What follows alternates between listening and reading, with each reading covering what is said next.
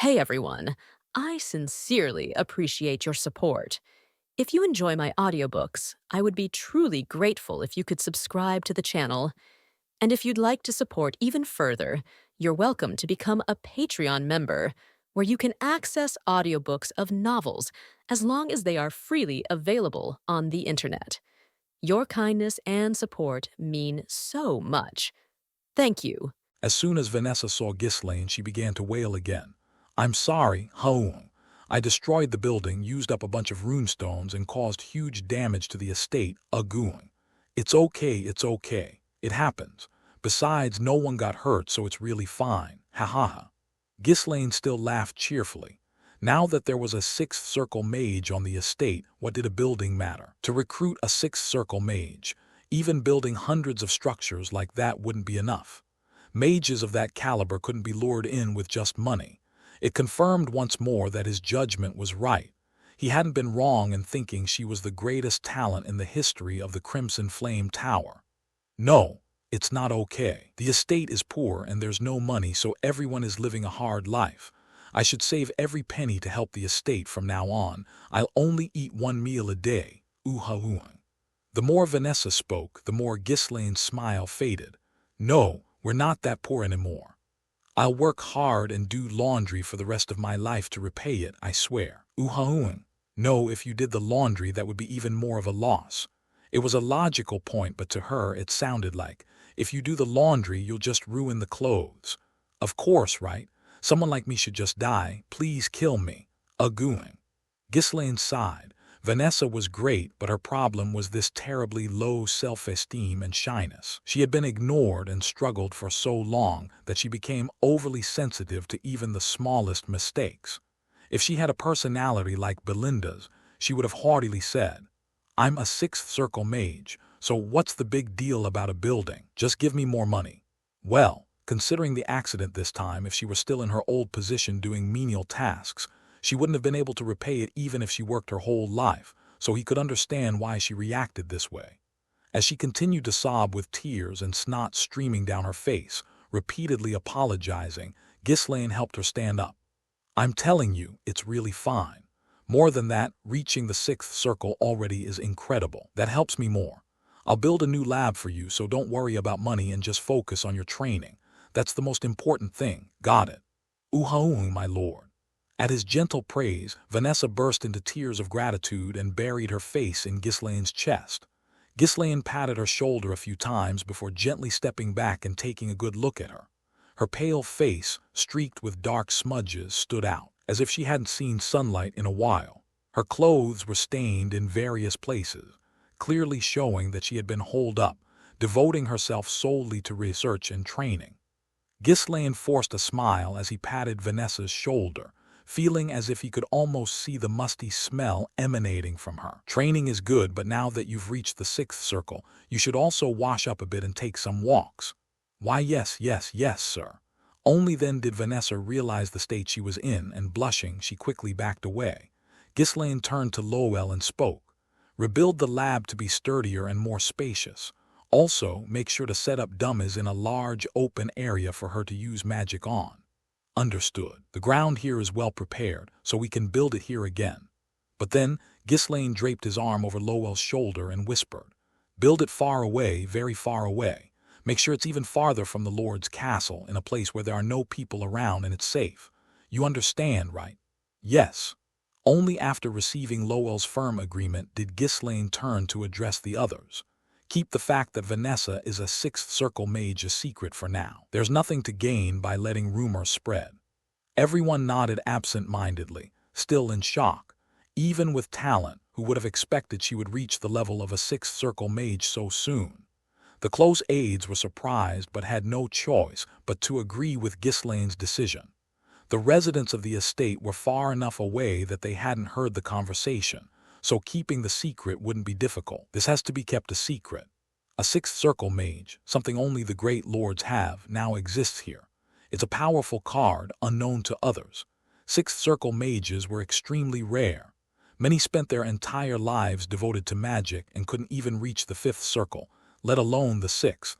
Once someone reached that level, it was a given they would be a private mage for great lords, and they could even aspire to become a tower master of the mage towers. Although Vanessa was a half-formed sixth circle mage, lacking sufficient mana, her abilities were still something that could be put to use. Anyone foolish enough to pick a fight without knowing this would find themselves on the receiving end of a sudden and powerful burst of flames. As Ghislaine and the others were busy ensuring everyone kept quiet and managing the situation, Ulfoy and the other mages came running over, panting. Was there a fire? What happened to the fire? I thought I saw some other magic being cast too. Ghislaine waved his hand with a smile at the panicking Ulfoy. Hey, Ulfoy, it's been a while. You've been doing well, I hope. Ugh, Lord, you're back. Ulfoy began to sweat nervously and tried to back away, prompting Ghislaine to turn and ask Lowell. Were the tasks given to the mages proceeding smoothly? Lowell glanced at the mages before starting to tattle. The pace has been slowing down and they haven't been able to keep up with the schedule. Is that so? Ulfoy frantically waved his hands and shouted, No, we've been working hard, it's just that my health hasn't been the best lately. It's fine. When someone's tired, they can take a break. Really? Ghislaine nodded with a gentle smile, truly looking like he didn't mind. As long as you work harder to make up for the rest you took, there's a lot to be done in the future. Ulfoy felt a sudden chill run down his spine, a sense of foreboding creeping up on him.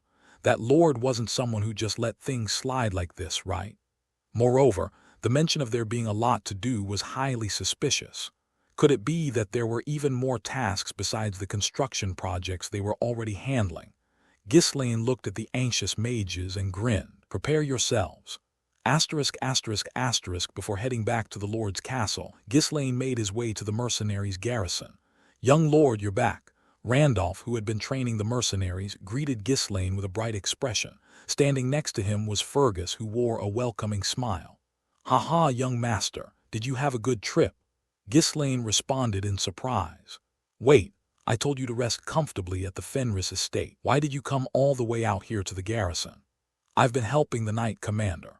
Fergus, who had been recuperating in Ferdium due to health issues, had accompanied Randolph when he moved to the Fenris estate. Although his stamina hadn't allowed him to actively participate in the training, he had used his age-earned wisdom to greatly assist in the mercenaries' drills. Ghislaine shook his head and spoke with concern. Still, you should be taking it easy for now. I've told you several times that it's not easy to come back to life if you die. It's fine. Thanks to you, young master, I've gotten much better. With Ghislaine regularly visiting Ferdium to provide him with medicine, Fergus had become much healthier compared to his previous life. But it still wasn't enough to satisfy Ghislaine. I wish he'd rest a bit more. Despite Ghislaine's repeated attempts to persuade him, the old knight's stubbornness hadn't wavered. Sighing, Ghislaine turned to Randolph and offered a late greeting. Have you been well? Well, these thick-headed idiots aren't even human. As soon as Ghislaine finished speaking, Randolph jumped at the opportunity to vent. His face was dark and weary. After dealing only with disciplined soldiers and knights, being tasked with handling mercenaries was proving to be a nightmare. It wasn't just that the mercenaries didn't follow orders properly. Many of them lacked even basic common sense. They had been following orders mainly because Ghislaine had a firm grip on them, but by nature, they were unruly. Even when they attempted tactical drills, they could only manage the charge formations that Ghislaine had trained them in. They couldn't do much else. How on earth did you wage war with this lot? What's wrong? Are there many issues? Many doesn't even begin to describe it. They don't even have the bare minimum of military discipline. The most important thing in the military was to follow the orders of superiors. Moving as one to achieve a goal was the hallmark of a true soldier. However, the mercenaries were all stubbornly set in their ways, each insisting that what they knew was correct. To them, the fact that they had managed to survive until now was proof that their methods were right. I've somehow managed to drill the necessary basic knowledge into them, but I can't do any more. I just want to kill them all, Randolph said, pressing his temples as if he had a headache, shaking his head. Before he could even finish his rant, the mercenaries came rushing out, excitedly welcoming Ghislaine. We're saved. The Lord is here. We were getting so sick of this. As he looked closely, he noticed they were all covered in bruises. Apparently, Randolph had resorted to knocking sense into them since they refused to listen. Anyway, I've taught them most of what you asked, so I'm going to head back now, Randolph said, shuddering at the thought of staying any longer, firmly insisting on leaving as soon as possible. Ghislaine nodded, a bit disappointed. I was hoping to get him to handle things a bit longer. Looks like I'll have to take care of it myself from now on. Still, from what he could see, Randolph had managed to teach them the basics of formation and at least the minimum military knowledge. The basic training of the new recruits was also in decent shape. Honestly, it was clear that Randolph had dealt with the most bothersome parts of the job. Thank you for all your hard work. I'll make sure to compensate you properly. Randolph responded with a sense of pride. I even managed to teach a few of the illiterate ones to read a bit. Though Fergus had been the one actually teaching them, Randolph spoke as if he had done it himself without any pangs of conscience. After all, the allocation of training time had been under his control, so it wasn't entirely untrue. That's great to hear. At the very least, they need to know how to read, Ghislaine said. He had made it a point to tell Randolph to teach the mercenaries how to read and write. No matter how well a soldier followed orders, being literate allowed for a broader range of tactical operations. There had also been a promise from earlier to teach the illiterate mercenaries how to read. Among the mercenaries that had gathered, Pisser Gordon spoke up proudly. Can write well now and I can read everything. Given that Gordon had always been taken advantage of in contracts because he couldn't read, he had every reason to be proud. Oh, really? Congratulations, so you can read the contracts on your own now, Ghislaine asked with a smile. Gordon then pulled out a small book from the waistband of his trousers and waved it. Of course, I'm even writing my own stuff here now. Really? What, are you writing a novel or something? I'm curious, can you show it to me? Wanting to see how well Gordon had learned to write, Ghislaine asked, but Gordon shook his head. No, I'm not showing this to anyone. Well, suit yourself. Ghislaine answered nonchalantly, but the mercenary next to Gordon didn't share the same attitude. What is it anyway? Even the Lord is curious, so let us see it. You're always scribbling something in secret. I said no. I'm not going to show it. Come on, let us see. The mercenary next to him grabbed Gordon's arm and tried to snatch the book away. Of course, it was impossible to easily take something away from Gordon, whose body was packed with muscle. As the two started to struggle, a few other mercenaries joined in, finding it amusing. Damn it, let go of me. I'm going to kill all of you. Even someone as strong as Gordon couldn't hold out when 5 or 6 men piled on him. He struggled desperately to keep them from seeing it, but he was on the verge of losing it. Ugh! Gordon let out a strange scream, wildly flailing his arms, and ended up dropping the book. Thud! The book fell, coincidentally landing right in front of Ghislaine. Curious, Ghislaine picked it up and opened it to a random page. April 2nd, clear weather once again. Knight Commander Randolph kept nagging at me to do this, do that. It's like his obsession with my life is getting worse. I've already mastered all my skills, but he just keeps on with the lecturing, and I'm seriously at my limit. It's cold because the multiplication chill is here, but he keeps glaring at me, telling me to train. He must have learned how to harass people from some melon-molesting device because he keeps trying to teach me things. He's definitely not someone fit to be a mentor. My dream is to become a great knight, but I'm not going to be like someone with such a boring personality as his. Today's journal ends. Snap! Ghislaine immediately closed the book and shut his eyes. He couldn't continue reading someone else's diary. Whether it was an invasion of privacy or an obsession with it, it was still the same behavior. Well, at least he learned how to write. There were some serious spelling issues, but the fact that he could read and write even this much was an accomplishment. Considering how things were before, this was a significant improvement, something to be appreciated. As he was lost in these mixed feelings, Gordon, who had roughly beaten down the other mercenaries, rushed over in a panic. Please give it back. Oh, right here. Ghislaine handed the diary over without hesitation. You read it, didn't you? No, you read it. Who reads someone else's diary like that? I'm sorry. Gordon, still on the verge of tears, quickly tucked the diary back into his pants. He kept glancing nervously at Randolph, probably worried because he'd written so many complaints about him. Feeling both amused and a bit sympathetic, Ghislaine decided to change the subject. Since Gordon had learned this much, there was no need to check further. Let's continue with the inspection. Lowell, who was acting as the temporary supervisor, led them around the estate. There were significantly more houses for the residents and improved infrastructure. While many buildings were still under construction, estate development wasn't something that could be finished quickly, so they had to get used to it. All right, for now, let's head back to the castle to discuss the future construction plans. Now, let's go to the most important site. Following Ghislaine's words, the group exited the outer walls once again. Lowell, who had been leading the way, looked emotional as he spoke when they arrived at their destination. It really turned out just as you said. The aides who had been absent during Ghislaine's time away couldn't help but gasp at the sight before them. Wow, this is no joke. I expected it, but to this extent. Even seeing it in person, it's hard to believe. They rubbed their eyes, doubting whether what they saw was real. A rippling wave of golden light, towering stalks of wheat, far taller than a person, covered the entire land, an immense sight that no one could have imagined. Everyone silently gazed at the wheat field for a while. They had already confirmed the sprouts were growing before heading to the capital, but seeing the vast field fully grown like this made them realize just how incredible Ghislaine's achievement was. Moreover, despite it not being harvest season, the golden hue shimmering so brightly was astonishing. The growth rate was exceptionally fast, different from that of regular wheat. Ghislaine carefully inspected the condition of the wheat and nodded. It looks like we can harvest soon. Some of the wheat ears still had a slight green tint, indicating they weren't fully ripe yet, but overall they were at a level where they could be harvested immediately without any issues. Lowell responded with a smile. Yes, we should be able to start the first harvest soon. Preparations have already been completed. Good, make sure to distribute it generously to the residents. There's a lot of work to be done, so they need to eat well. At this rate, we'll have plenty left even after sharing it with the residents. You won't need to worry until next year. Plus, we'll be able to harvest again in a few months, so there shouldn't be any problems for a few years.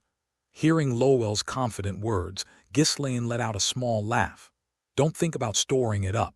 Just focus on feeding everyone well. We'll have to increase the farmland by several times compared to now. Why? There's a reason. I'll explain once we get back to the castle. Changing the subject, Ghislaine then addressed Claude. Claude, summon the retainers immediately. We need to explain the overall situation, address any shortcomings, and discuss what needs to be done moving forward. Understood. Though Lowell was acting as the chief overseer, there were bound to be some areas that were lacking. He didn't yet command the same authority as the Lord and the chief overseer. On the way back to the castle, Claude discreetly asked Lowell, "Hey, bro, did you set aside what I told you to?" While Ghislaine and Claude were in the capital, Lowell had been handling the business dealings with the merchant guild. Claude had urged him, insisting he should try to haggle a bit and put aside a few extra gold coins. However, Lowell responded to Claude's question with an awkward expression. How could I do something so underhanded? What do you mean, you're a bad guy? You used to exploit the estate like crazy, so why are you acting all righteous now? Did you suddenly decide to live an honest life? I'm telling you, I don't do those things anymore. Back then, I only did it because the previous lord ordered me to. Wow, I must be the villain then. I'm the bad guy. I didn't know trying to snag a little pocket money after 20 years of unpaid labor was such a terrible crime. Lowell ignored the remark and didn't bother to respond. There was no point in getting into a verbal argument with this guy. It would only be a loss. Claude sighed deeply and then spoke calmly. Well, still, it seems you've been working hard and doing your best, so I should at least give you a reward. Hearing the word reward, Lowell, who had been enduring in silence, was tempted and turned around. What kind of reward? Claude grinned and raised his fist. A fatal one. Thud. Ouch. Why'd you hit me? Claude hit him on the shoulder, causing Lowell to jump in surprise and assume a defensive stance. It was textbook form. The problem was that in doing so, Lowell accidentally struck Claude's chin with his arm. Oh, did you hit me? That's insubordination. I'm sorry. Can't we just consider it a kind of reward from me to you? Absolutely not. Come here, you're dead. The two of them, puffing and panting, swung their fists through the air. Watching them flail around like paper dolls fluttering in the wind, Belinda looked on with an expression of utter disbelief. I mean, neither of them can even fight properly. What on earth are they doing? Hearing the bickering from behind, Ghislaine couldn't help but laugh. He enjoyed this lively, relaxed atmosphere, something he could only experience here in the estate. Asterisk, asterisk, asterisk. The retainers had all gathered to report the progress of the tasks they'd been handling to the lord who had returned after a long time. Lowell, who had been acting as the deputy chief overseer, was the first to speak. The wheat has fully grown, so the supply of food should proceed without any issues. The anticipated yield is tremendous, and we plan to gradually reduce the amount of grain we're buying from the merchant guild. As Lowell finished speaking, the retainers' faces were visibly filled with pride. It was an estate that had struggled to properly feed even its few residents. Yet, this once impoverished estate had now secured enough food to rival that of more prosperous lands. Belinda, who had been quietly listening, tilted her head and asked, "So how much are we talking about? This harvest alone is comparable to the combined yield of several other estates in the north." "Oh, come on. All the other northern estates are poor, aren't they? Most of them don't even have much farmland, so they all have to import food. Even if you add those estates together, it's not much." Not just Fenris, but the other northern estates weren't in great shape either. The Raypold estate was an exception, known for being relatively well off. The northern estates mainly got by using the resources from their mountains, forests, and rivers rather than relying on agriculture. Lowell nodded in agreement, acknowledging the point Belinda made, and elaborated further to give a clearer picture. "If we expand our farmland just a bit more, we'll be on par with the large estate of Raypold. Though our total harvest is still slightly lacking, the population we can sustain per unit area is probably the highest in the kingdom." "Oh!" Belinda's eyes widened in amazement at his words. The Raypold estate, governed by Amelia's father, had the largest plain in the north. Thanks to the massive amount of food produced there, Raypold was able to become a major estate. But for the Fenris estate, with a population less than a tenth of Raypold estate, to have a harvest comparable to Raypold's food production. Although it still fell short of Raypold's output, that was only because of the smaller size of its territory, a limitation that couldn't be helped. Belinda finally relaxed her shoulders, feeling relieved. "Ah, our young master has really accomplished something remarkable. How did he even know to do all this?" She had spent her days anxiously watching over Ghislaine. While everything he had attempted so far had been successful, to be honest, none of it had been normal. But now, with the food issue resolved and a steady income flowing from the cosmetics business, there would be no need for him to dive into any more strange ventures. Her worries were finally over. As long as Fenris continues to develop steadily like this, and if he inherits Ferdium as well, our young master could become a great lord. Oh, how happy our late lady would be to see this. I've raised him so well. Ho ho ho. Not just Belinda, but the other retainers were starting to relax as well. Right now, they were still busy managing things since the businesses hadn't fully stabilized, but they felt that with time, they would be able to live without major concerns. However, the retainers who had just begun to feel at ease were soon thrown off by Ghislaine's next words. "What are you talking about? Why are you reducing the food imports? I told you to keep buying it until I say it's enough." Ghislaine, looking exasperated, scolded Lowell, who was startled and tried to argue back. "Huh, but we have more than enough right now. Even with the aid we received, there's no way we could be short. Once we harvest, we'll have a massive surplus." "No, it's not enough for me. So don't stop, keep buying it until I tell you to stop." "Oh, understood." At the firm command, Lowell nodded, looking a bit troubled. He couldn't understand the reason for stockpiling so much food, but having a solid reserve wasn't a bad thing, so he decided to let it go for now. If they started accumulating so much that it began to spoil, they could deal with it then. The other retainers exchanged glances, seemingly sharing similar thoughts. Ghislaine continued with a nonchalant expression. "How's the construction of the additional residential areas going?" Lowell glanced at Alfoy and the mages before responding. "There's been a slight delay, but it should be completed within a month. We prioritize the maintenance of the roads and waterways connecting to the existing village." "No accidents, right?" "Yes, the mercenaries are patrolling in shifts, so there haven't been any issues maintaining order." There weren't many residents in the estate, and none of them wanted to return to the hardships of the past, so they were careful, keeping an eye on their surroundings. If anyone showed signs of causing trouble, their neighbors would manage it on their own. In other words, even if someone wanted to cause a problem, they couldn't. Any other issues? Well, there's still a lot to be done to improve the standard of living for the residents. We're currently coordinating with the merchant guilds to purchase essential goods for the time being. We also plan to gradually increase the number of welfare facilities, such as hospitals and libraries, by bringing in more specialized personnel. Providing food and housing wasn't the end of it. Now, they needed to introduce goods and facilities that could enhance the quality of life. Lowell smiled, as if to say there were no major problems. The Lord brought back a lot of supplies this time, so there shouldn't be any major issues for a while. It's just one of those things that will inevitably take time. With the general report on the estate situation concluded, the retainers began to eagerly give detailed updates on their respective tasks. The runestones were a bit costly, but there were no problems maintaining the pasture. Soon we'll be able to start breeding horses. The workshops, granaries, and bakeries are nearly complete. We've also set up administrative offices in each village, just as you instructed, to handle official affairs. The retainers spoke with enthusiasm. The estate, once considered beyond recovery, was gradually coming back to life. Although it had only just reached a level comparable to other estates, the retainers were satisfied with even that. When all the reports were finished, Ghislaine merely nodded a few times, as if it were only natural. All right, it seems we've at least achieved the basics.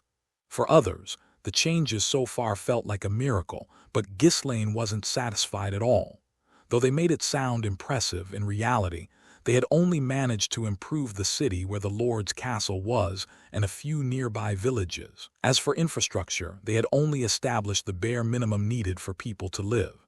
It had finally started to look like a place where people could live decently. It's not enough. It's still far from enough. This won't last for long. Objectively speaking, the Fenris estate was still small, poor, and modest. Their only advantage, if any, was that they had used magic to improve the food supply rate. The others might be content, comparing it to how things were before, but that was unacceptable. From now on, everyone had to move forward with a shared goal that Ghislaine himself would set. Everyone, you've done well. Before I talk about our future plans, I'll share the achievements we've gained from the capital. Everyone had already seen Ghislaine return with an enormous fortune. The people looked at him with eyes full of anticipation, hoping for some praise and rewards for their efforts. So, the Marquis of Brantford has agreed to be our patron. My father and I have also joined the royal faction, so keep that in mind. Ooh! The unexpected good news left the vassals unable to contain their astonishment. The Marquis of Brantford was a noble with power so formidable that even people in such a rural area had heard of his influence. If someone like that was willing to act as the Lord's patron, then no one in the north would dare to recklessly provoke the Fenris estate anymore. For the vassals, who had been increasingly worried as the estate grew more prosperous, fearing attacks from neighboring territories like Ferdium, this was truly joyous news. Furthermore, the Marquis of Brantford's daughter has invested 300,000 gold in the cosmetics business. Cosmetics are already very popular in the capital, so it won't be long before they spread throughout the entire kingdom. Ooh, as if that wasn't all, Ghislaine continued. Very soon, a large number of people will be migrating to the Fenris estate. They are supporters provided by the royal faction to help our estate. Ooh. The vassals could barely keep up with the string of good news, their admiration unending. Since population formed the basis of both taxes and military strength, it was no exaggeration to say that people were the most critical resource for any estate. However, given its importance, it was not easy to increase the population significantly in a short period. To think that such a vital resource would be supplied on a large scale, one of the vassals, sounding excited, asked, "How many people will be migrating here?" "At least 50,000. Haha, that would be wonderful." The vassals laughed, thinking Ghislaine was joking as usual. It was too large a number to take seriously. But neither Ghislaine, Claude, nor Belinda showed any signs of humor. They remained expressionless, and it didn't look like they were joking at all. Feeling a growing sense of unease, one of the vassals nervously asked Ghislaine, wiping the sweat off his brow, "That, are you really saying 50,000? That's impossible. What about it is impossible? Our estate cannot accommodate that many people right now. They won't all arrive at once. They'll come in batches of a few thousand. Even so, we won't be able to handle it. We don't have enough houses for them to live in, nor enough food to feed them. Ghislaine nodded as if that were obvious and said, "You're absolutely right, so now you know what we need to do." The vassals turned to Claude as if hoping he would dissuade their lord. With all eyes on him, Claude awkwardly cleared his throat and stepped forward. "I can see you're all surprised by this sudden news. I understand how you feel, but what's done is done. There's nothing I can do to change it." As Claude spoke as if it were none of his concern, the same thought crossed everyone's minds. Why is the chief overseer of the estate acting so nonchalant about this? Regardless of the disapproving looks cast his way, Claude shrugged his shoulders and continued. "Well, things won't be much different from now. The scale will just be a bit much larger. We'll keep building new houses, expanding farmland, building more welfare facilities. What else is there, really? Isn't that right?" Claude turned to Ghislaine as if seeking confirmation. Ghislaine nodded and replied, "That's a given, but there's something else we need to do alongside that." "Huh, what is that? Is there something else we need to do?" "Yes, we need to prepare for war." At those words, the expressions on everyone's faces twisted into something bizarre. Claude scratched his ear with his pinky finger and asked again, "War? You mean the kind where people carry swords and shields and fight in large groups?" "Yes, it's about time we started preparing for war. Oh, and of course we have to keep developing the estate without stopping. As quickly as possible, you know, right? We don't have much time." Claude was left speechless, his mouth opening and closing in disbelief. It was absurd. Preparing for war wasn't some child's play, and how could they simultaneously prepare for war and develop the estate? Still, he had to ask why Ghislaine was suddenly bringing up something so insane. "Why are you suddenly talking about preparing for war out of nowhere? And why don't we have time?" Ghislaine internally sighed. How should I explain this?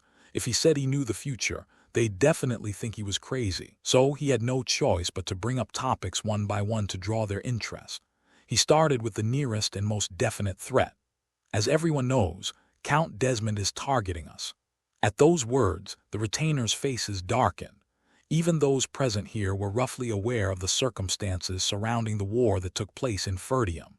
Since they were in a hostile situation with Count Desmond, the Great Lord, there was no way they could avoid feeling concerned. However, Claude, who had joined the estate after the war, shook his head without showing any sign of worry. "I've thought about that as well, but the situation is a bit different now." "What situation?" "We are now part of the royal faction.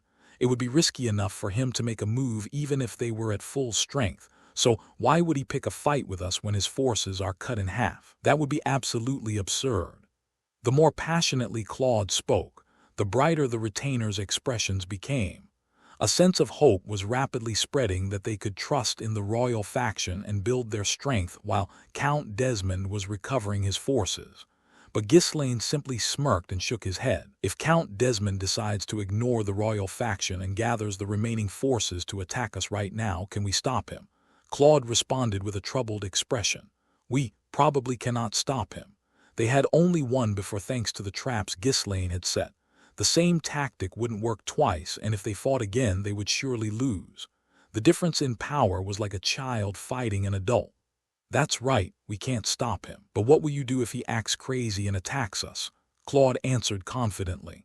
"To launch an attack here, he would have to scrape together all the troops left in his territory. If he does that, the other great lord, Count Raypold, would attack him from behind. Count Desmond isn't stupid enough not to realize that, so we have plenty of time to build our strength."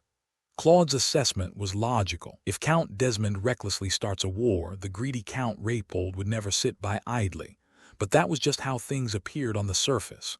Claude still didn't know what was truly going on behind the scenes. Ghislaine crossed his arms and glanced around at the retainers. "Well, I have something to say about that. Lowell, bring that over." Lowell, who had been watching the situation carefully, quickly brought over a stack of documents. Ghislaine handed the documents to Claude and spoke. "Before I left for the capital, I instructed Lowell to keep an eye on Desmond's movements.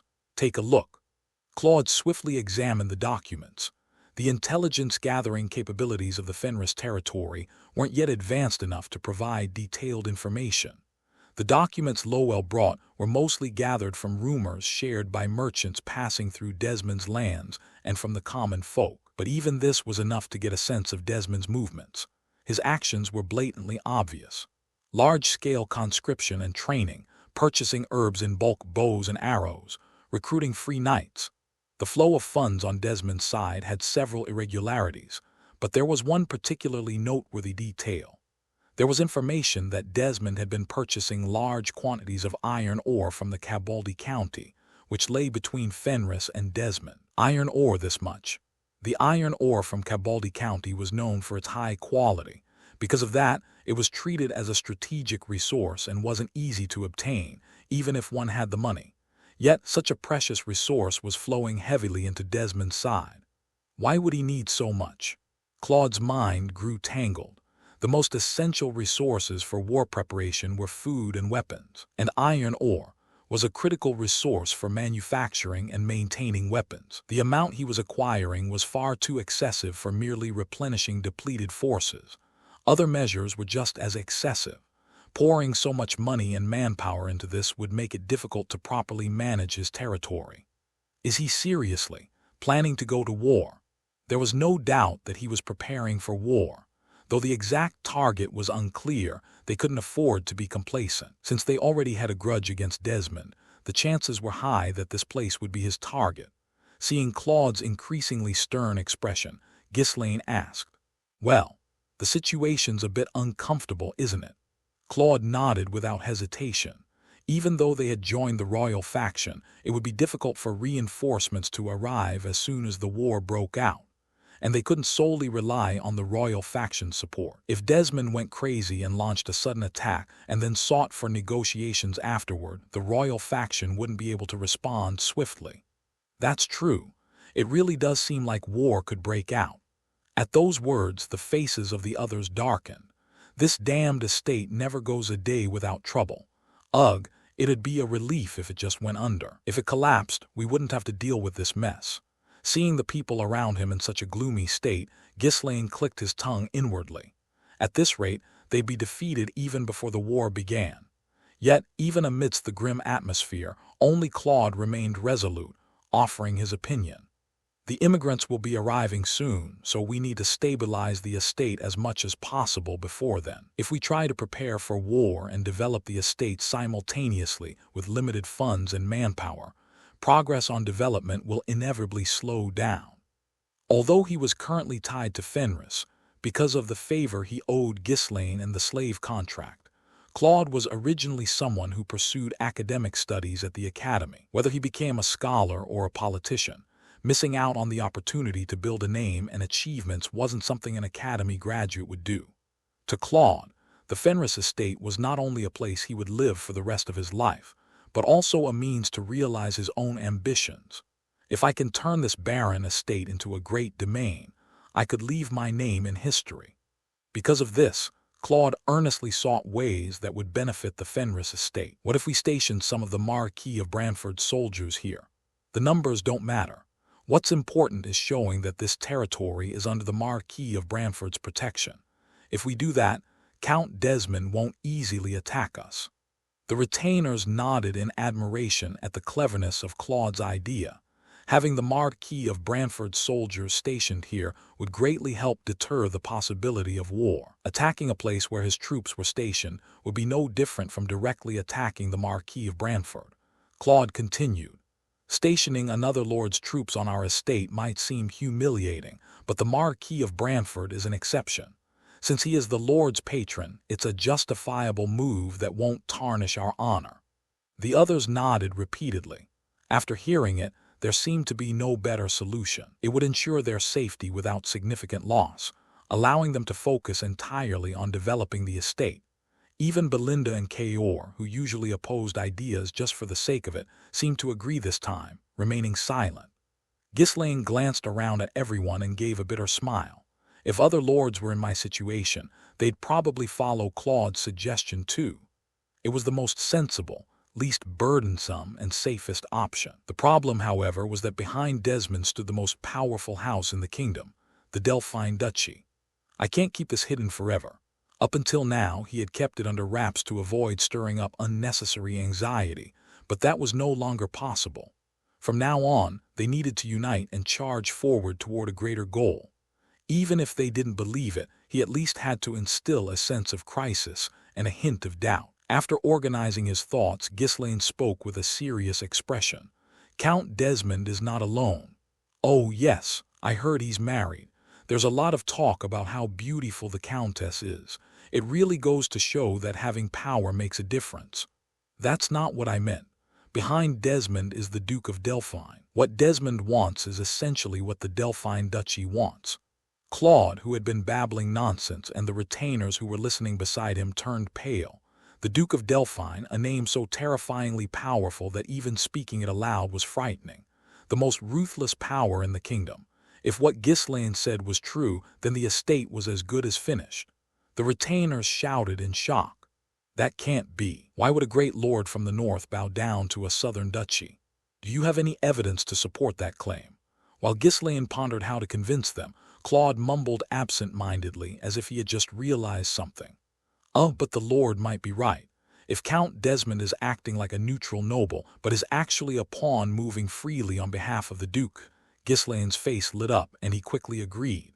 Exactly. Now you're making sense. That's the scheme the Delphine Duchy has been setting up for a very long time. Wow, I was struggling to figure out how to explain it, but I knew you'd get it. You're a well-educated guy. A cold shiver ran down Claude's spine as he quickly glanced over the documents again. Count Cabaldi was a noble allied with the Duke's faction. No matter how much Desmond claimed neutrality, it made no sense for him to buy such large quantities of iron ore from a territory that wasn't even part of his faction. And this amount, if he paid the standard price, it would be difficult for even a wealthy estate to afford it. Is it true, then, that the Duke is backing Desmond from behind?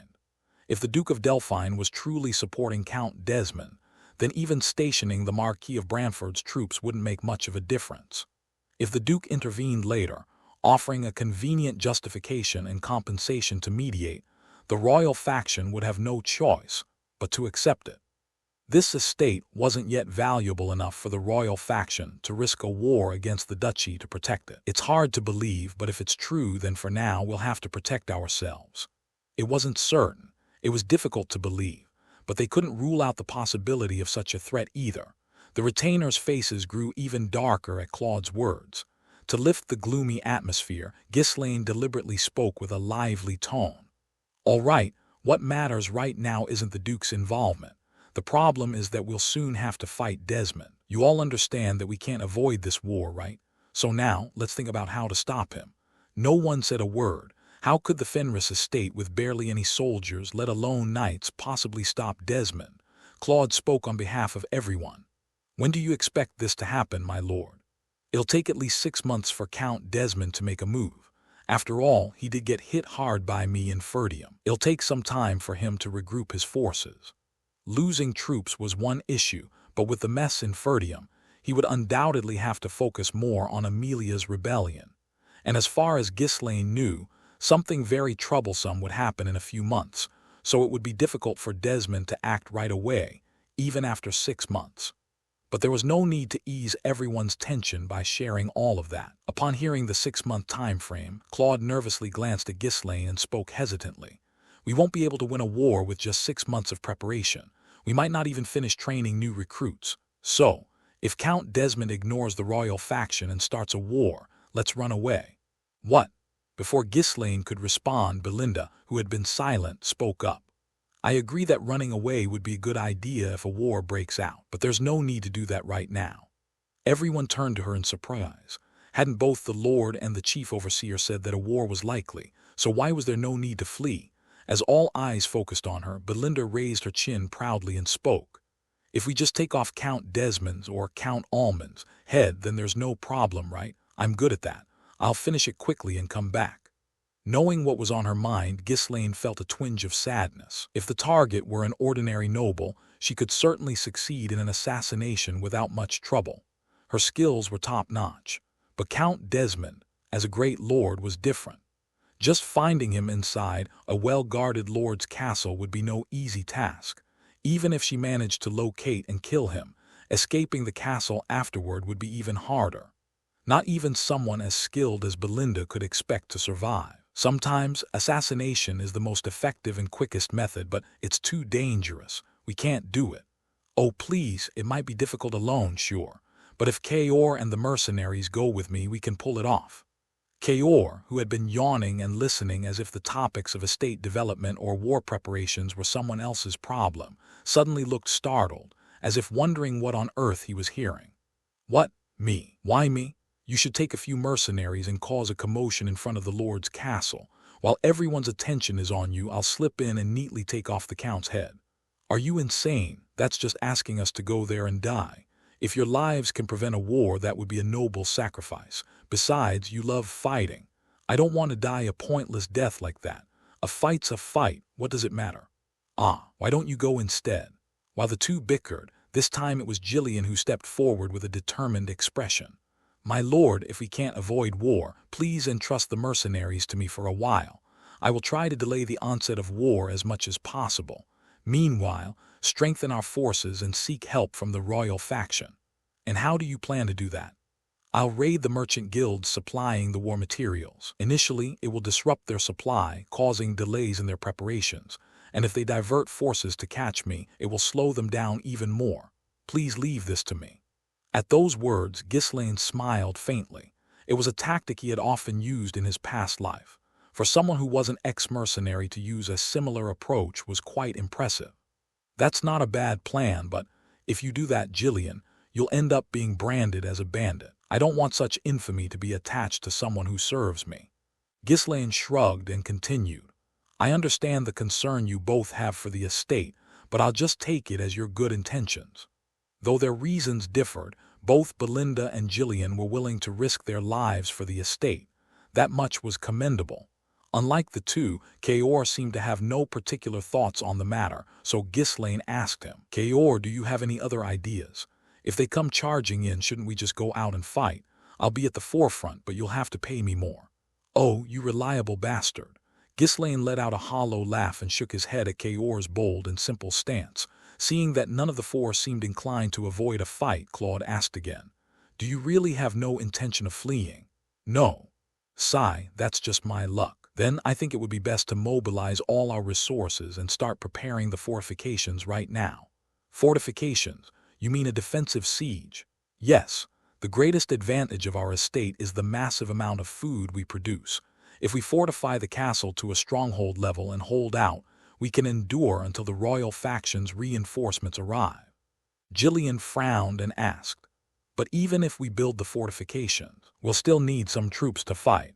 Won't we lack manpower? We can request the immediate reinforcements of soldiers and knights from Ferdium. We should also train more conscripts. If they don't want to die, they'll have to find a way to fight. The retainers all nodded. Out of all the suggestions so far, this was the safest and most realistic approach. Ghislaine also nodded and said, all right, let's go with that for now. Start stockpiling supplies so we can respond to enemy attacks at any moment. Outwardly, it seemed as though he had accepted Claude's proposal, but his true feelings were entirely different. It looks like everyone's feeling a bit tense now.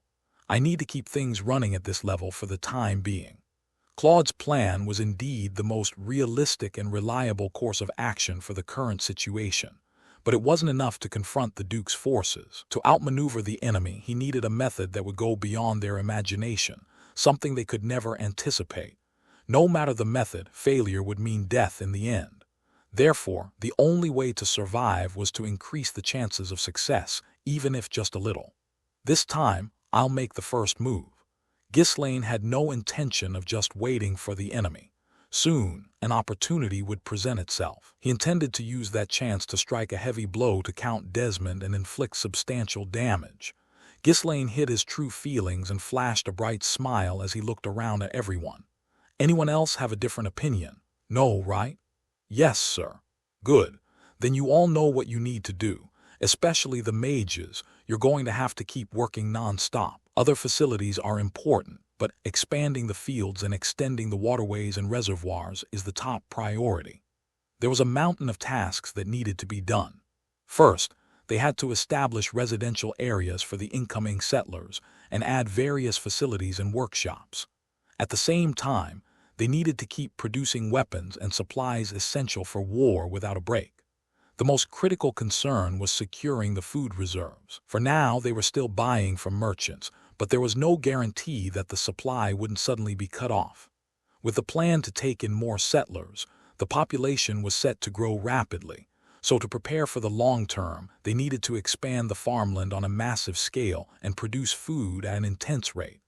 Everyone's expressions darkened.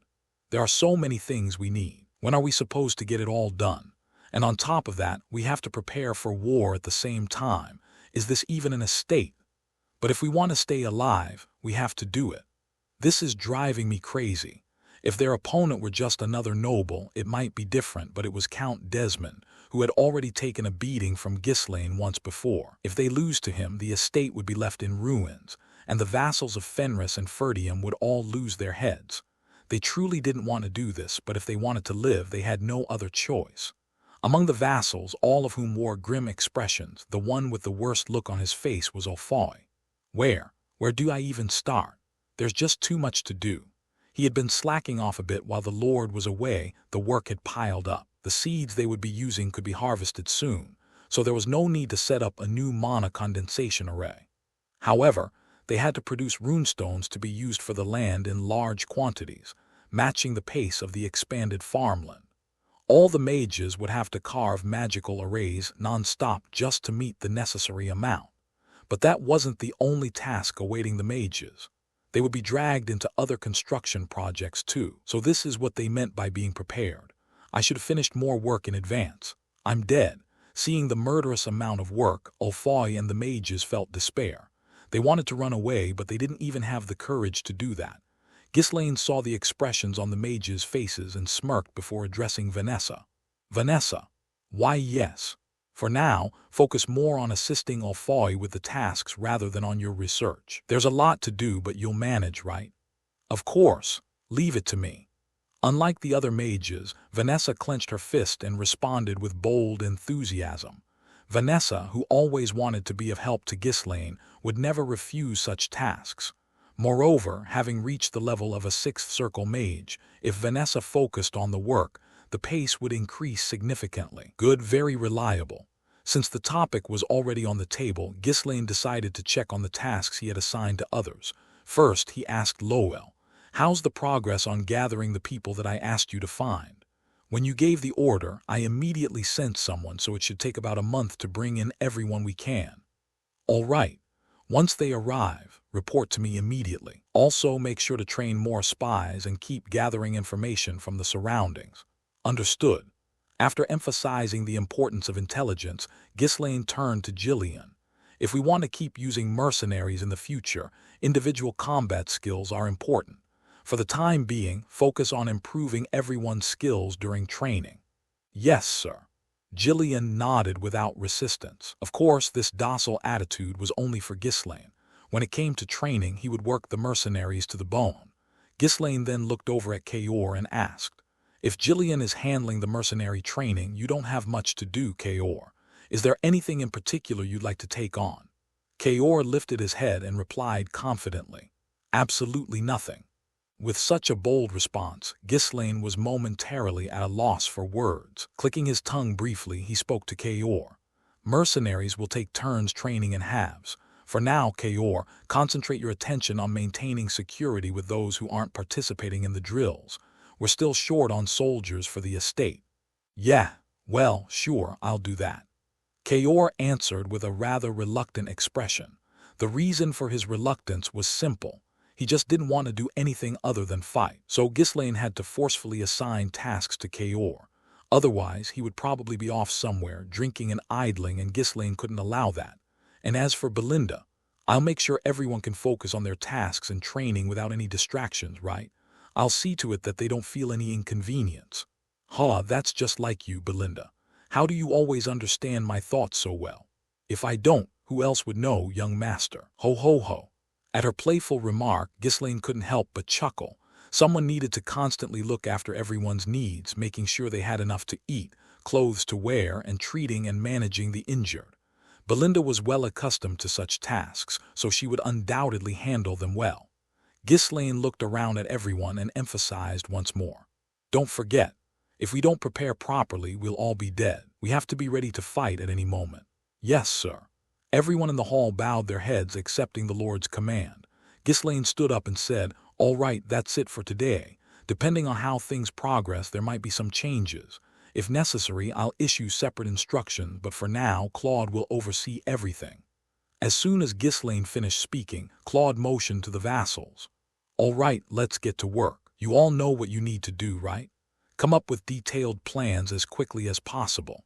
Soon, the influx of settlers would arrive, and hesitating now would only increase the burden. Pushed by Claude's urgings, the vassals hurried out of the hall. Ghislaine narrowed his eyes, watching the scene unfold.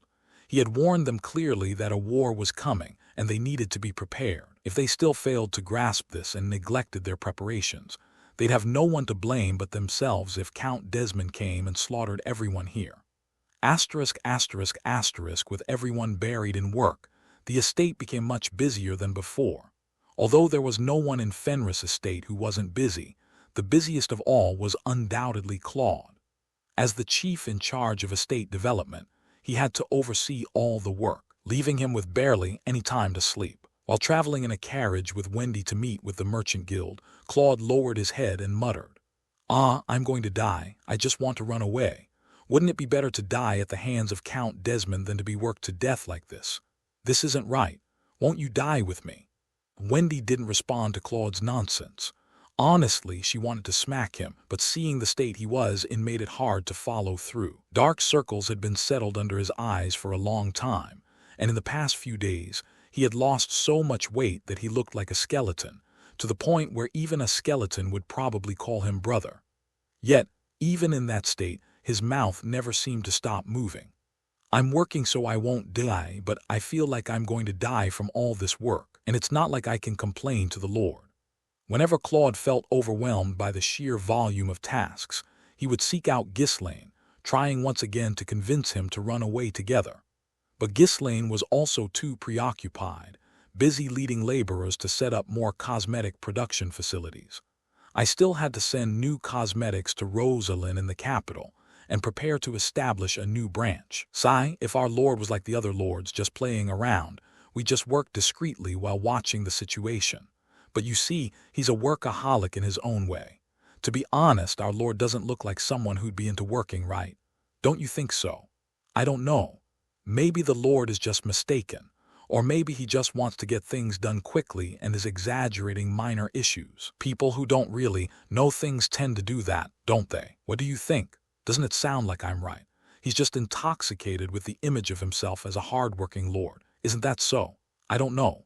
You always say I don't know when it seems like it might be against you, don't you? It's always I don't know, I don't know, I don't know. Wow, you're really good at playing the game. Wendy simply gave up on answering. Then Claude suddenly made a strange face and began mimicking Wendy. I don't know. I don't know. Ugh, I don't know. Ugh, seriously, he's not a kid or anything. She had never spoken in that kind of tone before.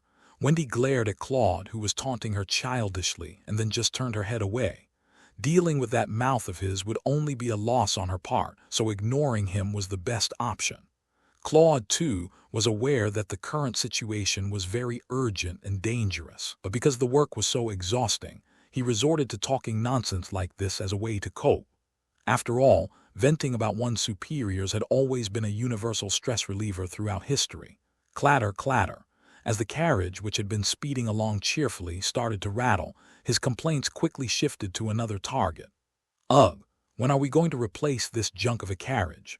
Seriously, there's not a single thing I like about this estate. I want a luxury carriage too. Someone like me should be riding in something like that. With Claude's grumbling as background noise, the carriage moved toward the estate's boundary. Despite the lack of time, there was a simple reason for coming all the way out here.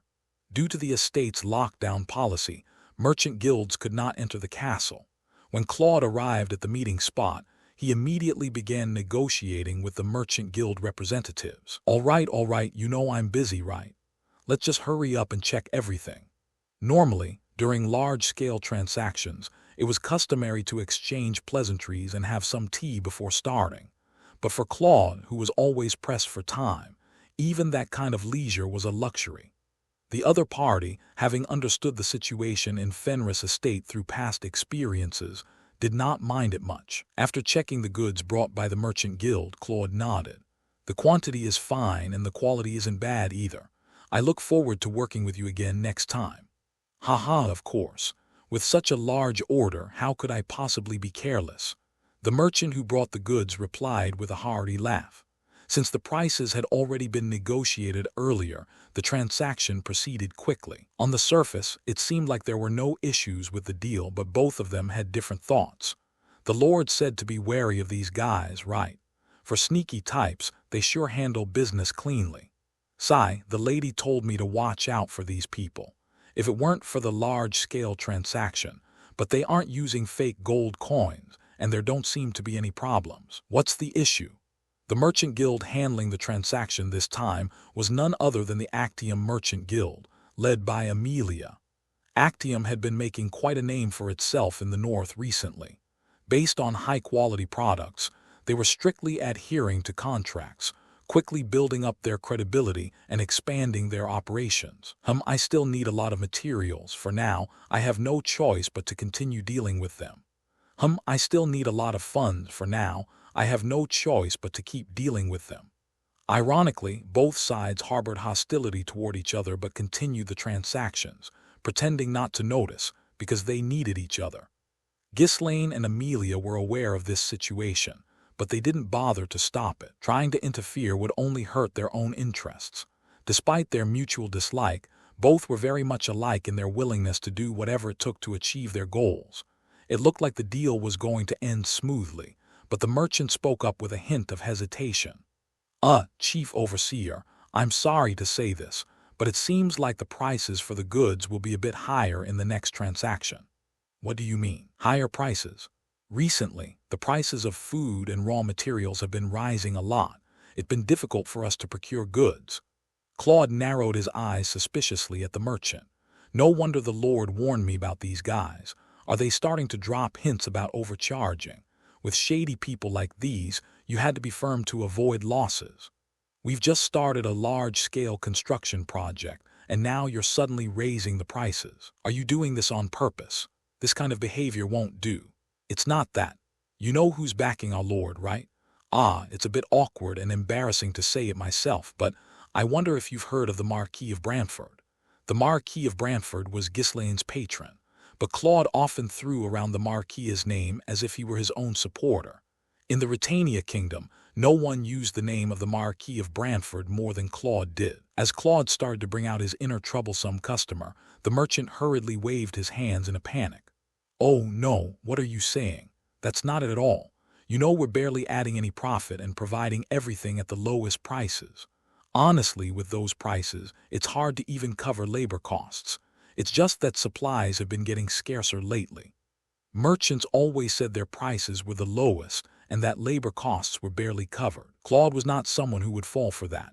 Well, then why are goods that have been supplied just fine up until now suddenly becoming scarce? That doesn't make sense. The merchant replied with a look of disbelief. Why are they scarce, you ask? Didn't Fenris Estate buy up everything?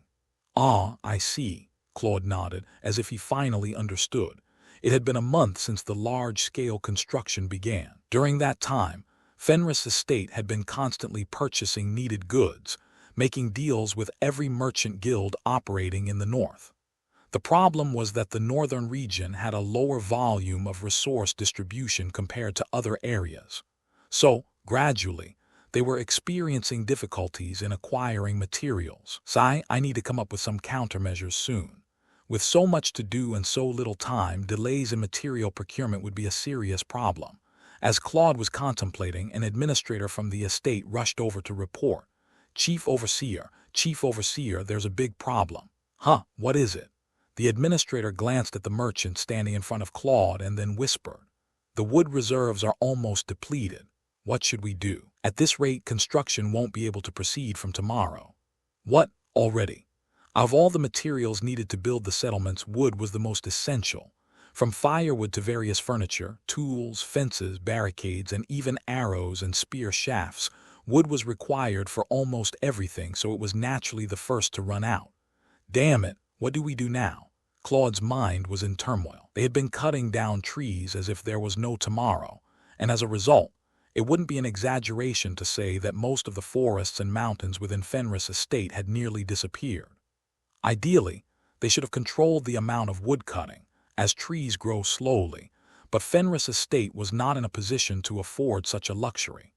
They had been buying wood consistently through merchant guilds, but even that had its limits. Damn, even if we place an order right now, the merchant guilds in the north don't have the capacity to provide the volume we need. Trying to find merchant guilds from other regions would still take time. Unable to think of an immediate solution, Claude bit down on his lips. Just then, a soldier came running over in a hurry. Chief Overseer, they've arrived. What do you mean arrived? What's come? Claude tilted his head, puzzled by the soldier's sudden words. He hadn't ordered anything recently, so what could have possibly arrived? The soldier responded with a look that seemed to ask how Claude didn't already know. We received word that the migrants you mentioned are about to arrive. Migrants, thousands of them, were about to flood in, even though there was no place for them to stay, and they didn't even have the wood to build homes. Claude covered his forehead with his hand and muttered, "Ah, we're screwed." A massive problem had just arisen. The migrants arrived faster than expected, but it wasn't an unforeseen situation. After all, it was impossible to build housing for thousands of people within a month or two. For the time being, they planned to set up temporary tents and mobilize manpower to expedite the construction.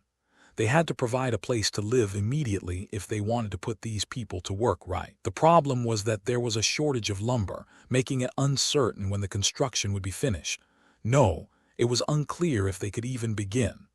The longer it took to build the housing, the more chaotic people's lives would become. Claude, scratching his head in frustration, asked Wendy with a pleading look, "What should we do?" "I really don't know." When you really don't know, you actually say really, huh? If even Claude, the chief overseer, didn't have a solution, there was no way Wendy would come up with a clever idea. Even though she was his aide, her main role was to guard Claude. Claude, after pondering for a while, sighed and cleared his thoughts. There was no time to waste on worrying right now. He needed to quickly wrap up this transaction and move on to the next task. We'll discuss the price later. Other than that, there aren't any other issues, right? At Claude's question, the merchant responded with a serious expression.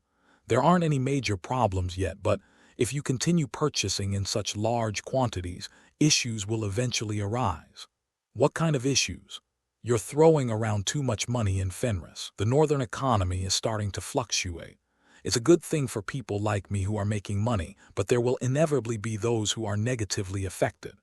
The north was a barren region to begin with, but now Fenris was sweeping up the scarce resources, causing prices to rise, and even leading to a situation where the supply was completely drying up.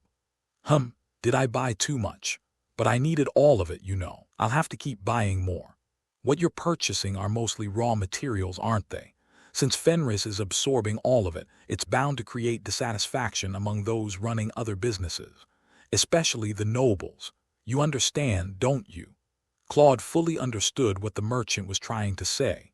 Because of Ghislaine's audacious policies, an enormous amount of money was flowing into the north. It wouldn't be an exaggeration to say they were practically scattering money around.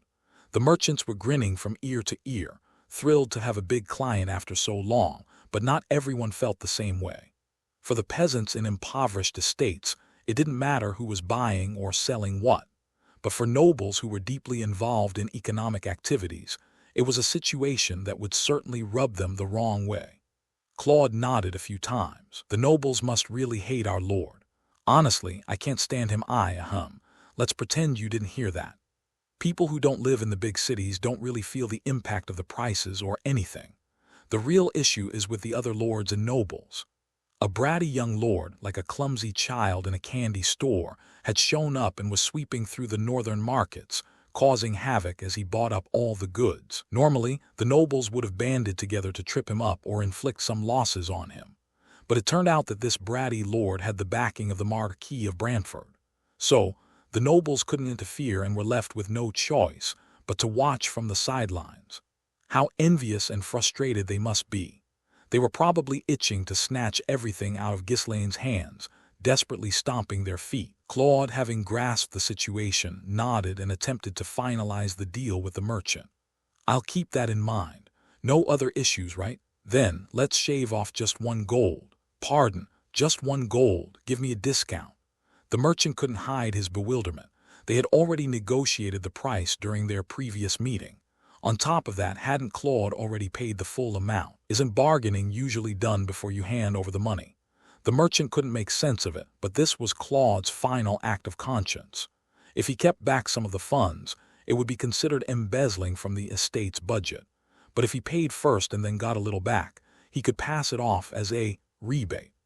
That's why he was being so insistent even after the deal was supposedly done. "We've done business more than once and we'll keep doing business in the future, so just cut 1 gold off." The merchant looked at Claude with a suspicious gaze. The timing of the request was strange, but so was the amount. Not 100 gold, but just 1 gold. For a bribe request from a chief overseer, the amount was so small that it only raised more suspicion. What's his game here? Should I report this to Lady Amelia? No matter how much he thought about it, the merchant couldn't figure out the reason. Since he didn't know that Claude was only a chief overseer in name and was essentially treated like a slave, there was no way he could guess correctly. Claude's request for just 1 gold had no hidden schemes or ulterior motives.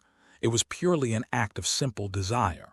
As the merchant stayed silent, Claude, feeling awkward, started to push a little more. "What, you can't even knock off 1 gold? Are you really going to be like this between us? Are you planning not to do business with us next time?" "Ah, yes, I can accommodate that much." In the end, the merchant gave up trying to make sense of it and took out 1 gold from his own pocket. Claude, delighted, accepted the coin and slipped it into his coat pocket. "Ah, thank you. Well, see you next time. It'd be nice to have a drink together then. The liquor in our estate isn't very good." In other words, he was implying that the merchant should bring a good bottle of liquor next time. The merchant understood the hint and nodded with a reluctant expression. After all, Claude was a customer, so he had to stay on his good side. "Ah, yes, I'll find a nice one. Well then, I'll take my leave." "All right, take care. Don't go too far." The merchant gave Claude an awkward smile and turned his horse to leave. "I think I'm starting to understand why Lady Amelia dislikes these people." He couldn't figure out why the amount was so unusually small, but one thing was clear. Claude was quite skilled at extorting. If the chief overseer was like this, just how unbearable must that lord be? Ghislaine was infamous throughout the north as one of the most notorious brats, so if he met him in person, he'd likely be even more infuriating than Claude. Considering he even got dumped by Lady Amelia, it makes sense. But what's the deal with the 1 gold? Could it be some kind of signal to her? The merchant left Fenris, still agonizing over whether he should report this or not. Claude, watching him until he was completely out of sight, flashed a meaningful smile. The Lord said those guys are our enemies, so it should be fine to take at least 1 gold from them." In his mind, he had just taken 1 gold from an enemy. That counted as a victory in its own way. Feeling pleased, Claude reached into his coat pocket. He just wanted to touch some real money of his own for once. But there was no coin in his pocket. Thinking he might have been mistaken, he searched all over, but it was nowhere to be found. "What the heck? Where's my money?" He even checked the ground, thinking it might have fallen, but there was no trace of it. After searching for a long time, he finally gave up and looked up at the sky, shouting, "Why? Why can't I, Claude, ever be happy?" Watching the desperate Claude, Wendy shook her head. She quietly approached the estate's public funds box, intending to put in a gold coin, but hesitated. Wendy sighed as she saw Claude still ranting and called out to him, "Chief Overseer, there's a gold coin on the ground here." "Huh, really? You found it? Why is it there? Did the coin grow legs?" I found it." Claude, ecstatic, ran over to Wendy and took the gold coin from her. The expression on Claude's face, as he carefully tucked the coin back into his pocket, looked happier than ever. The residents of Fenris estate all had the same thought as they watched the migrants slowly trickle into the estate. Are they beggars? Judging by their ragged appearances and gloomy expressions, it wouldn't have been a stretch to call them refugees instead of migrants. Most of them were painfully thin, as if they hadn't been eating properly. Some even seemed to be sick. The retainers clicked their tongues as they observed the incoming migrants. Judging by their condition, we can't even put them to work immediately. This is just going to drain money. Having more people is good, but people are only valuable if they're worth something. Where did the Lord find these folks? Could he have been scammed? It wasn't just the retainers. Even the existing residents of the estate looked at the migrants with concerned expressions. It wasn't out of a desire to assert their superiority. It was more of an instinct, ingrained in them from years of living in difficult conditions. With the sudden influx of people, it was only natural to be worried about maintaining order and ensuring there was enough food. Only Ghislaine remained unfazed as he looked at the migrants. He had expected to receive people in such poor condition. They wouldn't just give away perfectly healthy people so easily. Even if it had been decided that support would be provided to Ghislaine, population was the foundation of estate management and a lord's greatest asset. Nobles were too greedy to simply hand over such a valuable resource. There was no way they would send skilled workers or strong, able-bodied individuals. Instead, they had gathered up the poor and struggling, sending them under the guise of providing relief to the impoverished. This was an opportunity to clean out the slums. In addition, they rounded up residents from villages that couldn't pay taxes properly, slash and burn farmers, and even minor criminals. They didn't worry about what would happen after they were sent off. The Brivant estate, which had agreed to provide support, might have had a smaller population, but it was wealthy, and it also had the Crimson Flame Tower. They assumed that, while it might take some time, Ghislaine would be able to feed them all. As Ghislaine looked over the migrants, he spoke to Lowell, who was standing beside him. Lowell, start a population survey right away. First, separate those who can work from those who can't. Inform Belinda to start treating the sick and pick out the healthy ones to send to Jillian. We'll be short on manpower to maintain order for a while. Understood. And as for spies, no, forget it. There's no way we'll find them in that crowd. We just need to make sure they don't leave. It was clear that there were spies from other estates mixed in with the migrants. However, picking out spies among the people gathered from all over the kingdom wasn't an easy task. Things were already busy enough. There was no time to focus on that. From the beginning, it was impossible to completely prevent spies from entering. The best way was just to ensure they couldn't get out. Where's Claude? He went to make a deal with the Merchant Guild. He should be back soon. As soon as he arrives, make sure he starts distributing food to the immigrants. They're probably very hungry. Understood. For now, I'll lead everyone to the temporary shelters. Since the work of constructing housing hadn't been completed yet, everyone would have to live in tents for the time being. To prevent any commotion, even mercenaries were mobilized to control the immigrants. But unexpectedly, there were no major disturbances. Perhaps because they were anxious about being in an unfamiliar place, they followed instructions quite well. In Claude's absence, Lowell led the immigrants to the temporary shelters. This is where you'll be staying for now.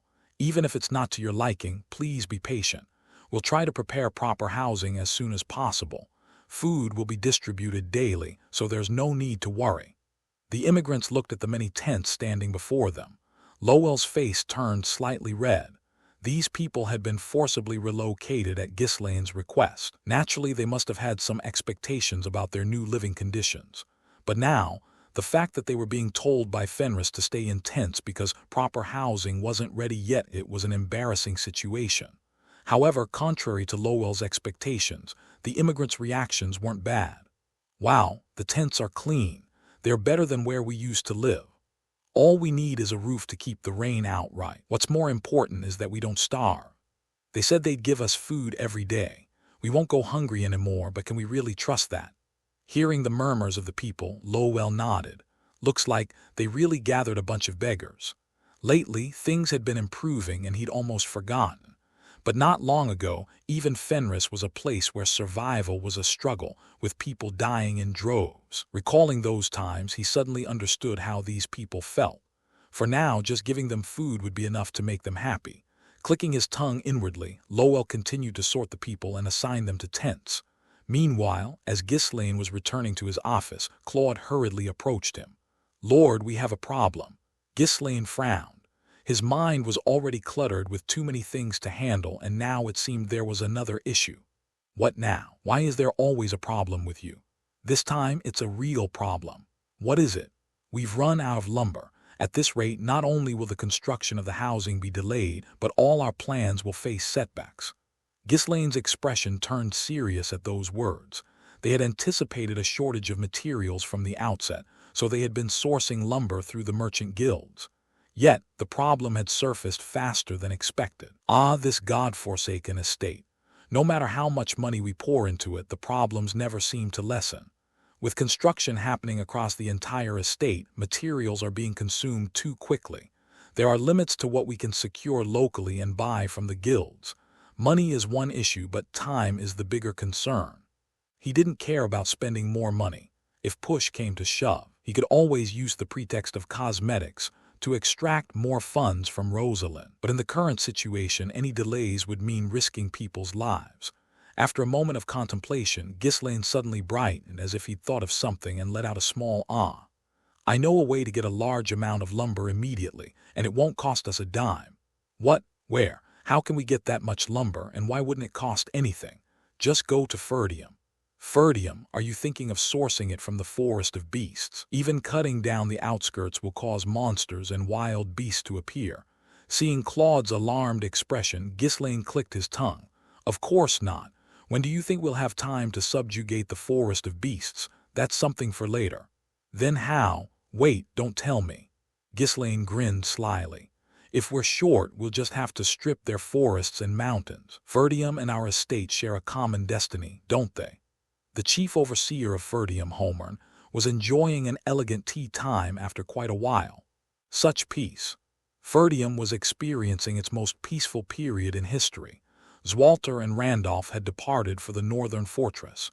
If left unguarded for too long, the barbarians might seize the opportunity to invade. Going on an expedition to the northern fortress was a grueling task for both the soldiers and their commanders. Due to the estate's poverty, those who returned after risking their lives against the barbarians could neither eat properly nor rest.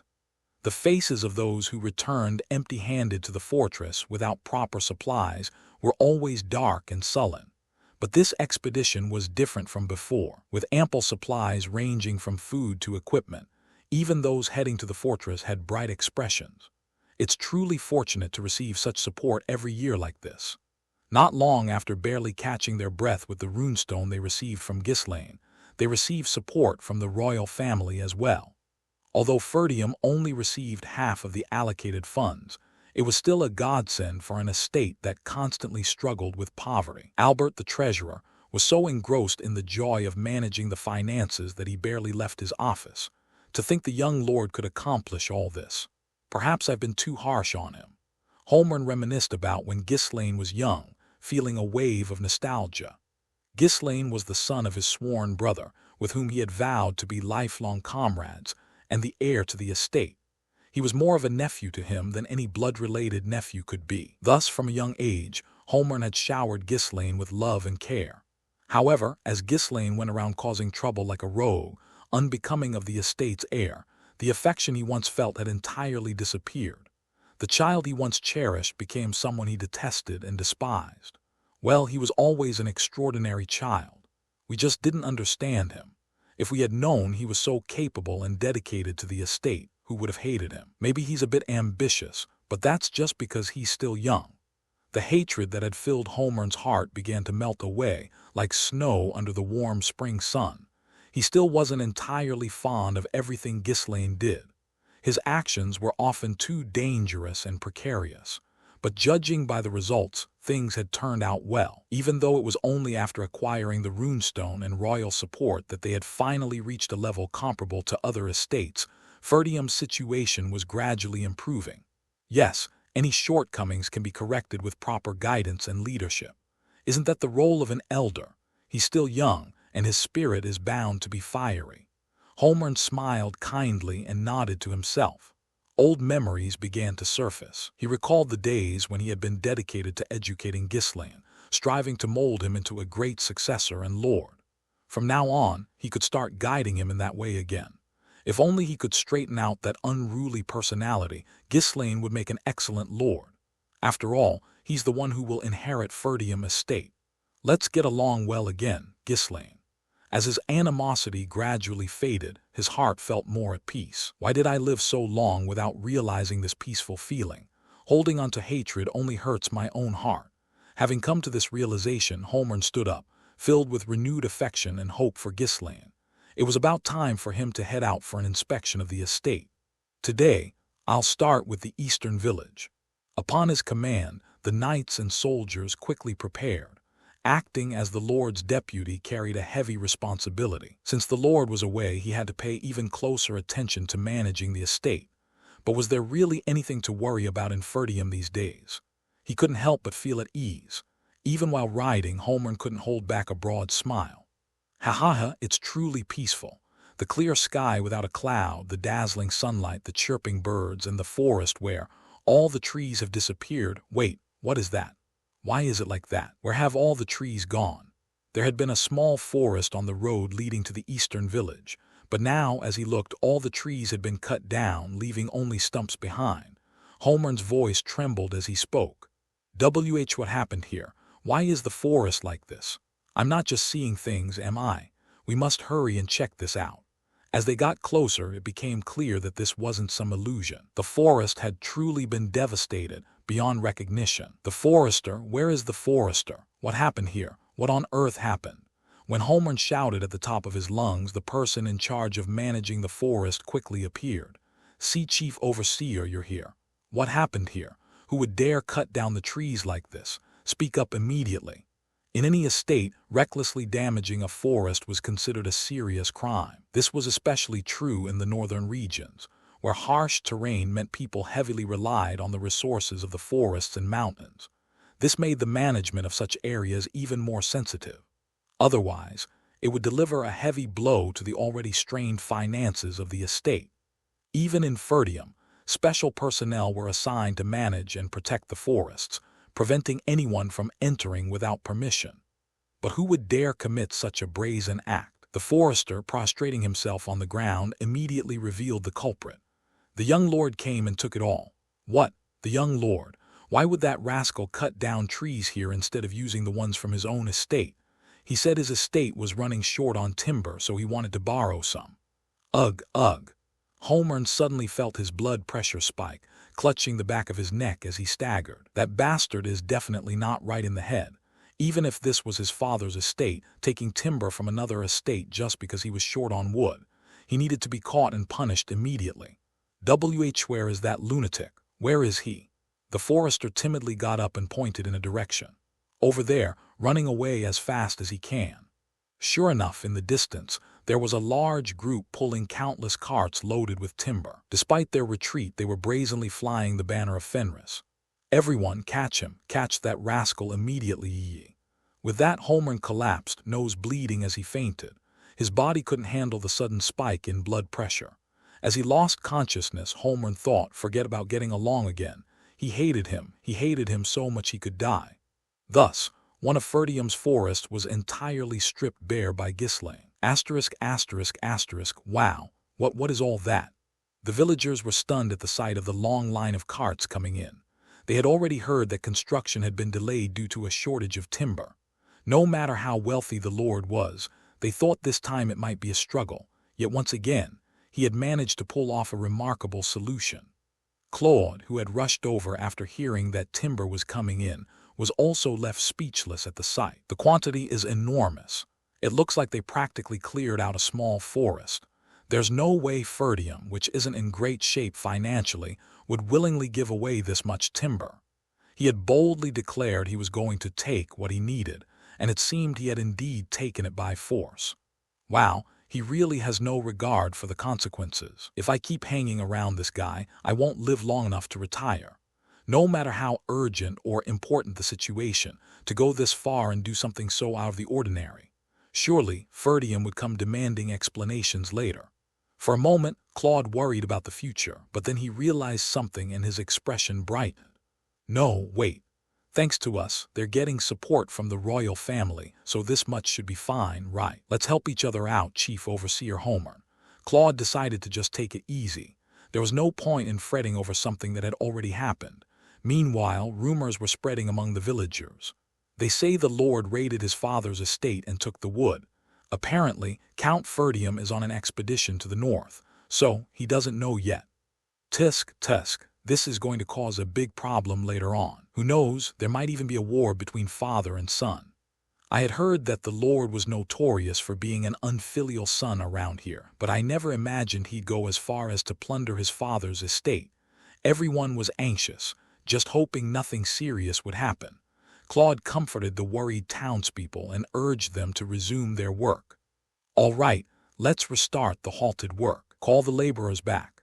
Due to a shortage of resources, the construction had been suspended, causing the schedule to be severely delayed. Even if they gathered the laborers again and resumed the construction, the lost time wouldn't return. Besides, building a house wasn't easy. Even if they tried to keep things as simple as possible, essential facilities like kitchens and bathrooms had to be included. There was a limit to how much they could shorten the construction time. Seeing the construction progress stall, Claude eventually went to find Ghislaine. "We have a problem." "Ah, what is it this time? You always have a problem, don't you? Are you making them up on purpose?" "It's not me creating them. Maybe the real problem is that you see problems where there aren't any." "Ha, the reason problems keep coming up is because you, my lord, always make plans detached from reality." Ghislaine clicked his tongue and asked as Claude vented his frustration. "So what's the problem? We've got the lumber, what's lacking this time?" "Time. Time was already in short supply, so why are you bringing it up like it's a new problem?" "I'm saying it's a different issue this time. It seems like we won't be able to meet the schedule for building the residences." "Why?" "There are just too many houses to build. We have to carry out construction in several villages at the same time. Even though we've gathered as many laborers as possible, we're still short on manpower." Ghislaine tilted his head in confusion at those words. Thousands of people had gathered here. Even if you excluded the elderly and the sick, there should still be a substantial number, so it was hard for him to understand how there could be a shortage of manpower. "Why are we short on manpower? There are plenty of people around." "We're lacking skilled workers and carpenters. You can't just throw bricks together and expect a house to magically appear." So you're saying there are plenty of people willing to work, but not enough people to direct them properly?" "Yes, so adding more laborers right now won't help. One supervisor can't handle dozens of houses by themselves. But they couldn't just rely on unskilled labor to build the homes. Otherwise, the result would be little better than the shacks the poor typically threw together. Such houses would collapse with the slightest wind or rain, wasting materials for nothing." Ghislaine crossed his arms and fell into thought. No matter how many laborers they brought in, it wouldn't help if they didn't know how to build houses. A more efficient approach was necessary, one that would allow a supervisor to handle more houses than they were currently managing. After pondering for a while, Ghislaine muttered to himself, "Ah, there is one way, but—" "Sorry, what did you say?" I wasn't planning to build the houses like that, but maybe it's the better option." What do you mean?" "We have no choice. We need to stabilize the housing situation before we can move on to anything else. I'll take care of the housing problem myself." Claude looked at Ghislaine, who had lifted his head with a resolute expression, and asked, "My lord, don't tell me you know how to build houses too. When did you learn that kind of skill?" "I used to work in construction a long time ago, though I was always better at tearing things down than building them." Claude assumed the lord was bragging again. After all, the infamous troublemaker of the Ferdium family supposedly had a background in construction. It sounded absurd. "Having you join the work isn't going to magically increase the number of houses, my lord. I just thought of something, and I want to give it a try. I'll designate one of the villages as a test site and oversee the work directly. Gather all the architects and carpenters. You're coming too." Claude frowned as he followed Ghislaine, worried about what kind of outlandish plan the lord was cooking up this time. When Ghislaine's orders were relayed, all the field supervisors responsible for overseeing and managing the various construction sites gathered together. As he looked around at the assembled group, Ghislaine spoke confidently. "I'm going to show you a construction method that will allow us to build faster with more workers and accommodate more people." Ooh! Everyone's eyes sparkled with anticipation as they looked at Ghislaine. Even if his ideas sometimes seemed odd, the lord had always managed to find solutions to their problems. Especially with farming and cosmetics, He had introduced groundbreaking techniques that had never been seen before. So if the Lord was about to present a new method of construction, how could they not be excited? Seeing their eager eyes, Ghislaine spoke with confidence. All we need to do is build the houses really big. The anticipation on their faces instantly vanished, replaced by blank expressions. As their cold stares pierced him, Ghislaine quickly corrected himself. I'll show you exactly what kind of house I mean. From now on, I'll be directing the construction myself. With a sly smile, he recalled a new type of house he had seen in his previous life, confident in his plan. Mercenaries are people who will do anything as long as they are paid.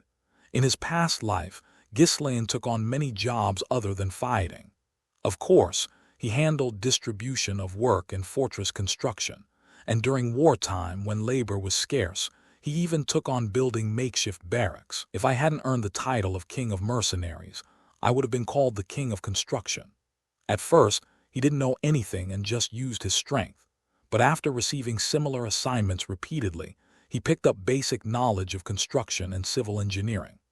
After realizing that to win a war, it was crucial to have bases and housing where troops could rest, he even went out of his way to visit construction sites to learn. With the knowledge he gained through practical experience, it wasn't difficult for him to oversee the work. First, gather as many workers as you can. The more hands we have, the quicker it'll be done. But people didn't know that Ghislaine had accumulated such knowledge. To them, Ghislaine was nothing more than an overconfident fool who was meddling despite not being an expert. Still, they couldn't oppose him. Who would dare to stop a lord from doing what he wanted? Soon, a large number of workers gathered, and Ghislaine, recalling memories from his past life, began issuing instructions for the work. All right, first, lay the foundation and then start on the framework. At Ghislaine's words, the workers moved quickly. Since the Lord himself was directly involved, they couldn't afford to slack off. As they busily followed his orders, they began to form a decent-looking structure. The craftsmen whispered among themselves as they worked. The Lord seems to know something, but what is this, though? Isn't it just a mansion he's building?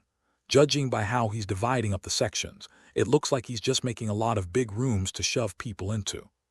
Dividing up sections like a mansion or military barracks and cramming people inside would indeed solve the housing issue. It wasn't the kind of home they could give out to people, but given the time constraints, using this method wasn't a bad idea. But did the Lord really need to be the one directing this? In the end, one of the carpenters raised his hand and asked, "Lord, if you're planning to build a large barrack, we can handle it from here. There's no need for you to personally take on such rough work." No, it's not that kind of place. If you cram people into one spot, how can you call that a home? It's just a pigsty. At this, another person raised their hand and asked, "Isn't what you're building a mansion with many rooms like a noble's residence?" Once again, Ghislaine shook his head. Similar, but a bit different. If we were in a real rush, we might have to do it that way, but for now, we still have some leeway. This is the time to build it properly from the start. When the people looked at him with curious expressions, Ghislaine let out a small laugh. "All right, I'll explain it simply. You need to have a basic idea to follow along properly. What we're building now is a structure where multiple homes will be housed inside one large, sturdy building. Homes inside a home. Isn't it just a bunch of small houses stuck together? In cities where space was limited, they sometimes built mansions close together in that manner. Since Ghislaine's concept was something new, that was the closest the people could imagine. No, it's different. Inside the big building, there will be several smaller homes. It's called a shared residence." "A home like that, does it even exist?" Ghislaine nodded emphatically. "Yes, there will be one here soon." After a catastrophe swept across the continent in his previous life, many cities became fortified as the survivors gathered. In the confined spaces within these fortresses, where many people had to live together, it was essential to use the space as efficiently as possible. That's where the concept of shared residences came in. It involved allocating independent living spaces for each household within a tall, large building. Despite Ghislaine's repeated explanations, the people still wore puzzled expressions. It was a simple concept once you understood it, but they struggled to break out of their usual thinking patterns. "Judging by your faces, it looks like you still don't get it." Ghislaine sighed and shook his head. Explaining a concept that didn't exist in this era wasn't easy. That left him with only one option, As always, he would have to show them directly. All right, enough chatter. If you don't understand, just do your best to follow my instructions. Once you see the final result, you'll get it. With that, Ghislaine returned to the task at hand. The construction quickly gained momentum. Even though only one more person had joined the project, the speed increased dramatically. Part of it was because the workers, mindful of Ghislaine's presence, weren't slacking off, but there was a bigger reason. Let's do this. Crack, crack, crack. Every time Ghislaine shouted and swung his axe, smooth pieces of lumber flew out. He was cutting the wood into shape by himself in the blink of an eye, something that would normally require several people to do. The workers were stunned. Wow, I'd heard rumors that the Lord was skilled with a sword, but he's also incredible with an axe. Can you believe this? How can a person swing an axe like that? He just moves his arms a few times and the planks are cut perfectly. It wasn't just that. He would grab a handful of nails and by simply scattering them, drive them in all at once. Anything that needed breaking was smashed to pieces with a single hammer strike. For tasks that required time, like drying mud, he even brought in the mages to finish it all in an instant. Because of this, the others were busy trying to keep up with Ghislaine's work speed. Since their priority was to finish what they were told to do, they didn't even have the luxury to wonder about anything. Pant to pant, are we really building a house right now? The speed is insane. It kind of feels like we're assembling something. Of course, Ghislaine wasn't just building things randomly. Even if he brought in the structure and design from his past life, he had to adjust the plans to match the current estate's level of technology and available resources. Ghislaine continuously explained the concept of co-living housing to the engineers assisting him, and implemented it through thorough division of labor. He incorporated all the elements necessary for living properly, sometimes taking advice from the engineers, and other times pushing them hard. The cooking stoves will be separate, and we'll use fireplaces for heating. We'll build individual smoke channels for each floor, and by setting up multiple chimneys on top, there'll be no worry about smoke leaking. For the toilets, we'll need to install drainage pipes that will channel the water into a large pit. This goes like this, and that goes like that. As time passed, people gradually began to understand what Ghislaine was building. See, showing it once is better than explaining it 100 times, right? At Ghislaine's words, the people nodded with blank expressions. They didn't really know what they were making. They had just done what they were told, yet a rather decent-looking building was taking shape. Even Claude, who occasionally came by to observe, started to look increasingly perplexed. What is this? Is it for real? Are they really building a house? When Ghislaine first took charge, Claude was convinced that the Lord would cause a problem by recklessly setting things up as he pleased. The reason he hadn't stopped him, despite thinking that, was simple. People only learn humility and reflection after experiencing failure at least once. But contrary to his expectations, something that genuinely resembled a house was being constructed. Moreover, the speed of construction was beyond imagination. Even the mages who had been working on the farmland had been dragged in by the collar, so it was no surprise. And so, in just 4 days, the co-living housing that Ghislaine had spoken of was completed. It was a 3-story building with 4 apartments on each floor. This should be decent enough. With a satisfied smile, Ghislaine slung a massive hammer over his shoulder and looked at the completed building. Since it was built in a rush, there were no decorations, and it had a rather rough, unpolished look. However, the large and solid structure, so different from the usual styles, stood firm, and even that roughness gave it a reassuring feel. Those who had worked on the project alongside Ghislaine stared blankly at the co-living housing. At last, they clearly understood the concept the Lord had been talking about. I can't believe this actually worked. How did the Lord come up with something like this? Even though they had helped build it themselves, it still felt unreal to them. With a dazed expression, Claude asked Ghislaine, how did you come up with this? Well, since the work kept getting delayed, I just tried to find the quickest and most efficient method. Ghislaine spoke with a touch of pride, but in reality, such co-living housing had been very common in his past life. Back then, with the help of magic, the houses were not only easier to maintain, but also much more comfortable to live in than what he had just built. There were more units on each floor, and the buildings were advanced enough to reach as high as 7 stories.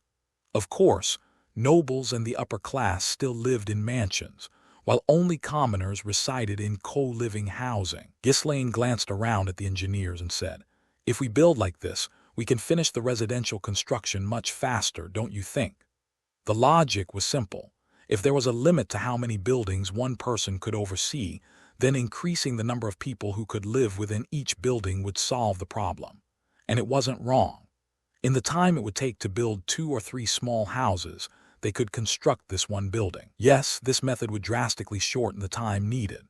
Just 10 of these buildings could house as many as 120 households. Good. I'll provide more support for the workers than before, so pick up the pace as much as you can. Understood. The engineers responded loudly, looking at Ghislaine with eyes full of admiration. Detailed blueprints had been prepared during the construction, so there was no issue replicating the design. The engineers, even more than Ghislaine himself, were beginning to realize just how remarkable this co-living housing was.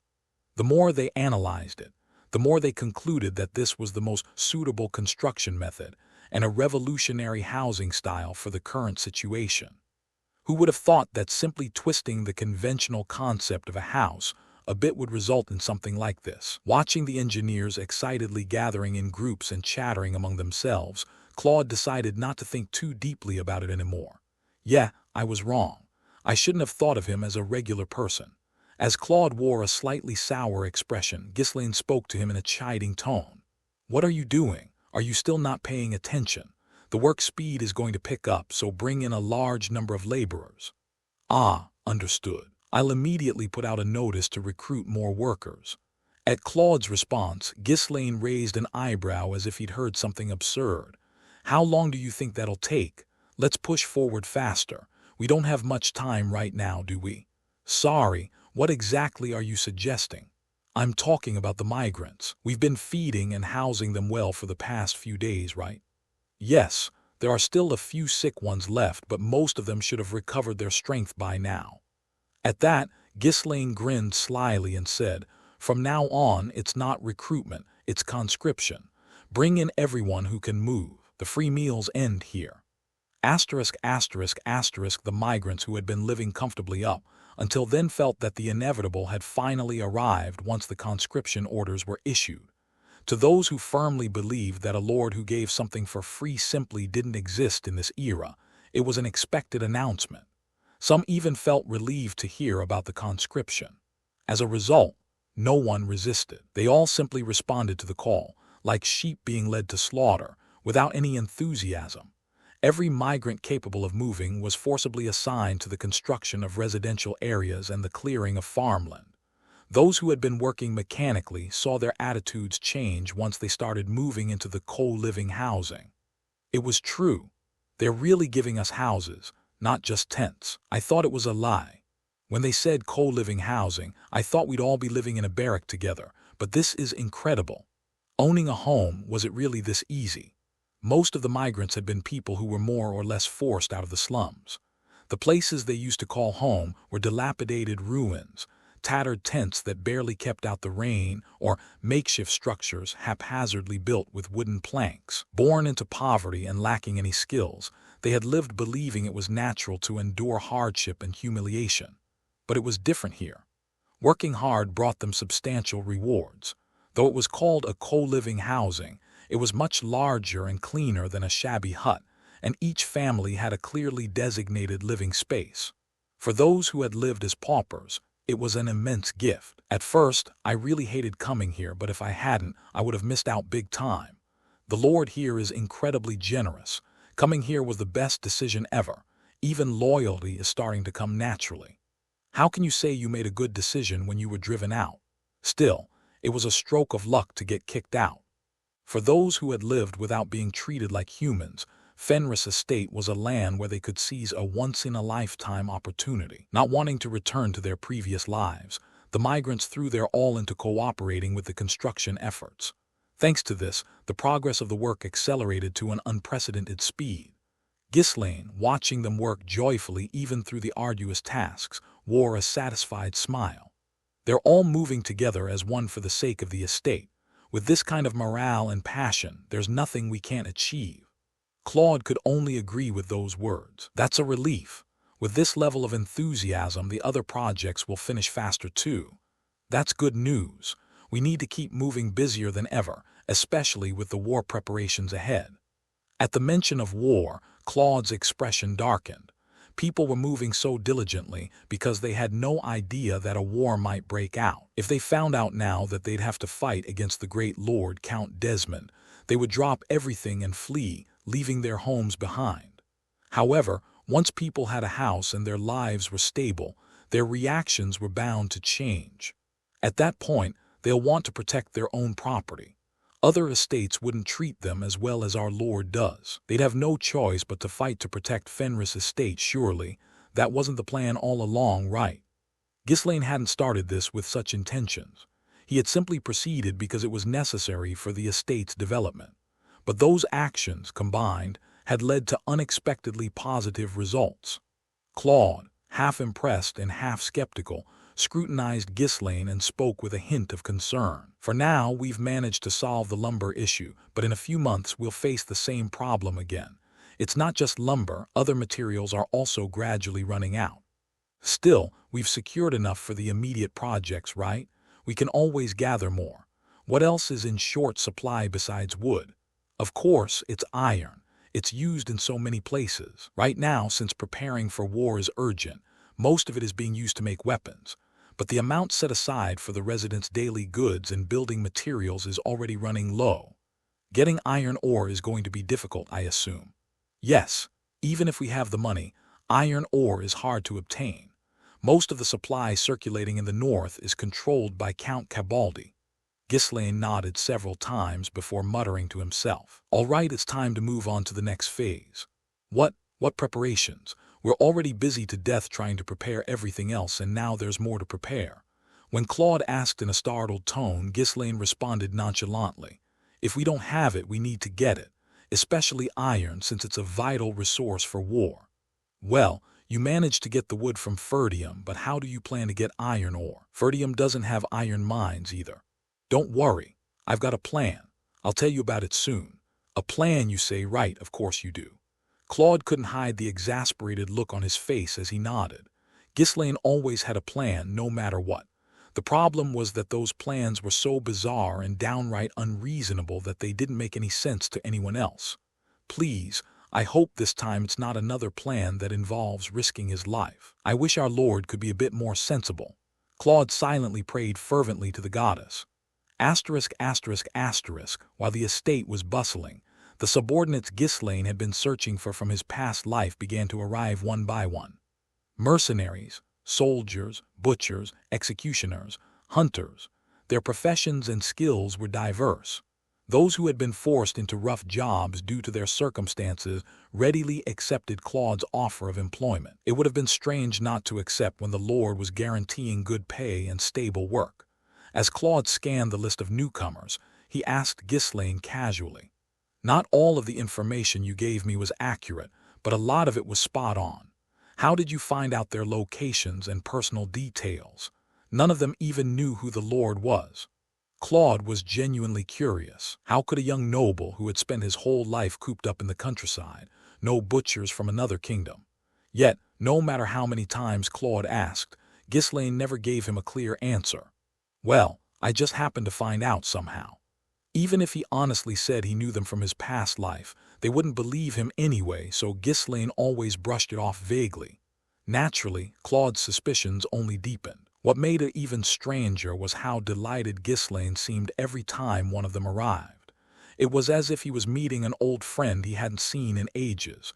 It was the same when he greeted the latest arrivals. "You're here. I'm so glad. I've missed you." The new arrivals looked puzzled by the lord's excessive hospitality. They had come with some anticipation, given the favorable terms, but they were caught off guard by how eagerly this lord, whom they were meeting for the first time, greeted them. Seeing their awkward reactions, Ghislaine would just smile as if he had expected it. "I know they'll find it strange, but I can't help being so happy." They had only grown close in the past, fighting through life and death situations together. In this life, they were complete strangers. But when had Ghislaine ever cared about how others saw him? He rationalized his action, letting his joy spill out without restraint. Claude, standing next to Ghislaine with a look of contempt as if he were staring at a madman, finally spoke. This is the last of them. Out of the 128 names you listed, 92 people have agreed to come here. Are you sure no one else will come? Yes, we couldn't find some of them at all, and others refused outright. There's nothing more we can do about that. I see. It's a shame we couldn't bring all of them. Even getting this many is a miracle. The only reason people who didn't even know the Lord's face came all the way out here was because they were all in dire straits. How did you manage to single out so many struggling people? Claude asked in a sincere voice. Most of them had left their hometowns without hesitation, for little more than a bit of money. He was curious about how Ghislaine had known about these people, but even more puzzling was how every single one of them seemed to be in such dire straits. Ghislaine replied nonchalantly, "Life's not easy, so they've all been living on the edge." "What? That's how it is. If no more are coming, gather them all. I want to see them one more time." "Understood." When the gathered group assembled, Ghislaine's face filled with deep emotion. Seeing even a part of them together like this felt just like looking at the mercenary corps from his past life. It was a different feeling than when he saw them one by one. As he looked at them, a surge of indescribable emotion welled up from deep within his chest. To think I can be with you all again. Even though he was hailed as the King of Mercenaries, not all of the mercenaries under Ghislaine had been loyal and honorable. In fact, most of them were rough and unruly, typical of mercenaries. That was why he had put so much care into compiling the list. He had carefully selected, even among the subordinates he remembered, to pick only those who made it to the final list. They were the ones who had fought alongside Ghislaine to the very end, those he could truly call comrades. The foolish ones who, despite being mercenaries, chose to fight for loyalty over money. The fiery ones who didn't run away even when staring death in the face. They had all died together in that final battle, but it was because of them that he was able to dream of revenge and keep moving forward. Ghislaine slowly approached and hugged each of them, one by one, saying, "I'm sorry." The people were bewildered.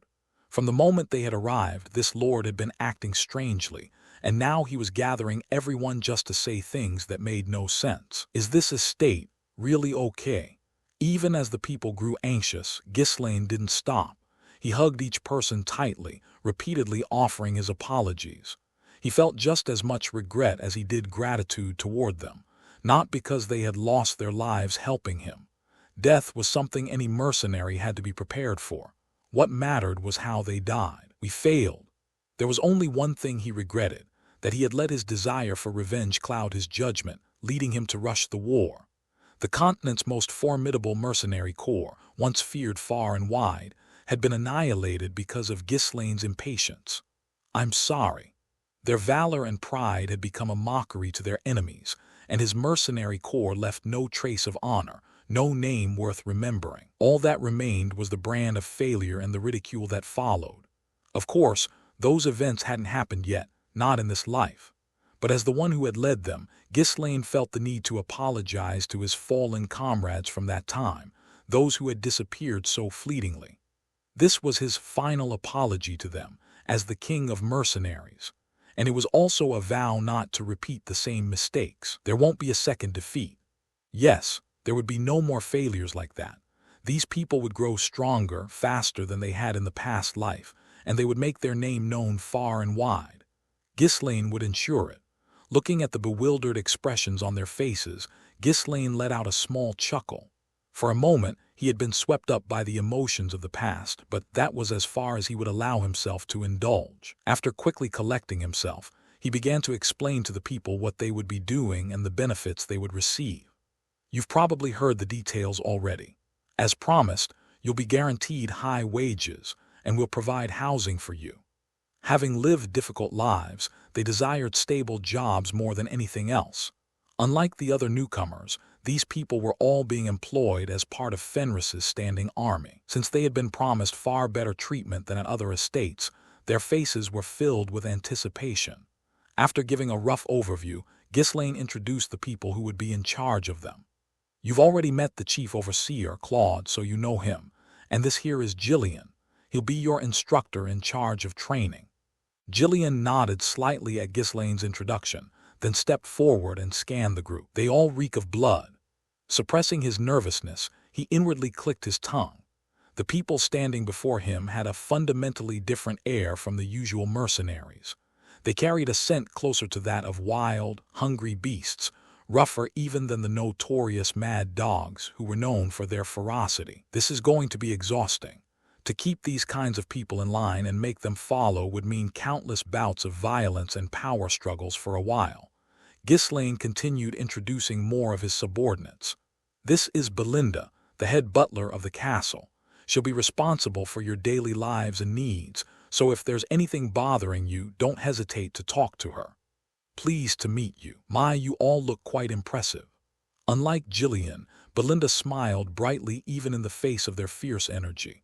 For her, having more people to fight and work on Ghislaine's behalf was nothing but a positive thing. And this is Kaor. He's a mercenary and for now, he's in charge of security in the estate. Kaor casually glanced around, surveying the crowd. It would have been nice if things ended there, but the problem was that he had gotten a similar impression to Jillian. Given his usually foul-mouthed nature, it was unlikely that anything good would come out of his mouth.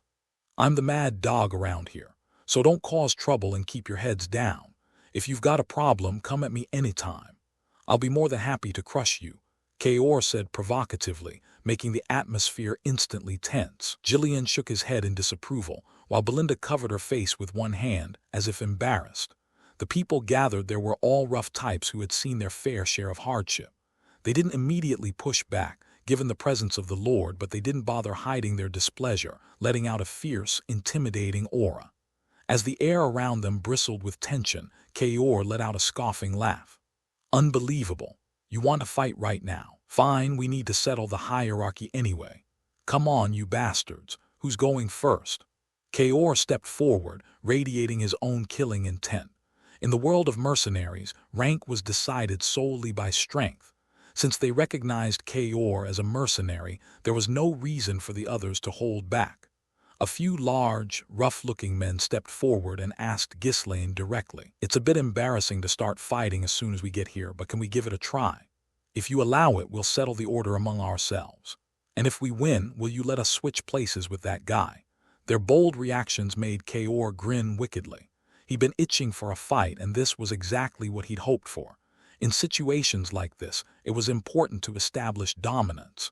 If he could beat a few of them down thoroughly, the rest would fall in line. Hey boss, they need some education anyway, don't they? Let me take care of it for you. Leave it to me, Kaor said, further heating up the atmosphere. The man who had stepped up first tilted his head and spoke. I'm not sure if it's okay to kill someone as soon as I arrive. Idiots who don't know their place are the first to die. You're trying to act tough because you know how to use mana, right? I really don't want to pick on weaklings, Kaor taunted. Most people who could use mana were knights. If they had that level of skill, they wouldn't have ended up here. In other words, Kaor was trying to assert his dominance, but the man just grinned, baring his teeth. Can't fight without mana. You call yourself a mercenary, huh? Then why don't we fight with Moriana's recognition? I'll tear you apart right up close. If you're scared, you can run away now. You son of a... Kaor's expression twisted. Hearing that name brought back painful memories of when Ghislaine had thoroughly beaten him. The two men were now standing face to face, exuding streams of killing intent. If Ghislaine gave the nod, they'd draw their swords without hesitation. Jillian, who had been watching from the side, scowled as the air around them grew heavier. These fools, how dare they show such hostility in front of the Lord? No matter how unruly they were, it was outrageous for them to emit such killing intent right in front of the Lord. Although Ghislaine usually let things slide, this was extremely disrespectful behavior. Jillian found it intolerable. He wanted to drag them all to the training grounds and straighten them out. You brats, follow me right this. Just as Jillian was about to intervene, Belinda, who had been silent until now, suddenly burst out. Ugh, I can't take it anymore. What do you think we are, a gang of bandits? Why do you start fighting the moment you meet? Can't you show even the slightest bit of decorum? You absolute, pathetic idiots. Her long-suppressed anger erupted like a blaze. The killing intent that had been swirling around dissipated completely, leaving an awkward silence hanging in the air. Belinda glared at the newcomers and spoke up. Who are you people? Do you want to be kicked out the moment you arrive? Does our estate look like a joke to you? And no, that's not it. What do you mean it's not? You were practically on the verge of drawing your swords. Should I just throw you all in prison instead of kicking you out? Belinda decided she wouldn't hold back any longer. No matter how she looked at it, someone had to bring order to this chaotic estate. From the beginning, the position of the castle's butler wasn't just about managing the household. It encompassed everything from the noble's etiquette to overseeing the manners of the people. She resolved to wield the authority she had refrained from using up until now. What are you doing? Get back to your places already, or are you itching for a scolding? At Belinda's threat, the reserve troops stepped back with sheepish expressions. Being the castle's butler was a position close to the lord. They had just arrived and hadn't even adjusted yet, so there was no good reason to get on her bad side. Belinda gave them a strict look, like a teacher scolding misbehaving students, and issued a warning. From now on, if any of you act disrespectfully in front of the Lord, I won't forgive you. Understood? Make sure you at least maintain basic manners among yourselves. Yes, ma'am, understood. Their loud reply made Kayor snicker. Since it seemed like Belinda was siding with him, his shoulders lifted in pride. See, look how nice it is when you all behave and tuck your tails. Keep it up like that. Before he could finish, Belinda spun around and shouted at him. Hey, what's your problem picking fights everywhere you go? Are you really that good at fighting? You want to take me on first? Because as far as I can see, you're just a total weakling. No, wait, why are you suddenly talking like that? Kayor was momentarily taken aback. They'd always bickered, but he'd never seen her get this angry before. Because of that, he missed his usual chance to retort. On top of that, if Belinda invoked her position as the butler, it was difficult for him, a contract mercenary, to respond in kind. As Kayor stood there, his mouth opening and closing in frustration and confusion, Ghislaine and Claude blinked in surprise. It was scary when someone who usually didn't get angry suddenly blew up. That could have been fun. Ghislaine clicked his tongue in disappointment. He'd already drawn up a match schedule in his head, but the mood had been completely ruined. Most of the people who had recently arrived were hot-tempered types, so it was inevitable that someone would have to establish order sooner or later. Even if they left things alone, Jillian would handle it eventually, but since they were eager to step up, there was no reason to stop them.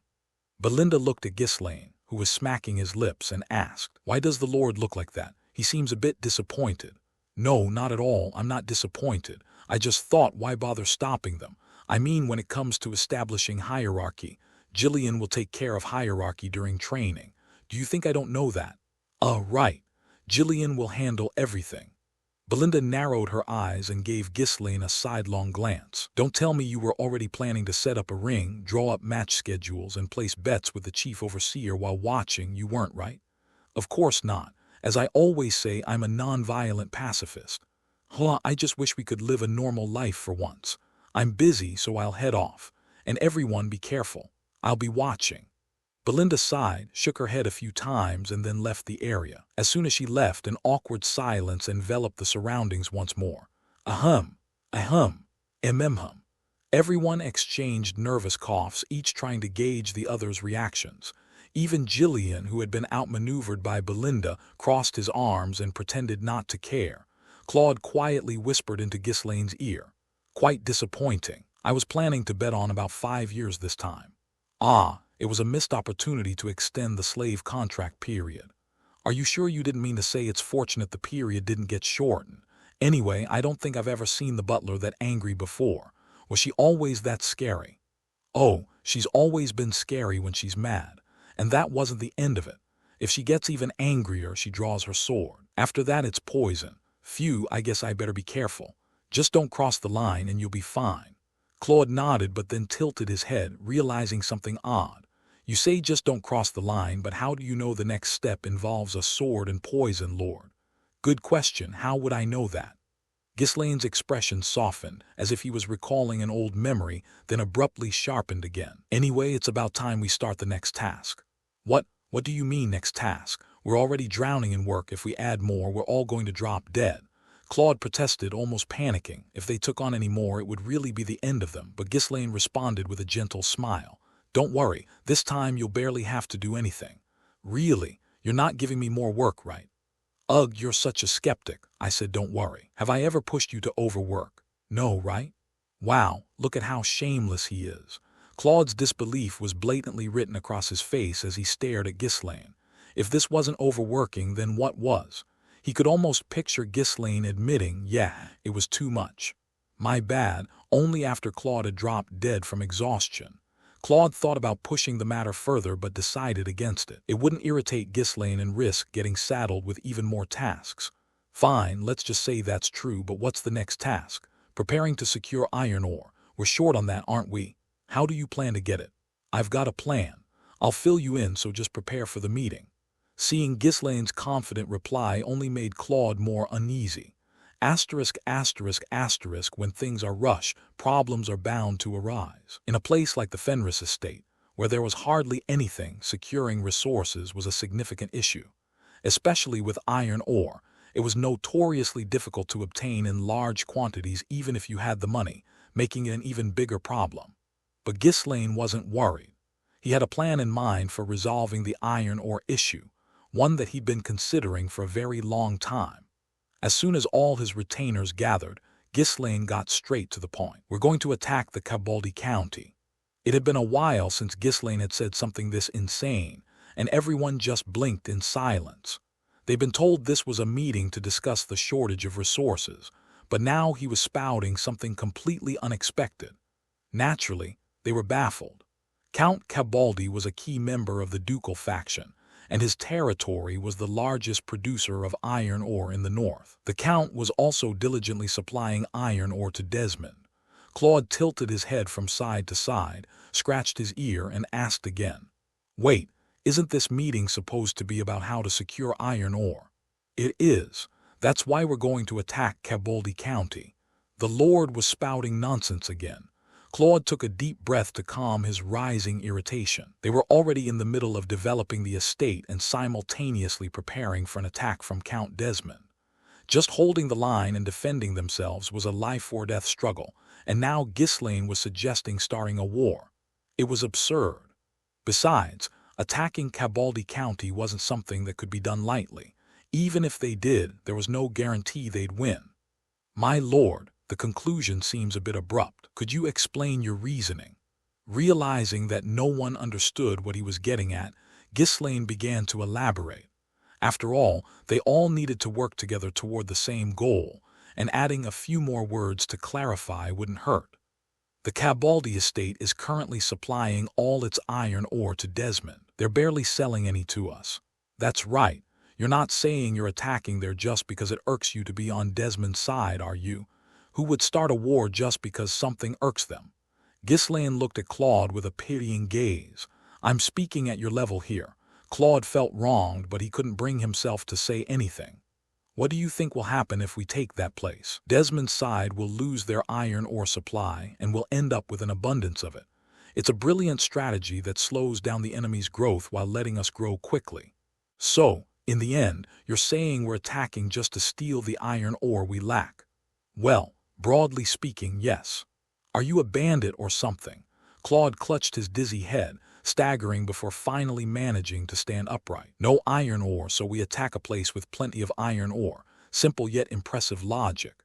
Slowing the enemy's growth while accelerating our own would, of course, be beneficial. But attacking a third party who isn't even an enemy just to do that, only a madman would come up with such an idea. My lord, can't we please do things more sensibly? Count Cabaldi has nothing to do with us right now. We can't attack someone like that. He's not an immediate threat, but in the end, Count Cabaldi is also our enemy. Why? Because he's aligned with the Duke's faction. There's really no proof that the Duke's faction is backing Desmond to attack us. Believe me, they're behind it. Count Cabaldi and Count Desmond will come at us together. So, let's reduce the number of enemies ahead of time, and while we're at it, take the iron ore. It was obvious to Ghislaine, who knew the future, but to others, it was nothing short of absurd. Claude trembled, pacing back and forth in place a few times before finally speaking up. No, just think about it. There's someone out there who has never fought with you, doesn't even know you. But you're saying you'll beat him up because he'll attack you in the future. Does that make any sense? Now that you put it like that, it does sound a bit odd, but what can I do if it's true? My lord, do you have a problem with your character or something? Unable to hold back, Claude brought up Ghislaine's character. At that, Belinda shouted angrily. Why are you trying to dampen our young lord's spirit? Do you know how kind-hearted and gentle he is? No, listen. Don't you see how weird this is? Our young lord has always been the type to deal with anything that bothers him first and think about it later. Just now, you said he was kind-hearted and gentle. If that's his usual personality, you should have taught him to change. What kind of education did you give him? Do you not know that interfering with how someone is educated is incredibly rude? I don't know, and I don't want to. As their voices grew louder, Ghislaine intervened to calm them down. Honestly, I can't say it's not because it bothers me, but that's not the only reason. Claude, can you really not believe it even after seeing the information? Count Cabaldi is currently supplying a massive amount of iron ore to Desmond. At the very least, that clearly means the two are in league. Claude had also been suspicious that the Duke's faction was backing Desmond because of that. If they weren't on the same side, there was no way Count Cabaldi would be supporting him to that extent. However, launching a territorial war based on such assumptions was far too risky. Claude spoke again, using a tone as if trying to soothe a child.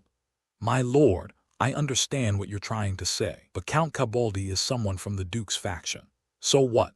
If we strike Count Cabaldi first, it won't matter if Count Desmond is involved or not. We'll definitely become enemies of the Duke's faction. Even now, the royal faction and the Duke's faction aren't openly crossing swords yet. The Duke's faction is already our enemy. We agreed on that, didn't we?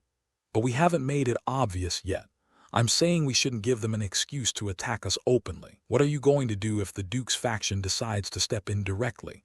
Ghislaine spoke with a tone of exasperation. We're going to have to fight them eventually anyway, so why bother worrying about that now? We can deal with it when the time comes. All right, let me explain this in simple terms. Let's say you're in a fight, Claude. I'm a dignified scholar, I don't get into fights. Just assume you are. What's more advantageous, getting hit first or hitting first? Well, hitting first would be advantageous. There's that saying, strike first, win first, isn't there? Exactly. So, wouldn't it be better for us to strike Count Cabaldi before he hits us? No matter how you look at it, this is the better option, right? He's finally lost it completely. Claude was left speechless by the reckless words that treated war like some kid's neighborhood scuffle. Just as he was about to decide whether to curse or not, Ghislaine continued. If we want to keep waging war in the future, we need a stable supply of iron ore. We absolutely have to take Count Cabaldi's territory. Count Desmond would never expect us to strike there first. That means he won't be prepared. Count Desmond was currently most preoccupied with Amelia's rebellion. His next priority was to win over the remaining northern lords and consolidate his control over the north. He figured he could get rid of someone like Baron Fenris whenever the opportunity arose. Naturally, he wouldn't have imagined that Ghislaine would be the one to initiate a war. That was why Ghislaine intended to make the most of the current situation and the opportunities to come. It's only a brief window. I can't afford to miss such a good chance. If we don't secure the iron ore now, it will be difficult to sustain a prolonged war. Thanks to Amelia, they only had a little more time left. The moment Count Desmond seized control of the Raypold estate, he would immediately shift his attention towards the Fenris estate. But since there was no way to explain this with mere speculation, Ghislaine had to let it pass for now. The lack of persuasiveness was compensated by sheer stubbornness. Claude spoke with a weary expression. My lord, it's already extremely risky just to face Count Desmond. Do we really need to make things even more dangerous? If something goes wrong, we could all end up dead. I know, even one mistake would mean death, not just for us but for everyone in my father's estate as well. And even knowing that, you still insist on attacking Cabaldi. Hearing the desolate tone in Claude's voice, both Belinda and Gillian cautiously joined in. Young Lord, the chief overseer, may be a bit odd usually, but this time he seems to be making sense. Can't you just let it go? My lord, the chief overseer is right. Making the Duke's faction an open enemy in this situation is far too dangerous. The retainers all spoke with one voice. For now, it would be best to focus solely on blocking Desmond. Even if it takes a bit longer, why not try sourcing the iron ore from another region? Despite everyone's opposition, Ghislaine spoke firmly. We still have to do it. If we don't start preparing now, we'll miss our chance. Claude clutched his throbbing head. Just preparing the defenses and developing the estate was already enough to make his head feel like it would explode. And now, on top of that, they were planning a preemptive attack. The Fenris territory was not in a position to do something like that right now. I understand your intentions, my lord, but there are practical issues. Like what? Let's say we march out. Can we really win? The difference in strength is too significant. Like most northern estates, Count Cabaldi's territory had its shortcomings, but it was wealthy enough to make up for them with money. And it had one special trait.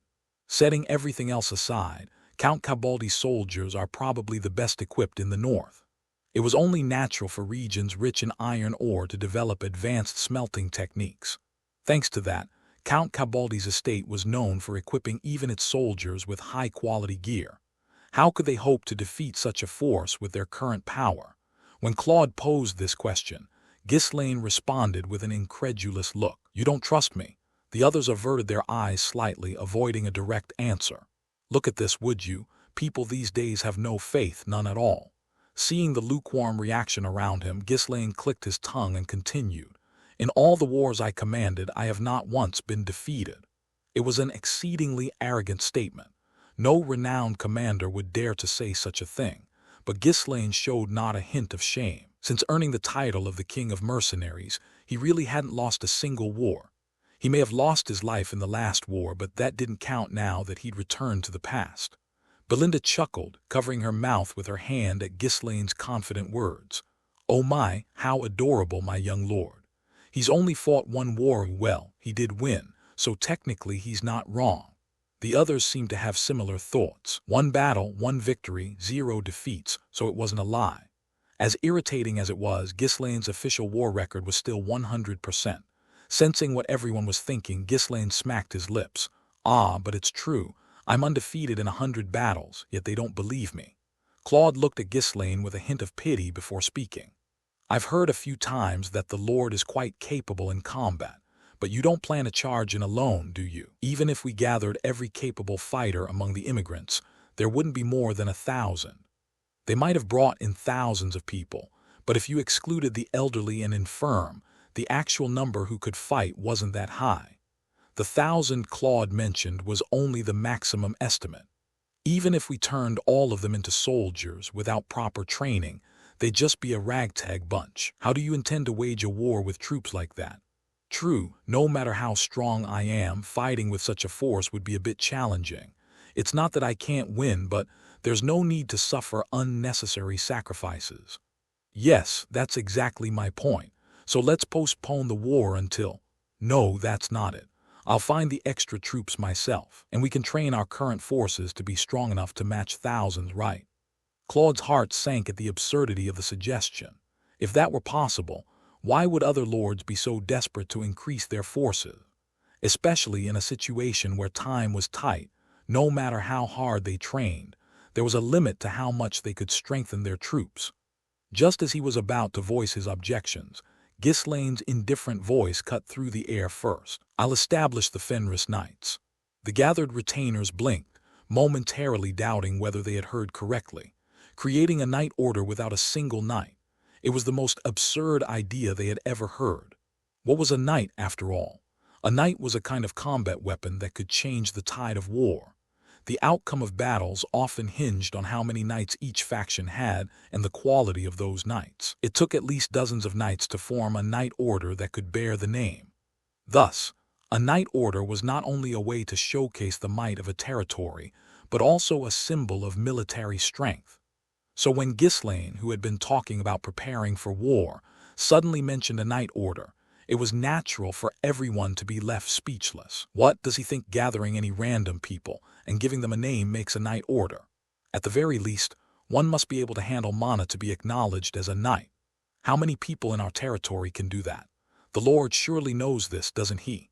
Knight orders were usually managed by large territories, such as counties or larger domains, and most territories did not have one. Typically, only a small number of knights served directly under a lord. This was even more so for baronies. Knights were highly valuable assets, not something one could easily recruit just because they had the money. Maintaining such forces was also no small expense. Naturally, there was not a single individual in Fenris who had been officially knighted. Claude, unable to hide his disbelief, spoke up. How are we supposed to create a knight order without knights? That's why we need to create them now. We'll turn all the existing mercenaries and those who recently joined us into knights. Of course, we'll make new contracts only with the mercenaries who wish to become knights, and they'll need to be officially knighted. Create knights. Yes, 2 months will be enough. Knights aren't like bread that can just be baked in a bakery. How was he supposed to turn people who couldn't even properly use mana into knights within 2 months? No, even the lowest rank knights have to be able to handle mana to be acknowledged as knights. Wait, could it be? Claude suddenly recalled the mana condensation formation they had invested a massive amount of money into creating some time ago. Back then, it was used to produce monstrous grains, but originally it was a tool for training knights. Ghislaine nodded as if to say, "Finally, you understand."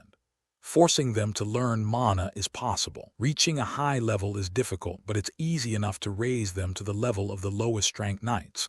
I'm even planning to teach them mana training techniques myself. No way. At that moment, Belinda's sharp voice cut off Ghislaine's words. Startled, Ghislaine responded, "Whoa, you scared me. What is it?"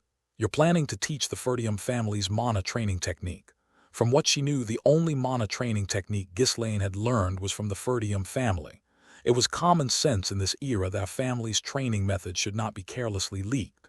But Ghislaine replied nonchalantly, "That's what I plan to do. What's the problem? To create knights, you obviously need a mana training technique. That's a family secret. There's a reason it's called a secret. A mana training technique could only be learned by family members or those who had received the head of the family's permission. It was forbidden to pass it on to others. This technique was the key to maintaining the power and authority of the family and the territory. However, Ghislaine had no interest in pointless notions like honor or authority. If they were on the brink of crisis, hoarding such things out of concern for tradition would lead to everyone's demise, making it all meaningless. Even if it's a family secret, we should use it if we need to. We need to create a strong fighting force right now, don't we? Still, that training technique belongs to the Ferdium family. You know very well that it shouldn't be leaked carelessly. It's already trickling out through collateral branches or even through personal disciples, hasn't it? So what's the big deal? It's not like all knights these days are nobles. Didn't they probably steal a training method from some family too? That's different. That's just a small number of people. Sometimes, like in the magic towers, training techniques were passed from master to apprentice, and if someone was talented enough, they might even be taught as long as they took an oath of loyalty and secrecy, even if they were a commoner. Even with strict confidentiality agreements over time, the techniques inevitably spread bit by bit. But what Ghislaine was suggesting, openly distributing it, was a completely different story. Who in the world teaches a family secret to hundreds of people at once? Me. Belinda was left speechless by Ghislaine's confident attitude, letting out a sigh of exasperation. He used to be so petty when he was young, but now he's too bold, isn't he? As Belinda struggled to process the situation, her eyes fell on someone. It was Fergus, who always stayed quietly by Ghislaine's side, almost as if he wasn't there. Fergus's official title was the Lord's personal knight. Of course, the actual escort duties were handled by someone else, but Fergus was still treated with the utmost respect as one of the elders of the territory. After all, there was no one who could act recklessly towards him. Who would dare cause trouble for someone the Lord cherished enough to personally channel mana into every day to maintain his health? Even now, Fergus was the only one sitting next to Ghislaine in the Great Hall. Belinda quickly sought support from Fergus. Since he had served the Ferdium family for so long, she was certain he would oppose the idea. "Sir Fergus, please talk some sense into the young lord. He's saying he'll just give away the family's training technique." But Fergus crushed Belinda's expectations without hesitation. Our young lord should do whatever he wishes." No matter what Ghislaine did, Fergus was simply delighted. Seeing Ghislaine managing the estate as the lord and even gathering people to hold meetings for the territory's sake, all of it seemed endearing to him. Watching this, Belinda realized with certainty, it's hopeless. That's the smile of a grandfather doting on his youngest grandchild. He's at the point where he'd think it's cute even if the young lord plucked out all his beard. Of course, Fergus still opposed the idea of waging war. But young lord, you need to think a bit more carefully about going to war. It's a dangerous affair. Ghislaine only nodded vaguely, his gaze turned elsewhere. Seeing this, Fergus shook his head as if there was no other choice. He had known Ghislaine since he was young and understood that once he acted this way, he would never listen to reason. With Fergus's support, Ghislaine straightened his shoulders with even more confidence. Belinda tried a different line of attack. Even if you teach it under an oath of secrecy, it's not easy to master, is it? It usually takes years of training. How are you going to make them learn and use mana in just 2 months? It was a sound argument. Unfortunately, learning the mana training technique wasn't something that could be easily done just by teaching it. Mana, while present in everyone to some extent, required talent and effort to sense and control. But Ghislaine dismissed this as if it wasn't an issue at all. No problem. I can modify it. We'll make them learn it by force, just like Vanessa. Forcing them to learn a mana training technique. Yeah, my father and the Knights of Ferdium will also learn the modified version. We're abandoning the Ferdium family's mana training technique. It's not as good as people think. I feel a bit sorry for the family's ancestors, but that's how it is. Belinda couldn't help but hold her forehead. Oh, this is driving me insane. How can he say that? She understood Ghislaine's intentions. It wasn't wrong to say that laws and honor meant nothing if everyone was dead, but this was about feasibility. Raising hundreds of people to the level of knights capable of wielding mana in just 2 months. That had never been done in any era. On top of that, he wasn't just belittling the mana training technique that had protected the northern frontier for so long. He was even talking about improving it. He wasn't just planning to improve it. He intended to create a knockoff and then get rid of the original. Young master, are you saying you'll completely overhaul the mana training method? If something goes wrong, it could be disastrous. That's something only an incredible genius could pull off. Why do you think all the famous founders of mana training methods were extraordinary geniuses or heroes? Mana training methods were practices perfected over at least dozens, if not hundreds of years, which meant only someone of that caliber could dare to tamper with them. If someone learned a flawed training method, they could end up crippled or dead. Why? When I was a kid, didn't you keep praising me, calling me a genius? That was because you, young master. Belinda started to speak but abruptly stopped. This wasn't a topic she could discuss in front of others. That was because when you first stopped wetting your pants, we exaggerated it to boost your confidence. Ghislaine shrugged, looking at the worried Belinda. She has absolutely no reason to be concerned. In his past life, he had been one of the 7 strongest people on the continent. He had reached a realm beyond that of humans, and he had overhauled mana training methods countless times, throwing them to his subordinates. Don't worry. You know I helped Vanessa when she was trying to sense mana, right? I'm telling you, I can improve this. Don't you trust me? His confident tone almost managed to convince Belinda for a moment. Well, the young master's mana training method, it did have similarities, but it was clearly different from that of the Ferdium family. Belinda, torn over whether she should believe him, snapped back to her senses and shook her head vigorously. After all, the most common thing bad men said was, "Don't you trust me?" This is completely different from that, you know. Vanessa was a genius who, though she lacked mana, had trained for years at the Magic Tower. Teaching mercenaries who didn't know the first thing about mana was a completely different situation. I know the young master is exceptional at handling mana and has some unique talents, but this just doesn't make sense. Right now he's drunk on his own abilities. Everything he's tried so far has gone well, so he's gone mad with confidence. What kind of knight gets produced like bread in just 2 months? That's absurd. If that had been possible, the Ferdium family would have already taken over the kingdom long before Ghislaine was even born. Claude, who had been listening to the conversation between the two, quickly jumped in. Lord, think about it. We're in an extremely urgent situation right now, and there's a lot we need to do. You were the one who first brought up the idea of going to war with Count Desmond, weren't you? And to prepare for war and to develop the estate, it's going to cost a huge amount of money, right? It'll cost a fortune. Even if we spend all the money we've earned and all the money we're going to earn, it still won't be enough. So how does it make sense not to sell those expensive runestones and instead use them for a mana compression array? If we can't churn out knights within 2 months, we'll just be wasting both money and time. Claude raised his voice desperately. He acknowledged the Lord's accomplishments so far and even the mysterious, unknown knowledge he seemed to possess. But was he supposed to trust him just one more time? Ridiculous. One mistake and we're all dead. This was a matter of life and death. Who would easily agree to such an irrational proposal? Even if they prepared well without wasting a single penny, it would still be uncertain if they could hold out in the war. After all, their opponent was Count Desmond, one of the contenders for the strongest in the north. Claude couldn't possibly agree to Ghislaine's plan, which risked wasting 2 months of time and an enormous amount of funds. If it fails, we'll be in even more danger. Can't we just prepare sensibly for once? The others looked at Ghislaine with earnest eyes as if echoing Claude's plea, but Ghislaine merely responded with a nonchalant insistence. I'm telling you it'll work. This is common sense to me. Have you ever seen me talk nonsense? I'm not that kind of person. For a moment, everyone's eyes focused on Ghislaine, and a silence fell over the area. If they had to pick the person who talked the most nonsense in this estate, it would undoubtedly be the Lord. Although things had fortunately turned out well so far, that didn't change the fact that it was still nonsense. Sensing the gazes on him, Ghislaine muttered once more, "This is ridiculous."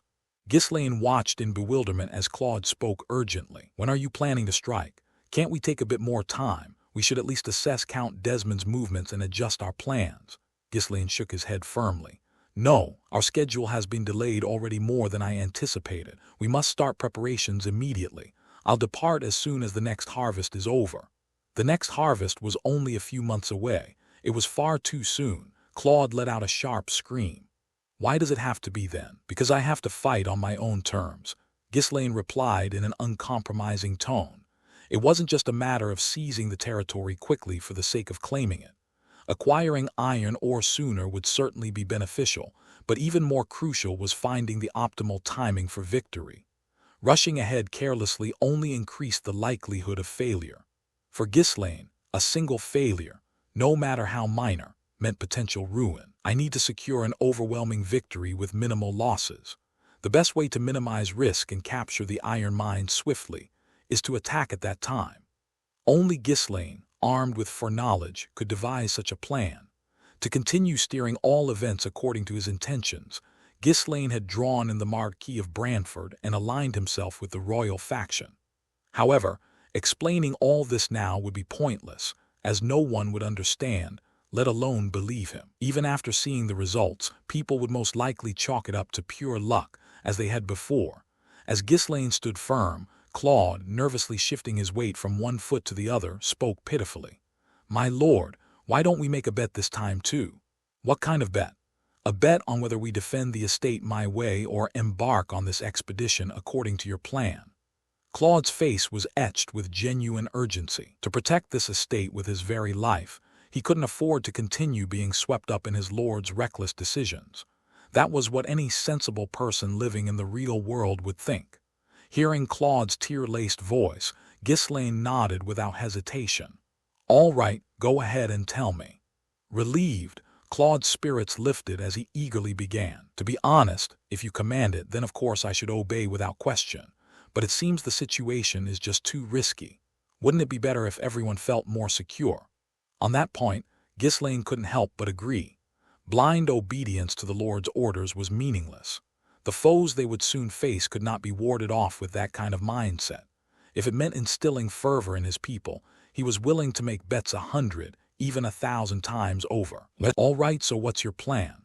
"I'll handle all the preparations for the expedition as you instructed, but on one condition. One condition. If everyone here hasn't mastered mana control within 2 months, please call off the expedition." "Call it off?" "Yes, and instead we'll put everything into defending the estate.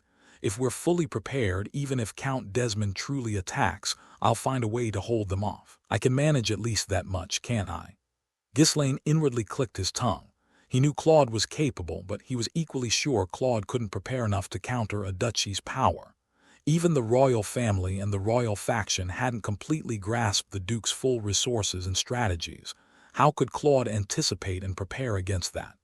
By the time the duchy's true strength was revealed, it would already be too late. Yet Ghislaine knew it would be impossible to make his retainers understand this. The only reason they had managed to grasp the urgency of the situation was because Count Desmond's forces were already making genuine moves, enough to warrant serious defensive preparations. HM. While Ghislaine paused, lost in thought, Claude watched him anxiously. An enemy was clearly preparing to invade their territory, and here he was, betting the estate's entire future on a gamble. Even if the Lord himself insisted, it wasn't something he could accept lightly. As Ghislaine's silence stretched on, Claude quickly added, does that still not feel like enough? Then Alfoy and I will each add another 10 years of servitude to the wager. Hey, what the hell, why are you betting me too? Alfoy protested, horrified. Claude ignored him, pretending not to hear. It felt less burdensome with 2 people at stake rather than 1. Alfoy, attempting to resist, stopped short when he saw the intimidating glares from the others around him, sealing his lips shut. They were all intent on using Alfoy to dissuade the Lord from going to war. This cursed estate, I just want to go back to the tower. I hope that idiot of a chief overseer wins this bet. Ghislaine cast an amused glance at Alfoy, who looked like he was about to burst into tears. Oh, so you're willing to stake 10 more years of service. Are you really okay with that? It doesn't matter to me, Claude answered sincerely. He gambled his life so many times now he couldn't even remember how much of it he had left. Still, better to live decades more, even as a servant, than die this year. Ghislaine raised an eyebrow as if to prompt him to reconsider. Wouldn't it make more sense to do everything you can to help make this a success? Think about it. Hundreds of troops skilled in mana. That would be incredible, wouldn't it? It'd be monumental. No one could argue with that. In the entire Ferdium County, there were barely 30 knights. But what if there were hundreds of individuals capable of wielding mana gathered in a single territory? Even if each one's individual combat power was slightly less than that of a traditional knight, their combined force would be overwhelming. The mere thought was exhilarating, yet it was nothing more than a fantasy. Claude casted aside such delusions. He had endured too many hardships in a brutal world to believe in such hopeful visions. Of course, we'll do everything we can to win this war. The issue is your unyielding resolve to personally lead the campaign. So let's at least give it a try, but if the knights aren't prepared, I suggest we call it off. Technically, opposing the Lord's decision to go to war and even wagering on it was disrespectful. However, the other retainers refrained from criticizing Claude's rudeness this time. They'd grown accustomed to the informal atmosphere and agreed that, for once, stopping the Lord took precedence over protocol. Respect is for the living, they thought. If nothing else, at least it's better than drawing swords in front of the Lord. Seeing that the other retainers seemed to agree with Claude, Ghislaine nodded willingly. Fine, we'll do as the chief overseer suggested. In any case, seeing for yourselves might ease your minds. Then he paused, furrowing his brow slightly. By the way, isn't anyone going to stop me from making a wager this time? Usually, whenever he suggested a bet, someone would immediately try to dissuade him, but now, everyone remained silent as if they'd never stopped him before. Even Jillian, who'd throw himself into a fire if the Lord commanded, was staring up at the ceiling, feigning interest. Everyone was united, hoping Claude would win this time. HMPH, I never thought you'd all have so little faith in me. Ghislaine couldn't help but click his tongue. It wasn't the most rational plan, but to see not a single one of them willing to trust him. I have faith. HM.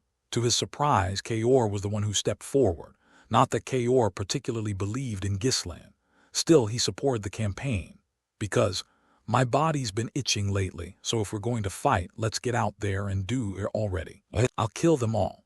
It had been too long since Kaor's last fight, and he was bored. At the scornful glances of everyone around him, even the brazen Kaor looked slightly taken aback. What did I say wrong? Hey, are you looking down on your Lord's words? If he says we're going, then we're going. Why all the fuss, you bunch of loyalty-lacking fools? He was making a fool of the Lord, dragging his name through the mud simply because he felt embarrassed for being scolded. Unable to bear Kaor's reckless behavior any longer, Belinda and Jillian stepped in to block his way.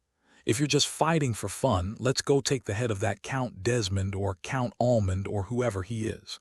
Just get lost, will you? The two of them shot him menacing looks, pressuring him until Kaor swaggered and scoffed. Seriously? What? Want to give it a try? How about I drink some blood instead of booze today?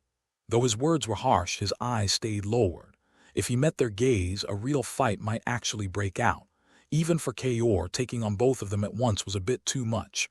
Ghislaine looked at Kaor with a strange expression.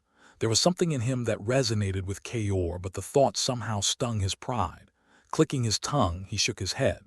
Well, anyway, the bet has been decided, right? When I win, we're going to mobilize, so get ready for that. You'd better make sure everything's prepared by then. It was obvious why everyone had taken on the wager, but Ghislaine had no intention of delaying the march. However, Claude, unaware of Ghislaine's true thoughts, looked visibly relieved and nodded repeatedly. Understood. After all, whether it's for defense or offense, the preparations needed for war are pretty similar, so you don't need to worry about that part. Creating a mana convergence array would require a significant number of runestones, but at least he had stopped them from marching out with a ragtag group passing off as knights. With that many runestones, we could have armed the soldiers with some incredible equipment. Ah, what a waste. Still, this was better than an unprepared expedition, so he had to be content with that. Once Claude fell silent, Ghislaine looked around at everyone and spoke. Just keep focusing on war preparations and development work for the estate as you have been. I'll personally handle the mercenaries' mana training, although some of you will be moving much busier than you are now. As soon as he said this, everyone's gaze shifted to one side. They realized who Ghislaine was referring to.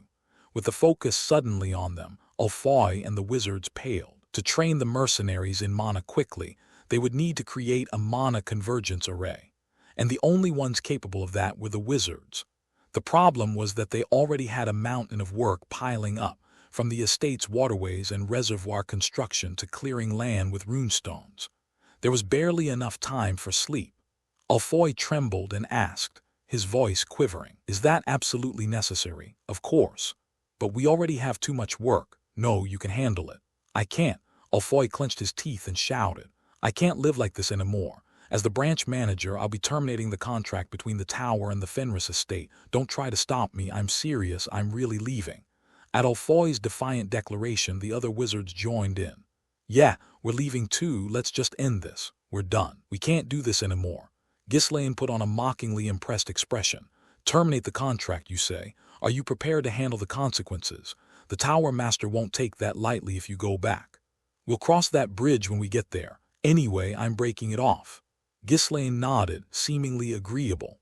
"Fine, if the branch manager of the tower wants to cancel the contract, there's nothing I can do. But we still have a personal agreement in place, don't we?"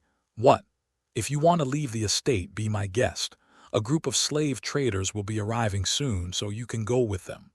If they left with the slavers, the odds of reaching the magic tower were practically zero. No, it was a guarantee they'd be taken somewhere far, far away. "No, I can't stand it here anymore."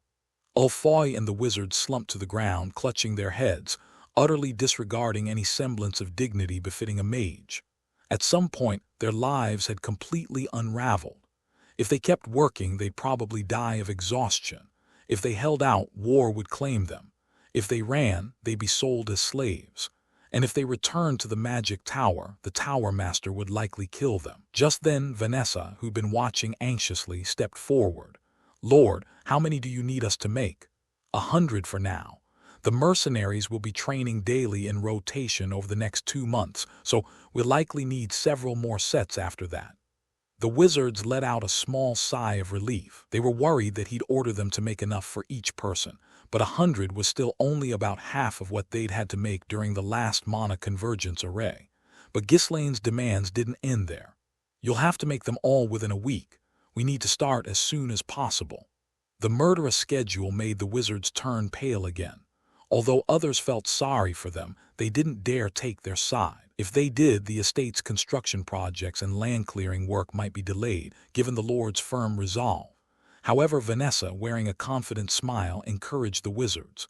"Ulfoy, you can do this. I'll help you. Aren't you the heir of the greatest tower in the north? And the other mages here are just as skilled." At her comforting tone, Ulfoy pouted slightly. Having once been the maid of the tower, Vanessa's encouragement pricked his pride. Just then Claude chimed in. "Hey bro, you're a top-tier intellectual and a mage, right? Surely this is no big deal for you. What's with the sudden slump? Guess you're feeling a bit tired lately, huh?" Others started throwing in similarly empty words of encouragement. There is a lot of work, sure, but those from the Crimson Flame Tower should manage it. Of course, who could doubt the greatest talents from the finest tower? Looks like our future Archmage is making a bit of a fuss, haha. The decision was made. If the wizards kept stalling, everyone else would end up exhausted too. If a few words could nip that protest in the bud, it was well worth it. HMPH. All this flattery. As the flattery poured in, Alfoy straightened his back slightly and rubbed his nose with a hint of satisfaction. Alfoy hadn't always been the type to be so easily swayed by praise. Back when he'd lived at the tower, he was a proud and confident man. With both a strong background and talent, he lived assured that he lacked nothing. Right, I am Alfoy, a man who doesn't know how to give up. But after coming to Ghislaine's side and going through nothing but hardship, his self-esteem had taken quite a hit. These days he wasn't even sure why he was still living, and he'd often find himself feeling down out of the blue. Yet now, showered in praise after such a long time, he felt like his old confidence from the days at the tower was making a return. Of course I can do it. I mean, sure, it's tiring, so I just wanted to test the Lord, but honestly, it's not that difficult. If I couldn't handle this, could I even call myself the tower's successor? When Alfoy spoke arrogantly, the mages beside him turned to him in shock. They had known Alfoy for a long time, and they knew his weaknesses well. A personality full of bravado, always getting carried away whenever people praised him. Before the mages could even try to stop him, a fresh wave of compliments came rushing at him. As expected, a display of boldness befitting the successor of the tower. Such spirit is not something just anyone can show. That's exactly why the Crimson Flame Tower is hailed as the best in the north, isn't it? With someone like him as successor, the future of the tower is indeed bright. Ghislaine even raised his thumb high, feeding into the mood. You're really the best, Alfoy. To be praised this much, it was as good as done. Ghislaine rarely called anyone the best. Tusk, as if I haven't always been. Alfoy began to preen, putting on a smug expression. Claude, determined to drive it home, pointed to Alfoy's hand. Hey bro, do you know what kind of hand you've got there using magic? My right hand. That's not what I mean, you idiot. No, I mean the magic casted from your hand is going to bring miracles to this territory. So your hand is a miraculous hand, isn't it? It's not about right or left. You blockhead, wow. Alfoy, the hand of miracles. People cut Claude off with cheers, deciding that if they'd started this emotional labor, they might as well see it through to the end. Clap, clap, clap. When applause joined in, Alfoy was thoroughly basking in confidence. Seeing this, Claude didn't even bother to hide the look of pity in his eyes as he leaned toward Wendy to whisper. He needs to taste more of society's bitterness. Having grown up spoiled at the tower, he doesn't have an ounce of common sense. How did the tower master raise him like that? You're the worst jerk of them all. Wendy didn't bother to respond, only mulling things over in her mind. The more the applause and cheers grew, the higher Alfoy's nose lifted. Flustered, the mages tried to pull on his sleeve and talk him down, but it was no use. When the mood had fully heated up, Ghislaine asked in a subtle tone, So, can you handle it within the deadline? We need it done as quickly as possible. Is this too much for the genius mage Alfoy? At that, everyone fell silent and fixed their eyes on Alfoy. Scanning the expectant faces around him, Alfoy slowly swept a hand through his hair. Then, with an exceedingly arrogant and conceited look, he raised one hand high. Leave it all to me, Alfoy. I'll take care of everything. Wow, that's Alfoy for you. Once again, cheers and applause poured down on Alfoy. He tilted his chin proudly toward the sky while the other mages just stared at the ground in disbelief. Asterisk, asterisk, asterisk, why did I say that when I knew I couldn't do it? Alfoy was sitting in front of a runestone, steeped in regret. It had been ages since he'd received such an overwhelming dose of praise, so he just couldn't bring himself to admit defeat. After all, it would have hurt his pride. But now that he was facing the task, there was so much to do that he couldn't even think about where to begin. Right now, each construction site was desperately calling for mages, and the administrative offices were pressing him to supply runestones for the new land-clearing project. They'd heaped praise on him before, but the moment work started, they were coldly relentless with the pressure. Claude in particular was ruthless, sending someone every hour to check on his progress. Hey, miracle worker, hurry up and show us some miracles. When are you finishing this job, you idiot? That bastard. Using sweet words like that to try and control me. That guy's probably casting magic with his mouth. For a genius mage like him to fall for such a trick, it was like Claude's mouth had cast some kind of charm spell. Alfoy would have been a laughingstock if anyone had heard his thoughts, but he was unaware of that. He just kept biting his nails, muttering with a look of rising anxiety. No, it's impossible. How am I supposed to get all this done? If I want to complete the mana convergence array in a week, there's no time to work on anything else. The schedule's just not doable. Even with all the mages working around the clock, they still couldn't keep up with the deadline. But admitting he couldn't do it was out of the question. His pride wouldn't allow it. As the successor to the tower, Alfoy always had to be proud and perfect. As he sat there on the verge of despair, Vanessa cautiously spoke up. I have an idea. What is it? I can engrave the magic array, but the problem is my lack of mana. As it was, Vanessa was already taking the lead on the magic array work. However, due to her severe mana shortage, others had no choice but to carry out the work according to her instructions, which significantly slowed down the process. Alfoy responded curtly. So what? Are you bragging that you're leading the magic array work? Wow, look at you showing off. Hey, I'm the successor of the tower, the successor. I'm better at everything else except the magic array, all right. I just didn't study it because it's a minor field. No, that's not it. If you could transfer some mana to me, I'll try to complete it as quickly as possible. What? No way, you're asking me to do that again. Are you crazy? What if you die? Alfoy and the mages stepped back in horror. During the war, they'd been forced to endure all sorts of things, not knowing what might happen. But under normal circumstances, they had no intention of putting themselves through something so dangerous again. However, Vanessa was more insistent than usual. If we don't, we won't meet the deadline. If we fall behind, it'll cause a lot of trouble for the entire territory's development. Alfoy, you were confident that you could do it. If you fail now, you'll be humiliated. Who humiliated? That can't happen, ugh. Then how about recharging the mana with runestones? We have plenty of runestones here. The moment Alfoy suggested using runestones, which were part of the estate's resources, Vanessa spoke even more quickly. How can we just use something that expensive?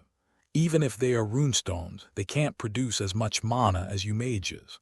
To supply as much mana as a transfer would require a ridiculous amount, and we'll still need plenty of runestones for other tasks later on. The Lord wouldn't approve of using them. Wow, suddenly you're making a lot of sense. Despite himself, Alfoy couldn't argue with her reasoning, which was all too grounded in reality. He just scratched his head and sighed. Vanessa, attempting to soothe him, continued. I'm not asking you to drain all your mana like during the war. It won't be as dangerous as back then, and the work will be done much faster. Plus, you'll receive even more praise. If we finish early, you can even rest a bit. Isn't it better to finish quickly and relax than to risk public embarrassment?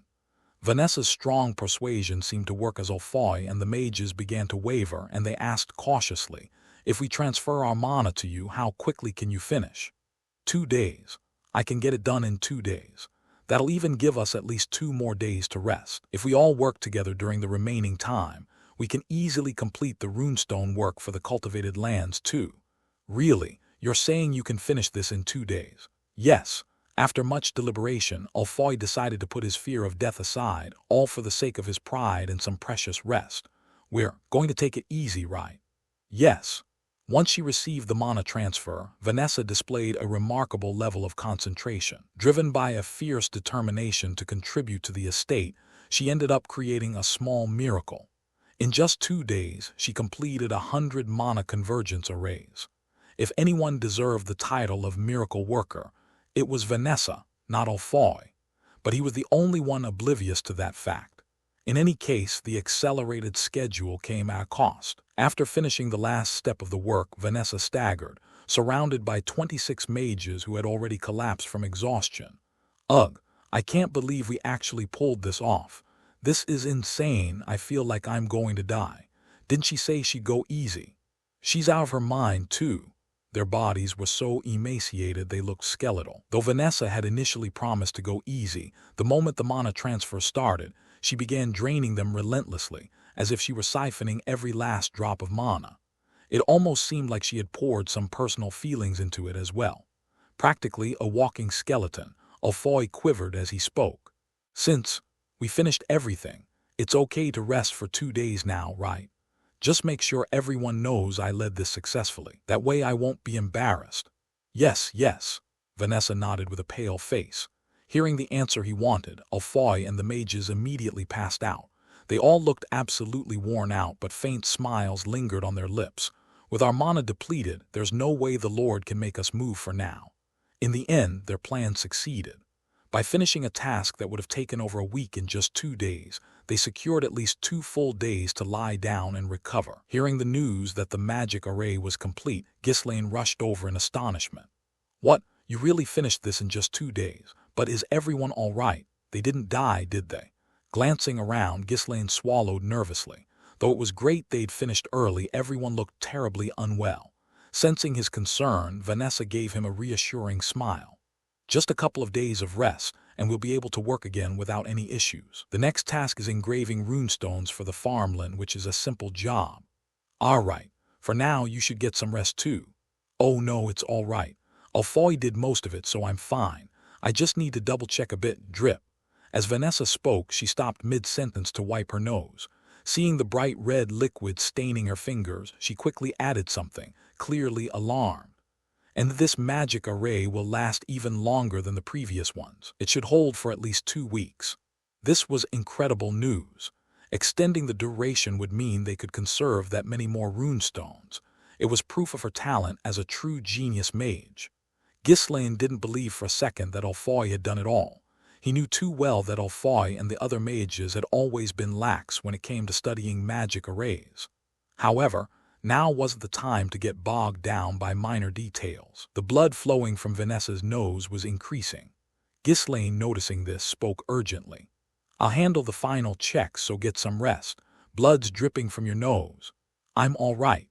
This is just from the sudden exposure to a high volume of mana and the strain of excessive mental focus causing some overload on my brain. The solution is... In the middle of her lengthy explanation, Vanessa suddenly lost consciousness and collapsed forward. Vanessa, Ghislaine caught her by the shoulders, stopping her from falling. Even though she'd reached the 6th circle, this had to be an immense task. Not only was mana scarce, but it had also drained her mental strength to an extraordinary degree. Still, Vanessa had pushed herself to the limit, driven by her desire to help the estate. Ah, really? Ghislaine gently patted Vanessa's back as she lay unconscious in his arms, chuckling softly. Ordinarily, she blended into the background, but in crucial moments she managed to achieve more than anyone. He was filled with gratitude, profoundly moved by her dedication. And regardless of their methods, he felt a sense of pride for Alfoy and the mages who had collapsed after risking themselves with that dangerous mana transfer. Even so, as the successor to the tower, he pulled through when it mattered. I'll have to give him a little something later. Ghislaine ordered the servants to carry the mages away and immediately summoned Jillian. You called for me, sir. Jillian, it's time to split the training and security duties into morning and afternoon shifts. Do you mean? Yes, we're starting a full restructuring. With a smile, Ghislaine turned his gaze forward. Before him stretched 100 magic arrays, glowing softly with a serene blue light. During the time it took to set up the mana concentration array, most of the mercenaries modified their contracts to lifelong commitments. Those who joined recently also swore allegiance to the Lord. With the promise of receiving instruction in a mana cultivation technique and even the possibility of a knightly title, there was little reason to refuse. Did you hear? There's a rumor that the Lord plans to teach us the family's mana cultivation technique. Oh, come on, that's ridiculous. The mana cultivation technique is the family's most guarded secret. Who would teach us that? Would you? Still, we're set to become part of the estate's forces. Maybe they'll at least teach us something useful. Yeah, they'll probably pick something that's easy enough for us to learn. Let's not get our hopes up too much, though. It'll take years of training anyway. The mercenaries eagerly anticipated the chance to learn mana cultivation techniques. There were rumors, though unconfirmed, continued to spread among them. However, that didn't mean they had no concerns. While the commoners were mostly unaware, the more seasoned mercenaries were confident that war would break out again soon. After all, Count Desmond, a Grand Lord, wouldn't just sit idly by after taking a hit from a small territory like Ferdium. Even so, the The mercenaries chose to stay in the Fenris estate, even if it meant risking their lives. The prospect of a knighthood and receiving a monocultivation technique made it worth the risk. But unlike the others who switched to lifelong contracts, Kaor and the Cerberus Mercenary Corps were still hesitating to make a decision. Damn it, what should we do? If we accept the offer, we'll be tied down here for the rest of our lives. Kaor scratched his head vigorously as he gathered his unit together. With his skill, he could probably obtain a knightly title anywhere he went. As a rare mercenary who had also trained in mana and was more skilled than most knights, he certainly had the qualifications. However, he didn't want to give up his freedom for the rigid life of a knight and had chosen to stay a mercenary. So, what about you all? They're asking us to make a decision before the mana concentration array is completed. At Kaor's question, a few members glanced around hesitantly before responding. Well, we will follow you, Captain. Not sure what's so great about a knighthood, though yeah, it does sound nice. And the mana cultivation technique, yeah, it'd be good to learn. But not everyone who tries actually succeeds, right? Well, maybe the Lord has some way to make it work. They too didn't put much hope in the rumor that they'd be taught the family's cultivation technique. They just hoped it would be better than the cheap, basic techniques found in the market. After all, handling mana was no easy feat, and most people couldn't even understand the basic techniques well enough to use them. Still, the Lord had always managed to pull off the most outlandish feats, so there was a faint hope that maybe he'd really managed to teach something worthwhile in an easy-to-understand way. It was just that this hope wasn't strong enough to suppress the underlying anxiety. Kaor glanced around, testing the lukewarm reactions of the members once more. Anyone who wants to stay behind can stay. Consider yourself out of the Cerberus Mercenary Corps. Even after he said that, none of the members stepped forward. After all, leaving the Cerberus Mercenary Corps wasn't simple. You'd have to leave at least a hand behind. Everyone understood that getting caught up in Kaor's words would only bring more trouble. You brats, you've got some loyalty. Right, without loyalty, a mercenary's nothing but a corpse. Just a corpse. At Kaor's words, the members lowered their heads slightly, hiding their expressions. It sounded like he was saying he'd turn them into corpses if they betrayed him. If anyone tries to leave, he'll lose it. He'd probably demand a hand, calling us traitors or whatever. But still staying here was kind of fun, though. As the faint mood of regret began to spread, Kaor clicked his tongue. In the past, he would have left immediately when offered a lifetime contract. But now, for some reason, he felt reluctant to just walk away. Why am I feeling like this? Did I get attached? No matter how he thought about it, there was no reason for him to feel attached. The Lord, Belinda, Jillian, Claudia, they were all strange people, every single one of them. Had hanging around with all these weirdos made him weird too. While Kaor was still agonizing over this unresolved dilemma, one of the members cautiously spoke up. Honestly, if we leave here, we'll just end up taking small jobs in the north again, won't we? That's right, just living freely while doing odd jobs here and there. But honestly, isn't it kind of fun here? The Lord is strange, but he's entertaining, right? That was an undeniable fact. The Fenris estate was a place that ran on a different wavelength compared to other estates. Ghislaine, the Lord, was completely different from other nobles. Sure, he could be reckless and act like a brute at times, but he was undeniably a fun person to be around. Seeing Kaor's expression urging him to continue, the members gathered up the courage to add more. At the very least, as long as we're here, it feels like we'll get to fight as much as we want. Isn't that better than just wasting away? He wasn't wrong. The second war with Desmond was practically on the horizon, and with Ghislaine's personality, it was clear that more conflicts would break out wherever he went. Not to mention, the second expedition to pioneer the Forest of Beasts was scheduled to take place soon. There was no place like Fenris when it came to a steady stream of big events. Seeing Kaor's intrigued expression, the member pressed on as if driving the point home. And if we're out taking jobs in the north, there's no rule that says we won't end up fighting against the Lord, right? If that happens, we'd have to join the other side and fight him. Think you could handle that? That might be a bit much. Kaor muttered without even realizing it. Fight against that lunatic of a lord. No one else scared him, but for some reason, Ghislaine gave him an uneasy feeling. Maybe it was because he'd been beaten to a pulp by him before, but Kaor's instincts recoiled at the thought of fighting him again. Still, It wasn't as if he could live without taking on thrilling, risky jobs. However, the idea of ever siding with Fenris again was almost laughable.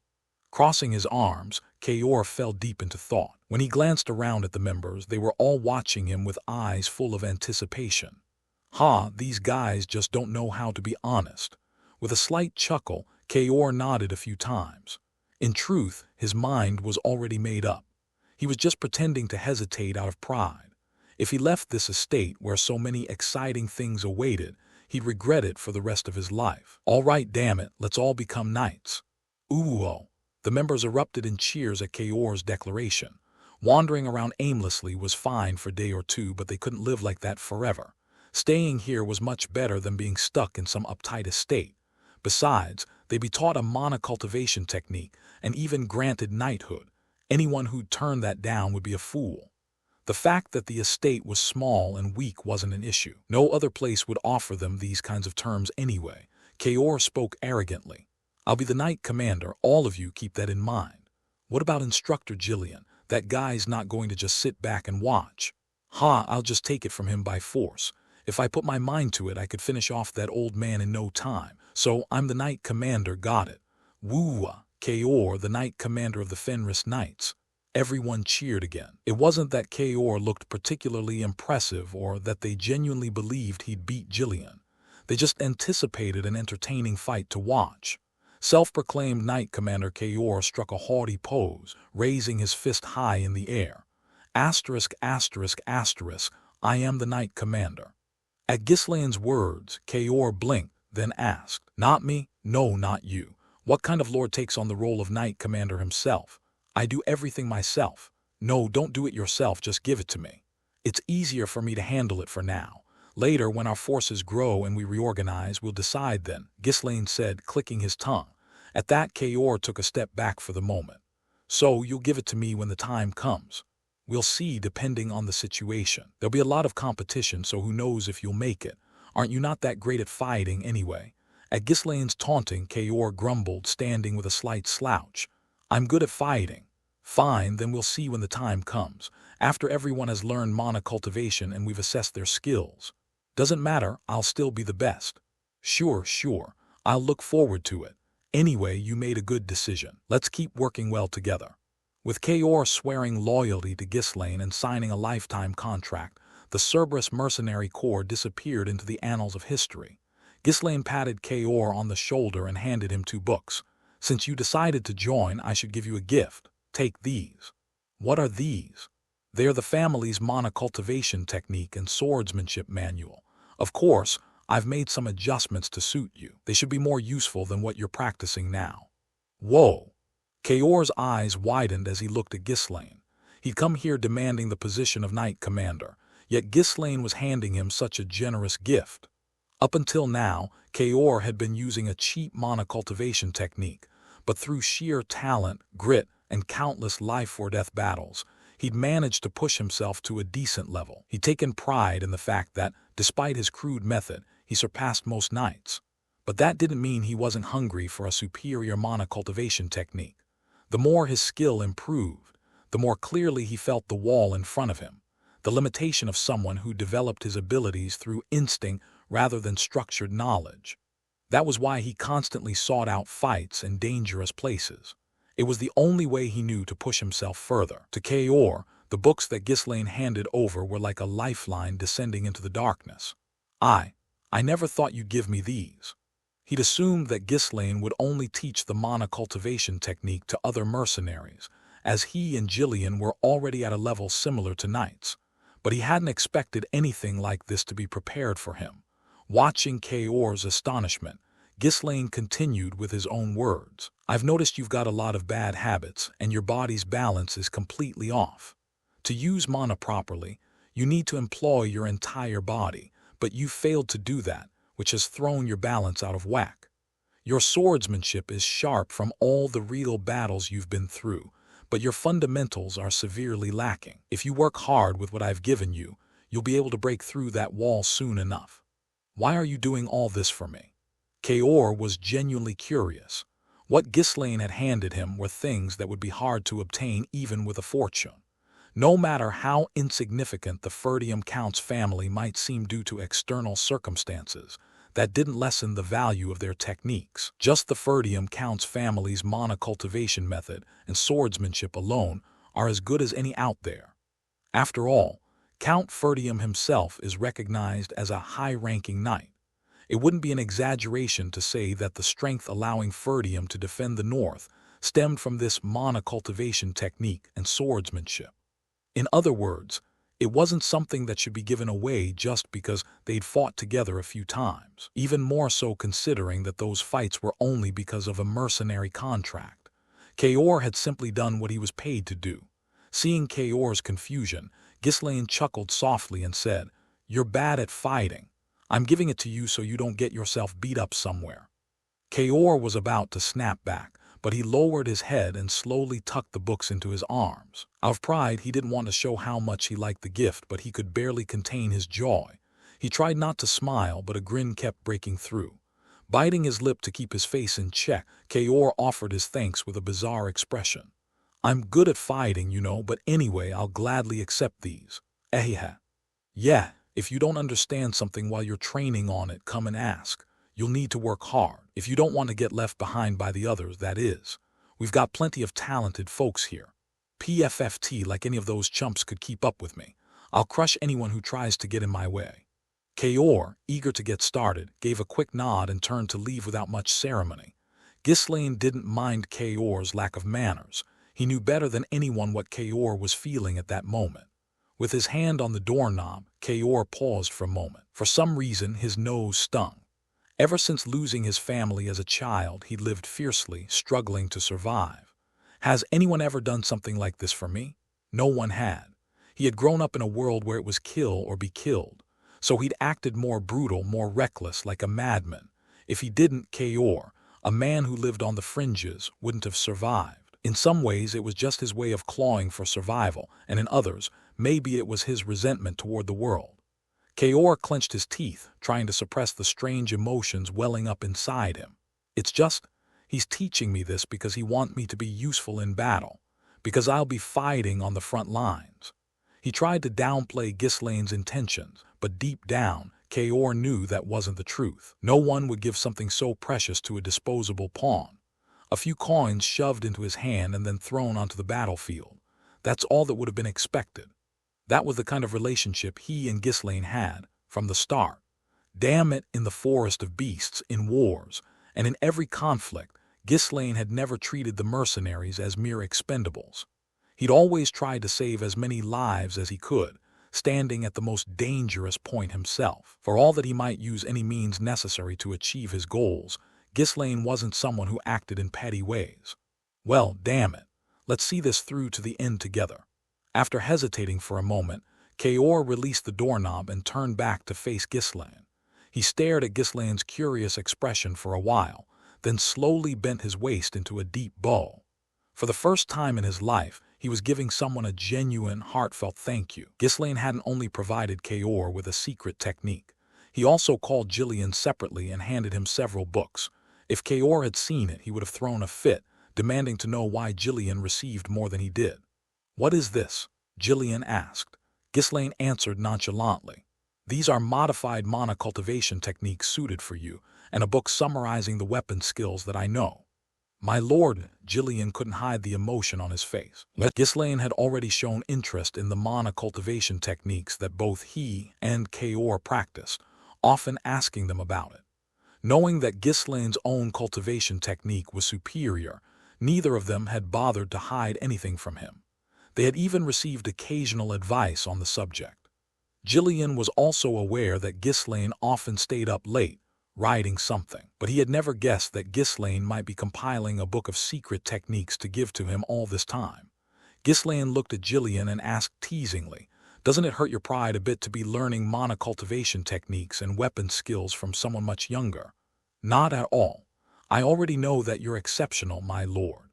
In this estate, Jillian was the one who had sparred with Ghislaine the most. There was no one else who could even be a match for him. After crossing swords with him a few times, Jillian had a vague understanding of just how high Ghislaine's level of enlightenment was, a realm far beyond his own. Occasionally, He was perplexed by Ghislaine's skill, which didn't match his age at all. Even the jokes Ghislaine would make about having died and come back to life were almost believable. Ghislaine nodded a few times before continuing. The mana cultivation technique you've been practicing isn't bad, so I just made a few adjustments to it. As for the weapon skills, there's no need to learn anything new. Just compare it to what you're already using and take only what feels useful. You're already forging your own path, Jillian. Ghislaine had been particularly meticulous while writing the books intended for Jillian. Over the years, Jillian had grown stronger by breaking through his limits multiple times. However, with the techniques he had built his foundation on deeply imprinted in his body and mind, adopting any new methods, even superior ones, had become challenging. So, Ghislaine had pondered how he could maximize Jillian's strengths and expand his limits. Thank you. For the first time in a long while, Jillian's heart was racing. I thought I'd let go of all ambition. He had retired long ago after reaching his limits. When he stepped down from his role as captain, he thought he'd abandon any lingering attachment to strength. However, the desire he thought he'd discarded flared up again the moment it found a spark. The Ratatosk Mercenary Corps, to which he had once belonged, was a group with a respectable history. As a result of its long-standing tradition, it had a mana cultivation technique that had been passed down for generations. The core leader and key members all learned this technique, and when they retired, they passed it down to the next generation. For something acquired by a mercenary corps, it was a fairly high-level mana cultivation technique. But it couldn't compare to what Ghislaine knew. It wasn't just the mana cultivation technique, either. The weapon skills Ghislaine had compiled were enough to make even the continent's most renowned knights envious. To think he'd give me such treasures. These were treasures that couldn't be obtained even by offering an entire fortress. Those who understood their value would be willing to risk their lives to obtain them. It was astonishing that Ghislaine handed over something so precious so casually, something he might hesitate to give even to his own blood relatives. But more than anything, Jillian was deeply moved that Ghislaine trusted him enough to give him such treasures. Carefully, Jillian packed the books and bowed his head. I'll master these as quickly as possible. I'll also increase the intensity of those thick-headed recruits' training. It'd be good to push those guys a bit harder, but as for you, Jillian, your current training is sufficient. Don't overdo it, Ghislaine said with concern. But Jillian shook his head. The war was on the horizon. Even if one more person grew stronger, even just a little, it would raise their chances of victory. With a determined glint in his eye, Jillian spoke. My role is to crush all of your enemies, my lord. I'm still not strong enough to do that. Truly, just having him by his side was reassuring. Ghislaine smiled a satisfied smile, like a well-fed lion. Asterisk, asterisk, asterisk, unlike the secret techniques he'd given to Jillian and Kaor. Ghislaine didn't hand anything specific to Belinda. Instead, he met with her and asked a question. How long has it been since you last trained? Since I've properly trained, I think it's been over 10 years. Why? When Ghislaine asked, Belinda responded with a look of exasperation.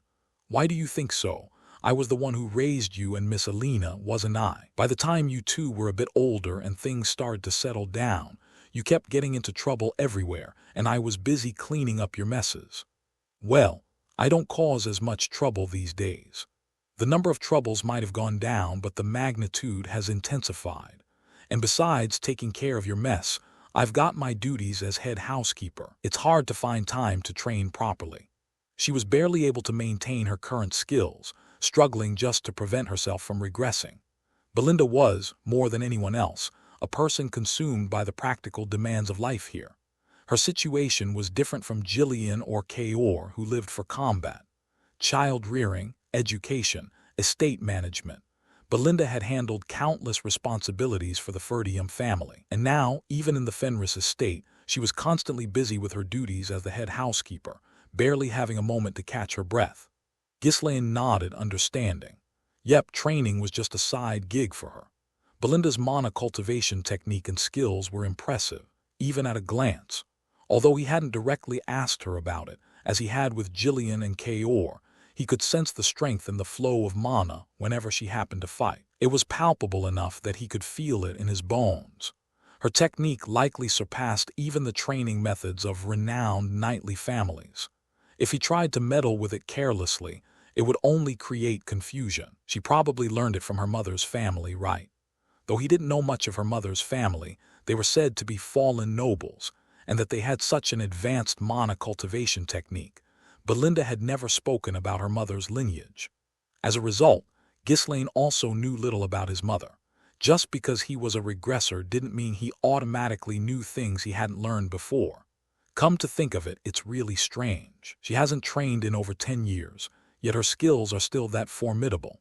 If Belinda had dedicated herself to continuous training, she'd probably be able to smack Kaor so hard with a single slap that his neck would snap.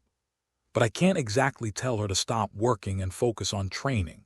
With Claude as the chief overseer and Belinda as the head housekeeper, the two of them were responsible for managing the estate's internal affairs. If even one of them abandoned their duties, the estate would fall into chaos. Looks like there's no choice but to throw some money at the problem. Ghislaine made up his mind and immediately summoned the mages and artisans. First, he arranged for a mana concentration array to be installed in Belinda's bedroom. It was a bit different from the ones he had prepared for others' training. To enhance its effectiveness and extend its duration, he poured several times the usual amount of runestones into the array, far more than a typical magic circle would require. He also had numerous bracelets crafted to aid in mana cultivation. The bracelets had a similar effect to the mana concentration array, though their efficiency was so poor that crafting them was generally a loss. Naturally, these also consumed an enormous amount of runestones. The mages were so stunned by the expense that they couldn't help but ask, "Who is all this for? Are you planning to give it to the mercenaries?" "No, it's for the housekeeper." "Isn't that a bit too much for one person? This surpasses the estate's annual budget by a wide margin." The housekeeper is an incredibly busy person. That's why we need to create the best environment possible so she can train whenever she has a spare moment. Ghislaine made a particular request to the artisans. "Engrave charnel on the bracelets, you know what I mean, right? And make the design match as closely as possible." My lord, if we make it, it'll just be a knockoff." "It's fine. It's not like we're going to sell it anywhere. I'm not that kind of person. This is just for the vibe, you know." "Understood." Receiving the gift that Ghislaine had prepared, Belinda was so happy that she was on the verge of tears. She'd always been worried about not having enough time to train. Now, she had her own mana concentration array, and even a bracelet to aid her mana cultivation. If she trained whenever she had a spare moment, her mana would gather much more quickly. These should help a bit with your mana cultivation. Make sure to fit in some physical training too, even if it's just for a short time. For now, this is the best that I can do." At Ghislaine's words, Belinda shook her head slightly. He said, "The best that I can do," but in her eyes it was more than enough, bordering on excessive. She felt deeply moved by Ghislaine's efforts for her. Why spend so much money on something like this? You should use it for the estate. Belinda, you've always been too busy looking after others, never able to properly focus on your own training. It's still not enough. Just hearing his words made her exhaustion and hardships feel like they were melting away. She recalled how troublesome he'd been as a child, and now, here he was, grown so responsible and dependable. If only the late Countess could see him now. Belinda wiped away a tear and spoke. "This bracelet, it's a knockoff, isn't it?" "Is it that obvious?" Ghislaine scratched his head awkwardly. Seeing him like that, Belinda shot him a slight glare before bursting into a bright smile. "Still, it's my favorite bracelet that I've ever received." To her, it was a gift more precious than any luxury in the world. Asterisk, asterisk, asterisk, aside from Belinda, Gillian, and Kaor, there was no one else Ghislaine needed to prepare special gifts for. The mages were already receiving ample support, and Fergus, due to his age, had been under Ghislaine's care for a long time. Now it was time to train the knights in training and the loyal followers from his previous life. Ghislaine stood before the gathered knights in training, addressing them with a serious expression. "What I'll be teaching you from now on isn't some cheap mana cultivation technique that you can find floating around. This is the mana cultivation technique of the Ferdium family, passed down over hundreds of years."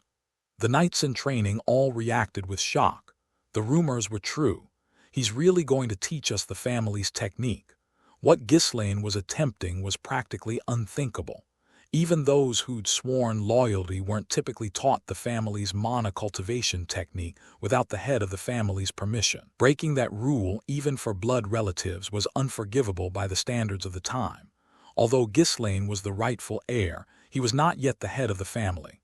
But the idea of teaching this technique to hundreds, not just a handful, was so unbelievable that it would have seemed more credible as a joke. One of the knights in training spoke up, his voice trembling. Is this for real? Are you really allowed to teach us the family's technique? Each noble family had a separate monocultivation technique they taught to their subordinates. It was a version markedly inferior to the original, but for people like these trainees, even that was more than they could have hoped for. For those who came from the lowest rungs of society, this was the maximum they thought they could ever aspire to. They had lived their lives knowing they should not even dream of anything beyond that.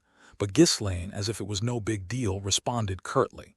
There's no reason I can't teach it. If I want to teach it, I'll teach it. But wouldn't that be dangerous for you if it became known outside? Dangerous. Losing in a war is more dangerous. To win, I need to make sure you all become strong first. He was right about needing every person to grow stronger. Still, it was an extreme measure. There was the risk of the technique leaking, and even worse, if any of them were to betray him and turn their swords against him. What would he do then? Seeing the doubtful looks on some faces, Ghislaine chuckled. I don't want any of you to die in battle either. Those who had fought alongside him since the forest of beasts bit their lips. They were the ones who had seen, up close, how Ghislaine had fought until now. They understood better than anyone that he meant what he said. In the somber atmosphere, Ghislaine smiled. And I want to keep fighting alongside you all in the future. At last, they understood. Their lord was offering them his trust first. These were people who had long been scorned for having the lowly job of selling their lives. Even those newly recruited by Ghislaine were no different. They had wanted to escape that life, but circumstances and their environment never allowed it. Yet here was their lord, giving them the very opportunity they had dreamed of. When you receive something, it's only right to give something back. Whether they are mercenaries or knights, that rule stays the same. One by one, they placed their fists over their hearts. As newly appointed knights, their posture was awkward and far from the proper etiquette, but their hearts were truer than anyone's. Kneeling slowly on one knee, they shouted with all their sincerity, "We pledge our loyalty." This was all they could offer Ghislaine, and to Ghislaine it was more than enough. Ghislaine felt inwardly satisfied as he observed the gazes of the knights in training. In their eyes, he could clearly see a firm determination and passion. It was evident that none of them wanted to miss this opportunity. Now they're ready.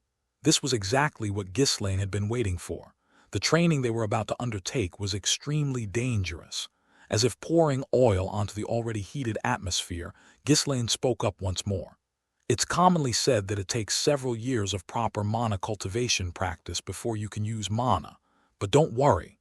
I'll explain it in a way you can understand easily. Within 2 months, you'll all be able to use mana. Unlike with his close aides, Ghislaine intended to personally oversee each of them. If he simply left them to figure it out on their own, they wouldn't understand, and it could take years. Only Ghislaine knew the method to drastically shorten that period. Woo-ah! Another enthusiastic cheer erupted. The mana concentration array merely helped them gather mana a little faster. Learning and using the family's mana cultivation technique was a completely different story. They had assumed it would take at least several years of training, but here he was, claiming they could do it in just 2 months. Hearing such unbelievable words repeatedly, they even started to doubt if this was a dream. Ghislaine folded his arms arrogantly and spoke confidently. It's entirely possible. That's because this is a specialized mana cultivation technique I personally refined. The previously heated atmosphere quickly cooled. They too had some basic knowledge. The family's mana cultivation technique had been refined over long years to minimize side effects. And now, a young lord claimed he had modified the technique according to his own whims. No matter how skilled their lord was, it was natural to feel some doubt. One misstep and they could end up dead. The knights in training glanced at each other nervously, showing signs of unease, but Ghislaine ignored it and continued. All right, let's get started. It's been a while since I last did this, so I'd prefer someone sturdy to go first. Right, Gordon, you're up. The first who got called was Gordon the Muscle, who recoiled and shook his head in panic. "Me, can't someone else go first? Weren't you the one complaining last time that it was unfair for Millet to go into the mana concentration array before you? This time, I'm letting you go first. Come on, step up." As Gordon hesitated and stepped forward, Ghislaine looked him up and down and nodded in satisfaction. If he's built up his muscles to this degree, he must at least have some level of endurance. Ghislaine placed his palm against Gordon's back as he sat on the ground. "All right, let's begin. I'm going to forcibly draw mana into your body and imprint it, so pay close attention to the path the mana takes." Understood. I'm not going to die or end up crippled, right? If you can't handle it, that could happen, but well, there's nothing we can do about that. Wait, are you serious? Hold on a second. Woo-'em. Before Gordon could escape, mana began to flow from Ghislaine's hand into his body. "Gah!" Gordon screamed as sharp, piercing pain sliced through him, as if a blade was tearing up his insides. Something gathered below his navel, then began to spread throughout his body. With each inch it traveled, an excruciating pain like his body was being ripped apart surged through him. "Ag! Wait. Stop wasting mana by yelling. Shut your mouth and endure it. Focus on how it's moving inside you and remember it. Vanessa held out just fine. Why are you whining already?" I can't do this, I can't. It hurts like hell." Shortcuts were called shortcuts for a reason. While they yielded quick results, they demanded an equally harsh price. Forcing mana into the body to create mana pathways came with overwhelming agony. Driven to madness by the pain, Gordon tried to stand up and flee. His newly forged loyalty was on the verge of shattering. But Ghislaine wasn't about to let that happen. He wrapped one arm around Gordon's neck to keep him from escaping and continued channeling mana into him with his other hand. To the others, it looked less like a lesson in mana cultivation and more like an attempt to kill him.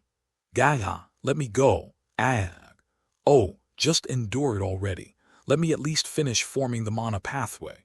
Ghislaine had expected Gordon to hold up better because of his bulky muscles, but his whining was relentless. Undeterred, Ghislaine kept pushing mana into Gordon's body, forcibly creating a mana pathway. "Gah! Cough. The pain was so intense that Gordon's eyes rolled back and he started coughing up blood. Still, Ghislaine didn't stop.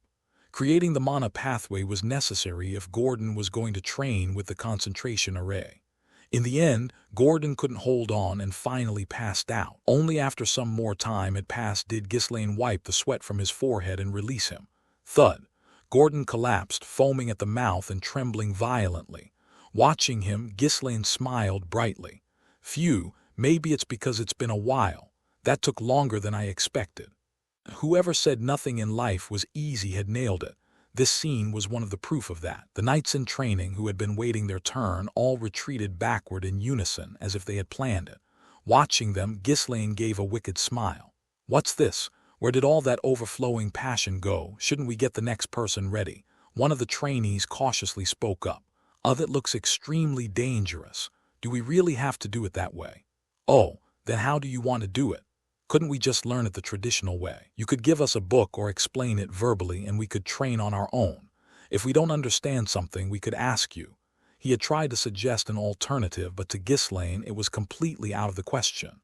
"What are you talking about? How long do you think it'll take if you learn that way? Do you plan on training for years? Besides, even if I explained it to you verbally, most of you wouldn't understand. That's why I'm showing you in a way that's easy to grasp." So that's what he meant by easy to grasp. The knights in training broke into a cold sweat. His words made sense in a way. Pain had a way of searing lessons deep into both body and mind. Creating mana pathways this way, by forcibly drilling them through, was indeed the fastest method. They understood that logically, but looking at Gordon lying there foaming at the mouth filled them with dread. As they stood there frozen, unable to do anything, Gordon's convulsions suddenly grew more severe. "Ugh, cough. Even in his unconscious state, he writhed in agony, repeatedly coughing up blood. The forcibly injected mana had wreaked havoc inside his body. To endure it, he needed to summon his willpower and absorb the flow, but it seemed he had failed from the very start.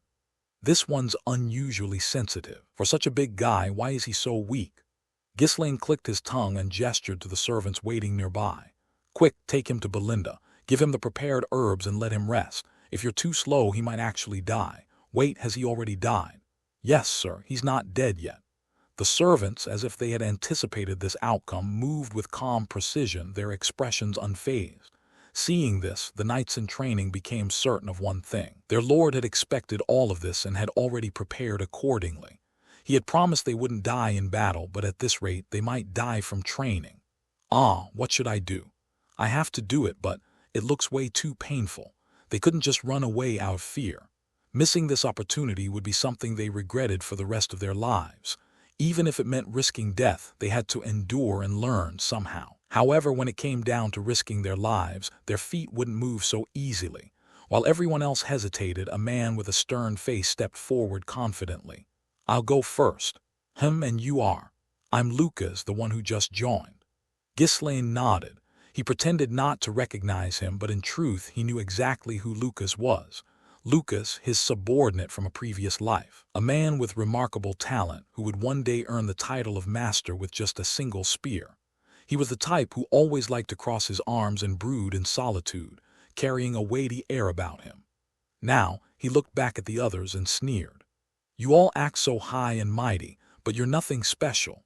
If enduring this kind of pain is all it takes to master a mana cultivation technique, it's a damn bargain, you cowardly bastards. You little. Ghislaine's veteran mercenaries, who had been with him a long time, flared their nostrils at Lucas' provocation. In situations like this one, who dares first often dictates the flow of leadership. There had already been tension brewing daily between the old mercenaries and the newcomers. And now, in that brief moment of hesitation, not only had a newcomer taken the lead, but he'd also taunted them. Watching the enraged faces around him, Lucas smirked even wider before plopping down in front of Ghislaine. I'm ready. Go ahead, my lord, give it all you've got. Amused by his composed attitude, Ghislaine smiled. As expected of Lucas, just the kind of man I chose. With a grin, Ghislaine placed his hand on Lucas's back. The moment he did, a bizarre scream echoed out. HRRRGH, ahog, hooer. I haven't even started yet. Ghislaine sighed. He had momentarily forgotten that there were hardly any normal people in his mercenary corps. Come to think of it, this guy was always the same, even in his past life, screaming bloody murder over the smallest scratch. Yet despite that, he loved to act all dignified, which only made it more amusing. Most likely, he had stepped up now just to look impressive, thinking he'd earned some points for bravery. Lucas scratched his head, giving a sheepish smile. Oh, we haven't started yet. Now we're starting, you lonely show-off, Lucas. Smack. Ahag. As the pain surged, Lucas let out another scream, forgetting entirely that he should be keeping his mouth shut. Just like Gordon had done before, he instinctively tried to get up and run, but with Ghislaine holding onto him, that was impossible. Ghislaine grabbed Lucas by the neck and whispered in his ear. Stay still. All those people are watching. Are you really going to whine and try to run? You hate looking embarrassed, don't you? Agah! With that, Lucas gritted his teeth. He despised being humiliated. He always wanted to look cool and impressive. I just want to live looking stylish and dignified. Fueled by that single-minded desire, he tried to endure, but this pain wasn't something that could be conquered so easily. In the end, Lucas lost consciousness. His mouth was foaming as he was carried away by the attendants. Ghislaine shook his head a few times, then sighed and said, Next. With Gordon down and Lucas also having collapsed, the atmosphere had shifted slightly from how it had been at first. While some were still hesitant, a few brave souls stepped forward. I'll go next. I was here first. Most of them were newcomers. They had abandoned everything and left their hometowns. They had nowhere to return to now. These were people desperate for a chance to become stronger, willing to risk their lives to achieve it. Seeing this, even the veteran mercenaries, not wanting to be outdone, rushed to step forward as well. No, I'm going next. Hey, move aside. What's with the newbies trying to take the lead? I'm going first. It was pure pride. None of them wanted the shame of being outshined by rookies. I was going to do it anyway. I just hesitated because it might hurt a little. Watching those who stepped forward with newfound boldness, Ghislaine finally looked satisfied. Good, much better than before. The opponents they would face in the future would be anything but easy. Even risking their lives in battle might not be enough. If they faltered from just this, they wouldn't stand a chance. Only those willing to risk their lives alongside him deserved to gain everything. We'll move quickly. Do whatever it takes to endure. Kaya. The knights in training who received Ghislaine's touch writhed in agony. They might have stepped forward with bravado, but sheer determination wasn't enough to endure this pain. Still, not all of them collapsed, foaming at the mouth or coughing up blood. Some gritted their teeth and forced their eyes open, enduring until the end. I expected this one to hold on, but that one's a bit surprising. Ghislaine narrowed his eyes. He had expected a few of his former life subordinates to withstand it, and as anticipated, they endured well. However, he hadn't expected any of the veteran mercenaries to hold their ground. It was a good start. While the majority collapsed foaming at the mouth, more people than expected managed to stay conscious. Some had endured out of obedience to Ghislaine's orders, while others clung to their pride to keep from blacking out. One thing was certain. Each of them had shed a layer and taken a step forward. Ugh, I feel like I'm gonna die. Is it over now? Groans echoed from all around. The attendants who had been urgently called in began carrying the fallen to the infirmary. Fortunately, not a single person had died. One of the knights in training, lying on a stretcher with a look of mixed pride and relief for having endured, turned to Ghislaine and asked, "It's all done now, right? I can use mana now, right?" Ghislaine wiped his nose and replied, "What are you talking about? Just by doing this once doesn't mean you can immediately use mana. Today was just a light initiation. To properly go down this path, you'll need to go through this a few more times. You'll also have to train in the concentration array and learn how to release mana." He had said they'd be able to use mana if they could endure, but he hadn't said it would happen after just one session. For the knight in training, Ghislaine's words were like a bolt from the blue. They'd have to go through this excruciating, potentially life-threatening ordeal again. No, not just once more, but several times. It felt like the sky was falling. "Just kill me now." Tears welling up in his eyes, the knight in training fainted on the spot. The knights in training grew more and more haggard by the day as they endured the agony of forcibly breaking through their mana channels. They came to a grim realization about why the Lord wasn't worried in the least about the risk of leakage. How could anyone teach this to someone else? I've never even heard of anyone being taught in this way. Even if you know how, it would likely kill the other person. Since the mana channels had been created by force, they had no way of understanding the method behind it. In other words, they were learning with their bodies, without a grasp of the theory. As the knights in training grew worn out, Ghislaine's complexion also darkened. He was struggling just as much as they were. As I thought, getting this done all at once isn't easy. Even though he seemed to be pushing through roughly, Ghislaine was carefully regulating his mana to ensure the knights in training didn't die in the process. Compared to his past life, his mana reserves were significantly reduced, so managing such a large number of people required careful attention to avoid any waste. Since he was depleting his mana to its very limits every single day, there was no way his body could stay unaffected. Should I extend the schedule? At this rate, I'll be the first one to drop dead. It got so bad that Ghislaine even considered giving up halfway. But every time he felt that urge, he would recall his previous life, hardening his resolve. There's nothing to gain from dragging this out. I need to treat every single day as a borrowed life. He couldn't allow himself to repeat the regrets of his past life. Gritting his teeth, Ghislaine focused on breaking through the mana channels of the knights in training.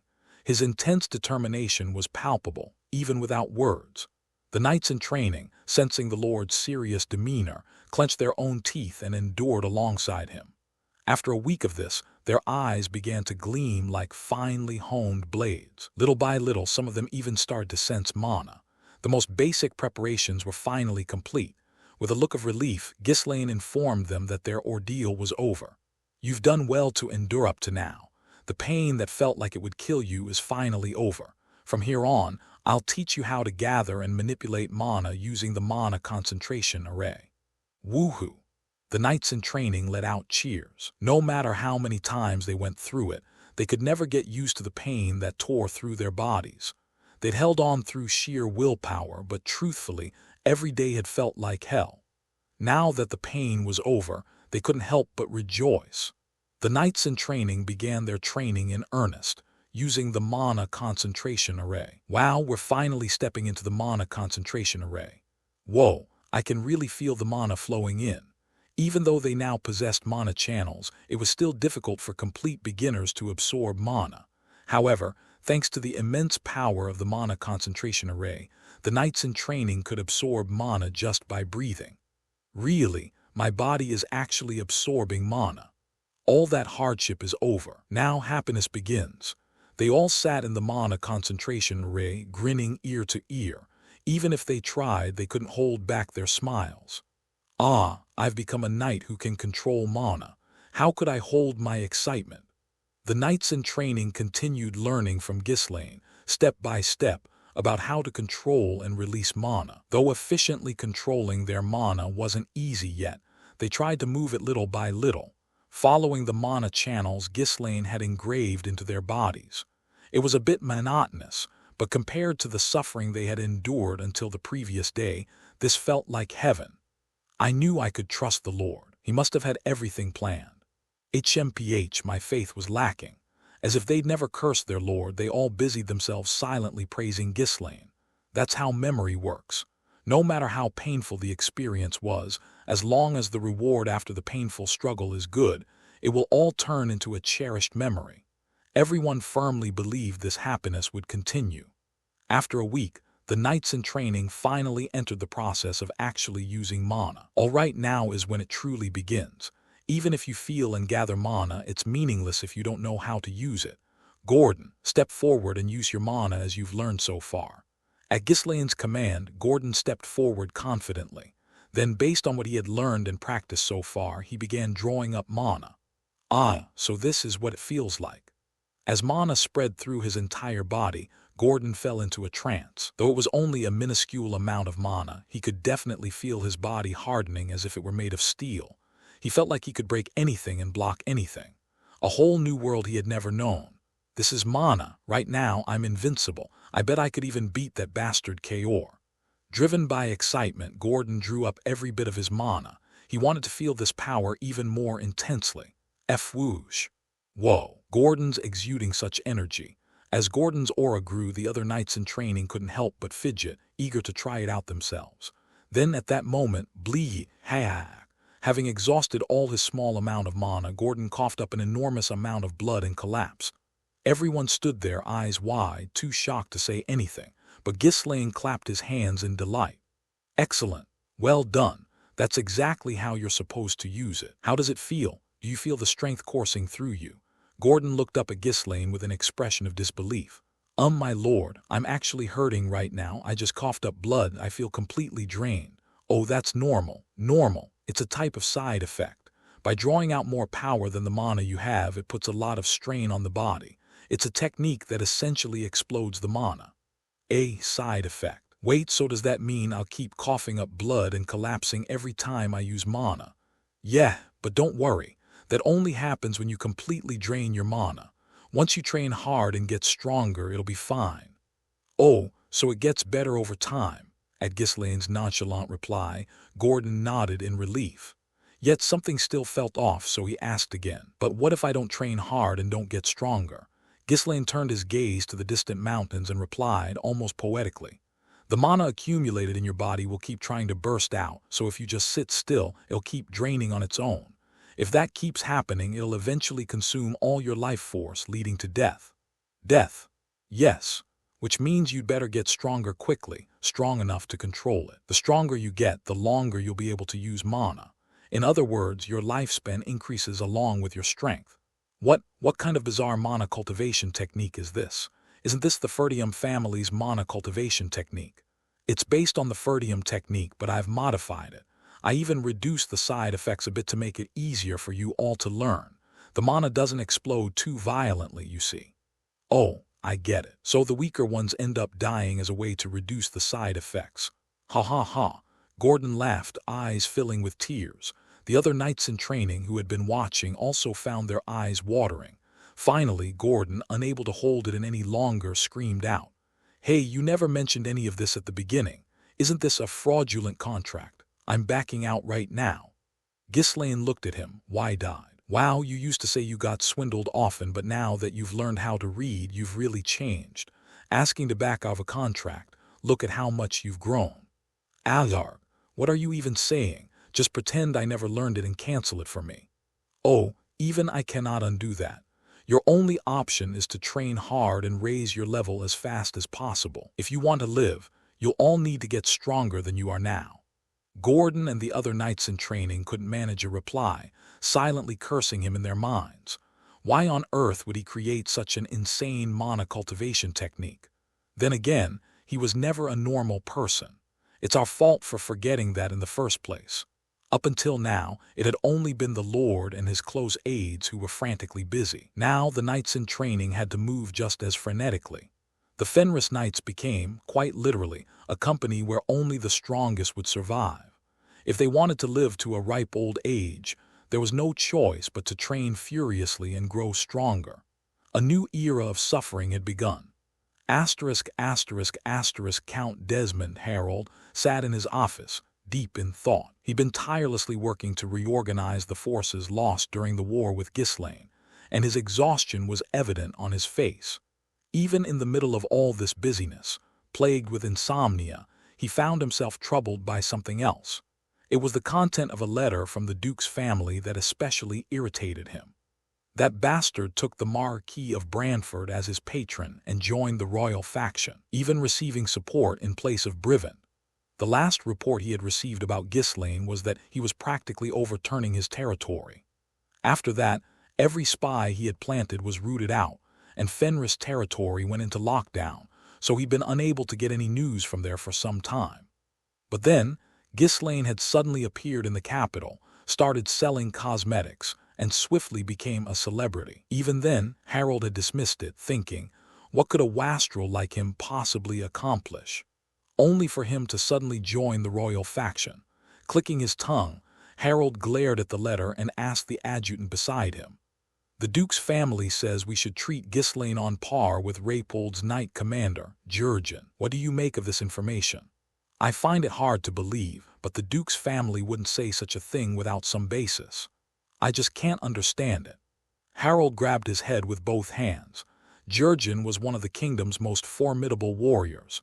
He hadn't earned the title of Northern Champion and the Knight Commander position of the great Rapolde for nothing. If the Duke's assessment was correct, it would explain why Victor had fallen to Ghislaine.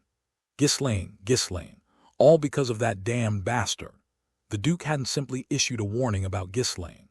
Along with criticism about failing to conduct a proper investigation on someone of this caliber, the Duke had also warned that this would be the final chance.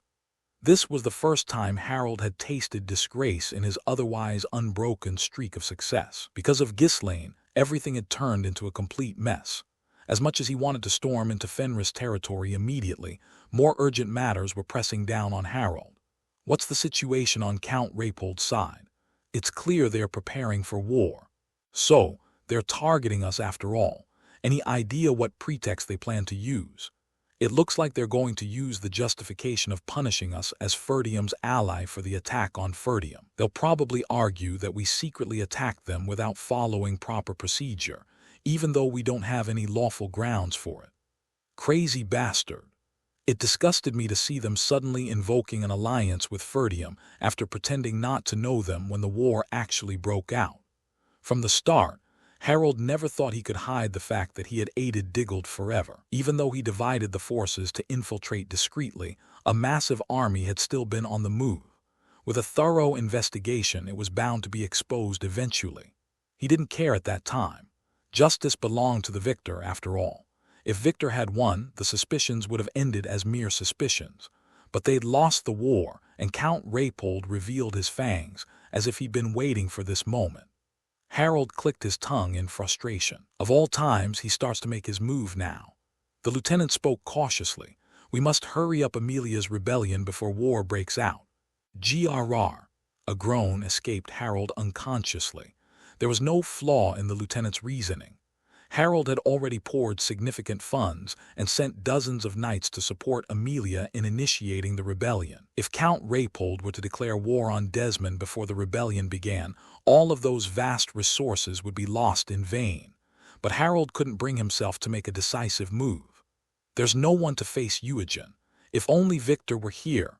Eugen, the knight commander of Rapolde known as the best sword of the north. Victor, whom Harold had groomed to face him, had died in the recent war. Without someone capable of directly confronting Eugen, Harold couldn't feel assured of the rebellion's success. If Amelia's rebellion failed this time, it wouldn't be Raypold, but the duchy that would take Harold's head. Already cautious by nature, he couldn't easily make a move, especially when his own life was at stake. Knowing the reason for his hesitation, the lieutenant continued the report in as objective a tone as possible. It's predicted that Raypold will be ready for war in 2 or 3 months. I know we're short on time, but if we fail, the risk is even greater. Tell Amelia to be thorough in her preparations. She says everything is already set. She's gathered all the subordinate factions scattered in the north, so once she gets the green light, she's ready to move. At those words, Harold raised an eyebrow. He knew Amelia was sharp, but he hadn't expected her to move as though she'd read and anticipated every shift on the board. HMPH, still as quick-witted as ever, that woman. Amelia has also sent a message. What is it? If it's Eugen that's troubling you, she says not to worry, that her side will handle it.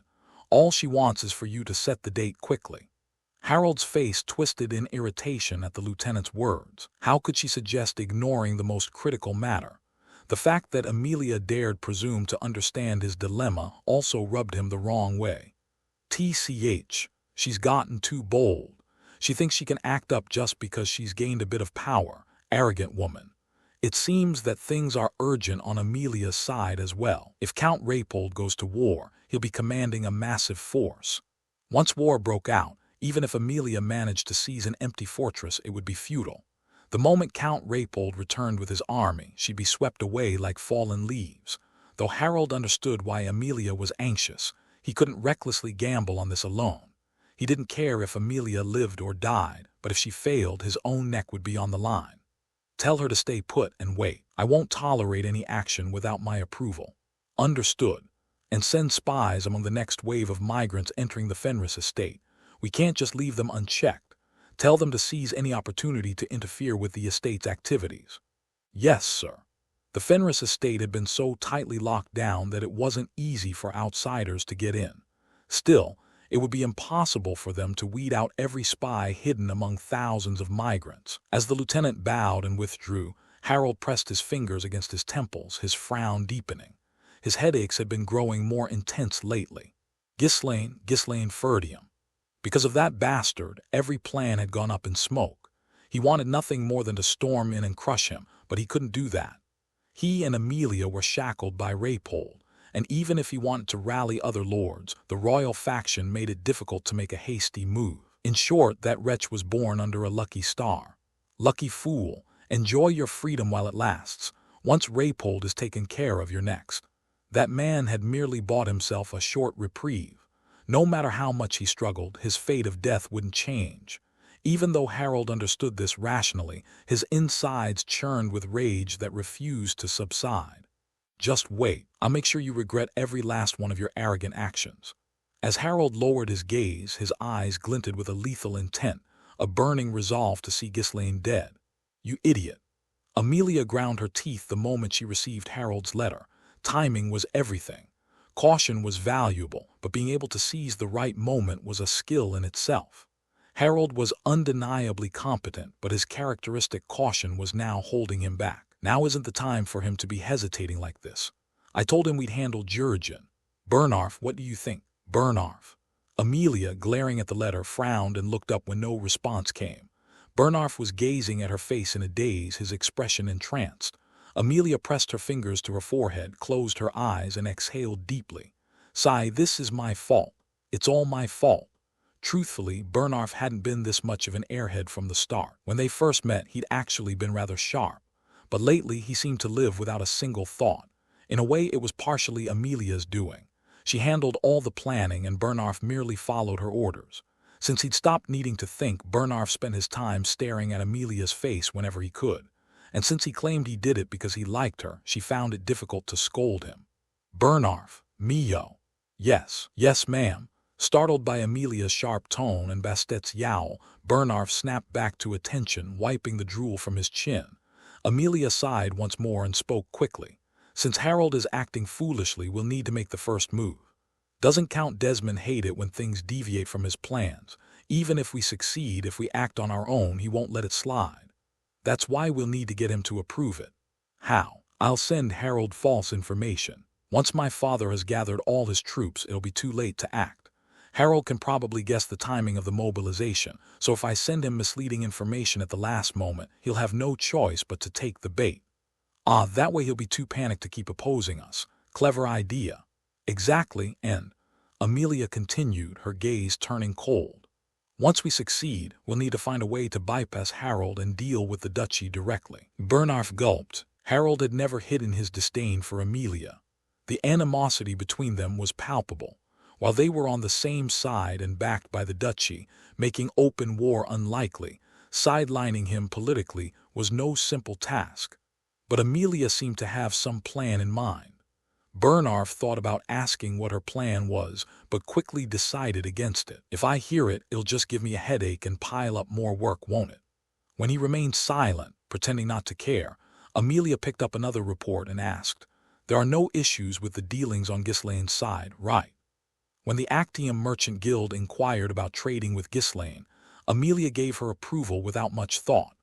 Right now, disrupting Ghislaine wasn't as important as ensuring the success of the rebellion and expanding the guild. She was the type who could readily join hands with the enemy if the need arose. Her question was merely a routine check, but Bernarf hesitated a little before responding. Yes, as expected, they're purchasing food, materials, and daily necessities, but they're consistently haggling down the price by exactly 1 gold each time. What? 1 gold, not hundreds of gold. Yes, just 1 gold. Why? I don't know. They're just demanding to have 1 gold knocked off every time. No more, no less. For a long moment, Amelia was speechless. Is this bastard trying to mess with me? In reality, this was something Claude was doing purely for his own amusement, but Amelia had no way of knowing that. Who could have guessed that a place like that estate would attract so many lunatics? Massaging her temples to ease the growing headache, she shook her head. Leave it be for now, and send someone to the capital to bring back a few of Ghislaine's cosmetics. What? The cosmetics? Why? Just want to see for myself. They say they are effective, so I might as well give them a try. Amelia had already gathered intel on Ghislaine's reputation from the duchy and events in the capital. It irritated her to think about him, but she couldn't deny that Ghislaine had risen in status to the point of gaining the Marquis of Bramford's backing. If I'd known he was that capable, I would have offered him 200,000 gold, not just 20,000. Annoying as he is, he's a lost asset. Amelia's words, carrying a strange nuance, made Bernarf glance at her uneasily. So, does that mean you're thinking of pursuing the engagement again? Amelia was someone who would go to any length to acquire what she wanted. If she truly regretted losing Ghislaine, she might consider reintroducing the engagement proposal. As Bernarf's voice trembled with unease, Amelia gave a slight chuckle. It couldn't have been easy for him to reveal his feelings so openly. No, forget it. Capable or not, he's still insufferable. I don't have any fondness for men who stand defiant before me. Besides, after a brief pause, Amelia spoke softly. There's no need to hurt my people over someone like him, is there? At her words, Bernarf's face lit up. His heart fluttered and a warm flush crept across his cheeks. It was something she only said on rare occasions, but the phrase "my people" somehow felt like it was meant especially for him. Amelia took her seat, holding Bastet in her arms, and poured wine into her glass. What are you waiting for? Get moving. Make sure the preparations for the grand operation are flawless. Yes, ma'am. Understood. With a brightened expression, Bernarf gave her a salute and withdrew. Watching him leave, practically brimming with excitement, Amelia shook her head. Could it make him that happy? Really, Bastet, what do you think? Meow. Bastet responded with a pleasant purr, rubbing its head against her chest. With an unreadable smile, Amelia savored her wine. Having just finished training the knights in training, Ghislaine didn't allow himself a moment's rest before pressing Claude. He was in a rush to execute the next stage of his plan. Have the slavers made contact yet? What's the holdup? Those guys didn't just run off with my money, did they? You asked the same thing yesterday. They sent word that it would take more time. With the prices as high as they are, it seems they're moving cautiously. Transporting even a single non-human slave was costly. They were prime targets for bandits and rival lords alike. Just capturing one could mean a significant payoff, so their interest was understandable. Consequently, the slavers had no choice but to take extreme precautions escorting the slaves. And the non-human slaves Ghislaine had requested weren't just one or two individuals. With slaves being gathered from numerous branches, delays were inevitable. That's why I specifically told them to gather the dwarves first and send them ahead, even if it meant putting off the other slaves. Well, sigh. These guys live off their reputation. I'm sure they'll come through. They'll arrive soon. Claude, suppressing the urge to retort, tried to reassure the grumbling Ghislaine. Send someone to check how far along they are and hurry them up. We don't have time.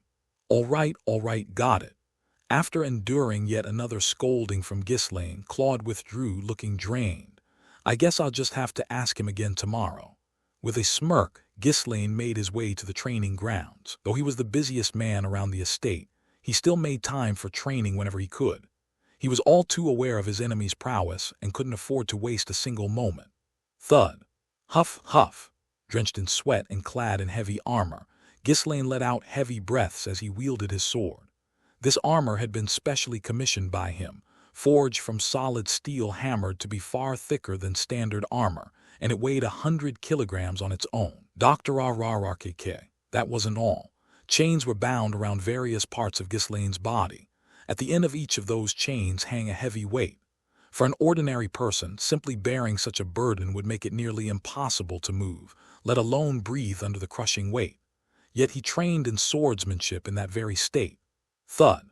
With every step the ground trembled and a deep, heavy sound echoed all around. Ghislaine slowly swung his sword, feeling the overwhelming weight pressing down on his entire body. Even a single swing was made with meticulous precision. Anything less wasn't training. It would merely be self-inflicted torment. SSSHHHK. He focused even on the slightest movement of his fingertips, moving his sword with unwavering precision to its optimal position. Once one movement was complete, he immediately transitioned to the next, and if there was even the slightest imbalance, he repeated the movement dozens, even hundreds of times. This was a training method that no ordinary person could replicate, but for Ghislaine it was simply part of his daily regimen. Through such efforts, he had pushed beyond his natural talents and shattered his own limits. Once more. GRRRK. Pain surged through him with every movement. His muscles seemed to scream under the weight, unable to withstand it. Endure. Ghislaine gritted his teeth and forced himself to bear it. He knew that, through the tearing and healing of his muscles, they would grow tougher and more resilient. Moreover, thanks to the regenerative powers he had gained since his regression, most wounds healed in an instant. This meant that even at this very moment, Ghislaine's body was growing at an incredible pace. Of course, as the injuries increased in size and number, so did the amount of mana required for healing. But Ghislaine managed his training alongside his duties, handling matters within the estate during the time it took his fatigued body to recover. He knew that if he relied solely on his regenerative abilities without rest, his body would eventually break down, so Ghislaine always pushed himself only to the very brink. The accumulation of his experiences instinctively told him when and where to stop for maximum effectiveness. Just a little more. However, as effective as it was, this was a grueling training method that required resilience and mental fortitude beyond the ordinary. Whenever he felt like stopping and giving up, Ghislaine reminded himself of why he needed to grow stronger, relentlessly pushing himself onward. In his previous life, he had endured all pain with his teeth clenched, driven solely by the desire for revenge. And now, a vow to protect what was precious to him supported him. Countless enemies lay in wait, targeting him. The first adversary he had to face, Harold Desmond. To seize control over the North, a clash with Harold would be unavoidable. Conversely, Harold too would aim for Ghislaine, driven by his ambition to rule the North. But for now, Harold was in no position to make any moves, just a limitation which only fueled his resentment. And then, there was Amelia Raypold, likely forging with her own schemes against Ghislaine. Amelia herself was the linchpin in the conquest of the North, a double-edged sword. In terms of sheer potential, she could prove even more dangerous than Harold, but eliminating her now would be unwise. Going after Amelia at this point would only prove disadvantageous. It was far better to draw the enemy's attention toward her, buying precious time in the process. If she couldn't be removed, he'd have to make use of her as much as possible. In his past life, while crushing Raypold, Ghislaine had stumbled upon Amelia's ambitions and plans by chance. If he could leverage that knowledge skillfully, it could become a decisive factor in the battles ahead. Eliminating her could wait until after that. Those two aren't the only enemies I have. Even if he managed to defeat them, there were far more dangerous foes lurking behind them. For now, there was the Delphine Duchy. As the most powerful faction within the kingdom, the Duke's faction was also an unavoidable enemy for Ghislaine. Raoul and Count Balzac had clearly identified him as a significant threat. And Aiden. In his past life, Aiden had ascended to the ranks of the continent's top 7, eventually driving the King of Mercenaries, another of the 7, to his death. Aiden would eventually come after him, bringing along the mysterious, powerful individuals that he calls as his allies. I have to reach the heights of my previous life as quickly as possible. To face so many enemies, he needed formidable strength. Claiming Count Cabaldi's territory and securing iron ore was merely laying the foundation for these inevitable battles. If I grow stronger, I can save even one more person. That was why Ghislaine couldn't afford to abandon this painful training. The monocultivation technique he practiced boasted explosive power. Though it had a drawback of limited control due to its instability, that issue had been significantly mitigated by his ingestion of the blood python's venom. Now it was time to train his body to endure that explosive power. Hoo-hoo! He swung his sword once more. He could feel the strain as his muscles, pushed to their limits, began to tear. It's regrettable, but I'll have to stop here for today. As he set his sword down and took a brief moment to catch his breath, his regenerative power quickly went to work, mending the torn muscles. He gritted his teeth against the pain, all the while clicking his tongue in mild frustration. He found himself missing the custom training space he'd created during his days as the King of Mercenaries, where he'd even hired a mage to assist him. If he could utilize an environment where the very space itself was heavy enough to stimulate every muscle, his training would be vastly more efficient. I'll have to ask Vanessa to set up a wide-range gravity spell later. Thus he trained Claude relentlessly, tore his muscles, sorted through documents, and then drove Claude even harder, all while waiting.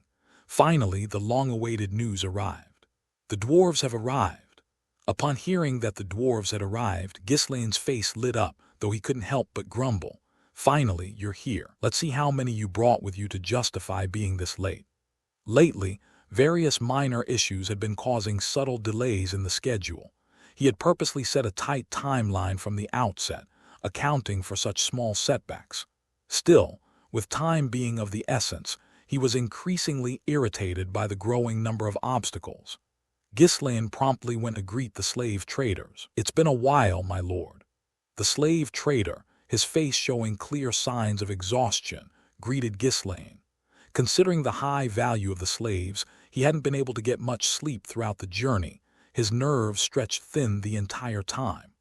On top of that, Ghislaine had been persistently badgering him about their arrival, to the point where he felt like he was losing his mind. Ugh, I wonder how much more he'll push us next time. This wasn't the end of their dealings. Just the thought of being harassed by the Lord again when transporting the remaining slaves made him feel like he's going to faint. After briefly acknowledging the slave trader's greeting, Ghislaine went straight to inspect the dwarves. Oh, there were no fewer than 100 dwarven slaves. Despite their small stature, they had sturdy, muscular builds and looked around with surly expressions. The slave trader, speaking with a hint of concern, asked, "But can you really keep them under control? Dwarves don't only use hammers for smithing. With so many of them gathered, it could be dangerous." At the moment, all of them were restrained with handcuffs and shackles. But to make them work, those bindings would have to be removed. That was the concern the slave trader was raising. If this many dwarves took up weapons and resisted all at once, the damage could be significant. However, Ghislaine waved it off with a nonchalant expression. It's fine. We'll handle it all." The slave trader looked around, trying to understand Ghislaine's confidence. Does he mean to control them with the estate's forces? But the scene that greeted the slave trader as he observed the Fenris knights was deeply unsettling. Cough, cough, erg. They looked so emaciated they appeared skeletal, as if even lifting a weapon would be a struggle. Some knights coughed relentlessly, their exertion so severe that it brought on nosebleeds. They all seemed sick. Calling them a fighting force was a stretch. They looked more like an infirmary ward. Is the Lord here a necromancer? If he'd pulled corpses from graves and revived them, this would be the exact result. With the estate's forces in this state, he felt his own mercenary forces could easily take control of the entire territory. I wonder if I'll even get my money. Is this place on the verge of collapse? Growing uneasy, the slave trader asked urgently, "My lord, have you prepared the payment?" "Oh, of course, I don't skip out on payments," Ghislaine replied confidently, motioning to Claude. Claude opened a massive chest, revealing it was filled to the brim with gold coins. The slave trader quickly pulled a few coins out to verify their authenticity, then loaded the chest onto his carriage. "Good, then I'll be off." "All right, don't go too far, and next time I'd like you to come faster." "Ah, yes, of course. I'll come as quickly as possible," the slave trader answered with genuine sincerity. "Looking at those so-called knights he's got, this estate is going to crumble soon. That's certain. Even the Marquis of Brantford wouldn't be able to protect a territory like this. I'd better wrap things up and collect my remaining dues before some other territory sweeps in." Still, Ghislaine was a valuable client, so he offered one last piece of advice before leaving. "Dwarves have a lot of pride. They may technically be slaves, but you shouldn't treat them carelessly, understand?" Ghislaine nodded in agreement. "I know. They are notoriously hard to manage.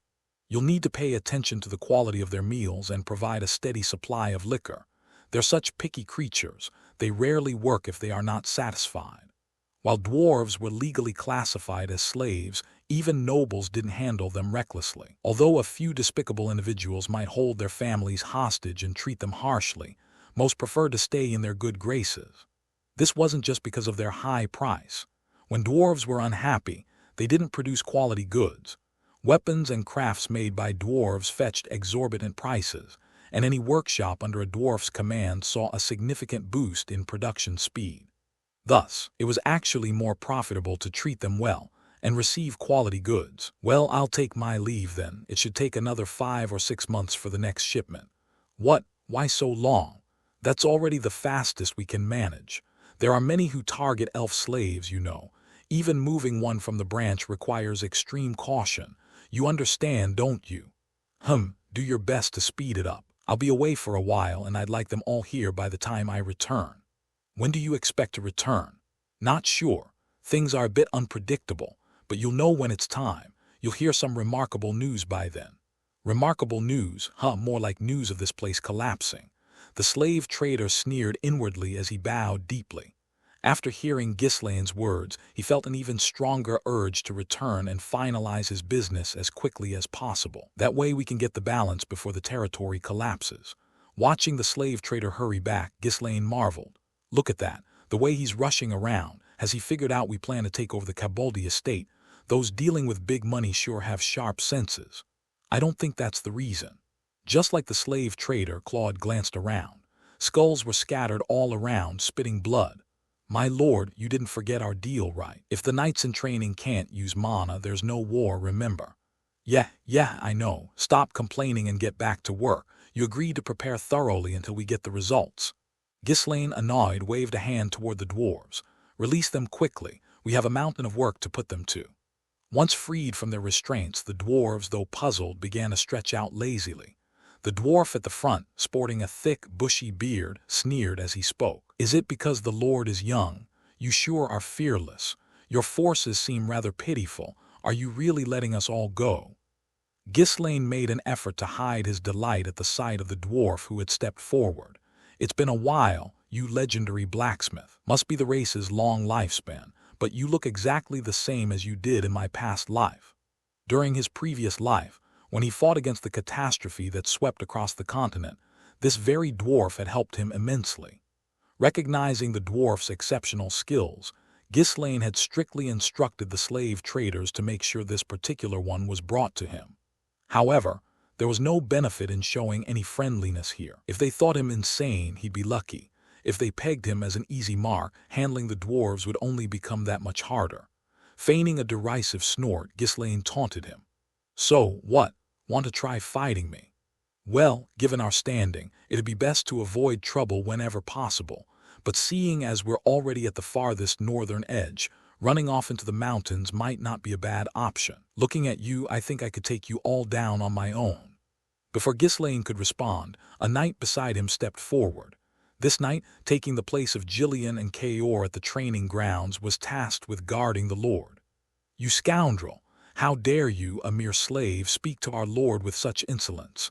Kneel down and apologize at once, or, ugh." Cough. The knight, a former mercenary, began to cough up blood and fell to his knees before he could even finish. Having aimed to flaunt his newfound status as a knight, his body was clearly not yet up to the task. The dwarves remained silent, unable to find words. This estate seemed profoundly strange. Ghislaine sighed, rubbing his temples. "Take him away and let him rest."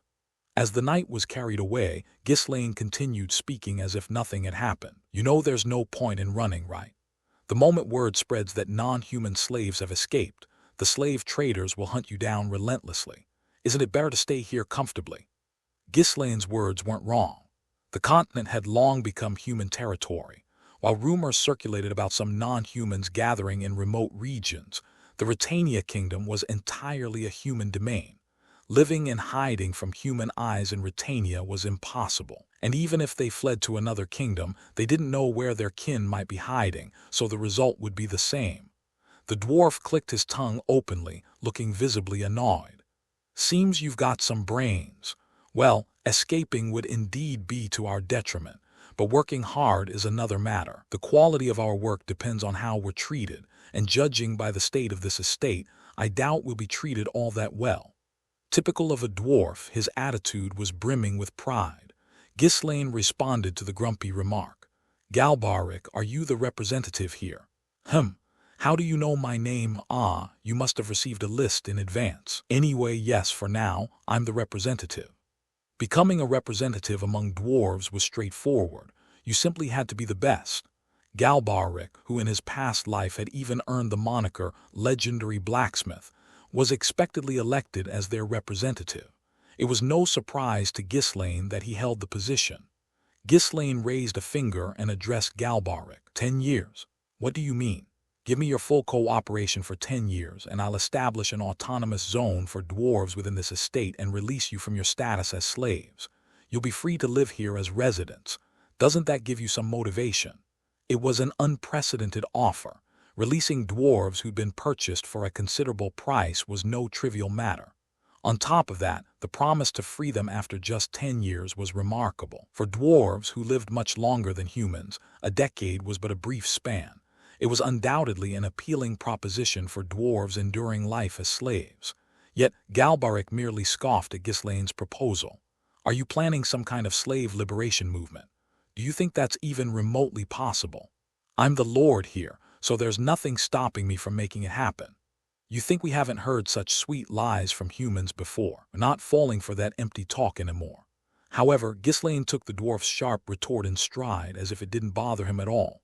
"Even if I were lying, the worst that happens is that nothing changes from how things are now. You've got nothing to lose by trusting me. Ever heard that fortune favors the bold? TCH, what nonsense." At Ghislaine's brazen response, Galbaric scoffed and gritted his teeth. "Don't spout nonsense. We're slaves, you understand. The kingdom's law defines us as such. Just because some rural lord decides not to treat us like slaves doesn't mean the entire kingdom will change its views." "Ah, the kingdom's law, right? What's the big deal about it? It's just something people came up with. If needed, it can be changed. Leave it to me. I'm not someone who breaks promises." Anyone overhearing could easily accuse him of treason for those words. Galbaric glanced around, alarmed. The people beside the lord seemed so used to his antics that they all stared blankly at the sky, acting as if they hadn't heard a word. Is this guy insane? Ghislaine shrugged at Galbaric's stunned expression.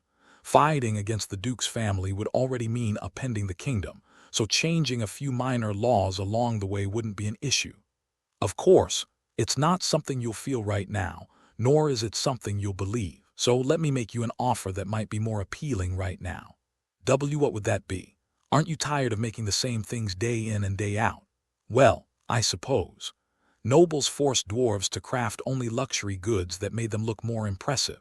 To the dwarves, who valued both artistry and practicality, it was nothing short of torture.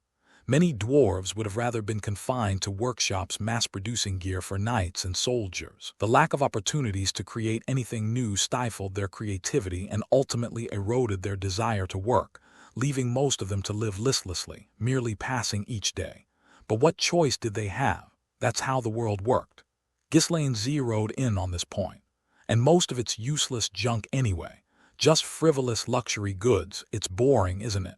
So what are you suggesting? That we make gear instead of luxury items? Galbaric glanced at the knights still struggling to stand on their feet. Well, they certainly look like they could use some better equipment. Making weapons and armor was far preferable to crafting useless trinkets. Watching a knight make a name for himself wielding a weapon he crafted was one of the joys of being an artisan. At the thought, a faint, bitter smile appeared on the faces of several dwarves. Ghislaine nodded several times. Of course, you'll make plenty of weapons, but that's not all. If it's not just that, then what else? Ghislaine tapped his forehead, grinning. My head is full of interesting ideas, things that have never been seen in the world before. You'll be satisfied once you see them. Ha ha ha, Galbaric heartily laughed. Ghislaine's confident tone struck him as both endearing and absurd. Listen, Lord, you might not know this yet because you're young, but a concept without a blueprint is just a fantasy. And even if we could make it, an impractical object is the same as useless. Galbaric's words were met with laughter from the other dwarves. Exactly, nobles always have endless requests without knowing anything properly themselves. One noble once asked me to make a tool that could extract the medicinal properties of herbs. I told him to just buy a potion. What am I, an alchemist? The lord where I used to work asked if I could expand his land to fit more residences. I mean, what am I, a god? How would I go about making more land? There was also a noble who asked for a magically powered plow to increase the harvest. I mean, what good would that do? The soil and seeds are terrible in the first place. The dwarves clicked their tongues as they criticized the nobles they dealt with before. Galbaric shrugged as he looked back at Ghislaine. We despise making useless things. Whatever you had in mind, Lord, it's probably no better than a toy. As Galbaric finished speaking, a heavy silence fell over the room. Everyone stared at him, blinking in silence. Ahem. Aside from a barely audible cough from one knight, there was no sound. Caught off guard by their inexplicable reaction, Galbaric looked around, slightly flustered. What? Why? Why is everyone looking at me like that? Did I say something strange? Man, this estate is really peculiar. Ghislaine chuckled as he watched Galbaric. Maybe you've been around humans too long. You spout all this talk about craftsmanship and artistic spirit, yet your way of thinking is even more rigid than humans. Do you think you can create true works of art with that kind of imagination? What did you just say? Don't get me wrong, I get it. Doing the same tasks every day makes you unconsciously think that's all you're capable of. What are you talking about? But with that mindset, you're no more than a skilled technician, aren't you? How dare you insult us? The dwarves were infuriated. They believed no other race could rival their skills. Even in servitude, their expertise meant that no one dared treat them carelessly. Yet, this young lord before them genuinely seemed to regard them as a joke. Quiet down, all of you. I'm the representative here. Silencing the dwarves with a sharp shout, Galbaric glared at Ghislaine. Do not trample on our pride, Lord. Such words will do you no good. Indeed, the dwarves were a fiercely prideful race. Though they accepted their status as slaves, they refused to tolerate being treated like they were worthless. If you want decent weaponry, you'd better change your attitude toward us. Ignoring the sharp gazes of the dwarves, Ghislaine curled his finger, motioning them over. Follow me. I'll show you something interesting. The dwarves, having missed the moment to get angry, hesitated briefly before following Ghislaine. He led them to an enormous workshop. This is... The dwarves looked around in wonder as they arrived. The air was thick with a pleasant fragrance mingling with the smell of herbs. Between the massive pieces of equipment filling the workshop, people dressed in white work clothes and masks bustled around, busy at their tasks. It's a workshop for making cosmetics, specifically skincare cream. Cosmetics. The dwarves tilted their heads at Ghislaine's words. They knew what cosmetics were, a type of luxury item that nobles fussed over more than their meals. But here in this rural estate they were actually producing such high-end products. Seeing their bewilderment, Ghislaine continued his explanation. The cosmetics from our estate are known as the best in the kingdom. They're flying off the shelves in the capital right now. With that massive revenue, I was able to buy you guys. What, so you brought us here just to flaunt your wealth? Yep. Tusk. Your minds are so locked up. Just look closely. I'm giving you a special glimpse into how they're making these cosmetics with those tools. Finally snapping out of it, the dwarves began to carefully examine the interior of the workshop. After studying the cosmetic-making equipment for quite some time, their faces gradually turned pale. Some even began trembling. How did they come up with this? They're truly drawing out the maximum benefits of these herbs. This is actually possible. Dwarves were often considered a race as close to godly as one could get when it came to craftsmanship. A mere glance at the equipment was enough for them to quickly grasp its intended use and the effects it produced. They could even deduce the roles of the various magic circles engraved on the equipment from its overall structure. They'd had plenty of experience working with wizards while under noble patrons. Excited, the dwarves soon gathered in a huddle, launching into a lively discussion. Indeed, by applying heat momentarily, they can create a concentrated extract while minimizing the destruction of active ingredients. Are the impurities handled separately? This filter's a bit lacking. If they drilled several smaller holes instead of one larger one, it'd be more effective. So, they're using rapid cooling here to achieve this formulation. The setup might be crude, but the concept is absolutely brilliant. The dwarves, faces flushed with excitement, all turned to Ghislaine and shouted in unison. No way does something like this really exist.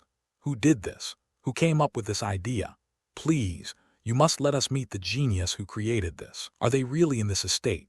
As the dwarves' genuine enthusiasm heated the air, Ghislaine pointed his thumb at himself. Galbaric, eyes wide as saucers, stammered. The Lord created this. Indeed, it all came from this mind right here. It wasn't a lie. While it was knowledge copied from the future, it had come from Ghislaine's mind after all. The dwarves, thoroughly convinced by his confident stance, bought it completely. A few of the dwarves, faces still flushed, spoke urgently. Let me please improve this. With a few tweaks, I could increase its efficiency several times over. My lord, just looking at it is driving me mad with ideas. Please. The dwarves were frustrated. How could someone capable of such brilliant ideas be satisfied with such crude equipment? Seeing the dwarves bursting with motivation, Ghislaine nodded in satisfaction. Looks like your brains are finally starting to work. That's exactly the attitude I was hoping for. So you think you can increase production? Absolutely, just leave it to us. We'll get it to at least double the output. However, it seems there are still some among you who don't feel like working. Not all had swallowed their pride. About half of the dwarves, including Galbaric, still stood stiffly, arms crossed. They too had been quietly impressed by the workshop equipment, but they weren't about to lose face by backing down in a power struggle with the Lord.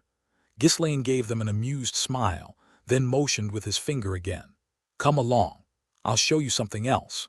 He led them to a newly built complex of communal housing. Several dwarves with a particular interest in construction began to look around, their eyes widening as they took it in. No way does a house like this actually exist. To think of a design like this, it's not just a simple tower-type structure. The communal housing didn't incorporate any groundbreaking technology. It merely twisted the conventional idea of a house. The dwarves soon started discussing the buildings again. If we use marble here, wouldn't it be even better? The durability and aesthetic value would be. Instead of heating with fireplaces, wouldn't it be better to replace the interior material so the heat spreads evenly? We can improve the drainage system with a more effective design. Inspiration that the dwarves had long forgotten began to surge within them. This was it. This was the spark they needed. In the midst of their intense discussion, they turned to Ghislaine and shouted, "Let us improve this even further." There was no stopping the dwarves now that their eyes had been opened to these possibilities. Galbaric stammered as he asked, Did the Lord come up with this as well? Of course, it all came from this mind of mine. What on earth do you have in that head of yours? It wasn't just the techniques themselves that surprised them. What truly mattered was that he'd turned his imagination into reality. Pioneers are the ones who go down in history and whose names are remembered for ages. With a sly grin, Ghislaine beckoned them once more. Follow me, there's something else I want to show you. This time he brought them to a large-scale farm. Although one harvest had already passed, new wheat was already sprouting. Wow! The dwarves gaped at the vast green field stretching out before them. They could barely fathom the scale of the wheat fields that filled their view. But that wasn't all. Each stalk of wheat was several times larger than the standard varieties. It was hard to believe this was the same northern land known for its poor soil. Tracing the horizon with his finger, Ghislaine spoke. This wheat can be harvested at least 3 times a year. The next harvest is coming up soon, so you'll be able to see just how much food this land can produce. His words sounded unbelievable, but with the evidence right in front of them, they had no choice but to believe. Galbaric asked again in a trembling voice. This too was the Lord's doing. But how? I'll spare you the details, but I essentially used runestones to enhance the seeds and enrich the soil. The important thing is that it's actually possible, isn't it? Nods all around. The dwarves all nodded in agreement, though they weren't particularly interested in farming, since it didn't involve any special engineering. They still admired his ability to conceive of such ideas and bring them to life. Cosmetics, communal housing, even farming. The fact that one person had achieved all of this was astonishing. Any one of these could revolutionize people's lives and the development of technologies on their own. And with someone who had already created so many breakthroughs, how many more inventions would he bring forth in the future? The dwarves clenched their fists, feeling the long-suppressed fire of creativity rekindling within them at the sight of Ghislaine's inventions. How fun would it have been to be part of these projects from the start? Watching the dwarves, who were now so excited that even their nostrils flared, Ghislaine spoke up. How about it? I have plenty more amazing plans in my head, things that are practical and can actually be made. I brought you here because I need people who can make these ideas a reality. So, how about working with me? Ghislaine's words hit precisely the spot for the dwarves, who had been craving an outlet for their creative desires, and his next words delivered the final, irresistible blow to their hesitation. I can also teach you knowledge and techniques I know that no one else does. Ghislaine was confident Galbaric would take the offer. The Galbaric he remembered was a dwarf utterly obsessed with technology, and he'd surely be no different now. The response came immediately. We'll do it. Galbaric and the other dwarves shouted boldly. Being taught new techniques was far too tempting to continue resisting. It was, after all, an inescapable fate and instinct for them. Galbaric spoke in a pleading tone. Please teach us. If the Lord desires, I'll remain a slave. You're already slaves, though. That's just a manner of speaking. I mean it. I genuinely want to work alongside you. So, you're saying you'll give me your full cooperation for the next 10 years? Of course, but the Lord must also keep his promises. No backing out later. Do you take us for fools? Don't you know that once a dwarf makes a promise, they'll risk their life to keep it? Hearing Galbaric's firm declaration, Ghislaine finally smiled and extended his hand. Good, good. Work hard and I'll keep my word to free you in 10 years. Let's do this together. Yes, we look forward to it.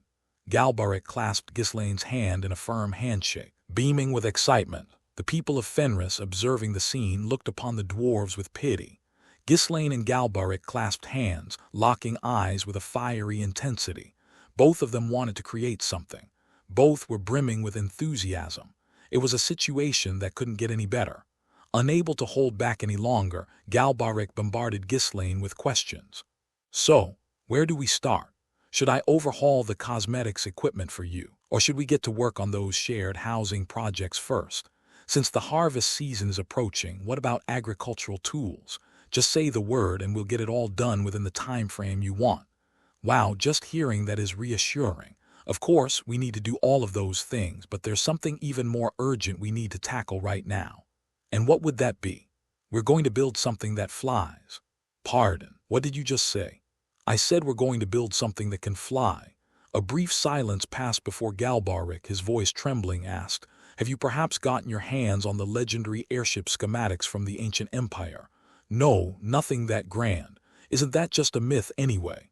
Then how do you plan to make something fly? Galbaric clicked his tongue, dumbfounded. The ability to fly was exclusive to creatures with wings and those who could defy natural laws. While an archmage wielding immense magical power might be able to make something float, calling that flying device would be a stretch. We're not exactly in a position to summon an archmage. Well, let's hear it then. As Galbaric and the dwarves wore skeptical expressions, Ghislaine instructed a servant to light a small bonfire. "Watch closely." Ghislaine tossed a piece of paper into the fire. Naturally, the paper quickly burned to ash. As Galbaric watched blankly, silence fell again. Scratching his head, he finally asked, "What exactly are we supposed to be seeing here?" "Watch how the ash rises as the paper burns." As he spoke, Ghislaine picked up another piece of paper and tossed it into the flames. Sure enough, as the paper burned, tiny fragments of ash briefly floated upward. Still confused, Galbaric asked, "And that means what? Isn't that just the wind blowing it up a little? Then why does it rise upward?" "Well, because it's a light." Ghislaine shook his head, his expression one of smug satisfaction as he continued. "I showed you this to make the concept easier to understand. Hot air rises. That hot air can lift lightweight objects."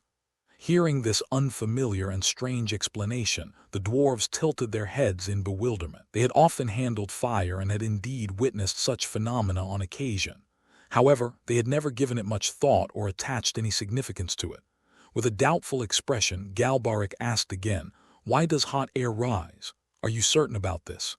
"How would I know why it happens? Why does it rise anyway?" What Ghislaine was attempting to create was a hot air balloon, a device developed in his previous life. The hot air balloon, which used heated air to lift a large envelope into the sky, was often employed for military reconnaissance in his past life. Of course, Ghislaine didn't know the detailed theory behind why heating air caused the balloon to rise. He had only overheard a passing explanation. If Galbaric kept pressing with such questions, it was honestly becoming troublesome. Well, that's just the way the laws of the world work. Things are made that way. It's like throwing an apple. Nobody knows why it falls to the ground, right? It's just the natural law of the world, isn't it?" At this, Galbaric gave him a look that seemed to say, "What nonsense are you spouting?" Then he spoke. "What are you talking about? That was already explained to us by the great dragon of wisdom, Schwarzschild. The center of this world holds a powerful force that pulls everything towards it. The manipulation of this force's direction and magnitude is what we call gravity magic. Isn't that why demons are so powerful and have longer lifespans compared to humans? Their realm has a stronger concentration of this energy than the middle realm. Nobles even learn these basics at the academy." "What the hell is this guy talking about? Schwarz, what now?" True to his dwarven nature, Galbaric couldn't help but ramble on when theoretical knowledge came up, and he was even chattier than Vanessa. Ghislaine, on the other hand, had never attended an academy and had no clue about this Schwarz whatever ancient dragon. Belinda hadn't taught him such academic theories either. That said, Ghislaine did have a rough understanding of gravity. He'd even trained using gravity magic before. But as for why such forces existed in the world or how they operated, that was the sort of research desk-bound scholars busied themselves with. In both his current and previous lives, Ghislaine had no reason or means to dabble in scholarly pursuits. Most of what he knew came from hands-on experience as a mercenary. Getting dragged into some academic debate like this meant engaging in an argument, and that was far from Ghislaine's preferred style. So as always, he cleanly ignored it. "Anyway, just memorize this. Hot air rises and cold air sinks. Let's assume that's true, but how do you plan to use that to make a flying device? I've never heard of anything floating just because there was a fire nearby." Click, click, think about it for a moment. Air is everywhere. If you warm it up a bit, it will quickly mix with the surrounding air, right? So you need to trap the heated air to prevent it from mixing with the surroundings. Trap the air. Exactly. If you create a large air pocket, fill it with air and heat it, the pocket will rise. All you need to do then is attach a basket that people can ride in. That's a hot air balloon. "Oh, a hot air balloon." The dwarves nodded, their expressions showing a mix of intrigue and understanding. It was an idea they had never heard of before, and curiosity over whether it was truly feasible overtook them. "But is this really possible? It doesn't look like you've made one yourself, my lord, and there's not a single hot air balloon in the estate, is there?" "I've been busy with other matters. Let's start with a small one. Use the thinnest fabric possible, and with the help of mages, it will be easy to fill the air and heat it. I've given you the concept. The rest of the technical details you'll have to figure out and refine yourselves. Let's say it floats in the air like that. How would it move? That's simple.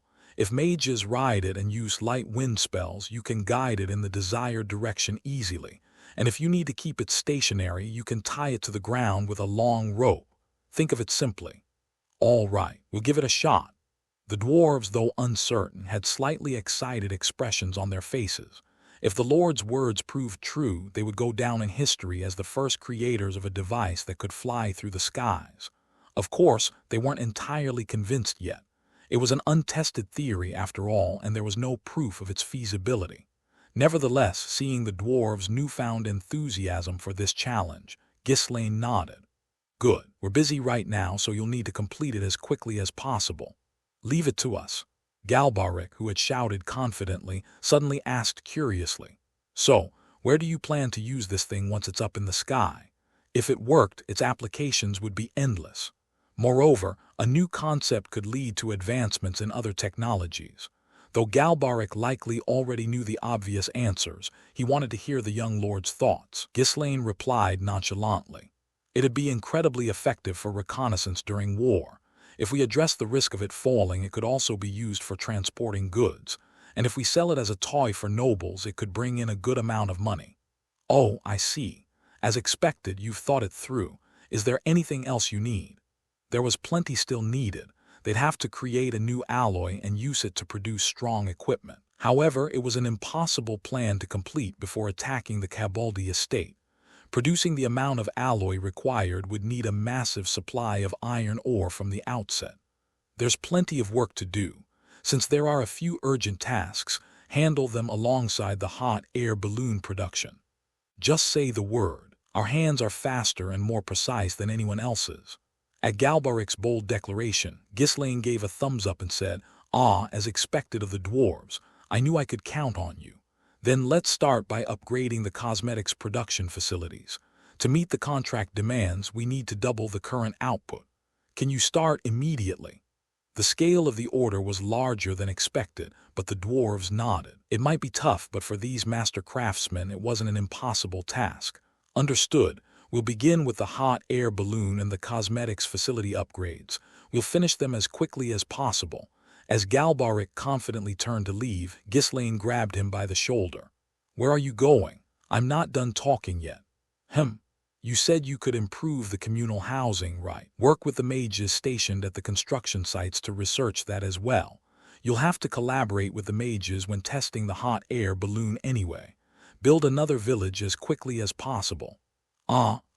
Improving housing. That's right. When it comes to construction, who else but dwarves? If the dwarves got involved in construction, the speed of building residential areas would skyrocket. They were renowned for digging into mountains to create homes or even building underground cities. With such exceptional construction skills, it was a widely known fact that no one could match their efficiency. Faced with this logic, Galbaric begrudgingly nodded. Fine. Add that to the list. But Ghislaine wasn't done yet. Oh, right. The harvest season is coming up soon, isn't it? Creating magically operated tools might be too much, but at least make some more regular farming equipment. We need to replace all the wooden tools still in use across the region with iron ones. Can't the estate's blacksmiths handle that much? There are barely any blacksmiths in the estate, so it's a struggle. That's why I brought in so many dwarves. Besides, if we're making tools, we might as well make them high quality, right? Fine, I get it. Sweat began to bead on the dwarves' backs. The list of tasks was growing far too long, yet having spoken so confidently they couldn't back out now. It would wound their pride. Well then, we'll get started on the work right away. Galbaric tried to steer the conversation, a veiled plea to stop adding tasks so they could begin, but Ghislaine still had plenty more to say. And we have the leather from the blood python. Use it to make underarmor for the knights to wear beneath their armor, and we're short on weapons too, so we'll need to make those as well. Ghislaine's demands seemed endless. The dwarves turned pale, groaning under the weight of it all. To do all that right now, it might be too much for us. One of them finally admitted. Ghislaine tilted his head, puzzled. Why? You said you'd work hard. I even promised to free you as commoners in 10 years. Didn't you say you'd even become actual slaves if it meant learning the craft? You work hard, learn the skills, and even get a new status. Who could resist that deal? Well, that's true, but isn't this too much work right from the start? This much is normal in our estate. Ghislaine's mind was teeming with plans to utilize the dwarves as effectively as possible. The estate was already running at a frantic pace with more work than anyone could handle. With time running short and tasks piling up like mountains, the dwarves' arrival was perfectly timed. He intended to push them to their limits to get results. If he didn't, everyone really might die. Galbaric, oblivious to Ghislaine's inner thoughts, took a deep breath and cautiously asked, "Then, what's the timeline? 3 months? No, at least 6 months. Honestly, we'd need a year. With a year, we can handle everything." The overwhelming workload had inadvertently made his tone much more polite. The timeline was critical. If they had enough time, they could manage. Working day and night, they could probably finish in about 3 months. But to eat, sleep, and avoid collapsing, they needed more leeway, so he estimated a year. Ghislaine, however, widened his eyes in disbelief at Galbaric's suggestion. Then, letting out a dry chuckle, he began to berate him. "What are you talking about? A year? We don't have that kind of time." "What, then how much time are you giving us?" Ghislaine placed both hands firmly on Galbaric's shoulders and smiled gently. 1 month, I can't give you more than that." The dwarves cried out in alarm simultaneously. "Lord, 1 month is far too short." "Ah, come on. Why are you acting like this? Aren't you the dwarves hailed as the best craftsmen? Didn't you say you'd do anything I wanted? It's a bit troublesome if you're going to go back on your word now." "Ugh." The dwarves wore expressions of genuine distress. Typically, humans would make demands that stayed within what they considered reasonable bounds. The dwarves, confident in their skills, had made bold promises, assuming they could easily meet such expectations. In truth, they admitted that they had gotten carried away and boasted a bit too much, but they hadn't expected someone to latch onto their words so literally. I mean, normally, if you ask nicely, nobles would show some modesty and accept less, right? Especially nobles. This was the first time they'd encountered someone who shamelessly took everything as promised. Now, they'd have to work like mad, cutting into their time for eating, sleeping, and even resting. Damn it, I should have kept quiet. Why did I have to open my mouth? The dwarves looked dejected. Regardless, they had already made a promise, and judging by the look on the Lord's face, it was clear he wasn't going to accept any excuses. Even so, since they'd never worked under such extreme conditions, Galbaric decided to complain a little and test the waters with Giselle. "Lord, this is too much work. If we try to finish everything within a month, we'll all die from overwork." "You'll die anyway if you don't." "What? What do you mean? Are you planning to kill us?" Legally, they were slaves, so even if they were killed for disobedience, they wouldn't have much to argue against. Giselle shook his head and replied, "We've been marked by Desmond, the Count of the North. A war is going to break out soon. If the work I ordered isn't finished in a month, we're all dead. To be honest, you've been living comfortably under noble patrons all this time, haven't you? With that lazy mindset, you won't survive in the harsh northern lands." However, the mention of Count Desmond's name didn't faze the dwarves much. "Even if a war breaks out, we probably won't be in danger." The dwarves didn't fear wars between humans. Lords wouldn't kill the expensive and skilled dwarves. Unless they directly picked up weapons and joined the fray, they'd typically end up as war spoils and put to work by whoever captured them. But Giselle wasn't ignorant of this fact. If the preparations aren't done within a month, even the dwarves will be sent to the front lines as a vanguard in the war. Wow, is this guy seriously insane? The dwarves sighed deeply and glared at Giselle. "Do you have any idea how much we're worth? No lord would be reckless enough to send us to war. This has to be an empty threat." Despite the suspicious gazes of the dwarves, Ghislaine grinned widely. "You've just arrived, so you don't know much about me yet, do you? I'll give you some free time today. Once you figure out what kind of person I am, you'll know what you need to do. I'd like to handle things amicably, but people don't seem to trust my words." With that, Ghislaine left the room. The dwarves watched his retreating figure in confusion before bursting into laughter one by one. Did he really think that kind of threat would work on us? Having dealt with all sorts of nobles, the dwarves weren't intimidated at all. HM. Even so, since we're not yet familiar with the atmosphere here or the details of the estate, let's take a look around, Galbaric suggested. Agreeing, the dwarves began exploring the estate and asking about the lord. The townspeople willingly shared what they knew. Oh, the lord. Once he decides on something, he charges forward without looking back. He secretly gathered troops behind his father's back and went into the forest of beasts. They say he even left the battlefield on his own to crush the enemy. A few days ago, he looted the forest in his father's estate too. Right, right. And even when Count Diggled and his retainers surrendered, he just killed them all. You know the Marquis of Brantford, right? He even risked his life to gamble with him. The more the dwarves listened to the stories from the locals, the more they realized something was off. Every tale they heard was abnormal. No sane person would behave that way. Sure, the results were good, so the locals praised him, but if one examined the process, it was downright unsettling. Finally, they witnessed the mages working at the construction site, which left them deeply shocked. What kind of mages look so shabby? Their disheveled appearances made it impossible to tell whether they were mages or laborers. Alfoy, dressed in a tattered robe, leaned on one leg and scanned the dwarves up and down. A whole month for the project, huh? That's plenty of time. Why'd the Lord give you so much time? Did you just say that's plenty of time? Yeah, why? We made 100 mana concentration arrays in 2 days. And you can't finish this in a month. PFFT, dwarves aren't much after all. Hold on, does that even make sense? Why wouldn't it? We also made hundreds of runestones for the fields in just 1 week. As Alfoy boasted proudly, the mages smiled smugly and nodded in agreement. Galbaric cautiously asked, "Are you all really mages?" In response, Alfoy straightened his posture, raised one hand, and conjured a ball of fire. "I am the heir to the Tower Master of the Crimson Flame Tower, the most renowned magic tower in the north. People also call me the Flaming Man who knows no surrender, Alfoy." The dwarves stared intently at the fireball Alfoy conjured. They had never heard of such a title, but it was clear that he was indeed a real mage. Unable to contain his curiosity, Galbaric asked, "Why would someone like the heir of a magic tower be living here like this?" Alfoy suddenly slumped his shoulders and explained the circumstances that had tied him to the Fenris estate. He described how he had been forcibly brought here without knowing what he would be tasked with, and now, as a slave, he couldn't even attempt to escape. This revelation shocked the dwarves once again. An estate where even the Tower Master's heir and mages couldn't escape and were forced to toil endlessly. The dwarves had no choice but to accept the unsettling truth they had been hesitant to acknowledge. The Lord really is insane. He's only able to pull off such ridiculous things because he's completely unhinged. Alfoy placed a hand on Galbaric's shoulder and spoke earnestly. "You mentioned you'll be working on the construction too, right? Let's do our best together. If nothing else, this place gives you a lot of food. You'll get to eat until you're full."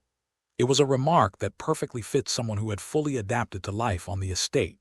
Exhausted from their grueling labor, Alfoy and the mages had reached a point where simply being fed well was enough to satisfy them. Seeing the strange, almost manic gleam in the mage's eyes, the dwarves instinctively took a step back, their expressions uneasy. "We have to escape. If we stay here, we won't survive. We must escape no matter what." As if reading their thoughts, Alfoy spoke seriously. "Don't even think about running away. You'll just get caught anyway. The Lord's specialties are pursuit, ambushes, and annihilation. Even a mage like me couldn't escape, so do you think you could? Just stay here and let's stick it out together for a long time." Every word Alfoy said carried a genuine sincerity. More hands meant even a little more breathing room for him, so his plea was only natural. He tried to comfort them further. "Sometimes we can gamble and drink together too. It's more fun here than you'd think. If you don't know how to gamble, I can teach you." An awkward silence followed. After a long moment of contemplation, Galbaric turned to the other dwarves and reluctantly spoke. "Let's start working quickly. We don't have much time." If they didn't finish the work within a month, they might be dragged into war as a strike force. Ghislaine sat in thought, reviewing the plan he had devised. It's meaningless for just this place to grow stronger if I'm going to fight the duchy.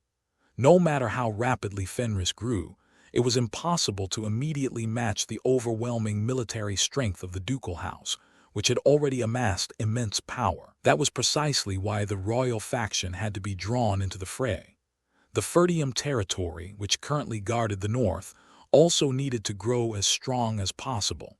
Only then could they endure the impending turmoil together. I'll have to help their growth as quickly as possible. While I'm at it, I should also teach Ferdium the mana cultivation technique. With this thought, Ghislaine immediately loaded dozens of wagons with food supplies and headed to the northern fortress, where his father resided.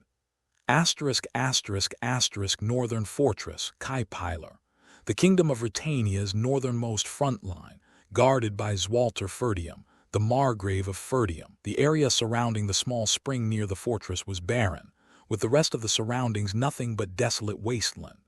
For centuries, the Ferdium family had defended this forlorn stronghold against barbarian invasions. This constant defense left Ferdium in a perpetual state of poverty. Nevertheless, the heads of the family, who upheld honor, endured these losses and protected the fortress, turning it into a source of pride for the lineage. Zwalter Ferdium, who safeguarded the Ferdium family's symbol of honor, stormed out upon hearing of Ghislaine's arrival, visibly furious. Following him was Randolph, the knight commander, who looked equally enraged. The moment Zwalter laid eyes on Ghislaine, he raised his voice. "Ghislaine, I've already heard the news. I tolerated your actions because of the merits you've achieved, but now you've crossed the line. How dare you strip the forest in my domain without permission?" Though Homer had slightly exaggerated the reports he sent, it was true that Ghislaine had looted the forest in Ferdium's territory. This time, Zwalter had no intention of forgiving him. No matter how capable Ghislaine was, Zwalter could not condone any act that undermined his authority as both lord and head of the family. Maintaining that authority was essential to leading the people and defending the north. Zwalter's hand moved to the hilt of his sword as if he were ready to draw it. Ghislaine, however, offered a faint smile and replied, "I apologize for that. I urgently needed the timber. In exchange, I brought some extra food supplies." The wagons Ghislaine had brought were loaded with an extraordinary amount of provisions. There was so much food that the entire garrison of the fortress could eat heartily every day and still have enough to last several years. I also sent food supplies to the estate. The people there should have enough to live without worrying about food at least until next year. Ghislaine spoke with a relaxed smile, causing Zwalter's eyebrows to twitch. "Do you think you can simply brush this off with food?" It was too much food to criticize as just food. But accepting the food and immediately flipping attitudes like turning one's hand over wasn't an option, especially in a place where many eyes were watching. Doing so would shred his authority to pieces. That didn't mean he could outright refuse the food either. The hunger was unbearable. He was sick of it. It was a once-in-a-lifetime crisis. But who was Zwalter? A seasoned veteran who had fought countless battles against savages. Without hesitation, he gave Randolph a meaningful glance. Randolph, having spent decades alongside Zwalter, understood him instantly without words. With a bright smile, Randolph suddenly clasped Ghislaine's hand. "Oh my, our young lord, how could you bring us so much food? The weather's gotten quite chilly here, hasn't it? Let's head inside before you catch a cold." "Ah, brother, what are you doing? It's not like we have any use for lumber anyway, right? Eating comes first, don't you think? Should we just let it go this time?" "Of course. Even if we sold all that lumber, we couldn't buy this much food. Besides, you gave us a fair deal because you're family." Very well. I'll let it go this time, but be more careful in the future. Let's head inside for now." With those words, the two men nonchalantly strode into the fortress. As Ghislaine shrugged his shoulders, the knights and soldiers nearby stifled their laughter. Unfortunately, everyone had spent so much time together that the act fooled no one. Once Zwalter reached his office, he got straight to the point. "All right, what brings you here? Doesn't seem like you're just here to bring food and apologize. Don't tell me you found a marriage prospect." The nagging started as soon as they sat down. Ghislaine sighed deeply and replied, "It's not that. I have something important to discuss." At those words, both Zwalter and Randolph flinched instinctively. Whenever something important came out of Ghislaine's mouth, it always led to major trouble. Zwalter spoke in a serious tone. "Whatever it is, can't you just not say it? I really enjoy this peaceful life right now." His voice was filled with sincerity. They could finally live decently, without constantly struggling. He wanted this calm life to continue without any disturbances. He had endured too many hardships to crave anything more. A person needs to know their limits. Ghislaine cleanly ignored the heartfelt plea that revealed his father's lifelong struggles and modest hopes, and he opened his mouth. "We need to change the family's monocultivation technique." Zwalter's face crumpled instantly. Changing the family's monocultivation technique. In all his years, this was the most absurd nonsense he had ever heard. It wasn't just a matter of arbitrarily altering the family's secret techniques. What if something went wrong? Why take such a reckless risk? Zwalter leaned back in his chair, crossing his arms as he fell into thought. It was utterly ridiculous, but he didn't immediately lash out. It wouldn't hurt to hear the details before making a decision. Say that again. Despite Zwalter's commanding tone, Ghislaine didn't shrink back as he responded. We need to change the family's monocultivation technique. The monocultivation technique is one of our deepest secrets. And what exactly do you propose we change? Have you stumbled across some better method? Thud. Ghislaine pulled a book from his coat and placed it on the table. Zwalter glanced at the book with a blank expression before asking, "What is this?" I wrote down the improvements I made to the family's monocultivation technique in my own way. What? You did? Zwalter chuckled dryly, his gaze fixed on the book Ghislaine had laid out. He'd assumed Ghislaine might have come across some interesting tidbits somewhere, but to claim he had personally improved the technique, it was laughable. Clicking his tongue, Zwalter waved dismissively. Enough. I see you've had some kind of epiphany and scribbled something down, but realistically, changing the cultivation technique is impossible. Do you have any idea how long it would take to research and refine something like that? Zwalter hadn't even considered that Ghislaine might have already completed the work. He assumed this was just a rough draft and an invitation to collaborate on further study. He rejected it, thinking it would be a waste of time, but Ghislaine shook his head. I'm not asking to research it together. I've already finished refining it. So you expect us to train using something unverified. It has been sufficiently validated. What kind of validation? I've already practiced it myself. What? Zwalter sprang from his seat in shock. Not only had Ghislaine undertaken the dangerous act of altering the monocultivation technique, but he had also gone so far as to train with it. This was madness, undeniable proof of a fool's recklessness. Is your body all right? Yes, there's no issue whatsoever. Besides, I finished refining the technique quite some time ago. You've seen my capabilities during the war, haven't you? It was all thanks to the improved cultivation method. Zwalter couldn't respond right away. It was true he had been surprised by his notorious troublemaking son's impressive combat skills, but to hear it wasn't just the result of secret training, but due to altering the family's monocultivation technique. Even though the words came directly from Ghislaine, it was hard to believe. Ghislaine looked Zwalter squarely in the eye and spoke. We already have many enemies. We need to grow stronger than we are now. This monocultivation technique will transform our family and territory into something much stronger. No, still, how can you recklessly alter the cultivation technique that has been passed down for generations? To grow stronger, we must use any means necessary.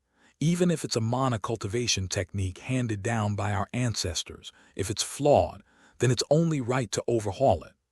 Zwalter's mouth fell open at those words. While it was true that desperate times called for desperate measures, the comment was too dismissive of the tradition and authority the family had built over the years. Still, this is the monocultivation technique that has sustained our family for 1,000 years. What guarantees that your modifications are better than the original? At that, Ghislaine smirked. Come on, do you honestly believe that our family has existed for 1,000 years? It's true. The year you were born marked the 1,000th year of our family's history. It was a truly momentous day. Do you have any proof? Well, all the records were lost about 200 years ago. I only heard it from your grandfather. Then I guess it's a 200-year-old family. Zwalter clamped his mouth shut at Ghislaine's sharp retort. Truthfully, even he thought the 1,000-year claim sounded absurd. They had just continued repeating what their ancestors had said and calculated accordingly. Nobody even knew why they were calculating in the first place. In reality, such claims were never mentioned outside the family. Doing so would only invite ridicule. Instead, they merely passed down and taught this narrative within the family, nurturing a sense of pride. Ghislaine sighed and spoke. 1,000 years is just like a founding myth. There's no way it's true. Don't most families have something similar? Look at the Delphine Duchy. Don't they claim to be descended from dragons or something? Well, that's true, but don't put too much meaning into such things. Honestly, whether it's 1,000 years or 200 years, what difference does it make? When war breaks out, everyone dies the same. Count Desmond is undoubtedly planning something. Yes, that's true. Zwalter understood the meaning behind Ghislaine's words. What he feared most right now was war with Count Desmond.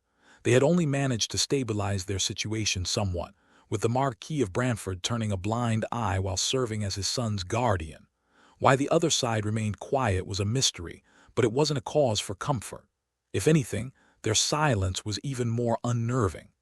Ghislaine, seeing his father deep in thought, spoke firmly. "That's why we need to learn this quickly and grow stronger. The sooner the better."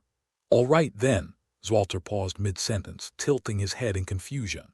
The threat posed by Count Desmond and learning the new mana cultivation technique were entirely separate issues. I almost fell for that, but no, absolutely not. Even if it seems fine now, we can't know when the side effects might show up. Stop your training and stick to the traditional method. When you rush things, problems always arise. There's no time for that. Mastering this will make us stronger. The family's mana cultivation technique isn't inferior to others. Sure, people mock us for being poor, but no one has ever criticized the skill of our knights. Randolph, who had been quietly listening to their conversation, interjected. "Young lord, the lord and I are both regarded as top-tier knights. The Ferdium family's mana cultivation technique is not lacking in any way." It wasn't entirely incorrect. The Ferdium family's mana cultivation technique was on par with those of other noble houses, but being on par wasn't enough for someone like Ghislaine. It fell far short of his standards. The family's mana cultivation technique has its limits. What? Both of you have already hit a wall, haven't you? Zwalter and Randolph couldn't bring themselves to respond and instead hung their heads. Though they didn't know how Ghislaine had figured it out, it was true. They had both reached their limits. No matter how much they trained, they saw no further progress. The more they trained, the more they felt an empty, hollow sensation, as though something vital was missing. But no amount of study into the cultivation technique revealed what was wrong. This wasn't a new issue. It was a challenge faced by every head of the Ferdium family throughout its history. The family's mana cultivation technique appears flawless on the surface, but the more you train, the more you realize something is missing. Zwalter nodded at Ghislaine's words. To think that his young son had already noticed what he himself had only come to realize in middle age. Could it be, my son really is a genius? When he thought about Ghislaine's feats during the war, it didn't seem far-fetched. As Zwalter looked at him with a newfound sense of awe, Ghislaine continued speaking. "I've identified the cause of that problem and filled in the missing parts. If you master the revised technique, you'll be able to overcome the wall." "How? How did you figure that out?" "I came to the realization by chance." Ghislaine employed his catch-all excuse. It wasn't entirely a lie. In his past life, he had indeed stumbled upon an ancient grimoire that had provided the insight he needed. Though incomplete, the grimoire had contained descriptions of how ancient mages accumulated mana. Drawing from the new concepts he had learned there, Ghislaine had managed to fill the gaps in the Ferdium family's mana cultivation technique and successfully refine it. The compatibility was so perfect that Ghislaine sometimes wondered if the family's mana cultivation technique had originally been derived from that grimoire. It's such a shame it was incomplete. Through that small epiphany, Ghislaine had refined the mana cultivation technique and risen to the rank of one of the 7 strongest on the continent. Though his success was aided by relentless effort and innate talent, without the grimoire, it would have taken much longer. I'll have to look for it again if I ever get the chance. Clearing his thoughts, Ghislaine rose from his seat. He had no intention of continuing to persuade them. He had pointed out the problem and offered a solution. He also didn't want to force them with power or crush them by displaying his own skills. They'll come around once they see it anyway. Familiar with the knightly disposition, Ghislaine spoke with a composed tone. "Well, the choice is yours, father. I won't press further. I've detailed everything clearly in the book, so please take a look. If you think there's an issue, you don't have to adopt it." In that case, I'll take my leave. If you decide to proceed, please teach it to all the knights of Ferdium as well. Now isn't the time to cling unnecessarily to honor and tradition." Zwalter merely grunted, unable to form a proper response. He was dying of curiosity about what was in the book, especially since it claimed to solve the problem. Yet his pride held him back from opening it right away. As Ghislaine turned to leave, he noticed his father hesitating. Smiling faintly, he nodded politely and exited. After half-heartedly seeing his son off, Zwalter cast a glance at the book Ghislaine had left behind and muttered to himself. "Well, since my son brought it, maybe I should at least see how well he's done." Randolph chimed in from the side. You don't have to adopt it, but it wouldn't hurt to see what's written, right? Ahem. Yes, that's true. It's only proper to acknowledge the effort he's put into bringing it. Zwalter sat down and began flipping through the pages cautiously. Ghislaine had added meticulous annotation, making the contents remarkably easy to understand. With every page he turned, Zwalter's expression changed subtly yet significantly. Huh! A gasp escaped his lips. Just reading it seemed to dispel the frustration he'd felt for years. Randolph, waiting nearby, craned his neck to peek over. So what do you think? Let me take a look too, brother. Ah, don't hover, let me finish first. After a brief scuffle, Zwalter, having finished reading, passed the book to Randolph with a contemplative look. A few minutes later, Randolph wore a similar expression.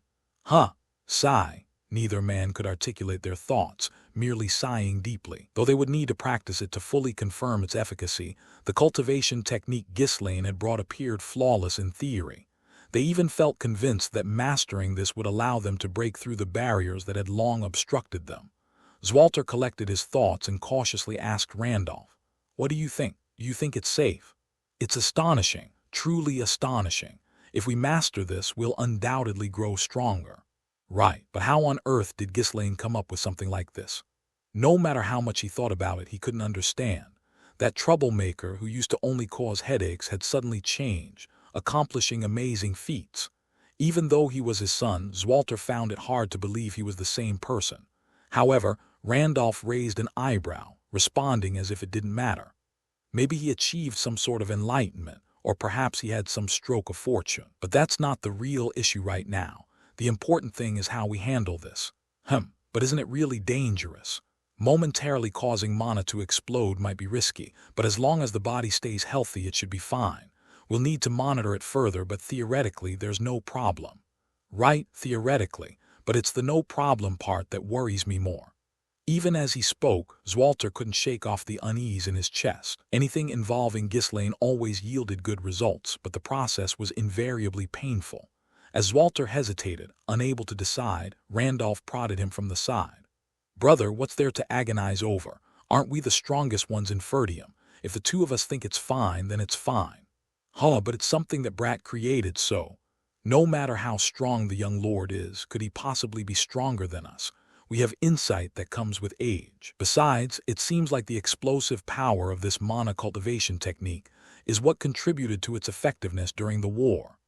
At those words, Zwalter closed his eyes, sinking into thought again.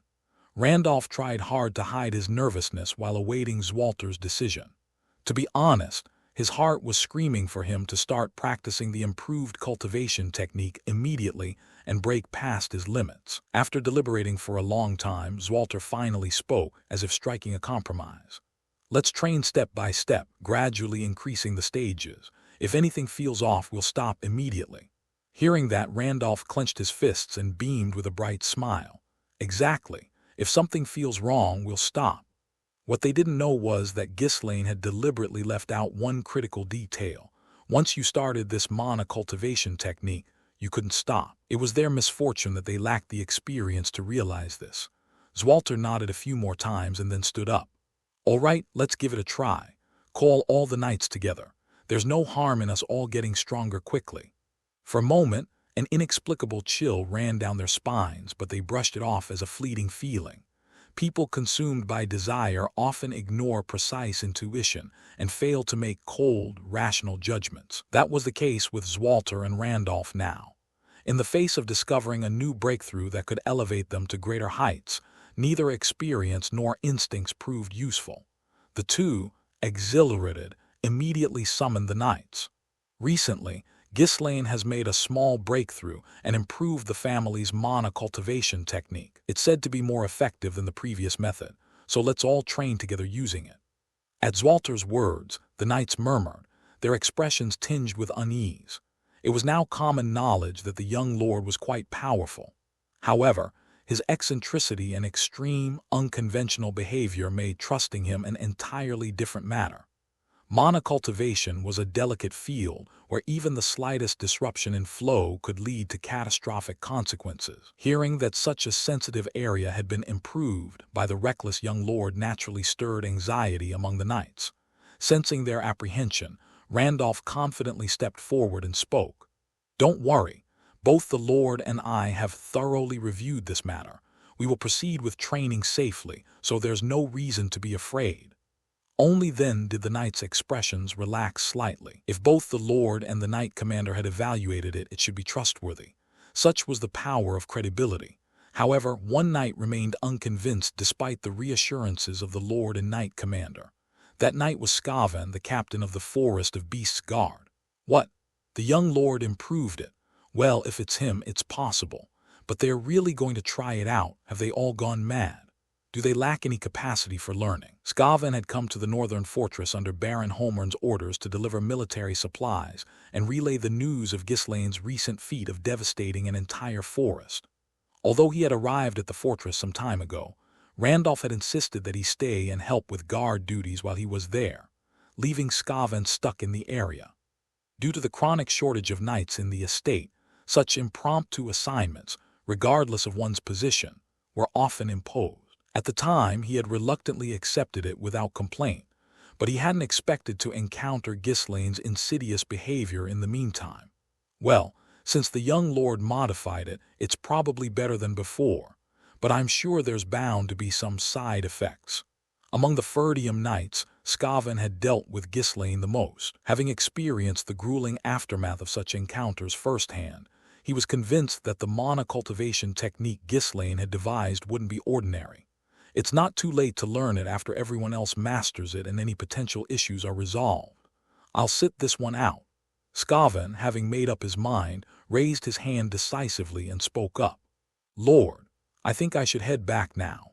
The estate is severely short on knights. Besides, shouldn't we verify this a bit more thoroughly first? The response didn't come from Zwalter but from Randolph instead. Hey, you're always slacking off under the pretense of patrolling the Forest of Beasts. Where do you think you're going? You're supposed to learn this and then teach it to the knights left at the estate.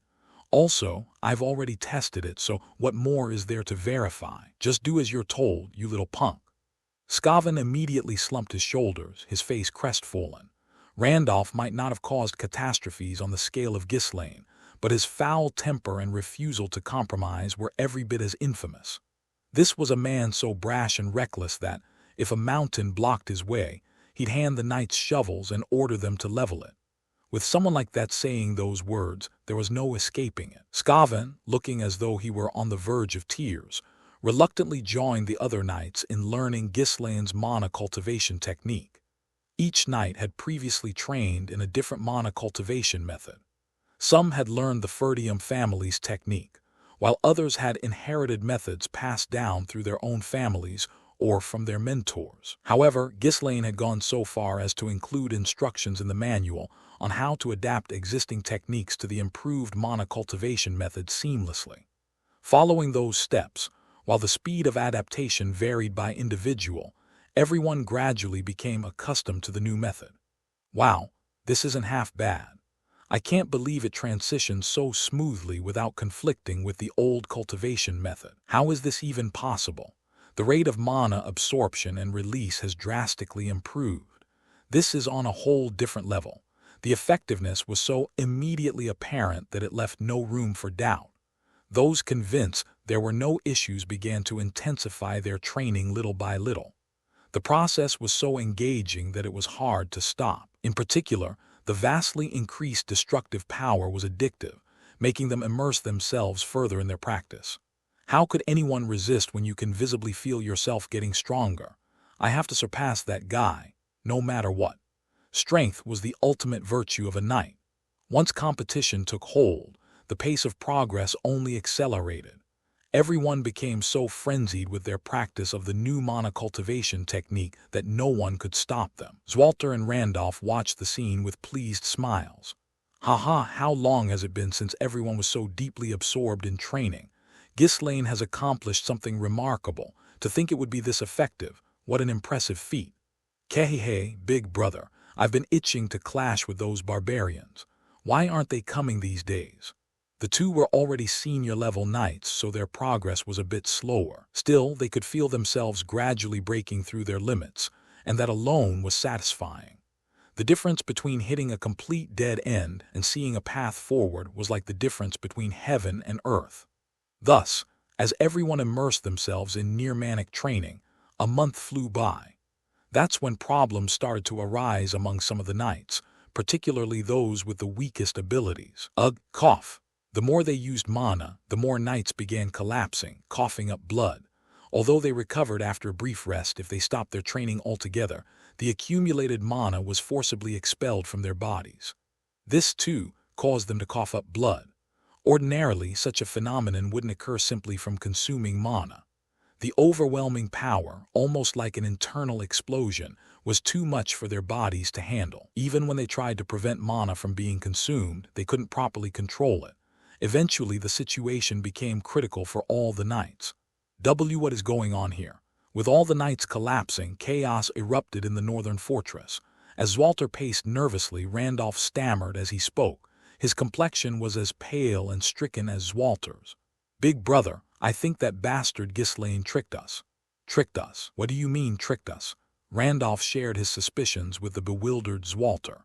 "That bastard must have tampered with the mana cultivation technique. He's trying to kill us all." "Kill us? For what reason? If we all die, that bastard will take over the Ferdium estate. With all of us gone, he's the only heir with any justification. That ungrateful wretch." Walter stumbled, clutching his forehead. The reasoning sounded disturbingly plausible. The method was nearly flawless. It wasn't poison, and if everyone died while training on their own, it would be the perfect crime. The thought of it made him want to weep tears of blood. To think that the son he had trusted, even if only slightly, could commit such an unspeakable act. As Walter despaired, a strange thought crossed his mind. But why are we still okay? Although okay wasn't entirely accurate. When they unleashed mana with great force, they felt internal upheaval, and a thin trickle of blood would flow from the corners of their mouths. Other than that, however, there weren't any serious issues. The internal injuries could just be a reaction to the sudden surge of mana. Walter wasn't entirely convinced that the mana cultivation technique was to blame. After all, they were still gradually growing stronger. Randolph, however, had a different opinion than Walter. "We are senior knights. We have more mana and are stronger than the others, which is why we're still holding on for now. But eventually we too will collapse." Randolph's desperate cry left Walter unable to argue. He closed his eyes in frustration. No matter how much power might matter, to think that his own son would resort to killing the family's knights. This estate was going to be his anyway, so why couldn't he wait? I've truly failed as a parent. My dear, it seems I'll soon be joining you." But he couldn't just sit here waiting for death. He needed to teach his arrogant son a lesson. He was about to call all his forces to deliver a crushing blow of justice upon the Fenris estate when, Lord. At that moment, a retainer came running in breathless and handed him a letter. "What is this?" "It's from the young lord. He said it contains something important and must be read immediately." "Has that bastard gone so far as to declare open war against us?" "No, I've heard no such news. I don't know what the letter contains either, my lord." Walter immediately opened the letter sent by Ghislaine. His expression grew increasingly peculiar as he read further. The letter seemed to anticipate the current crisis, explaining the problems with the mana cultivation technique and offering a solution. In summary, the issue would be resolved if they diligently built up their mana until they surpassed a certain threshold. And everyone has been neglecting physical training lately. If you want to endure for longer, you must combine mana cultivation with strengthening your body. In short, if they didn't want to die, they had to train both their bodies and mana relentlessly to grow stronger. Then he should have told us this sooner. Walter grumbled and moved his gaze to the next line. If I had explained it earlier, no one would have wanted to learn the improved cultivation method. Given the urgency to grow stronger, I had no choice but to keep it a secret. The word seemed almost like a response to Walter's complaints. He clicked his tongue and stood up. "Damn it, everyone get up. If you don't want to die, then train like your life depends on it, because it does. Randolph, you too, stop crying, you fool." Even Walter, who normally carried himself with dignity, spoke harshly in his panic. If they stayed lying around just because they were in pain, they would truly grow weaker and die. In his entire life, he had never encountered such a bizarre mana cultivation method. While it was a relief that Ghislaine hadn't intended to stage a rebellion, it didn't stop Walter's blood from boiling. Now, the knights of the northern fortress had to push themselves to their limits, training to death while fending off barbarians with their fatigued bodies. They had fallen into an extreme training environment unlike anything seen before in this world. Skaven, lying on the ground coughing up blood and crying, thought to himself, This is hell. For some reason, I really didn't want to do this. I told you we shouldn't get involved. Regret, as always, came too late. While chaos broke out at the northern fortress, the Fenris estate was abuzz with excitement over the outcome of a certain bet. The estate's retainers began gathering one by one at the demonstration grounds. Claude, the chief overseer, was nervously biting his nails, unable to hide his anxious expression. He turned to Wendy, who stood beside him, and asked, "It's impossible, right? Normally, how long does it take to learn mana? Unless you're a genius, it takes at least a few years." "Exactly, and none of the mercenaries or the new recruits are geniuses, so logically it's impossible, right?" "Logically, yes, but everything the Lord has accomplished so far has been completely illogical." That was precisely why Claude felt so uneasy. Ghislaine always achieved things that defied common sense, making ordinary people look like fools. Claude squeezed his eyes shut and shook his head. No, but this time it really is impossible. From what he had observed of the knights, they all looked like the walking dead. Their bodies were clearly wrecked from overtraining. Eventually, all the retainers gathered, and finally, Ghislaine arrived at the demonstration grounds. With a relaxed demeanor, Ghislaine scanned the crowd before raising his hand and declaring, "As promised, we will confirm whether the knights can utilize mana.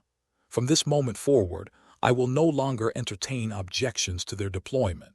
Bring in the knights." At Ghislaine's command, the knights who had been training tirelessly began entering the grounds one by one. The retainers were shocked when they saw them. How is this even possible? Just look at their condition. It wasn't all they felt, it was alarm. A group of skeleton-like figures shuffled into the grounds, their emaciated forms barely recognizable. They had noticed the knight's deteriorating condition before, but now it was far worse. Ignoring the murmurs of the crowd, Ghislaine continued, "Let's proceed. The chief overseer will call out the names for verification." The task of selecting knights and weapons for the demonstration had been entrusted to Claude. His tendency to doubt everything made Ghislaine agree to this arrangement without hesitation. After some careful deliberation, Claude chose someone he was reasonably confident about. As far as he knew, Gordon had a strong physique but lacked the talent to quickly grasp the estate's mana cultivation technique. Gordon stepped forward and demonstrated. At the sound of his name, a gaunt, bold figure wobbled to the front. Claude scanned the man up and down before shouting, "What the? Not you. I meant the muscle-bound crybaby Gordon." "I am Gordon," the bald man replied. Looking closely at his facial features, Claude realized it was indeed Gordon. Momentarily flustered, Claude stammered before finally asking, "What happened to your body?" "Tears welling up," Gordon replied. "It hurts so much I've lost all my muscle mass." Suppressing a sigh, Claude handed Gordon a sword. "Use this and strike that over there." He pointed to a long, thick iron ingot that had been specially crafted for this demonstration. The crowd held their breath, their tension palpable, as they focused on Gordon. Gordon gripped the sword and took a deep breath in front of the iron ingot. Hup! As Gordon concentrated, a faint blue glow began to shimmer along the blade. Then, in one swift motion, the sword came crashing down on the iron ingot. Ka-ga-ga-gang, clang. The iron bar placed on the stage split in half and fell to the floor with a resounding thud. "Wow! He did it." Gordon actually cut through the iron bar. Cheers erupted in the demonstration hall as the onlookers marveled at the results. Though the cut was rough and jagged, as if he had forced it through with a saw, there was no denying the truth. Gordon had sliced through iron. Claude stood there, mouth agape, utterly stunned. Did he really just cut through an iron bar with a sword? And in such a short time, he's already able to use mana. To ensure no foul play, Claude himself had provided the weapon, worried that Gordon might try to rely on the weight of a heavy blade to accomplish the feat. Yet, using the ordinary longsword he had prepared, Gordon managed to cut clean through the thick iron bar. This was undeniable proof that he had indeed used mana. A spark of new hope flared in Claude's mind. Though he had opposed this campaign to prioritize safety, the situation had changed entirely. Even at the level of a novice knight, If there are hundreds of them, it would be an incredible force. The knights Ghislaine trained this time numbered a staggering 400. Aside from the Delphine Duchy, no territory boasted such a large number of knights. Though their individual quality might be inferior to those elsewhere, their sheer numbers were unmatched. I need to devise a new strategy. With this many knights, it's possible. Just as Claude raised his flushed face, brimming with excitement, intending to say something to Ghislaine Urg, Gordon collapsed, coughing up blood. Foaming at the mouth, his body convulsed as servants rushed over to carry him off on a stretcher. The jubilant atmosphere chilled instantly. The cheering vassals fell silent, and Claude felt his enthusiasm freeze over. Breaking the awkward silence, Ghislaine's voice rang out. What's the problem? Never seen someone cough up blood and collapse before. Everyone was at a loss for words, stealing glances at one another. There were so many issues to address that no one knew where to start. The vassals looked toward Claude. Dealing with sophists was best left to another sophist, and Claude was their man. After organizing his thoughts like a true expert, Claude opened his mouth. That's no knight, it's a fraud, outright fraud, no 100% fraud. Fraud, what's fraudulent about it? How are we supposed to wage war like this? The man swings his sword once and collapses. But he used mana, didn't he? We agreed that if he could use mana, he'd go to war. There were no other conditions, were there? Ghislaine's shameless reply left Claude at a loss for words. She wasn't wrong. The wager had been about using mana, not using mana and remaining standing afterward. Still, the frustration of being swindled refused to leave Claude. He stomped his feet in vexation, then turned to Wendy standing nearby. Hey, say something. Is this normal? Is this normal? Why are you asking me all of a sudden? Wendy, typically calm and expressionless, was taken aback by Claude's desperate attempt to drag her into the mess and step back. She understood the dire situation, but why was she being pulled into it? But Claude was desperate. Come on, just say something. Honestly, you could take out all of those guys by yourself, couldn't you? Right, be honest. How could I possibly say something like that? Do you think war is a joke? At this rate, they'll all end up being dragged into battle and killed. Come on, say something. Even if they're this useless, they still deserve a chance to live. There was no flaw in Claude's reasoning. No matter how one looked at it, the knights didn't seem capable of fighting properly. Eventually, Wendy sighed and muttered quietly, I think I could beat them all by myself. Her statement elicited groans from the gathered vassals. Even though the bedridden knights were absent, the demonstration hall still held 200 knights. If they were so weak that Wendy could single-handedly defeat them all, it was difficult to call them knights at all. Hearing her words, the knights furrowed their brows in indignation. Despite being the Supreme Commander's bodyguard, Wendy was still just a maid, and she had blatantly disrespected them. Lucas, ever the one to save face, couldn't hold back and stepped forward. You there? How dare you insult us like that? Face me in a duel this instant, cough, cough. Erg, this is humiliating. But before Lucas could finish his sentence, he doubled over, coughing up blood and dropping to one knee. Lately, his health had been so poor that even slight excitement caused blood to rush to his head, resulting in heavy nosebleeds.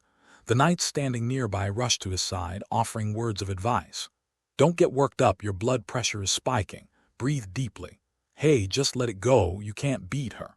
Yeah, she's crazy strong. If you challenge her, you're done for. Watching the pitiful state of the knights, Claude grimaced and turned to Ghislaine. Is there no other force we can rely on? You know better than anyone that there isn't, Ghislaine replied. But in the meeting before, you said you'd handle the lack of troops. Oh, everything has its time. The forces will be ready when the time comes, so don't worry too much. Claude held his head in his hands. Honestly, the available forces from the Fenris estate were a predictable lot.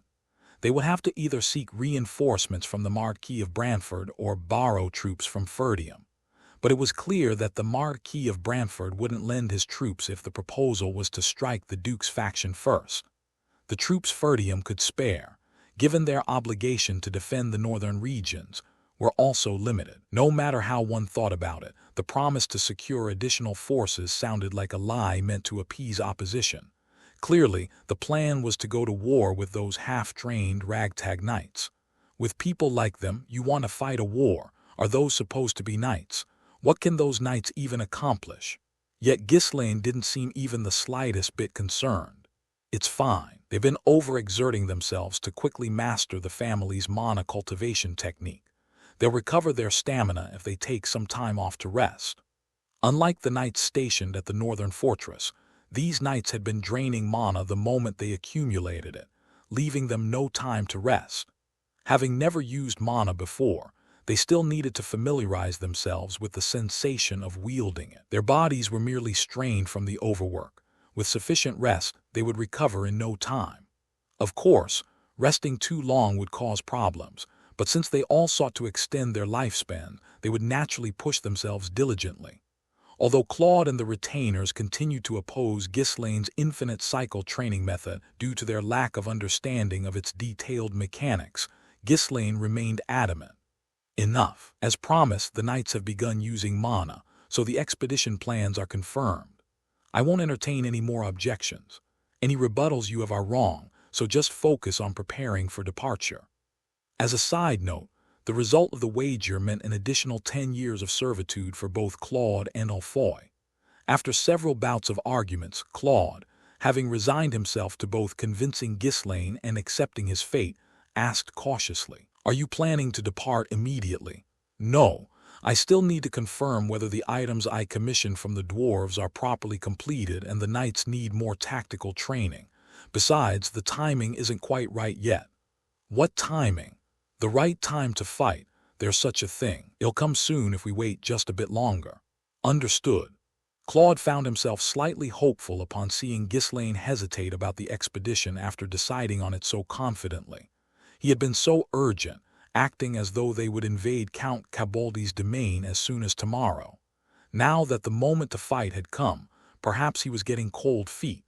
If he hesitated long enough to cancel the expedition, nothing could be better. As Claude's expressions shifted moment by moment, Ghislaine asked him, "By the way, you're still securing provisions, right?" Claude took the opportunity to air his grievances, his face lighting up as if this was his chance. "Lord, don't you think it's about time we stop? Even after sharing with Ferdium, we have an overwhelming surplus. And that monstrous wheat is nearing harvest season again. The yield this time will be enormous too. Having plenty of food isn't necessarily a bad thing, but there's a limit to everything.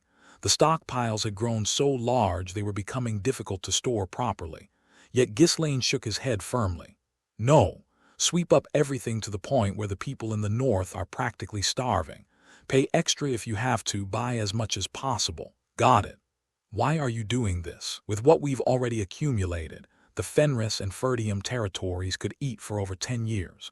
The food will rot before we can consume it." Ghislaine's obsession with hoarding food bordered on bizarre. Even when the retainers suggested selling the surplus to raise funds, he was immovable. Selling off a fraction of the stockpile could bring in a fortune, but Ghislaine stubbornly sourced funds elsewhere to continue his relentless food acquisition. The retainers couldn't fathom his reasoning. Did he really get possessed by some ghost that starved to death? Seeing Claude's frustration, Ghislaine replied nonchalantly, "I have a plan, but you wouldn't believe me even if I explained, would you?" "Well, no, probably not." "Exactly, so just keep buying until I say stop, buy it all, no exceptions." Sigh, fine. Claude gave up on arguing. At this point, he just went with the flow, do whatever you want. In the worst-case scenario, Claude figured he could personally oversee the defense. While he couldn't manage an offensive campaign, Ferdium could at least provide enough forces to hold a defensive line. He had even mapped out escape routes, just in case the Lord perished in war and Ferdium fell. With Claude, their last hope, failing to persuade Ghislaine, the retainers sighed in defeat, their faces painted with despair. Seeing them like this, Ghislaine smiled brightly. "Good, everyone's doing wonderfully." An outsider might think Ghislaine was imposing impossible tasks, pushing his people beyond their limits. But despite their constant grumbling, objections, and complaints, the retainers, mages, dwarves, serfs, knights, and soldiers all followed through on their orders. Though everything appeared chaotic on the surface, the underlying progress was remarkable. It was proof of their exceptional abilities. Thanks to them, plans that would have been unattainable by Ghislaine alone were steadily taking shape. "I'm grateful, but we need to work just a little harder." The timing Ghislaine was waiting for was fast approaching. By then, all preparations had to be complete. Asterisk, asterisk, asterisk, while the knights were resting to recover their strength, everyone else remained busy. From developing the territory to gathering war supplies, Everyone worked tirelessly. In the midst of this ceaseless activity, some welcome news arrived. Lord, we did it. We finally succeeded. Galbaric and a group of dwarves came running to Ghislaine, tears streaming down their faces. Startled by their sudden appearance, Ghislaine blinked and asked, "Who are you?" "It's me, Galbaric. You've worked us to the bone, and now you don't even recognize us." The figure at the front shouted angrily. Perhaps it was due to their grueling workload, but Galbaric and the dwarves had changed so much that it was hard to recognize them. Skinny, sunken-eyed, and short-statured, they looked like goblins with beards. Ghislaine chuckled awkwardly, scratching his head. "Ahaha, so it's you, Galbaric. Sorry, you've aged so much in just a few days that I didn't recognize you. I thought dwarves were supposed to have long lifespans. Is that a myth?" As Ghislaine feigned ignorance, Galbaric ground his teeth, his beard trembling with rage. "Damn it, we've been working non-stop without any sleep. Of course, we'd end up like this. At this rate, we're all going to die." Though he had been grinding his teeth daily to avoid being sent to the assault squad, he was seriously considering running away. In fact, some dwarves had already tried to escape, but ironically, the most relentless pursuer had been Ulfoy. Apparently, he couldn't stand seeing other slaves escaping while he stayed behind. Especially that bastard Ulfoy. He's not even human. He's the worst scumbag of them all, acting like the Lord's lapdog. Ghislaine ignored Galbaric's rant and asked casually, "So, what is it that you succeeded in?" At that, Galbaric's anger disappeared as quickly as it had come, replaced by a beaming smile. "We've finally completed that hot air balloon of yours." At the mention that the hot air balloon was complete, Ghislaine's face lit up. A device that could fly in the sky had countless applications, so he had been quietly anticipating its completion. "Great. As expected of the dwarves, see. I told you, didn't I, that it was possible to make a machine that flies in the sky." Indeed, the hot air balloon was completed based on what the Lord taught us. Ha. Galbaric laughed heartily. Though he had received help from Ghislaine, learning a new technology was enough to fill him with joy.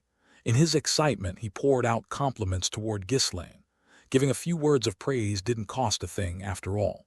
"Truly amazing. To think you came up with such a remarkable idea."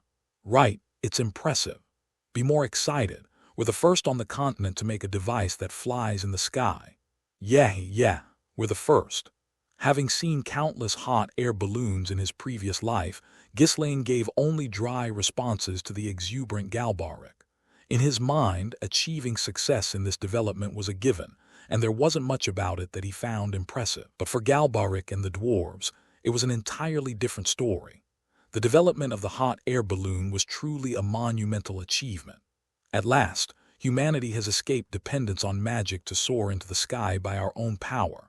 This can only be called a triumph of technology. Ha. In this era, the idea of flying was considered impossible. The only way to defy gravity was through the use of mana and magic. So to create a device that could rise into the sky purely through technology was a victory worth celebrating for the dwarves, who dedicated their lives to innovation. All the dwarves cheered as they looked at Ghislaine. As expected, the Lord is incredible. Such observational skill, catching even the smallest phenomena. More than that, the thought of using that phenomenon to create a new technology is extraordinary. That kind of thinking is rare. I will never doubt the Lord's knowledge again. You're a genius, a true intellectual genius. Just how much studying must you have done since childhood to know something like this?" As the torrent of praise continued, Ghislaine scratched his cheek awkwardly, looking away. It hadn't been long since people started calling him the kingdom's greatest physician, and now they were throwing around titles like intellectual genius. At this rate, they'd end up engraving great scholar on his gravestone. This is kind of embarrassing. Ghislaine's true specialty was fighting, and everything else was just knowledge he'd cobbled together from his previous life. Still, seeing how happy they all were, he couldn't bring himself to dampen the mood. It's just something I found out by chance. It's not like I studied or anything." As expected, a true genius doesn't need to study for long. They say a wise person can infer 10 things from observing one. No, that's not what I meant. Still, it's a pity. If you had attended the academy, you'd definitely have graduated at the top of your class. Being the top graduate of the Royal Academy is held in high regard, you know. Well, I probably would have been at the top, but not for academics, more for causing trouble. Feeling increasingly embarrassed, I waved my hand to change the subject. The tests were completed properly, right? No safety issues. Rest assured. We loaded a sheep, a duck, and a rooster for a 20-minute flight, and then a mage boarded to verify everything afterward. It's completely safe. The first model was a bit small, so we made the demonstration version larger and sturdier.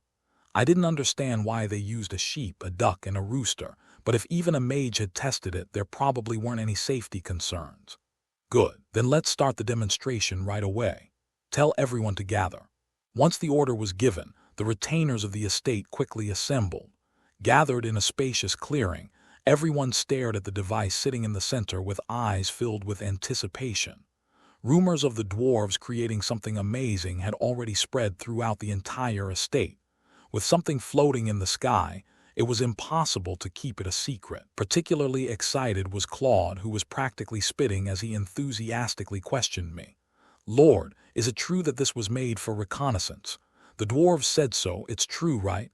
This would be great for spotting enemy positions during sieges. Yeah, that's mainly what it's for. Ah, I knew it. I knew you'd change your mind. Right. You can't lead the sick and wounded into battle. Claude wiped the tears welling up in his eyes as he struggled to contain his overflowing emotions. Based on what he'd heard from Galbaric, the hot air balloon was indeed an effective tool for siege defense. One of the biggest challenges during a siege was that it was difficult to see what the enemy was doing beyond the castle walls. But with the hot air balloon, tracking the enemy's movements would become much easier. To Claude, the fact that the Lord, who had once intended to march to war, had made something like this was as good as a declaration that his stance had changed. As Claude celebrated on his own, I clicked my tongue and asked, "Happy now?" "Of course I am." Claude felt as though he had grasped a profound truth about life. No matter how stubborn someone might be, with sincere and persistent persuasion, they could eventually come around. Our Lord has changed. He's finally started listening to reason. Moved to tears, Claude began to sniffle while next to him, Belinda's eyes gleamed as she asked a question. "Young master, does that really fly? Can it go up into the sky?" "Of course it does. The tests have already been completed." "Wow, then let's take this for a trip that would be so much fun." "That sounds great. Riding this really is fun. But first, let's get through the demonstration." "All right, get started." At Ghislaine's signal, Alfoy approached the air balloon's airbag. Enjoying the attention focused on him, he wore a smug expression. As one of the participants in building the prototype, the interest in the hot air balloon felt like interest directed at him personally. Using wind magic, he quickly filled the airbag with air. Once it was inflated, he immediately conjured flames from his hand. Although there was a device to heat the air, using magic was faster for rapid heating. Whoosh! As the magically conjured flames heated the airbag began to gradually rise. Ooh! The gathered crowd let out gasps of admiration. Alfoy, basking in their awe, shrugged his shoulders arrogantly and swiftly climbed into the basket. He then lit the fuel tank connected to the air vent. Since a mage couldn't constantly expend mana to keep the balloon afloat, materials like hay, wool, and oil were used as fuel to maintain the heat. The hot air balloon, tethered to the ground with a long rope, ascended to about 20 meters before stopping. After a moment of silence, the people, seeing it floating steadily in the air, erupted into cheers. "Wow, it's really flying. Amazing. How could they make something like that?" As expected of the Lord. And the dwarves, too.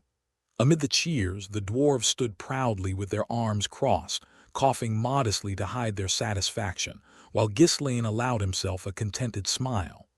After about 10 minutes of flight, Alfoy descended to the ground with a flushed face and announced excitedly, "Next, we're going to cut the rope and do a free flight. Who wants to ride? It's not very big, so we can only take one person." He spoke with the glee of a child showing off a new toy, his tone brimming with arrogance. Watching him, the other mages sighed and shook their heads in exasperation. Since the success of the test flights, Alfoy had stubbornly refused to give up his seat. He was utterly childish. In truth, the hot air balloon could operate perfectly fine without a mage aboard. Still, Alfoy insisted that having a mage on board was better for quickly adjusting the temperature, ensuring that every launch included him. In Ferdium, where entertainment was scarce, the hot air balloon was one of the few exciting diversions. "Come on, Decide quickly who's going to ride. We've succeeded in multiple flights already, so I can guarantee it's safe. I had just witnessed Ulfoy riding the hot air balloon with my own eyes, so there was no room for doubt. People eagerly raised their hands. I want to go, let me ride it. My lord, let me check if it's dangerous first. But their shouts were drowned out by a single roar. What nonsense! As the next commander of the Fenris Knights, I should go first. If you don't want to die, back off. The voice belonged to Kaor, who had been holed up in the training grounds for the past few days, immersed in practice. As soon as he saw the hot air balloon, his eyes lit up. This thrilling opportunity, he had to seize it first. It was a creed, a man's principle to never back down. Let's settle this with a duel will decide it. The winner rides first. At Kaor's declaration, the crowd flinched and stepped back. No one wanted to deal with that lunatic, let alone cross swords or even exchange words with him. But not everyone backed off. Belinda and Gillian immediately drew their weapons and approached Kaor. At the brink of a showdown, Ghislaine clicked his tongue and spoke. I let everyone ride, so stop fighting. Kaor, you go first. It was better to let him go first and get him out of the way, given how openly he was flaunting his desire. Heh, as expected, my lord knows best. Kaor, grinning smugly, climbed into the hot air balloon. The others, envious, pouted in discontent. The moment Kaor boarded, Ulfoy launched the hot air balloon again. The only difference this time was that the ropes were cut, allowing the balloon to drift with the wind. To avoid potential accidents, it was decided they would remain airborne only for a few minutes at a safe altitude before descending. Wow, this feels amazing. As the balloon soared quite high, Kaor looked down and marveled at the view. The crowd followed the drifting hot air balloon, gazing up at it in awe. It was so fascinating that they didn't even notice how tiring it was to walk. Kaor, looking down at the people below, wore a smug expression. They looked like tiny dolls from up there. So this is what it's like to look down on others from a height. Only after going up did he realize this was the place that truly suited him. At that moment, an idea flashed through Kaor's mind. He immediately shared his brilliant thoughts with Ulfoy. This is amazing. Hey, let's go even higher. Let's see how far up we can go, right to the end of the sky. What? Go higher? Yeah, let's climb higher and look down at those ant-like people. Right now, we're the rulers of the sky. That's a great idea. No, wait, how about we just escape to the magic tower in this thing? With two like-minded individuals, there was no room for dissent. Kaor's words brought Ulfoy to agreement. Letting go of his efforts to regulate the temperature, he looked down at his feet. His expression was even more arrogant than Kaor's. Ah, looking down like this feels so satisfying. Indeed, the heir of the magic tower should be in such a position. Look up to me. Revere me. While those two fools grinned smugly, the hot air balloon, now out of control, began to rise endlessly. As the balloon climbed higher and higher, the expressions of those following it began to show confusion, but it wasn't just the height. The balloon's air pocket swayed violently as it was buffeted by strong winds. Why is it like that? It's shaking too much. Did something go wrong? The height looks dangerous too. Behind the murmuring crowd, Ghislaine tilted his head in puzzlement. Something was definitely off. There was no clear reason for it to ascend so high. Then it happened. The balloon shook violently before beginning to descend. People watching were stunned. The air pocket is deflating. Is it falling? It's getting faster. At first, it descended slowly as there was still some air in the pocket, but falling objects inevitably accelerate. As the air pocket deflated further, the balloon started plummeting rapidly. Yet, no one could help. The balloon was visible because it was high up, but in truth, it was far out of reach. As everyone panicked, unsure of what to do, Ulfoy's scream echoed. Save me! Right after, Kaor's voice boomed. You idiot, we're screwed. Ghislaine, who was staring blankly at the falling balloon, muttered, Ah, it's defective.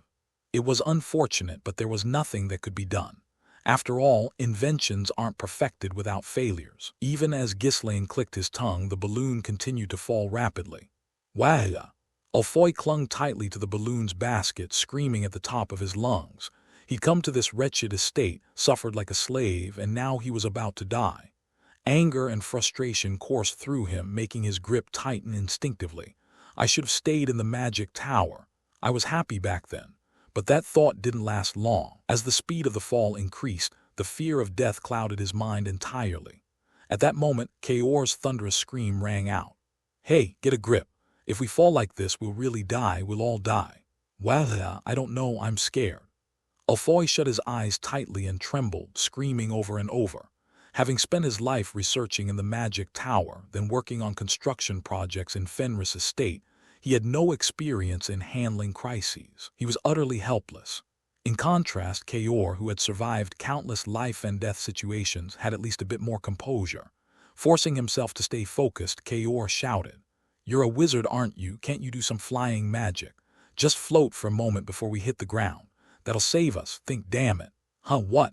Hearing that survival was possible, a glimmer of hope returned to Alfoy's eyes.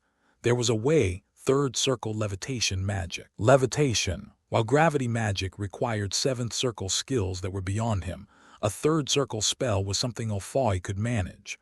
Although it was a mana-intensive spell even for a third circle caster and couldn't keep him aloft for long, it could reduce the speed of their fall. I can float briefly." Kaor's face lit up at Alfoy's shout. "Good.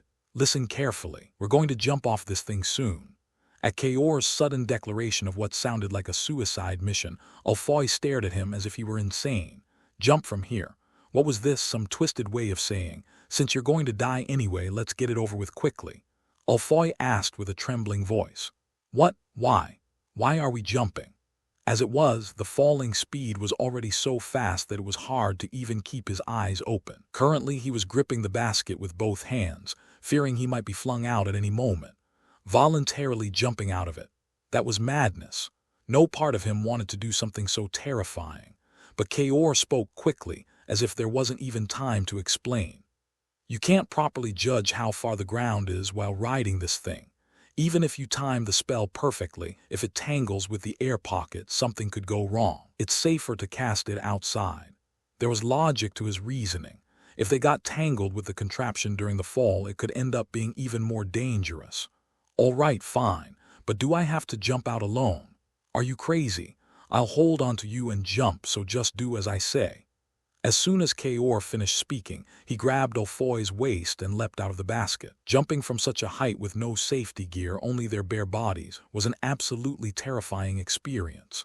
The intense wind buffeted their bodies, and Alfoy squeezed his eyes shut and screamed again.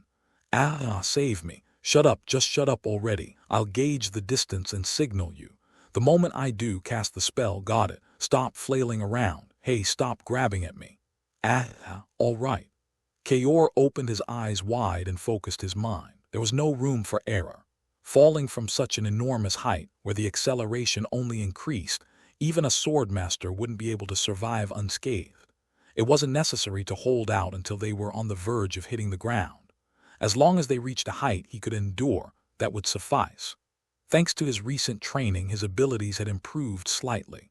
At a reasonable height, he could surround himself with mana and withstand the impact. If worse came to worst, he was prepared to sacrifice an arm or two. Vroom. As the ground drew closer, their descent became even faster. A single blink of the eye and the distance between them and the earth shrank drastically. Carefully calculating the distance, Kaor shouted at the precise moment they reached a survivable height. "Now!" Alfoy, who had been tightly shutting his eyes, immediately stretched out his hands and unleashed his mana upon hearing Kaor's signal. He gave it everything he had. Since learning magic, he'd never poured this much desperation into a spell. Magic becomes riskier the less focus one has, but as the successor to the Crimson Flame Tower, Alfoy succeeded, his life hanging by a thread. Thud. The bodies of the two, which had been plummeting, suddenly stopped in midair. Ugh! Ugh! The sudden shift in force left their bodies in complete disarray. It felt as if their heads had been smashed with a hammer, and their insides were being twisted and crushed. Unable to endure the pain, the two screamed. But it was still better than crashing into the ground and shattering their bodies entirely. Sensing success, Kaor summoned all his mana with every ounce of strength he had. All that remained was to use his own body as a shield to absorb the impact of landing. That should have been enough. Vroom. Instead, the two bodies shot upwards at alarming speed once again. "What?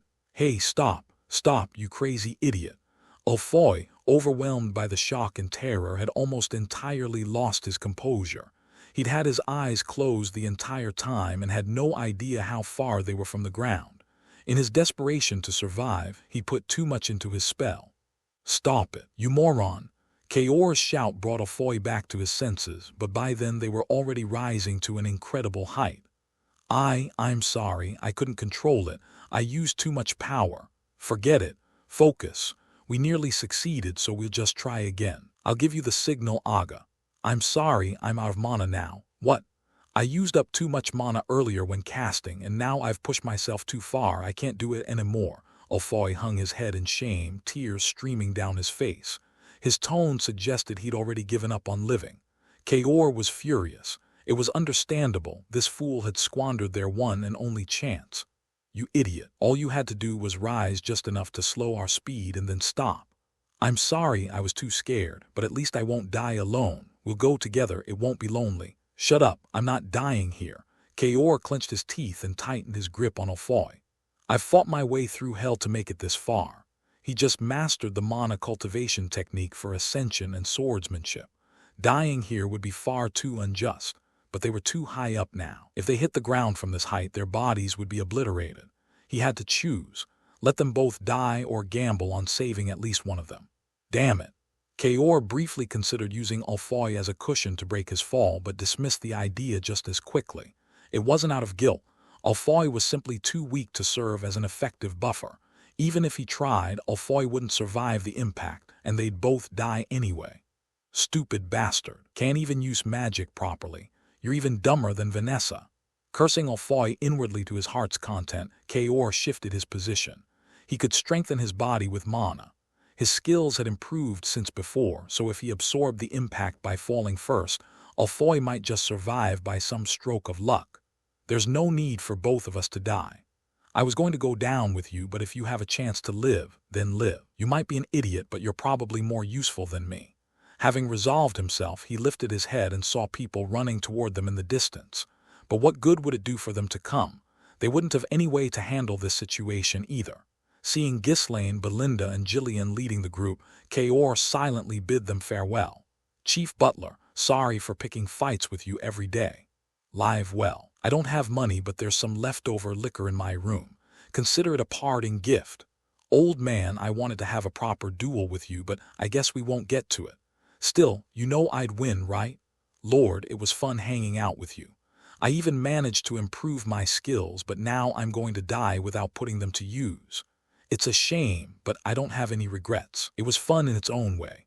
Soon his body would collide with the ground and be utterly crushed. Kaor closed his eyes. A single tear welled up at the corner of his eye. "Grandma, I'll be seeing you soon." Just as he gave up on his life and pushed his mana to its limits to save Afoy, Ghislaine's voice rang out loudly.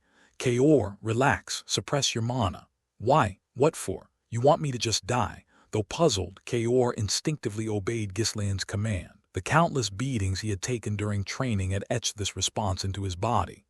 Whoosh. Ghislaine stretched his hand toward them, unleashing threads of mana. With their acceleration, ordinary strength wouldn't suffice to catch them. He exploded his third core all at once, channeling the maximum power he could muster to grab hold of the two. Crack. The mana threads strained and snapped under the pressure. However, the speed of their fall visibly decreased. "Kaor, throw Afoy." The moment Ghislaine shouted, Kaor flung Afoy away without hesitation. He wanted to get rid of him from the start, so there wasn't even a sliver of reluctance. That bastard truly deserved to die. Ghislaine continued to pour out mana from both hands, further reducing Kaor and Afoy's fall velocity. "Jillian, Belinda." As soon as Ghislaine spoke, Jillian and Belinda leapt into the air. Jillian caught Kaor midair and immediately hurled him toward the ground to disperse the impact. Thud. "Ugh, old man, you." Kaor screamed in pain as the crushing shock spread through his entire body. Jillian sneered and enveloped his legs in mana, landing safely on the ground. However, Belinda, who had taken charge of Afoy, couldn't handle things as easily as Jillian had. Afoy was notoriously frail, competing for the title of weakest in the estate. He was practically on the level of a sunfish. If she slammed him to the ground like Kaor, he might have died instantly. "Ugh, seriously." Belinda let out a frustrated shout, snatched Afoy midair, and spun several times while holding him tightly. After dissipating some of the momentum, she landed safely on the ground. Afoy collapsed and shouted in relief. "I am alive. I survived. Chief Butler, thank you, ha ha ha, I'm a lame. Ha ha ha, the Lord really is something else. Nice work, old man, cough. Kaor and Ofoy, both sprawled out on the ground, burst into laughter. After surviving a brush with death, how could they not be overjoyed? Ghislaine let out a sigh of relief before approaching the two and asking, "Are you both all right? What happened?" Kaor and Ofoy immediately pointed fingers at each other. "It's this idiot's fault. The moron can't even use magic properly. He's the one who said we should go higher first. That bastard is just plain evil." As the two bickered, Ghislaine intervened, calming them down and listening to their account. After hearing the full story, he shook his head. It seemed that the higher altitude had been too much for the airship's balloon to handle. The combination of the wind pressure and the heat likely caused the balloon seams to give out. Since they had gone well beyond the agreed safe altitude, it couldn't be attributed solely to a flaw in the airship. These two fools had brought danger upon themselves. Even so, accidents could happen anytime and anywhere. Given the height, a single mishap could be life-threatening, so it was clear that further safety measures were needed. A while later, the dwarves inspecting the crashed airship hesitantly approached. They had crafted it with confidence, but the accident had understandably shaken them. "What was the issue?" Ghislaine asked. "Well, we're not entirely sure if it was the high-altitude winds or if the air inside got too hot, but in any case, the seams of the balloon tore and the fabric also ripped." Galbaric replied politely. For someone so combative when things were in his favor, he was now noticeably deferential. Nodding several times, Ghislaine continued. "We confirmed it works fine up to the intended altitude, but reinforcement would still be better. Make the balloon 3 layers thick and cover the exterior with a mesh net for extra security. Also, think of ways to strengthen and secure other parts." "Yes, understood." After assigning the dwarves to reinforce and produce additional airships, Ghislaine glanced around and addressed the onlookers. "Well, there was a small accident, but you all saw that the flight worked fine, right? These two caused the problem by pushing too far, but as long as you go up at a reasonable height, it's safe. If anyone wants to ride during the next test flight, just let me know." The crowd smiled awkwardly and shook their heads. No one wanted to go near something that dangerous. In the awkward atmosphere, those who had finished cleaning up began leaving one by one. Already busy with their own work, they had spent far too much time watching the airship and the ensuing accident. As Claude returned to his office, he chatted casually with Wendy. "The stuff the dwarves make isn't always perfect, huh? Don't you think so? Feels a bit shoddy, right?" "Sir Overseer, hold on.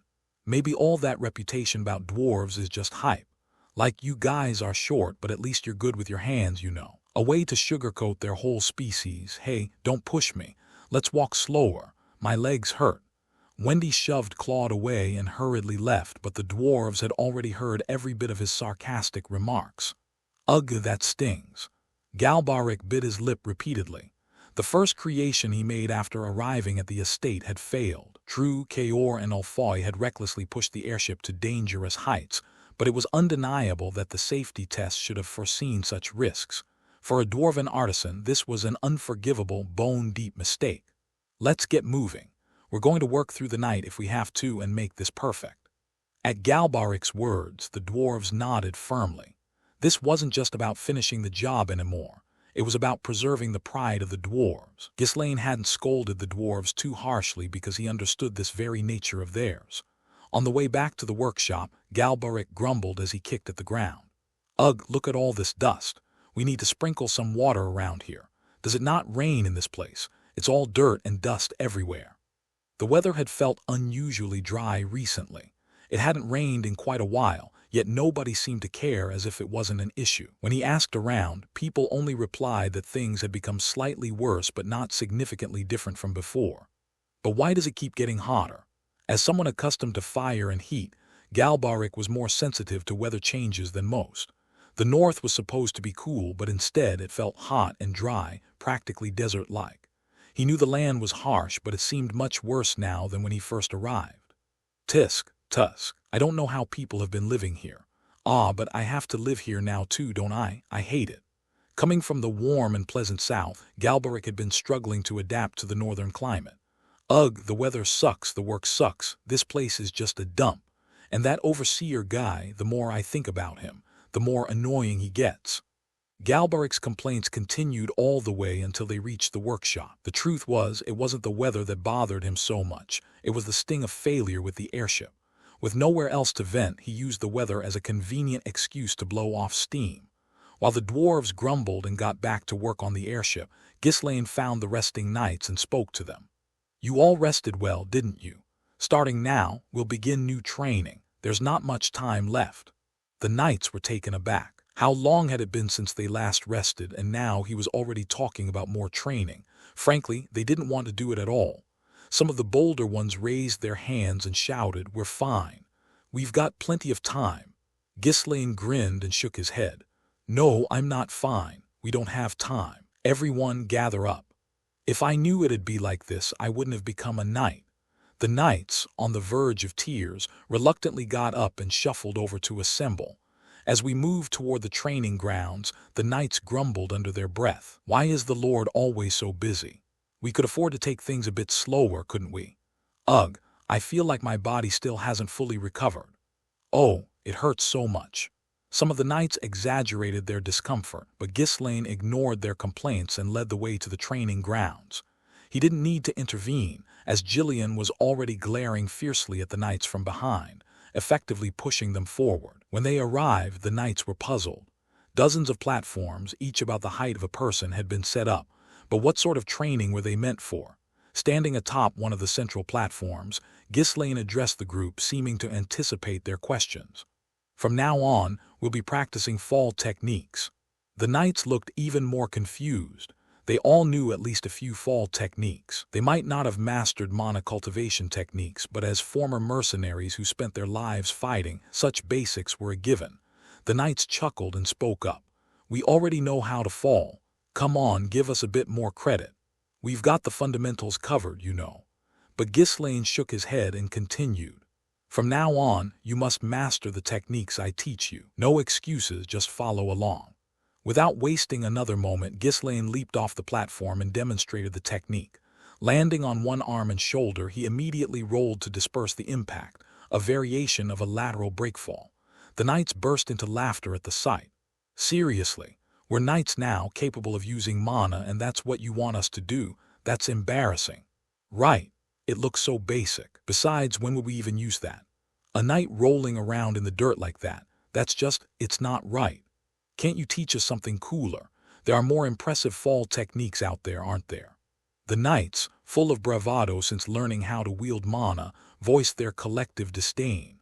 Having finally achieved the mana they had long aspired to, they wanted to carry themselves with a bit of flair. To them, the technique Ghislaine demonstrated was both unappealing and seemed unnecessary. It looked ridiculous, and they couldn't imagine a situation where such a crude technique would be useful. Unbothered by their half-hearted resistance, Ghislaine spoke casually. "The techniques that actually save your life rarely look elegant. Efficiency comes first. Now all of you give it a try." Since the movements themselves weren't particularly complicated, the knights managed to follow along without much difficulty. The platforms were only about the height of a person, so there wasn't much risk involved. Thinking it was just a basic drill, the knights approached the training casually. Ghislaine moved among them, checking their forms. Whenever he spotted someone with incorrect posture, he personally adjusted their technique. Since they were already accustomed to physical movements and had prior experience with other fall techniques, they quickly adapted to this new method. Good, you're all picking it up fast." At Ghislaine's words, the knights burst into laughter. To them, this seemed like training suited only for complete novices. "My lord, can this even be called training? What kind of exercise takes less than a day to master?" "Ah, our lord must have been bored. You could have just said so, you know. How about we celebrate with a drink?" Most of them were former mercenaries, and even after becoming knights, their relaxed and irreverent attitudes hadn't changed much. As Gillian frowned and began to step forward, Ghislaine raised a hand and smiled, signaling him to let it go. "That's enough. Save the fun for later. Keep practicing until you get more comfortable with it. You'll be using this a lot from now on." The knights exchanged confused looks before asking, "Are we really going to use something like this often? Honestly, the impact on the arms is pretty rough. Won't you teach us other techniques?" There were many types of fall techniques. The direction and posture of a fall or drop often depended on sheer luck during a fight. The method Ghislaine had taught, however, didn't seem particularly effective to them. But Ghislaine simply shook his head and replied, "This is the only one I'm teaching. Use whatever else you like beyond this." The knights didn't understand why he insisted on teaching such an awkward fall technique or why he refused to teach others, but they didn't press the issue. They assumed Ghislaine was going easy on them since they were still in recovery. Soon, the knights became more comfortable with the technique, casually rolling to the side as they jumped off the platforms. Watching them, Ghislaine turned to the servant standing by and gave an order. "Raise the platforms a little higher." As if prepared in advance, the servants brought additional wooden structures and placed them on top of the original platforms, increasing their height. Though the platforms were now a bit taller, they still weren't high enough to be intimidating. Once again, the knights executed the falls with ease. In fact, some found the increased height to be more entertaining. Sensing their enthusiasm, Ghislaine gave another command: "Raise them a little higher again." The knights grew even more excited. Having been bored during their recent downtime, they were now thoroughly enjoying this exercise. But soon enough, Ghislaine's voice rang out again with the same instruction: "Raise it just a little higher. Once more, lift it up. That's it, a bit more. Just go ahead and raise it a lot higher." At some point, the platforms became so tall that they couldn't manage without using mana. The knights gulped as they looked up at the towering stack of platforms. At first, they could climb up by holding onto the structure.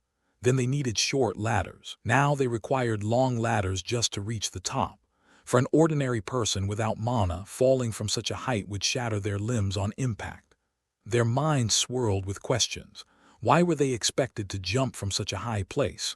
Could fall techniques even make a difference at this height?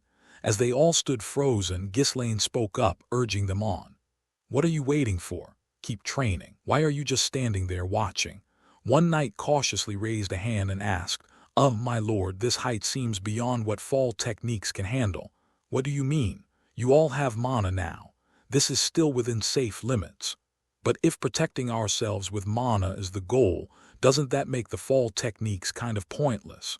"That's exactly why it's necessary. When you fall, focus all your mana into the arm and shoulder that make contact with the ground. This is also a way to practice concentrating mana in specific parts of your body." One quick-witted knight hesitantly asked, Then, the reason other fall techniques aren't needed is because—" Ghislaine nodded deeply, clearly pleased with the knight's insight. "At these heights, other techniques won't help. But with the method I taught you, only one arm will break, and you'll still be able to get up and fight with your sword." Gordon, who was never one to stay silent when something felt wrong, shot to his feet and shouted, "Wait, why do we even need this kind of training? It's not like we're fighting giants or something. It's not for duels. Then what is it for? It's for situations where you have to jump or fall from a fortress wall." Fortress walls were meant to be defended from above, not leapt off of. Whether fall techniques were used or not, jumping off a wall would likely result in being surrounded and killed by the enemy. It seemed like their lord had jumped off fortress walls a few too many times in past battles and assumed everyone else should be prepared to do the same. Is this really necessary? How often will we have to jump from such heights? Another knight voiced the question on everyone's mind. Ghislaine nodded as if the answer was obvious. When you're in battle, you never know what might happen. This training prepares you for the unexpected. If you want even the slightest chance of surviving, you'd better practice now. Ugh! The knights groaned in frustration, but there was no arguing with the reasoning behind Ghislaine's insistence. The knights couldn't muster a rebuttal to Ghislaine's words and began climbing the platforms one by one. Their faces were uniformly grim, devoid of the earlier lightheartedness. They could no longer afford to laugh their way through the training like they had at the start. One small mistake could result in not just a broken arm but potentially far worse injuries. Screams echoed across the training ground as knights fell from the towering platforms. "Arg! Somebody catch me. This is too much pain. We're just beginner knights." Even with the ability to use mana, there was a limit to how much these novice knights could endure from such heights. Adding to their troubles, the nature of their cultivation technique forced them to conserve mana. If they expended all of it, they'd start coughing up blood. As a result, They could only use mana at the precise moment before impact, sharpening their focus and control over mana. This led to rapid improvement in their mana control, but it came at the cost of their physical and mental well-being. Ugh, my arm's turning purple. Are we sure this training even works? What if the Lord's just planning to toss us all off a fortress wall? The knights groaned and moaned as they continued the training. By now, most of them had bruised arms, while those who had botched their falls sported bruises all over their bodies. Thankfully, since this wasn't a real combat scenario, Ghislaine controlled the height of the platforms enough to limit injuries to severe bruising rather than outright fractures. After days of relentless practice, the knights finally mastered the fall technique, breaking only one arm and surviving, but it wasn't over yet. We'll begin the next stage of training now, Ghislaine announced, something a little closer to a real scenario. Excuse me. Ghislaine led the knights to a new platform, one far taller than any they had used before. This time the height wasn't comparable to a regular fortress wall. It was closer to the towering walls of Cardenia's capital. The knights stared up at the structure and were immediately convinced. If they fell from that height, they would absolutely die. Their reactions were immediate and intense. My lord, if we fall from here, no fall technique in the world will save us. We're all going to die. What did we do to deserve this? Ghislaine, calm and reassuring, gestured for them to relax. Don't worry, you think I'm that reckless. No one's jumping from there. Instead, you'll be practicing rapid descents using a rope. Oh, I see. The knights let out a collective sigh of relief. Descending walls with ropes was a common and essential training exercise, so there was no reason to doubt Ghislaine's intentions. At the topmost platform, Ghislaine skillfully set up a long plank and tied a sturdy rope to it, letting it dangle all the way down. All right, descend one at a time using the rope. Since they had already practiced similar drills on the Fenris fortress walls, this training wasn't particularly new for the knights. The main difference was that here, they had to rely entirely on a single rope hanging in midair, with no foothold to support them. The height also made the task considerably more intimidating. The first knight called forward, grabbed the rope, and began descending quickly. It wasn't that he was confident or experienced. He just wanted to get it over with as soon as possible. As he descended, however, he suddenly stopped, his movements freezing as cold sweat began to form on his brow. The rope, it's short. Why is it short? A rope like this shouldn't be short. He was still far from the ground, but the rope had already reached its end. The knight hurriedly scrambled back up, shouting as he climbed. My lord, the rope is too short. I think there's a problem. Ghislaine's voice came down from above. Nope, no problem. It's supposed to be like that. Once you reach the end, jump off and do what you've been taught. It's said that lions toss their cubs off cliffs to make them stronger, but the knight had no desire to become a lion. No way, how am I supposed to jump from here? What's the point of this insane training? We're doing this because it's necessary. Oh, what's this? You're climbing back up instead of jumping. Ghislaine, seeing the knight climb too quickly for comfort, swiftly drew his sword from his belt. Swish! With a single swing, the rope was severed, and the knight, still clutching the shortened rope, plummeted toward the ground. Arg! This is absolute bull. Despite his stream of curses, the knight instinctively assumed the fall technique position he had been drilled to master during training. It was thanks to the grueling sessions of hellish practice that his body moved on its own in a crisis. All his mana was focused into his arm, exactly as he had been taught. He had no other choice. Without it, he would certainly die. Faced with the life-threatening situation, the knight even experienced a fleeting moment of clarity. Whoosh. His focus sharpened to such a degree that time seemed to slow. Boom! Ugh! The knight collided with the ground, his body rolling to disperse the impact as much as possible. If surviving meant abandoning any pretense of looking cool, so be it. As humiliating as it was, Ghislaine's words rang true. Though the pain was excruciating, his arm didn't break. The brutal training had truly paid off. I survived. I'm alive. Haha, cough, cough. The knight let out a joyous laugh but promptly collapsed, coughing up blood. Even though his arm remained intact, the impact had still taken its toll. To fully nullify such a shock, he would have needed significantly more mana and precise technique, which were beyond the reach of a novice knight. Ghislaine turned to the remaining knights, smiling brightly. See, it works. Next. tears welling up in their eyes, the next knight stepped forward, grabbing the newly secured rope and beginning his descent. Becoming a knight of this unhinged domain, it was a decision they deeply regretted. And so, the knights resumed their grueling, blood-spitting training. While the knights devoted themselves to their training, the reinforcement work on the hot air balloon was completed. Galbaric, who had previously swallowed his pride, pounded his chest and made a confident declaration. Everything's reinforced for sure this time. There's no chance of an accident now. That is, as long as we don't get attacked or some blockheaded fool doesn't try anything weird. Perhaps the dwarves had truly put their pride into this project, as the reinforced hot air balloon completed its flight without any issues. However, the hot air balloon wasn't the only task entrusted to the dwarves. Ghislaine immediately moved to inspect the rest of the equipment. What about the under armor made from the blood python? That was supposed to be urgent.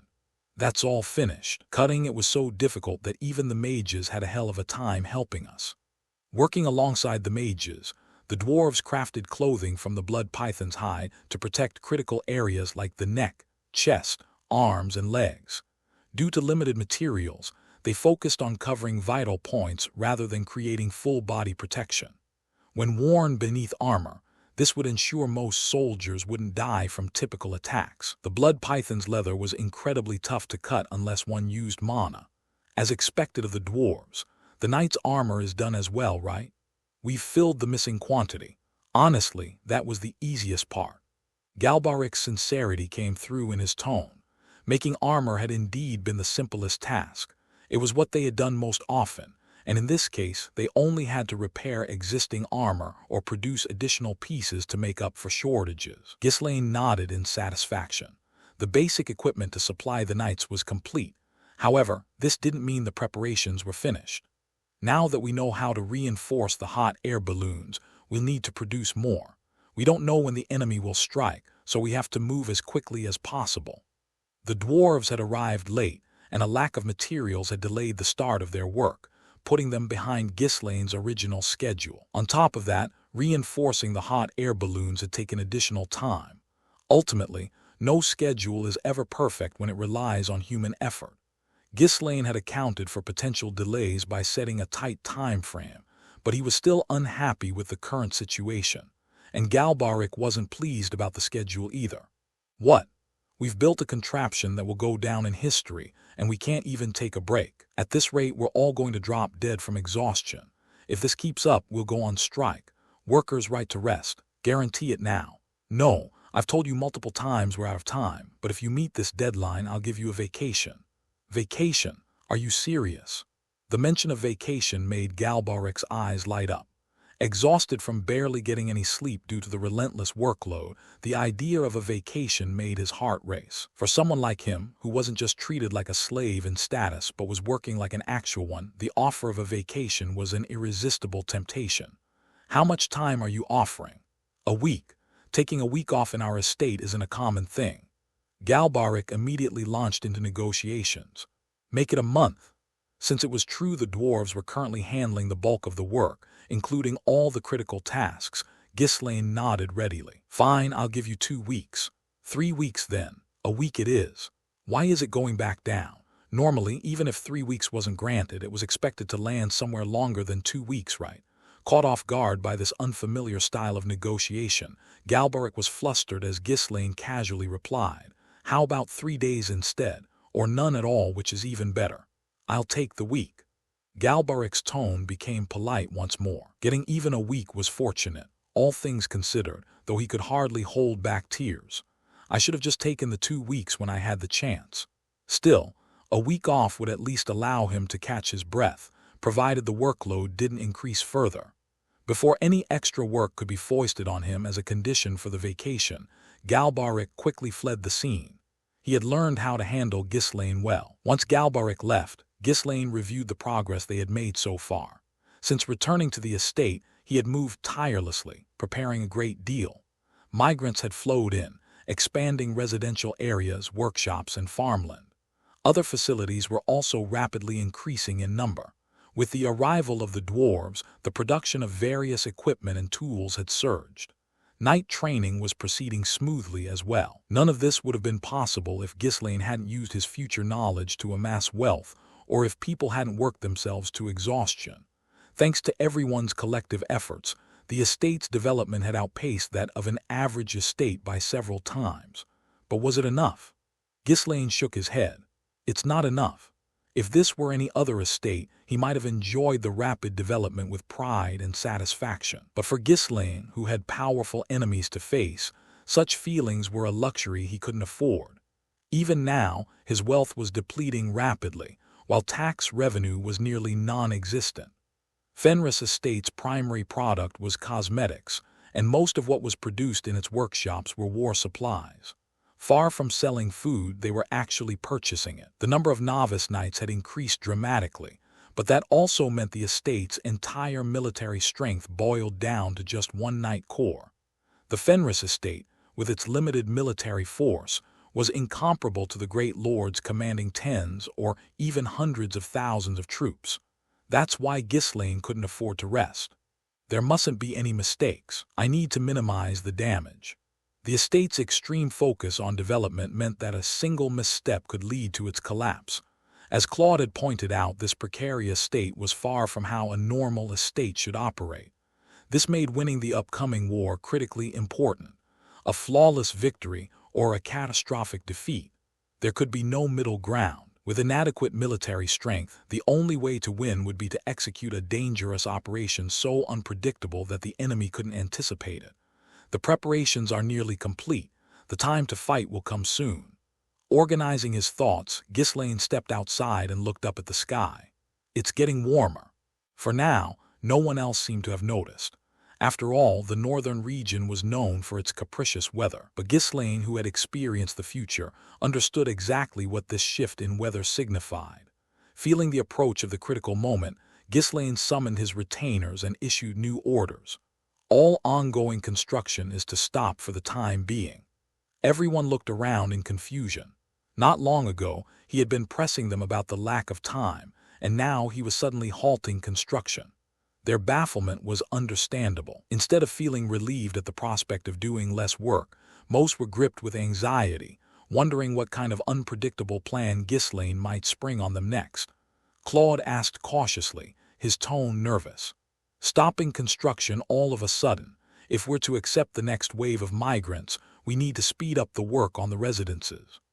I'm not saying to abandon it entirely. The dwarves will focus on producing more hot air balloons, and everyone else will be redirected to work on canals, reservoirs, and expanding water storage facilities.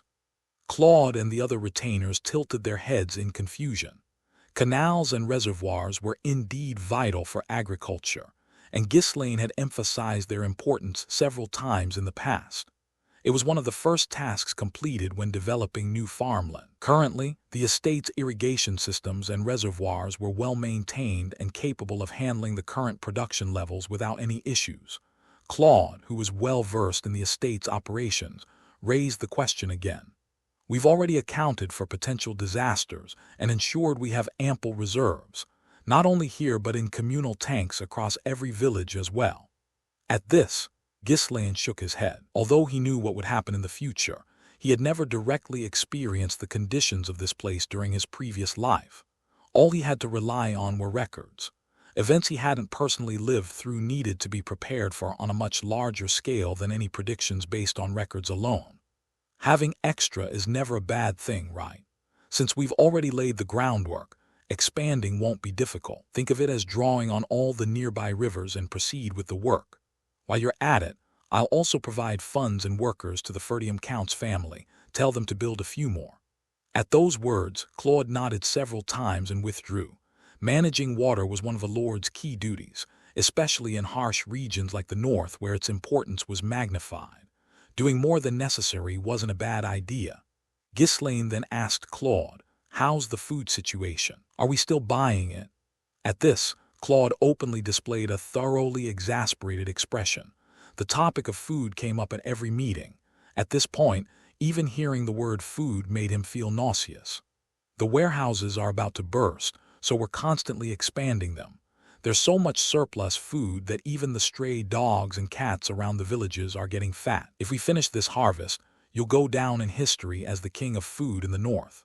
The residents of the estate, who had been perpetually hungry, were naturally in high spirits now that they could eat their fill, and it was only expected that they praised their lord. But from Claude's perspective, it wasn't all good news. A staggering amount of money was being spent on purchasing food. It had reached the point where even Claude found it wasteful. At first, Claude had accepted it, knowing that stockpiling food was essential for defensive preparations. But now, it was excessive, far too excessive. The amount of food stored was enough to last over 10 years within the castle, though it would surely spoil long before that. No matter how many times the retainers tried to persuade Ghislaine, he never even pretended to listen. Continuing to argue would only lead to exhaustion. Ghislaine simply nodded a few times before continuing. Prepare supplies for a force of 3,000 soldiers. We'll be marching soon. Claude's face twisted into disbelief. The estate's total military strength, even including the hastily assembled Knight Corps, barely numbered 500. This confirmed his suspicion. Our lord doesn't even know basic math. The news of Fenris estate's large-scale food purchases soon reached Harold's ears. What? That bastard Ghislaine is still buying food? Yes, thanks to him, food prices in the north have risen significantly. He's even snapping up supplies brought by merchant guilds from other regions. Hearing his subordinates report, Harold couldn't hold back his laughter. Ha ha ha, what a fool. The harvest will be over soon and prices will drop. He can't even wait for that. So he's just throwing around the money he earned from runestones and cosmetics without a single thought. Apparently, after trying to improve agriculture and overturning his territory, the harvest has decreased instead. On top of that, with the influx of migrants, it seems they're facing a severe food shortage. Of course, it was a ridiculous endeavor to begin with. The outcome was obvious. If they don't want to starve, they'll have to keep buying food. Thanks to Ghislaine sealing his territory, rumors about Fenris Estate's food production hadn't spread yet. For now, everyone believed Ghislaine's agricultural reform had failed. An increase in harvest. Even I couldn't accomplish that. There's no way a greenhorn like him could succeed. Harold let out a satisfied chuckle. The thought of that irksome brat suffering significant losses only brightened his mood. After mulling it over briefly, Harold asked his aide a question. How much surplus food do we currently have? Since Diggold handled the supplies during the last war, we still have plenty. With the upcoming harvest, we'll have even more. Excellent. Then sell off our surplus at a high price this time. Let's ensure that arrogant fool takes a heavy loss. Understood. I'll make arrangements with the merchants to prioritize buying from us. At the aide's words, Harold smirked in satisfaction. Desmond Estate, along with Raypold, boasted the highest food production in the north. Since selling food was one of their main sources of income, this was an opportunity they couldn't pass up. Fortune truly favors us. The budget's been tight ever since the last war. To Harold, this felt like a heaven-sent chance. The aftermath of their defeat to Ferdium still lingered, and they were pouring vast sums into reorganizing their forces and supporting Amelia. And that wasn't all. The cost of trying to bring the northern estates under their control was also enormous. Even Desmond Estate couldn't avoid feeling the strain. If not for the support from the Duchy and Count Cabaldi, they wouldn't have even been able to rearm. Their primary export, food, was difficult to sell at high prices with the harvest season approaching. But now, such a golden opportunity had appeared. Not only could they replenish their lacking funds, but they could also inflict damage on Ghislaine. There was no better outcome. It seems his past successes were just a matter of luck. That brat got too full of himself. Now that he's hit the wall of reality, his limits are showing. He probably doesn't even understand the importance of food, wasting time on luxuries like cosmetics and frolicking in the capital. Harold made an effort to disparage the cosmetics even the Duke had praised. He had to. Otherwise, his pride wouldn't let him endure it. If we can dominate the food supply, we'll be able to strangle everyone's livelihoods. Up here in the north, food is the most crucial resource, far more than frivolities like cosmetics. The food situation in the north was under the control of Desmond and Raypold. Bringing food from other regions added exorbitant transportation costs, making local dominance inevitable. Harold wanted to strangle everyone with the food supply outright, but Raypold, his competitor, prevented such a move. Still, it wouldn't be long. Once Amelia's rebellion succeeds, the North's food supply will be entirely ours. The Northern lords, with their vulnerabilities exposed, would kneel without a fight. That was why the Duke and Harold were so focused on Amelia's rebellion. If not for that, they would have already found some pretext to eliminate someone like Ghislaine. Heh, for now, I'll sell you the food, so eat your fill. When the time comes, I'll devour you myself. Harold grinned again. He was feeling exceptionally good. Amelia frowned at the words of Conrad, the head of the Actium Merchant Guild. Fenris requested food again this time. Yes, that's correct. Are things that bad for Fenris and Ferdium? I don't believe so. The Northern Lords have already provided support, and they've received aid from the royal faction as well. If I were to guess, they're likely trying to secure resources in advance because of the influx of immigrants. How much did the royal faction provide?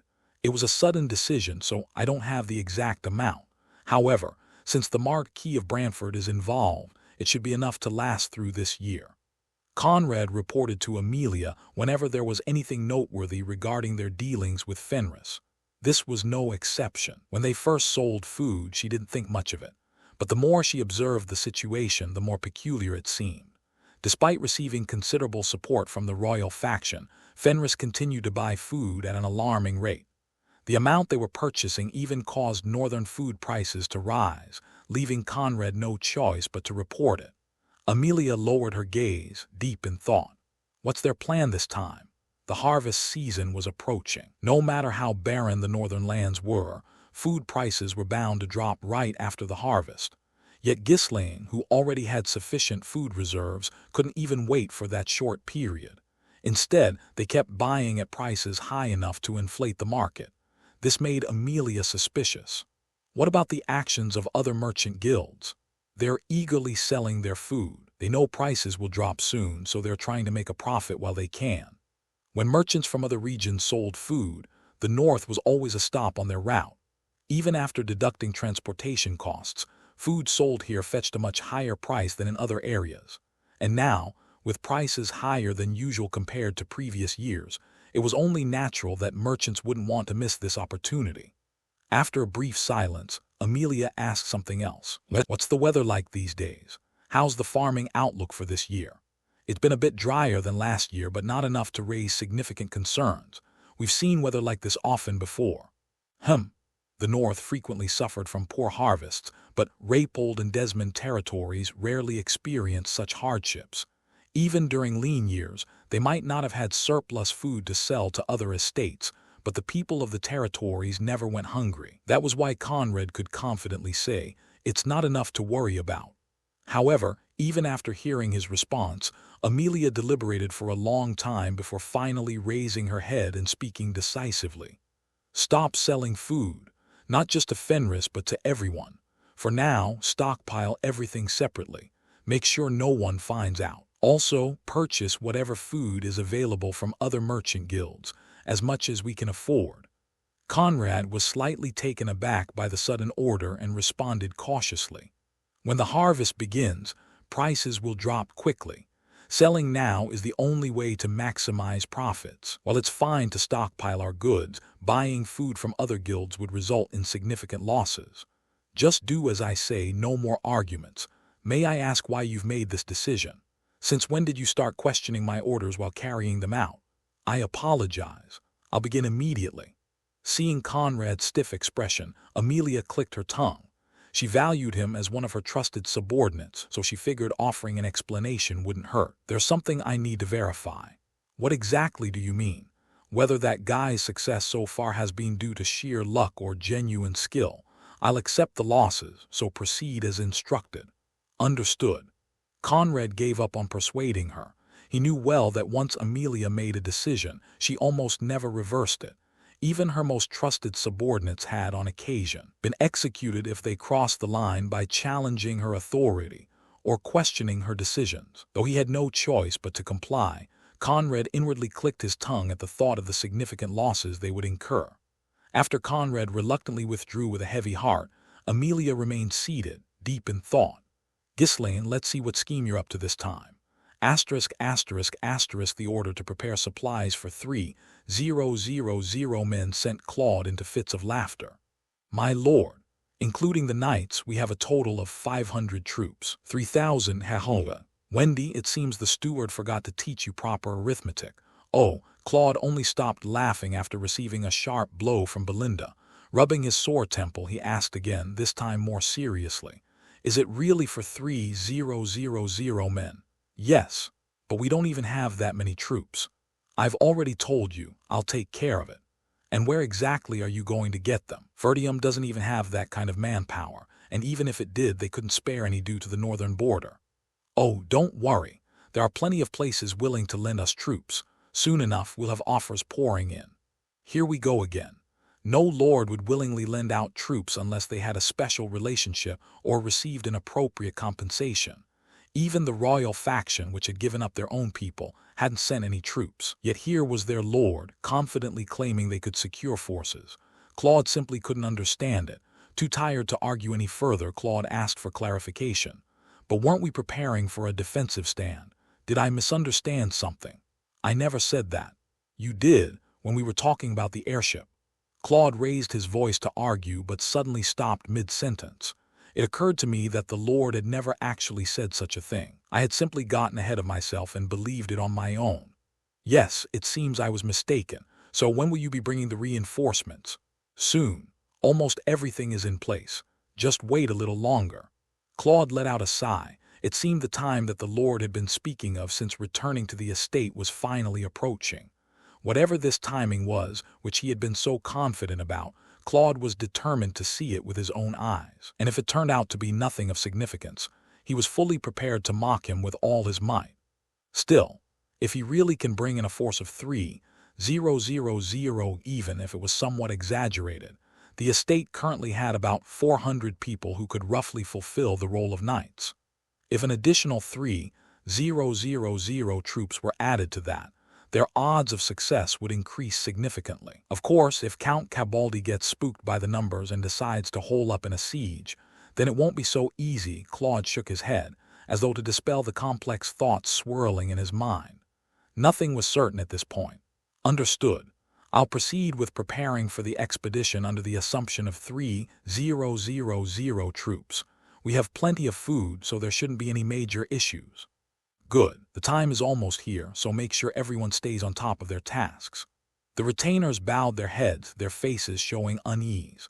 The Lord's tone made it seem like the departure truly was imminent. Up until now, the Lord had ordered various preparations and mentioned borrowing troops, but that was it. Since they hadn't been told any specifics, the situation was confusing and difficult to trust. But what power did they have to resist? Orders were orders. Only someone in a position like the chief overseer would dare to make snide remarks in front of the Lord. As Ghislaine observed the anxious retainers, he quietly smiled. Soon, they'll find out. As Ghislaine had anticipated, the people of Fenris Estate began to sense that something unusual was happening as time went on. What's going on? Why is it so hot lately? It hasn't been this bad in years. Isn't this going to lead to a severe drought? Farmers are particularly sensitive to the weather, as it is deeply tied to the year's harvest. As the air grew hotter and drier by the day, the people of the estate began to panic. For those who had long lived on the brink of starvation and had only just begun to fill their bellies, the prospect of a drought was the worst kind of disaster, stirring memories of past nightmares. Worry was etched on their faces as they hurried to inspect their fields daily. However, their fears did not last long. Oh, it was nothing. Just a little heat. Maybe I've been overworked and run down. The wheat looks unbelievably healthy. We could probably harvest it again soon. The monstrous wheat developed by the Lord thrived magnificently, utterly unaffected by the heat or dryness. Honestly, it looked like they could harvest it immediately without any issues. Thanks to the recently renovated irrigation system, there were no problems with watering the crops either. While Fenris Estate brushed it off lightly, other estates were thrown into chaos. Lowell, who was in charge of gathering intelligence, reported daily from the Great Hall on the surrounding estate situations. The weather is unusual. It seems to be a sign of a major drought. The lords of various regions are all deeply concerned. At first, the reports ended at a mildly concerning level. On top of that, since the wheat was growing well, the retainers didn't feel the severity of the weather issue. Reservoirs and water storage facilities had been filled to the brim with diverted river water, so there were no concerns about water supply. Most assumed Lowell was just being overly dramatic about some hot weather. However, Lowell's reports grew increasingly alarming by the day. The river levels are rapidly decreasing. The crops conditions are worsening. Merchant guilds are moving to secure food supplies. It appears there's a shortage of food. Food prices are skyrocketing. As the reports became far more dire than before, the retainers gaped and turned their gazes to Ghislaine. Fenris Estate, in contrast, had been so overwhelmed with surplus food that they had to expand storage facilities on a massive scale. Meanwhile, other estates were descending into chaos over food shortages. If a famine were truly upon them, it made sense. Fenris Estate had already bought up almost all the food supplies in the northern region, paying even higher prices for it. Other merchants likely couldn't secure food even if they wanted to. But for the retainers who rarely left Fenris Estate, Lowell's words were hard to believe. Just the day before, they had been complaining about having so much food stored that it might rot before they could eat it all. And now, suddenly, there was a food shortage across the land. We're fine here, aren't we? Could he be lying? Did the Lord tell him to spread false information? Even bad crops are fetching skyrocketing prices. Could it really be a drought? The retainers, half in doubt, soon found certainty in a new report delivered a few days later. Famine markers have emerged across the region. The drought is real and the situation is dire. Famine markers, large stones embedded in riverbeds to signal drought conditions, had become visible. This meant the rivers had dried to the point of exposing the riverbeds, a clear indication of the severity of the drought. This level of drought was a disaster so rare that it might only occur once in several decades, even in the harsh northern lands. The problem didn't stop there. The drought was affecting not only the northern region but other areas as well. The entire kingdom. Abnormal weather patterns have blanketed the entire kingdom. It's becoming increasingly difficult to harvest crops properly, and it's not just Britannia. The neighboring territories and countries adjacent to our kingdom are experiencing the same. This is the worst drought. This was far beyond a simple poor harvest. A drought causing a widespread famine across the entire kingdom was an exceptionally rare event. The retainers were left in a daze. In Fenris Estate, where food supplies were overflowing and water resources were abundant, the situation felt almost surreal. Meanwhile, other territories were thrown into disarray due to the drought. It almost seemed as though the Lord had foreseen this catastrophe and prepared for it by ruthlessly driving his people to work. Claude, trembling with both bewilderment and anxiety, asked, My lord, what is going on? How did this happen? Did you really anticipate a drought? Everyone silently agreed with Claude's question and turned their gazes to Ghislaine. Up to this point, the Lord's actions could be chalked up to luck or having heard rumors from somewhere. But predicting the weather, that was an entirely different matter. Foreseeing the future was something attributed only to prophets from legends. While everyone was stunned, Ghislaine simply leaned on his hand, closed his eyes, and smiled. What should he say? Should I tell them I know the future? He couldn't actually say that, of course, but just imagining it amused him. As Ghislaine continued smiling without answering, Claude impatiently pressed him for a response. No, don't just smile. How did you know there'd be a drought? After a long pause, Ghislaine casually threw out his answer. Because it was hot. What? When it gets too hot, droughts happen. It's been hot for a while now. Don't you think so? You're saying you made us prepare like this just because the weather was hot. Does that even make sense? Well, what was I supposed to do? I don't like the heat. Everyone fell silent at Ghislaine's absurd logic. So he just got worked up about the weather being a little warm, prepared like crazy, and happened to be right. It sounded like the kind of thinking only someone consumed by worry could come up with. It was still hard to believe, but at least it seemed more plausible than the idea of him predicting the future. If his guess had been wrong, Fenris Estate would have been left with heaps of rotting food and suffered significant losses. That much was still infuriating. After savoring the silence for a moment, Ghislaine turned to Lowell and asked, What's the situation in Ferdium? Well, that's a bit different from the others. Explain. Lowell flipped through his reports, his expression souring as he answered. The chief overseer of Ferdium, Baron Homeland, received reports on the territory situation we've failed at farming again this year. But we fail every year anyway, right? We have plenty of food for now, so it's fine. If we run out, we can just ask the young lord for more, is what he said. I see. And what's their water reserve situation like? The water levels have dropped significantly, but thanks to the river flowing from the forest of beasts and the reservoirs we provided, they seem to be holding out. Their situation is better than other estates. Good. It seems there won't be any major issues. Ferdium had always been a poor territory, so they seem to be treating this drought as just another ordinary hardship. If the drought persisted, water scarcity could become a problem, but they would manage somehow. Truthfully, Ghislaine wanted to build more reservoirs and irrigation systems for Ferdium, but since it was his father's estate, his ability to interfere had its limits. After confirming that Ferdium could hold on for now, Ghislaine asked about other territories. What about the other estates? It's disastrous. Raypold and Desmond are expected to harvest less than half of what they do in a normal year. They may hold out for a while because of their reserves, but in other regions, starvation deaths are expected to skyrocket. That's unfortunate news. Everyone is scrambling to secure food supplies. If we sell now, we could get over 10 times the usual price. At Lowell's words, the retainer's eyes lit up. The northern region, already known for poor agricultural productivity, had no chance of withstanding such a drought. Meanwhile, Fenris had an almost unimaginable surplus of food. On top of that, the monster wheat fields were about to yield another massive harvest. If this opportunity was handled properly, Fenris Estate could very well become one of the wealthiest territories in the entire kingdom. Despite the hopeful glances from the retainers, Ghislaine shook his head. I have no intention of selling right now. Claude suddenly recalled Ghislaine's constant mention of the timing. My lord, could it be that the perfect timing for war is now? With crops shriveling and dying, Cabaldi Estate would surely struggle to feed its soldiers. Starving troops would have low morale and would barely be able to put up a fight.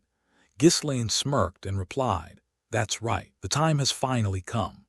Before the drought hit, Ghislaine had sent a letter to the Marquis of Brantford. Given how hot the weather is, it seems a drought is coming soon. Stockpile food and prepare ahead. If you fail to prepare and regret it later, don't blame me. It was succinct.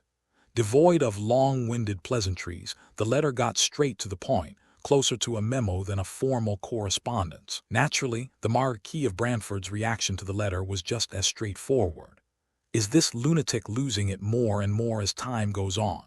Out of nowhere, he was told to stockpile food and prepare, without any substantial reason other than that it was hot.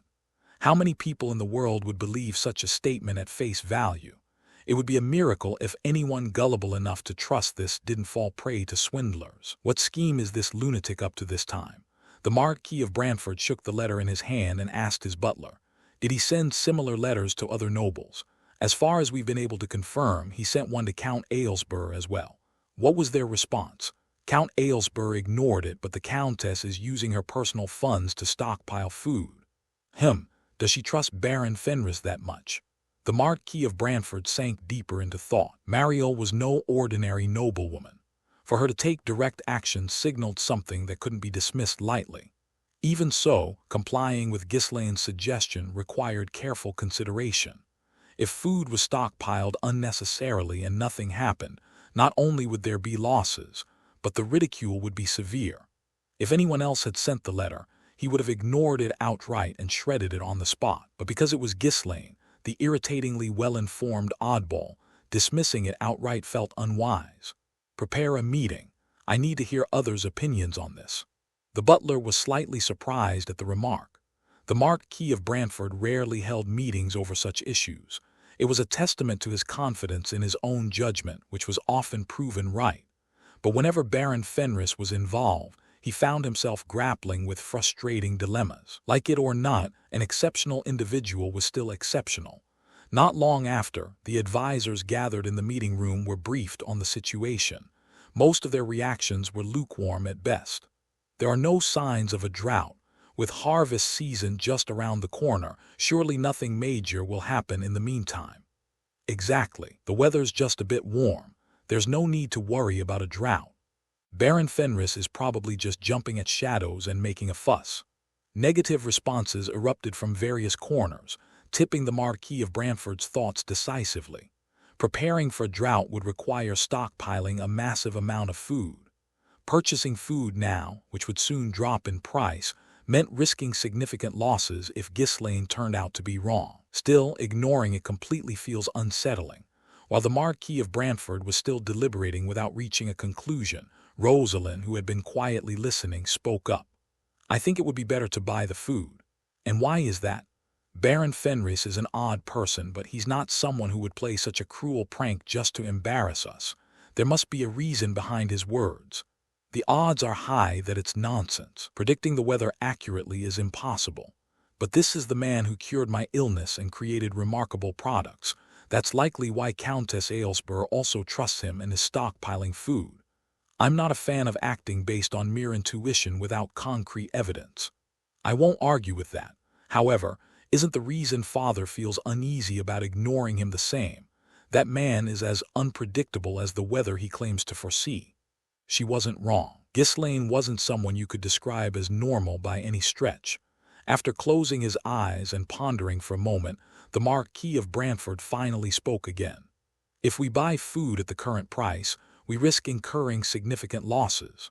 I will use the funds from the merchant guild I manage. That way, even if he's wrong, Father won't suffer any embarrassment. Just in case, I'll also secure supplies from the royal stockpile ahead of time." "You will?"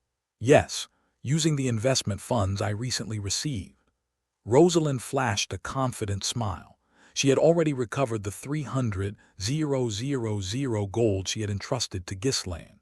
She had achieved this by transferring partial revenue rights from the cosmetics business to nobles for the next 10 years. As sales locations expanded from the capital's vicinity, the cosmetics sales grew at a rapid pace. It was a rock-solid investment with no chance of failure. Backed by the guarantee of the Marquis of Brantford and the product's immense popularity, countless nobles rushed to invest. Rosalind not only recovered her principal investment in no time, but was also reinvesting her profits to generate even more returns. The Marquis's advisors constantly praised her financial acumen, and when it came to money matters, everyone deferred to her judgment. Since preparing for a drought was, in a way, an investment and a financial matter, Rosalind's opinion carried significant weight. After a brief hesitation, the Marquis of Brantford nodded. "Very well. Purchase the food as you see fit. If necessary, you may use my name." "Thank you. If it turns out that Ghislaine's warning was mere nonsense, what do you plan to do with the food? Given our ongoing conflict with the Duke of Delphine, having extra military provisions wouldn't hurt. If there's still a surplus, we can distribute it to the poor and enhance the Marquisate's reputation." It's not bad, but there's no doubt it will be a loss. Or we could just slip it into the Ferdium family's aid supplies for a few years. We'll take over the royal family and the royal faction support funds in the process. It might not be much help to Ferdium since it's only food, but that's something Baron Fenris will have to deal with. As various strategies flowed effortlessly from his daughter's lips, the Marquis of Brantford smiled with satisfaction. Since recovering from her illness, her talent for administration had shone even brighter. Her sharp judgment in grasping the situation and her thoughtful follow-up measures were equally impressive. Thanks to Rosalind, the Marquisate was growing ever stronger. It was truly fortunate that Ghislaine had come to visit. "Oh, what am I thinking right now?" Startled by his own thoughts, the Marquis of Brantford shook his head several times before speaking in a solemn voice. "This matter will be entrusted to Rosalind. Let everyone be informed as such. Butler, relay Baron Fenris's words to the nobles of the royal faction. Make sure to emphasize that it is not mandatory and that the decision is theirs to make." "Understood." Following the Marquis's orders, the information was conveyed to the nobles of the royal faction. However, very few actually purchased food supplies. Unlike the northern nobles, the royal faction nobles had rarely faced food shortages and thus did not take Ghislaine's suggestion seriously this time either. Aside from the small number of nobles who had already planned to stockpile food, only Rosalind and Mariel actively purchased supplies. The majority of the nobles mocked Ghislaine, but soon real problems began to arise. The weather is getting stranger by the day. It's a heat wave. The rivers are drying up. The entire kingdom is suffering from drought. A poor harvest is certain. We need to devise countermeasures. Even the royal officials were thrown into a panic, scrambling to respond. But there was no way to change the weather. The rivers and lakes had already dried up, so what could be done? With the harvest season right around the corner, everyone was at a loss, pacing anxiously without being able to take effective action. Meanwhile, the retainers of the Marquisate of Brantford sighed in relief. Had Ghislaine not forewarned them, and had Rosalind not trusted and acted on his advice, they too would have suffered enormous losses. In fact, they regretted not taking even more proactive measures. How in the world did Baron Fenris know about this? Even farmers who have worked the land all their lives couldn't foresee this. The weather changed so suddenly. There are rumors he's a master astrologer, able to read the stars. Amid the chatter of the flustered retainers, the Marquis of Brantford furrowed his brow in thought. Even countless mages and scholars had failed to predict the drought, so sudden and dramatic were the changes in the weather. How on earth does this guy know all of this? I knew he was strange, but I never imagined he'd possess the ability to foresee the future. The Marquis of Brantford clicked his tongue at the incomprehensible situation unfolding before him, still unable to fully believe it even after experiencing it firsthand. Suddenly, a chilling thought flashed through his mind. If not for this, we might have all perished. If no preparations had been made in advance, the royal faction's territories would have been plunged into despair from food shortages, and the duchy would have seized that opportunity without hesitation. Yet, thanks to Ghislaine, they had managed to secure just enough strength to endure. While the resource-rich duchy would recover without significant losses, the lords under its influence would undoubtedly suffer setbacks for some time. Thank goodness. We've managed to buy ourselves time to regroup. If they could endure this disaster, they might even be able to reverse some of the momentum that had been steadily favoring the ducal faction. I should have issued orders to forcibly purchase grain. Though most of the royal faction's nobles had dismissed Ghislaine's warnings, they couldn't be entirely blamed. The story was difficult to believe, and even the Marquis himself had been skeptical. Still, the royal family, the Marquis household, and Count Aylesbury's household had stockpiled enormous amounts of grain, ensuring they wouldn't face the threat of starvation. Surely he didn't predict this, did he?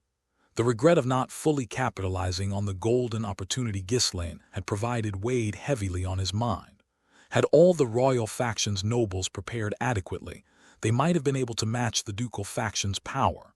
That thought filled him with frustration and regret. Despite receiving prior warnings from that guy, this was all they had managed to prepare. No, even that guy Ghislaine couldn't have been completely certain. If he had truly foreseen this disaster, he would have pushed much harder. The Marquis of Brantford brushed away his lingering regrets. The royal faction had narrowly avoided being entirely overwhelmed by the ducal faction. Considering how things had turned out, this was a fortunate outcome. That thought brought a smile to his face. Duke of Delphine, you must be quite disappointed. It seems the heavens are on our side, sending us this strange fellow. ******. The atmosphere in the kingdom of Britannia had deteriorated to its worst. Unusual weather patterns had devastated crops across most territories. People lamented that this was the worst famine in the kingdom's history. Few places, like Fenris, had been nearly perfect in their preparations for the drought. The price of grain skyrocketed, and despairing voices echoed throughout the kingdom. This was the beginning of the Great Famine, an event so catastrophic that it was etched into history books before Ghislaine's regression. Ghislaine fell into thought as he listened to Lowell's report, a time that some called a disaster and others referred to as a great tribulation, a period when the entire continent was plunged into suffering. In his previous life, many had argued that this drought was merely a precursor to the chaos that would follow. This wasn't a disaster limited to the kingdom of Britannia. Similar calamities were occurring across the continent. Still, there was no guarantee that those claims were entirely accurate. After all, there were undoubtedly places that had escaped harm altogether. Recalling the era of the Great Tribulation sent a peculiar chill down his spine. I can't afford to let my guard down for even a single day. I need to prepare more thoroughly for that day. From what he remembered, that day would come unexpectedly after some time had passed. To endure the shock it would bring, he needed to ensure his preparations were far more complete than they were now. Of course, before then, he had to survive the Duke of Delphine. As Lowell concluded his regular report, Ghislaine asked him quietly, "How is the royal faction's food situation?" The royal family, the Marquis of Brantford and Count Aylesbury have managed to secure a decent amount, but the other nobles seem to have failed to prepare properly. That's a bit disappointing. It was more or less the outcome he had expected. No one was likely to believe such an incredible warning. Ghislaine himself hadn't been confident enough to fully convince others, so he had only written vague conclusions and sent them out. At least with Rosalind and Mariel, he thought they might take action, even if it meant risking being deceived. Both of them had sharp instincts when it came to securing benefits. As expected, his judgment had been spot on. Yet, despite being correct, he couldn't help but feel regret. Still, this incident meant the other nobles would be less likely to dismiss his words so easily next time. So, the situation wasn't all bad. The nobles under the ducal faction will recover quickly. In his previous life, the royal faction had been pushed to the brink after this drought. Even in the same disastrous circumstances, the ducal faction had stockpiled enormous reserves, allowing for a rapid recovery. The portions they couldn't cover with their reserves were quickly supplemented through trade with other kingdoms. To make matters worse, the ducal faction, eager to seize the opportunity, had moved to suppress the royal faction as soon as their own stability was assured, even at the cost of suffering additional losses. The royal faction, unable to recover or stabilize, had no choice but to see its influence dwindle rapidly. From that point on, the balance of power between the two factions had shifted decisively in favor of the ducal faction. This time, the royal faction should be able to hold out a little longer. The ducal faction will have its own challenges to deal with. Thanks to Ghislaine, the royal faction had managed to secure a significant amount of grain, making it harder for the ducal faction to immediately press their advantage like they had in the previous life. Now it was a race to see who could recover from their losses first. As a result, both the ducal faction and the Marquis of Brantford were focused on distributing grain to their respective factions and stabilizing the situation. For the time being, the friction between the royal faction and the ducal faction had subsided into a temporary lull. At last, the stage Ghislaine had envisioned was beginning to unfold.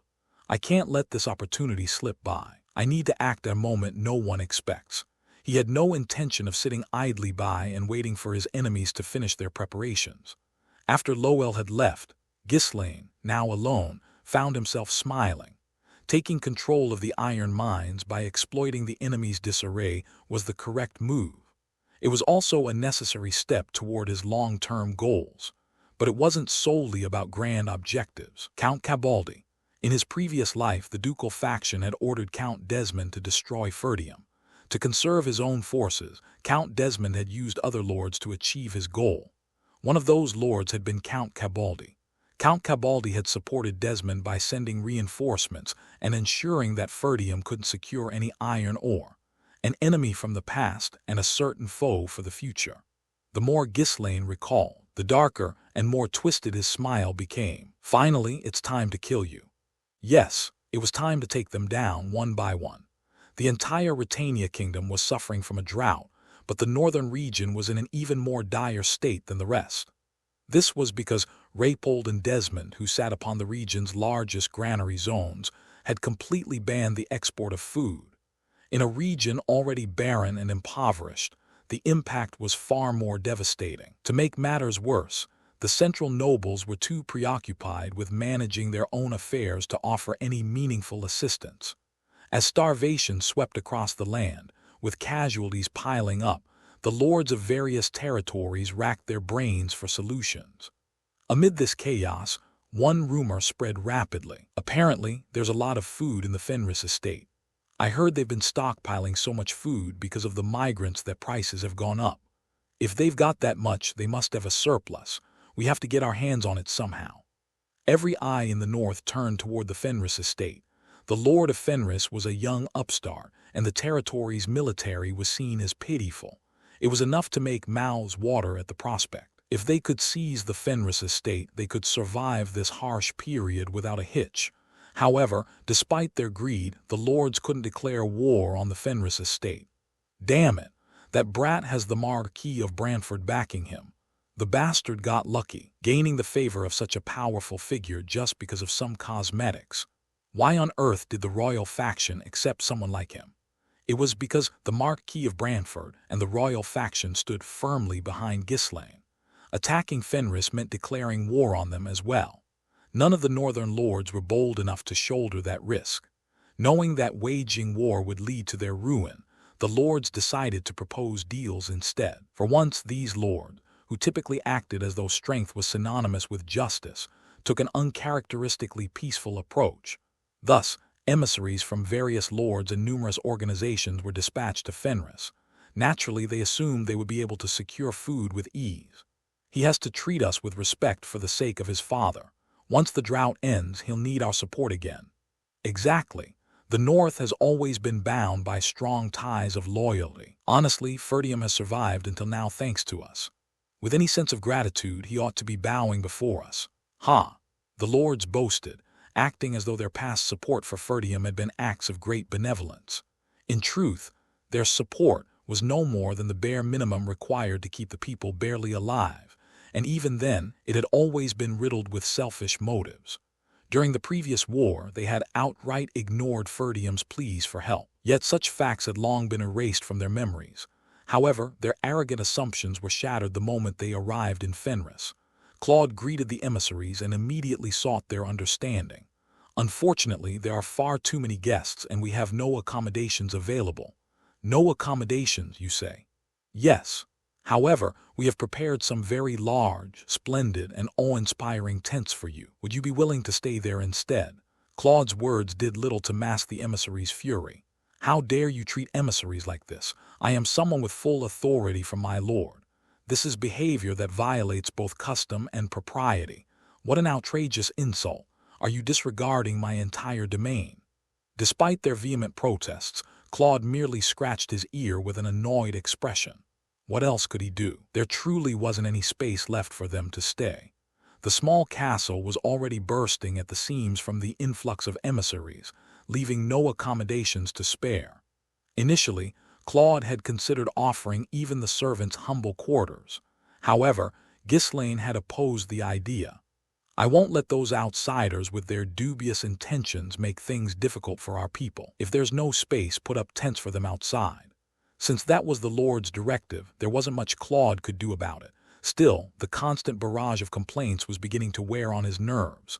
Ah, look, I don't like this any more than you do, but there really isn't any space. What can I do? So many guests have shown up that it's beyond our capacity. Seriously, why are there so many of you? This isn't some famous restaurant or something. Ugh, this is such a hassle.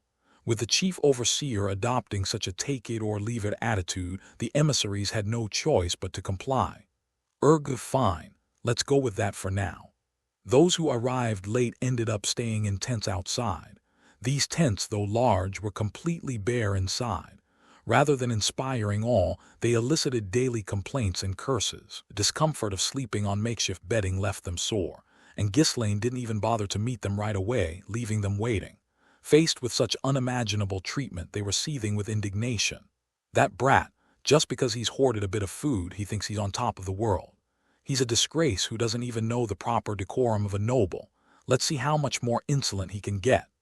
Despite their grumbling, not a single emissary left. Fenris was the only place where food could be obtained, leaving them with no choice but to grit their teeth and endure. As time passed and the emissaries had gathered in sufficient numbers, Ghislaine finally summoned them all at once. The audience chamber was so cramped that most attendants had to be left behind, with only a handful of representatives allowed inside. Even so, the room buzzed with the chaotic energy of a crowded marketplace. The emissaries were deeply offended but did their best to hide their feelings. Ghislaine surveyed them casually, a relaxed smile playing on his lips as he finally began to speak. How much were you planning to offer? Ghislaine's merchant-like question left the emissaries speechless. According to their initial plan, they had intended to mix persuasion and subtle threats to extract as much food as possible from the young lord. What on earth are we supposed to negotiate in this kind of atmosphere? Damn it! How much should we offer? The others are definitely eyeing the food supply too. This is insane. Are we seriously going to end up in a bidding war? Typically, transactions between territories were conducted in secret. This was to avoid situations where another territory might say, "But you gave them better terms." However, by gathering representatives from multiple territories in one place, any semblance of negotiation was rendered meaningless. Now, the one who made the highest offer would simply take precedence. The emissaries were momentarily flustered, but before the atmosphere could devolve into an outright auction, a few emissaries exchanged glances and stepped forward. Their response was befitting survivors of the harsh northern lands who had relied on their silver tongues to get by. Ahem. I am here representing the Zimbar estate.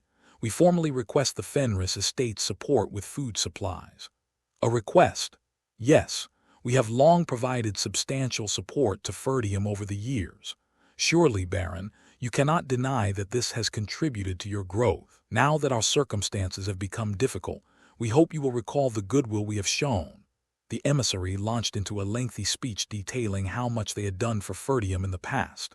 The message, however, boiled down to, "We've helped you survive all this time, so now it's your turn to give back." Other emissaries quickly joined in to add pressure on Ghislaine. The North has always shared in each other's struggles. Ferdium only endured its hardships because of us. It's now your turn to be generous, Baron. One after another, the emissaries made statements to the effect of, "You are responsible for us now." Their arrogance was astonishing for individuals supposedly here to plead for food. Their domineering attitude stemmed from years of holding the upper hand in their dealings with Ferdium. Though the power dynamic had shifted for the moment, they assumed it would revert in time. After all, a poor region like Ferdium would inevitably need their support to survive. Thus, they believed Ghislaine would hesitate to act harshly, considering the future of their relationship. That assumption was shattered by Ghislaine's chilling smile and his next words. "Shouldn't you be saying that to my father? Why are you demanding compensation from me when I'm not the one who received your support?"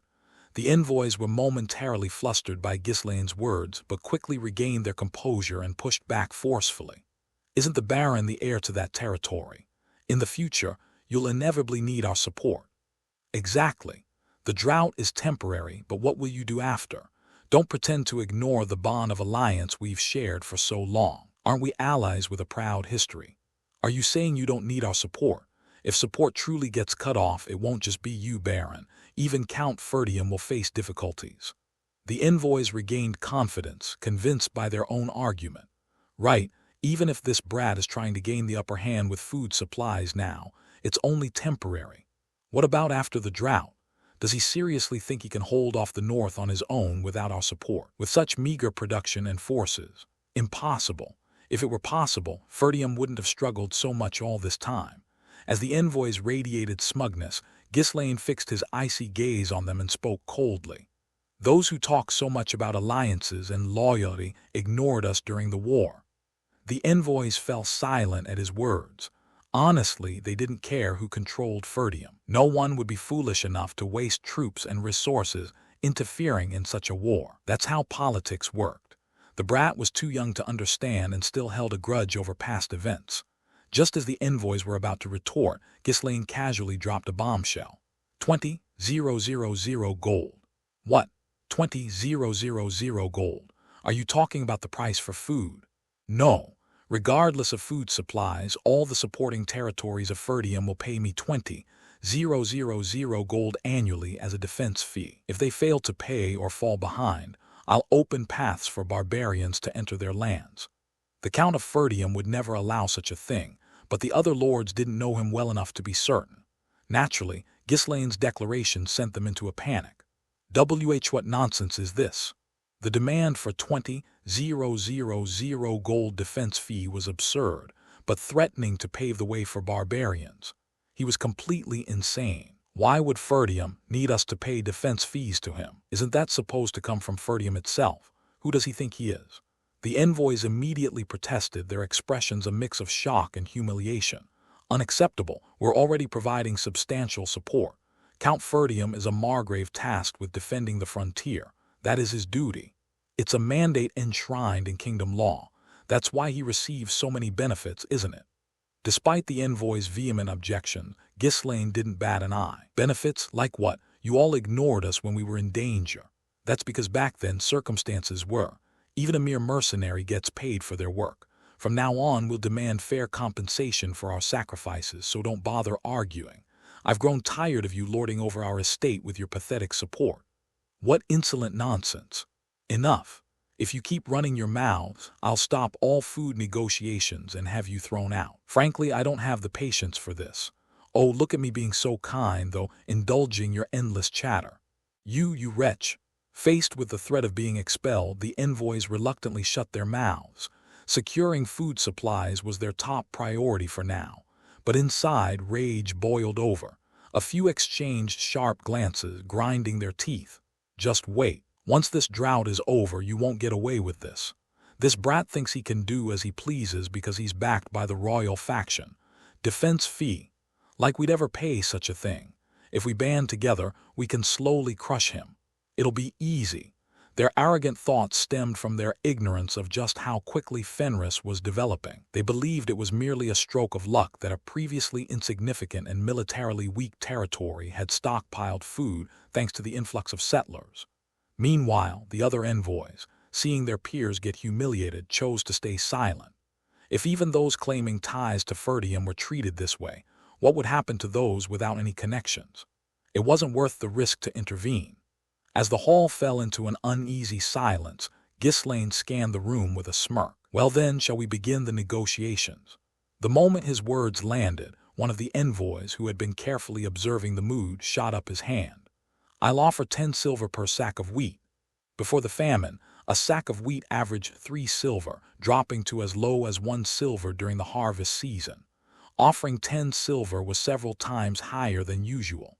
Hearing this, others quickly jumped in, raising their bids. We'll offer 11 silver, 12 silver from us, 13 silver here. Panic drove them to escalate the prices. While rumors abounded that Fenris had stockpiled food, no one knew exactly how much surplus they had. Fearful that someone else might buy it all first, they clamored to outbid one another, their voices filling the hall like a bustling marketplace. Amid the chaos, a calm, deep voice rang out. 1 gold. The astonishing price silenced the room, and all eyes turned to the speaker. There stood a middle-aged man in a robe, his posture exuding arrogance. As Ghislaine's gaze landed on him, a cold smile crept across his face. The man, savoring the attention pouring onto him, spoke in a relaxed tone. I am Glenn from the Scarlet Tower. I'll purchase as much food as is available. Upon hearing his identity, the people's expressions turned even more astonished. The Scarlet Tower was currently regarded as the premier mage tower in the north. Moreover, Glenn himself was quite renowned. As a fifth circle mage, he was the one in charge of handling the tower's external affairs. Glenn looked around with an expression that seemed to say, this should be enough. Sure enough, the others could only gulp dryly, unable to properly open their mouths. He's offering 1 gold for a sack of wheat. The Scarlet Tower really must have a lot of money. Madmen. If they buy at that price, what are we supposed to do? Are they just flaunting their wealth? For the impoverished northern estates, that price was entirely unattainable. They were barely scraping by, trying to purchase food to survive until the next harvest. Buying at such a cost would bankrupt their estates long before the harvest arrived. However, the Mage Tower had relatively few people to support and an abundance of funds, leaving them more than capable of meeting such demands. Empowered with full authority from the tower, Glenn continued speaking confidently. Oh, and I heard rumors about a runestone. We'll buy all of those as well. The mention of a runestone sparked a greedy glint in the eyes of the others. So it's true this greenhorn lord has a runestone. Ah, I should have seized it earlier. TCH, to think such a treasure is in the hands of someone like him. What a waste, truly a waste. The others were also aware of the runestone. Back when the rumors first surfaced, lords across the region had pondered how to wrest it away, although they hadn't been able to confirm the truth. Thanks to Giselle only dealing with the Mage Tower, they hadn't dismissed the rumors as baseless either. Of course, after hearing that the Marquis of Brantford had become Giselle's patron, they had all given up. Glenn raised the corners of his lips as he waited for Giselle's response. Right now, food is the most critical. Soon enough, it won't be available even if you throw money at it. While I'm at it, I need to confirm how much of the runestone stock remains. I can always reclaim the money later. Though not overtly stated, the Scarlet Tower was an organization fostered by the Duke of Delphine. Naturally, they knew that Count Desmond would inevitably clash with Giselle someday, so they saw no reason to hesitate in spending money. Even aside from their ties to the ducal house, Giselle was someone who grated on the Scarlet Tower immensely. The Crimson Flame Tower is still holding out. That means this guy must be supplying them with runestones. The Scarlet Tower had spent a fortune trying to crush the Crimson Flame Tower, choking them into submission. Yet, the fact that they were still functioning normally after somehow acquiring a runestone was enough to drive the Scarlet Tower to madness. Glancing at the murmuring crowd, Ghislaine smirked faintly. What a bunch of clowns. The Scarlet Tower would inevitably receive whatever they lacked from the Duke's household. Even so, for them to shamelessly show up here and demand to buy food and runestones, what audacious people. They were impressive in a way, though not for admirable reasons. They're probably trying to secure as much food as possible. And while they're at it, checking how many runestones we have left, having fallen victim to the runestone trap, they must be seething with rage. No doubt they wanted to seize every last remaining one by any means necessary. Narrowing his eyes, Ghislaine scanned the crowd. Quite a turnout. Among the group were plenty of agents connected to the Duke's household, hidden in plain sight just like the Scarlet Tower. There were those already in league with the Duke's household, others where vassals had defected without their lord's knowledge, and still others who were cautiously testing the waters. After identifying all the estates linked to the Duke's household, including the Scarlet Tower, Ghislaine announced, "I won't sell food to these territories. All of you leave." The people from the named estates, including Glenn, looked utterly taken aback. No negotiations, no offers to pay multiple times the market price. It was a flat refusal. "What do you mean by this? Why won't you sell to us? At least give us a reason." Despite the clamor of protests filling the hall, Ghislaine simply shook his head. "Leave. Don't ask for reasons. It's my decision. Escort them all out." At Ghislaine's gesture, the knights surged forward, forcibly removing those whose territories had been named. The reactions of the evicted individuals varied widely. Some resorted to threats while others pleaded for mercy. "We will never forget this insult. You will regret this. You must think the Marquis of Brantford can shield you forever. Let's see how long that lasts.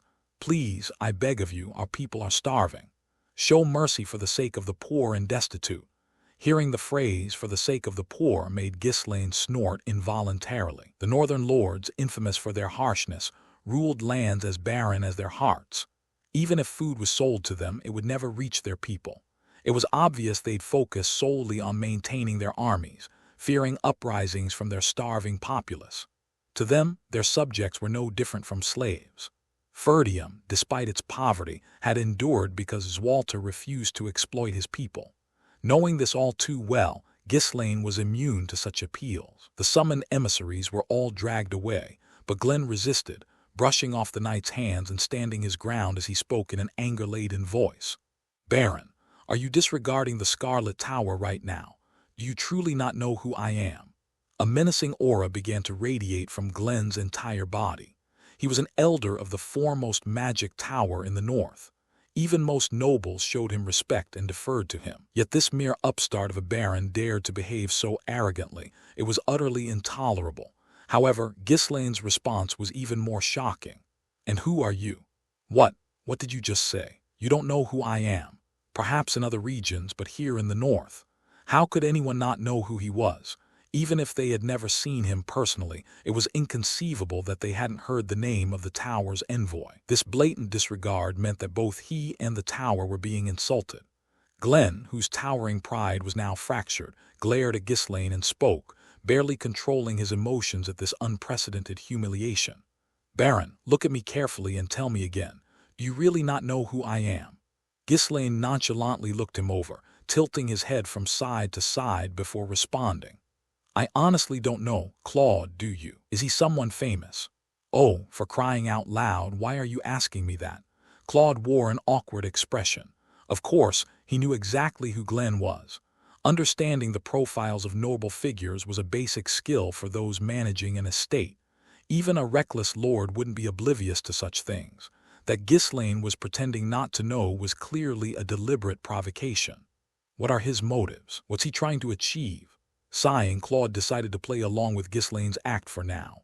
"I'm not sure. It's the first time I've heard the name. Is he a scroll merchant? I think I might have seen him at the market. But he seems a bit self-important. I mean, I could never say such things out loud. Ugh, I'm feeling second-hand embarrassment so bad my hands are curling up." Ghislaine couldn't help but burst into laughter. While he had expected Claude to follow his lead, the reaction had far exceeded his expectations.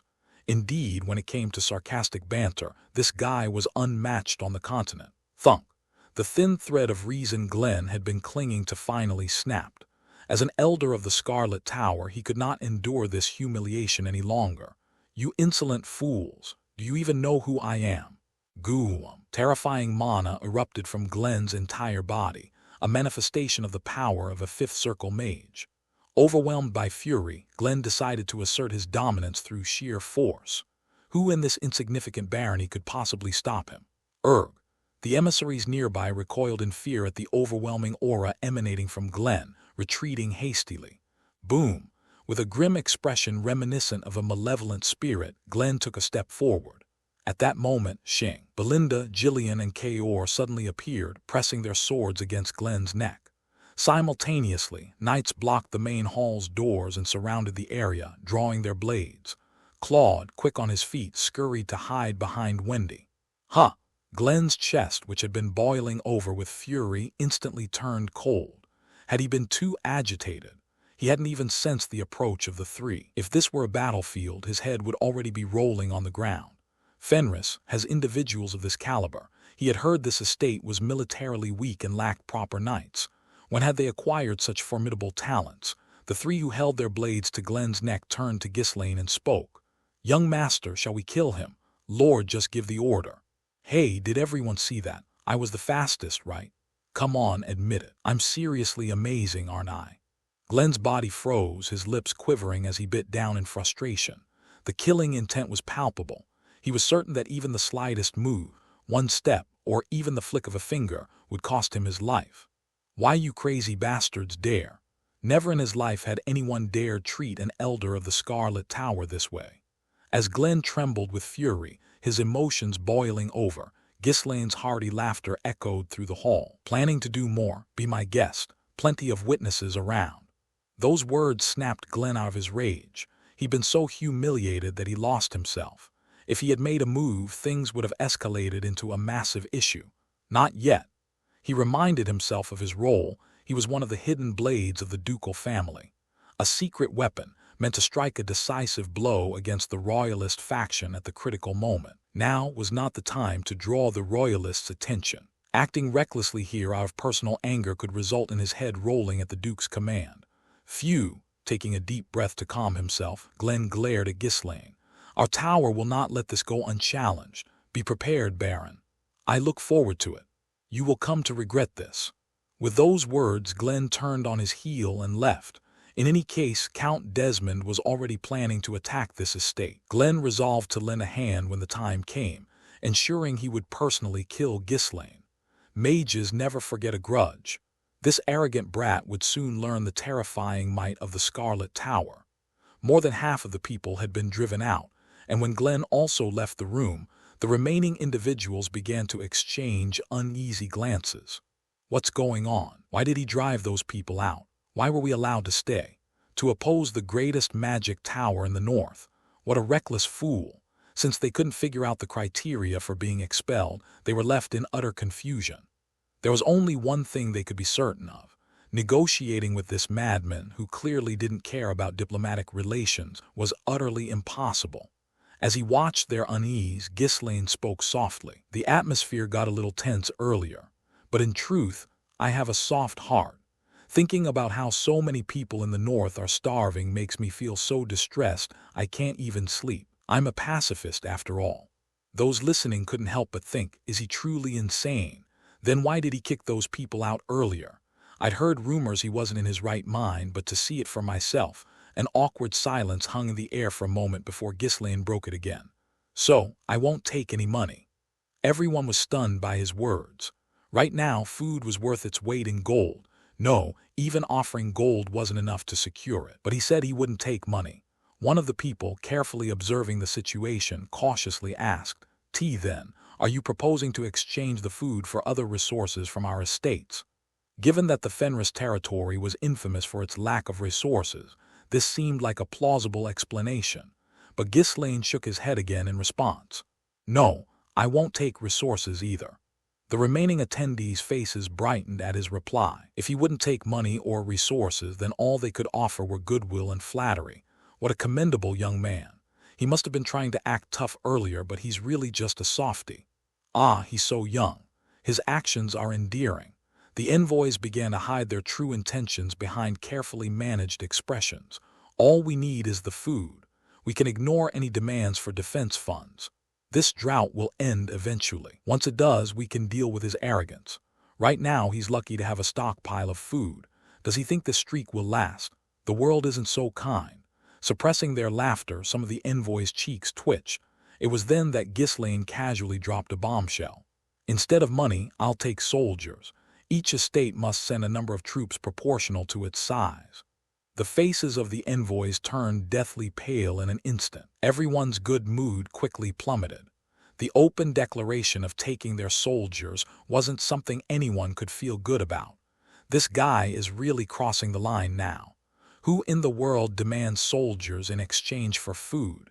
How many does he even want? No, whatever the number is, our Lord would never agree to it. If military strength was weak, it would be hard to fend off external threats, not to mention maintaining control over the discontented populace of their estate.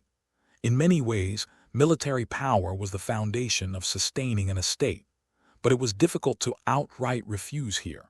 Those who spoke carelessly had just been chased out right in front of their eyes. As the gathered representatives found themselves caught between a rock and a hard place, Ghislaine spoke gently. "Oh, I'm not asking for much. The minimum is 50 soldiers. For small baronies, just send that amount, and for larger estates, send a bit more. Let's keep things within a reasonable burden. In exchange, I'll provide 6 months' worth of food, tailored to the scale of each estate." Compared to the initial demand for soldiers, it was a surprisingly reasonable proposal. At the mention of 6 months' worth of food, some of the envoys nodded their heads. For a small barony, 50 soldiers weren't a trivial number. But it's not that many that it would be utterly impossible to spare them. In fact, providing 50 soldiers and receiving 6 months' worth of food could be seen as a profitable trade. The game of glances and calculation began again.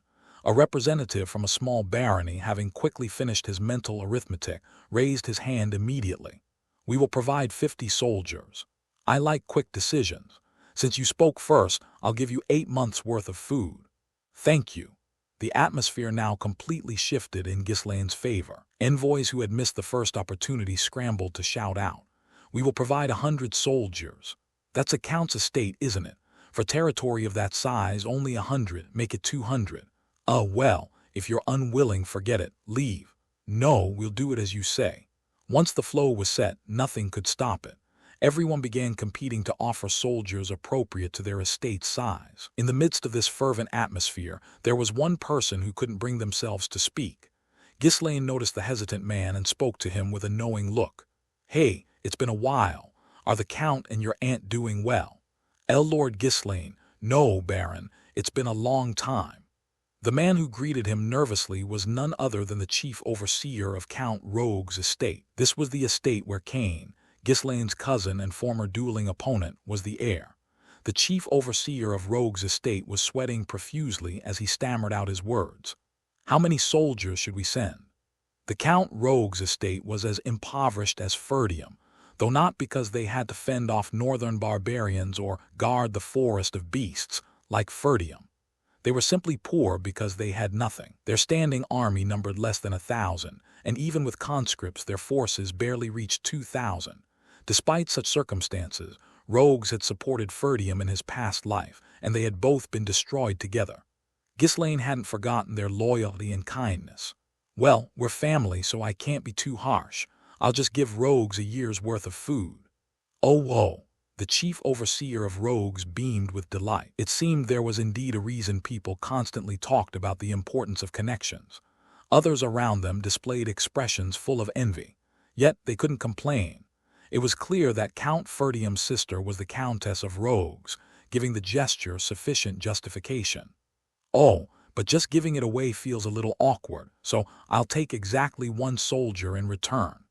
The chief overseer of rogues nodded cheerfully. Receiving that much food in exchange for a single soldier, not even a knight, was hardly an issue. It was nothing more than a token gesture. Watching the overseer's reaction, Ghislaine smirked wickedly. "Cain, send the heir of rogues here. That guy still owes me money." "He owes you money?" The chief overseer looked puzzled, clearly hearing this for the first time. "Yes. He borrowed 1,000 gold from me and hasn't repaid it. This is why people say never to lend money to family. Really, it's disappointing. 1,000 gold. 1,000 gold. How could anyone even borrow such an enormous amount?" The chief overseer's gaze turned suspicious. He was well aware of Ghislaine's past reputation as a troublemaker. Stories of him roaming around the estate with Cain, tormenting people and causing mischief were legendary. So, it was difficult to believe if his words were true. Is that really true?" "Yeah, looks like Cain didn't mention it to you. Lately, the young lord has been quietly devoting himself to studying at the estate." "Him studying?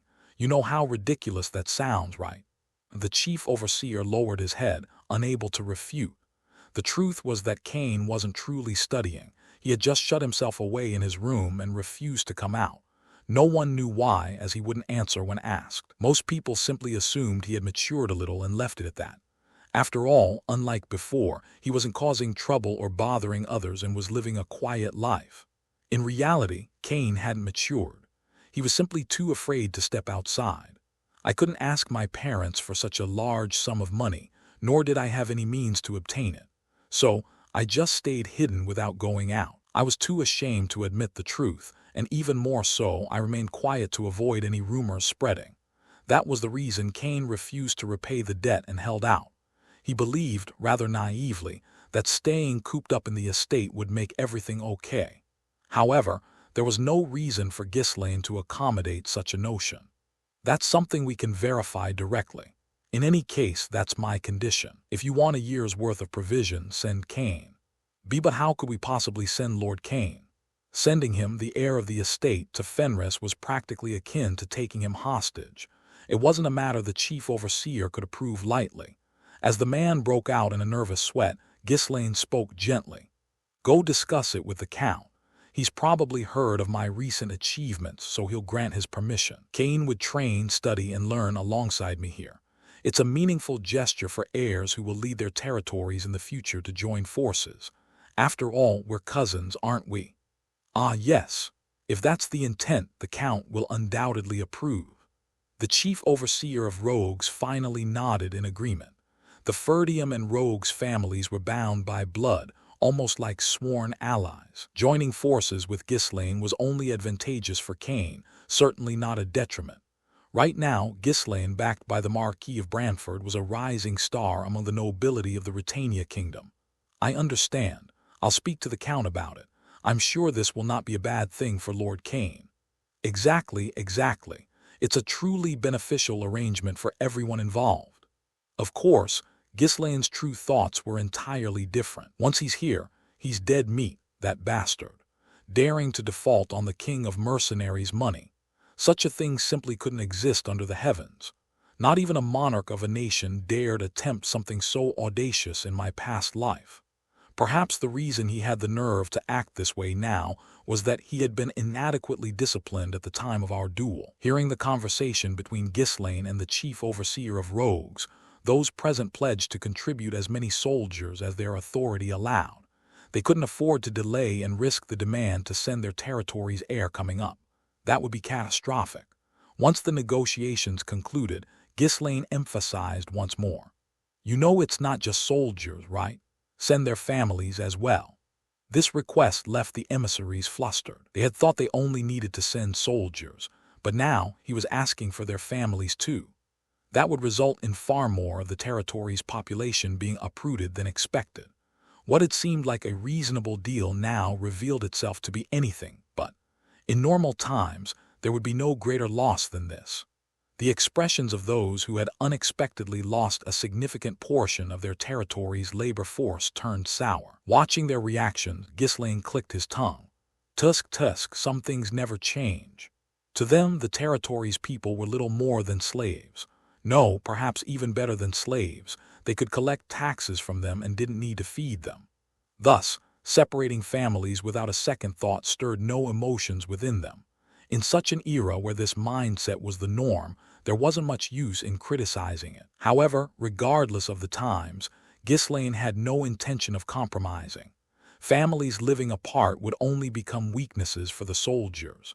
Such a situation would prevent them from performing at their best. Ghislaine was determined to eliminate such issues from the outset. The envoys, who hesitated at first, reluctantly agreed to send the families of the soldiers as well. After all, surrendering the soldiers and their families was the only way to ensure the survival of those left behind. Of course, despite their outward compliance, they were seething inside. Damn it, just wait. Once we get through this crisis, we won't let this slide. That brat, relying on pro-royalist nobles, is running wild. We should have struck this place as soon as we heard the rumors and seized their provisions and runestones. They regretted the delay caused by their greed and hesitation, their time wasted confirming the situation instead of acting. Now, attacking was no longer an option. High-ranking nobles of the pro-royalist faction backed Ghislaine, and the combined forces pledged by various territories had already reached nearly 3,000 soldiers. With a single trade for provisions, Ghislaine had acquired thousands of soldiers and their families.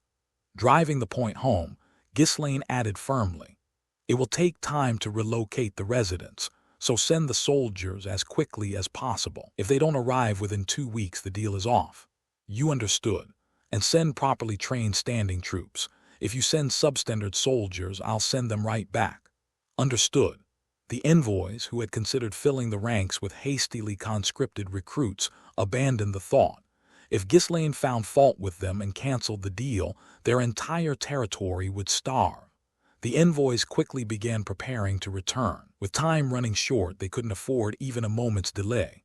Once all the negotiations were concluded, Ghislaine turned to Claude with a satisfied expression. "How about that? Solved it in no time, didn't I? Easy, right? And we've got a lot more people now, too." Claude, who had witnessed the entire process, found himself at a loss for words. It was a remarkable display of negotiation skill. Securing people, something money often couldn't buy, had been accomplished in an instant. What's more, unlike the previous migrants, these newly acquired soldiers, despite some variance in combat capability, were trained professionals. The combined forces of the territory exceeded 3,000 soldiers. True to his word, he had assembled the promised troops. No matter how he thought about it, achieving this without foreseeing the drought would have been utterly impossible. In the end, Claude had no choice but to acknowledge it. Whether it was luck or genuine capability, this bastard was truly remarkable. So this time, instead of sniping back, Claude raised a thumbs up. "Do as you please." Wearing an arrogant smile, Ghislaine issued new orders to Jillian. "Train the newly arrived soldiers in drill exercises so they can quickly adapt to command. Mix the units indiscriminately, regardless of their origins. It's clear they'll only send infantry anyway." "Yes, sir." The lack of soldiers had been filled. Although they were half-trained, hundreds of knights had been created as well. Both the royal faction and the duke's faction were too busy minding their own affairs to pay attention to this place. There could be no better opportunity. Everything had been steadily prepared for this moment. With a cold smile, Ghislaine spoke. "Now we begin the war." ****, the soldiers dispatched from various territories arrived swiftly. The lords, finding themselves under pressure, endured their displeasure and hurriedly finalized their dealings. The soldiers, hastily uprooted from their homes, looked dazed. Such confusion was natural, given the sudden change in their living situation. However, their bewilderment was short-lived. The moment they saw the abundance of provision, their faces brightened. Wow, they weren't lying about the food supply. We're going to live here from now on. Is this a dream or reality? For those who had been starved of proper supplies due to dwindling rations, Fenris was a dream-like territory. Having lived under cruel lords, where starvation and poverty were their only memories, they quickly abandoned any lingering attachment to their homelands. The more they ate to their heart's content, the more attached they became to their new territory, especially when they heard that their families would soon join them here. It was impossible not to feel good about this situation. Satisfied soldiers were far easier to manage. The relocated troops adapted to military discipline in just a week. Since they were already trained in the basics, it wasn't too challenging. The only task was acclimating them to Fenris military code. As expected, nothing beats keeping them well-fed and rested. However, their moods plummeted within days. Ghislaine had announced a campaign summoning all soldiers. War already? Who are we even fighting? This is crazy, but wait. Don't we have quite a lot of men? Unlike the nervous soldiers, Ghislaine looked pleased as he reviewed the assembled forces. The marching force, including knights, numbered an impressive 3,000. Though the majority were infantry, no other northern territory, save for the great lords, could field such numbers. Even the soldiers, realizing their numbers were greater than expected, seemed somewhat reassured. Walking beside Ghislaine as he inspected the army, Claude cautiously asked, "This all seems fine, but are we really attacking without declaring war?" "Of course. Why give them time to prepare? This war depends on speed and timing. It has to end before anyone else can interfere. We'll deliver the declaration once we're there." It wasn't wrong, but launching an attack without a proper declaration of war would invite severe condemnation. The bigger issue was that it would give their enemies justification to do the same. That was why even such seemingly pointless formalities were observed. A declaration of war allowed political maneuvering, requests for assistance, and time to prepare. But Ghislaine truly didn't care. Soon enough, it would be an era of barbarity where such courtesies wouldn't matter. Claude looked at Ghislaine with an expression of incomprehension, shaking his head several times before speaking again. "By the way, are you really taking him with us?"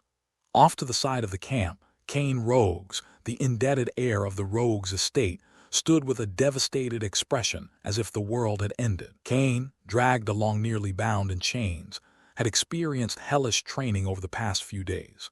It was because Ghislaine had been thoroughly enjoying pushing him to his limits. Resistance was futile. Before such legitimate and overwhelming force, there was nothing Cain could do. While training together might have been acceptable, the notion that Ghislaine seemed ready to drag Cain to the battlefield itself had Claude unable to hide his worry. Forcing the heir of a domain into a rank-and-file soldier's position was an exceedingly dangerous move. But Ghislaine dismissed the concern as trivial, saying bluntly, "The sin of not repaying my money is immense. If you don't deal with that properly, you're just a fool. No money, then he has to pay me back with something else." "If he were to die in battle, it could cause quite a headache," Claude replied. "It's fine. That bastard won't die so easily." "Why? Does he have some kind of hidden ability? The fact that he dared to skip out on paying me and is still alive means he's one hell of a lucky bastard. Someone like that wouldn't die in a war like this. It just wouldn't make sense." "Ah, I see." Clicking his tongue a few times, Claude gave up trying to dissuade him. As expected, he couldn't understand the mindset of a lord like Ghislaine. "Well, if you're going to do it, make sure you utterly crush them. It has to be something that shocks everyone." "Don't worry, I'll sweep them away completely. That's what I'm best at. You know my win rate is 100%, right?" "Of course. One battle, one victory. Here's hoping for a 2-battle, 2-victory record.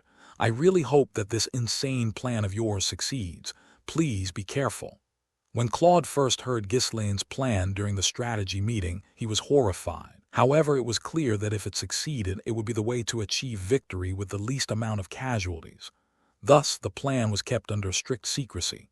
It was a strategy that could only be used in this war. If the plan fails, Ghislaine will surely die. Should I stop him even now? It's far too risky. Claude closed his eyes, lost in thought. The time to intervene had already passed. He hadn't been able to stop it during the preparation phase, and now that they were ready to depart, it was even more impossible. All he could do was leave the result to the heavens and hope for victory. Unlike the worried Claude, Ghislaine inspected each knight one by one, nodding in satisfaction. Despite the impending war, no one showed fear or tension. If anything, thanks to the hellish training they had endured, everyone seemed brimming with confidence. It wasn't an inaccurate assessment. In truth, their expressions were more like those of people brimming with frustration, looking for an outlet to vent. But it was true they weren't afraid. Ghislaine greatly enjoyed seeing such faces. Very good. Once this war is over and I upgrade their equipment, they'll get even better. Currently, the knights were wearing under armor made from the hide of the blood python beneath their plate. Even with just this, it wouldn't be easy for ordinary soldiers to take them down. If he upgraded the rest of their gear as planned, their strength would undoubtedly soar. As each unit completed their preparations for departure, Gillian approached and bowed his head. All preparations are complete. Good. Now then, it's about time we...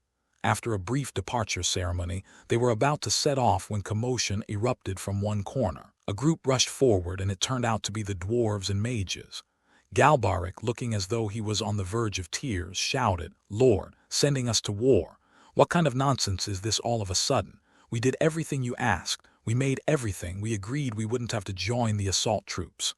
Beside him, Alfoy openly wailed, "We did everything you wanted us to. We don't want to go to war. Can't we just stay and guard the estate?" Looking at their lamenting faces, Ghislaine grinned. "No can do. You're essential for this operation. Don't worry, I won't put you in the assault squad." Galbaric pleaded desperately. "You promised us a vacation after we finished the urgent tasks. Our vacation starts now, liar." "What are you talking about? We never set a date." "I don't lie, so don't worry. You'll get your vacation after the war. No matter what, we have to follow proper procedures." Galbaric was speechless. Thinking back, they had rushed off so quickly back then that they hadn't set a fixed date for the vacation. They had vaguely assumed that once the urgent tasks were over, it would be time for a break. To some extent, they had to admit their own mistake in not getting a clear confirmation. But for Ghislaine, arguably the most reckless man in all of Fenris, no, in all of Britannia, to suddenly talk about proper procedures made their blood boil. "Arg, this is a strike. A strike, we're not going, we can't go, protect our rights. We mages won't go either, even slaves have human rights." The dwarves and mages caused an uproar, but Ghislaine dismissed it all with a single nod. "Drag them along." "Nuho, I don't want a guru." Dragged off by Gillian, they were positioned right behind the equally miserable-looking Cain. Finally, once all preparations were complete, Gillian and Kaor took their places beside Ghislaine. Standing slightly behind them, the only one cloaked in black robes, was Belinda. Ghislaine looked around at them before slowly opening his mouth. "Let's get moving now." Fergus, who had been standing beside Claude, tightly held Ghislaine's hand and spoke. "Young lord, please be careful. Are you sure it's all right for me not to accompany you?" Seeing the worry etched deeply on Fergus's face, Ghislaine gave an awkward smile and replied, "It's fine, so please get some good rest at home. If you follow me, it'll be too much strain on your heart." Before Fergus could respond, Kaor interrupted. "Hey, great old man, there's no need to worry. I'm really strong now." Though I knew he had grown considerably stronger, for some reason it was hard to trust this guy completely. Still, Fergus gave him a gentle smile and said, very well, I'll leave it to you. Please make sure to protect our young lord." "Of course, just trust me." Kaor, who had learned the new mana cultivation technique and swordsmanship from Ghislaine, was brimming with confidence. Belinda clicked her tongue a few times at Kaor's bravado before adjusting Fergus's attire and saying, "Old man, make sure to eat on time, take your medicine, and don't worry too much. You know how capable I am, right?" Of course. I know the head butler's skills well. You take care of yourself too." Fergus left repeated instructions to Gillian and the others to return safely. Only after Fergus's particularly concerned send-off was complete did the knights, led by Ghislaine, finally begin to move. The news that the Lord himself was going to war brought the residents of the estate together like clouds. Their faces were all filled with worry. The estate was just starting to improve, and now there was talk of an unexpected war. It was difficult for them to understand. And on top of that, the Lord was personally leading the expedition. If something were to happen to him, the happiness they had now would be gone. What should we do? Will he really be all right? If I had known this would happen, we should have volunteered as soldiers. Didn't the Lord say he'd recruit after the construction was finished? Who would have thought war would break out so soon? The murmurs of the crowd grew louder. This was a completely different atmosphere compared to when the former lord of this place went to war against Ferdium. Back then, no one cared whether the Lord lived or died. In fact, many had thought it would have been better if he hadn't returned at all. As a result, even when the army marched out, they had only watched with dead, fish-like eyes. But this Lord was different. He was the people's hope and their pillar of support. In the midst of these feelings, a few people, overwhelmed with emotion, began shouting, "My Lord, please return safely. Knights and soldiers, take care of yourselves. Goddess, bless Fenris." The shouts that started with a handful of people quickly spread, filling the estate with a resounding roar of support. The people's heartfelt concern and encouragement poured out. The knights and soldiers, unaccustomed to such genuine support, were momentarily flustered but soon straightened their postures with pride. Ghislaine, too, lifted a hand slightly to the crowd and smiled. "Hurrah, please bring us victory." Receiving fervent cheers, Ghislaine exited the castle. Gripping the reins tightly, he issued his orders. "All forces, advance at full speed from now on. We must strike before the enemy can prepare properly." "Understood." The knights and soldiers, brimming with morale, responded energetically. The horse beneath Ghislaine neighed loudly, signaling the start. The Fenris forces charged forward like the wind toward Count Cabaldi's territory. Count Cabaldi had long heard rumors that Fenris was stockpiling food supplies. Given the dire state of his own estate due to food shortages, it would be a lie to say the rumors hadn't tempted him. With a grave expression, Count Cabaldi began discussing the current situation with his retainers. What did Count Desmond say? "He asks for a little more time. It seems things are difficult for him to stabilize internally at the moment." And the ducal family. They promised to send food supplies as soon as possible and urged us to wait just a little longer. How much longer? Count Cabaldi shouted, slamming his chair in frustration. Even now, all food supplies, including those hidden by the estate's residents, had been scraped together just to feed the soldiers. They were nearing their limits. On top of that, the residents of the Cabaldi estate were already rife with discontent due to the grueling forced labor in the iron mines. Count Cabaldi had been using the military to suppress the people, maintaining control through sheer force. But now even the military faced starvation. This was dangerous. If a revolt broke out amidst these conditions, and even the army turned against him, there would be no way to salvage the situation. "I've heard Fenris has plenty of food. Isn't there a way to attack them?" At the Count's suggestion, his retainers recoiled, shaking their heads in alarm. "We don't have the food to sustain a war. Resupplying would be impossible. The soldiers are already starving and morale has plummeted. Didn't the ducal family explicitly warn us against acting recklessly? If we move now, it will give the royal faction an excuse to act against us. Right now, we need to focus on stabilizing the situation." Count Cabaldi bit his lip. The retainer's words were entirely accurate. Taking action now would be tantamount to giving both the royal and ducal factions a reason to crush them. Even if they managed to fight and win, it would be a Pyrrhic victory, leaving them devastated. And there was no guarantee that other lords would support them. Reluctantly, Count Cabaldi proposed an alternative: trade iron for food from Fenris. His decision was met with concern from the retainers. Baron Fenris is aligned with the royal faction. If we supply him with iron, the Duke's family won't look kindly upon it. The Duke's family and Count Desmond have promised their support, so wouldn't it be better to wait just a little longer? Count Cabaldi gritted his teeth at the unfavorable response and barked, "Whose retainers are you anyway? We're almost out of provisions, yet you ask me to wait longer. Shall I confiscate all your property if you're against this deal?" Faced with Count Cabaldi's wrath, the retainers simultaneously clamped their mouths shut. As the largest producer of iron in the north, the Cabaldi County held a decent standing within the Duke's faction. However, Count Desmond, who had been responsible for supplying food, had abruptly cut off support. This was because Desmond had already sold off his surplus to Ghislaine, leaving him with just enough to scrape by. Cabaldi, unaware of these circumstances, felt abandoned. Although they had also requested aid from the Duke's family, the extensive damage across many territories pushed their needs further down the priority list. Count Cabaldi, who was quick-witted, soon grasped the reality of the situation. Politically astute, he wasn't one to miss such cues. Think about it carefully. No matter how skilled we are, we're still just country bumpkins to the Duke's family. The iron mines aren't exclusive to our estate after all. The retainers found no room to argue with his words. Although the Cabaldi County wasn't a negligible force, the Duke's family had many territories that were far more significant. Without aid from the Duke's family, there was no point in holding onto loyalty while starving. Count Cabaldi, notorious in the north for his ruthlessness, ranked among the most infamous lords.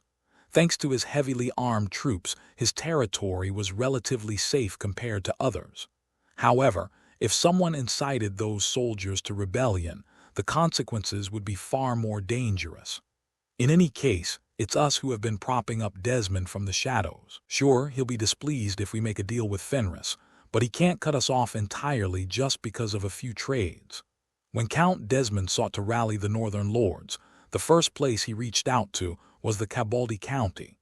This demonstrated the strategic importance of the region. Count Cabaldi, adept at playing his cards, had quickly aligned himself with the Duke's faction upon assessing the broader picture. His deep understanding of the complex political landscape led him to believe that neither the Duke's family nor Count Desmond could afford to alienate him entirely. He was confident he could operate within tolerable limits. Baron Fenris is as good as dead anyway. A little iron won't change that. His military strength is weak, so there's no problem. The retainers nodded as if in agreement. Thinking it over, Baron Fenris's fate had already been decided. Trading a small amount of iron for food didn't seem like it would cause any particular issues.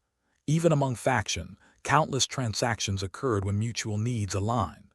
Unless they were sworn enemies, they wouldn't completely ignore each other.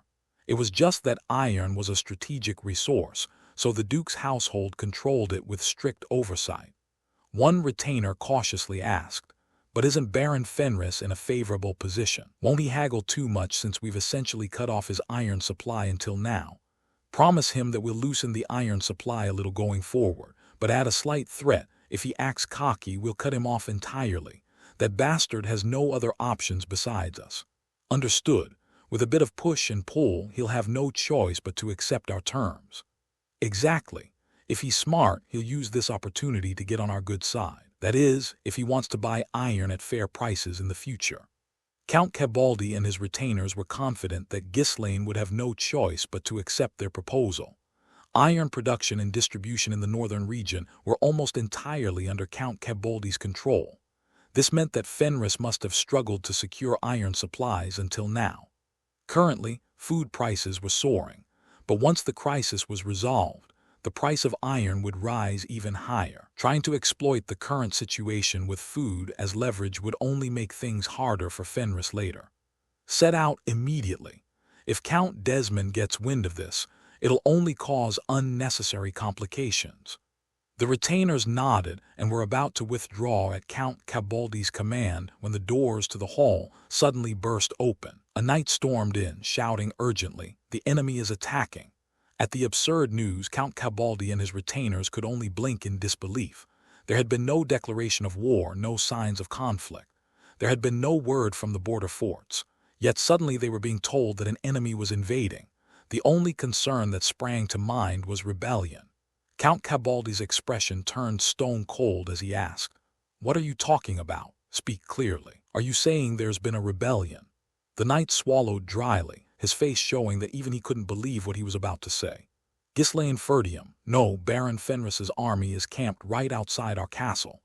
Count Cabaldi momentarily doubted his ears.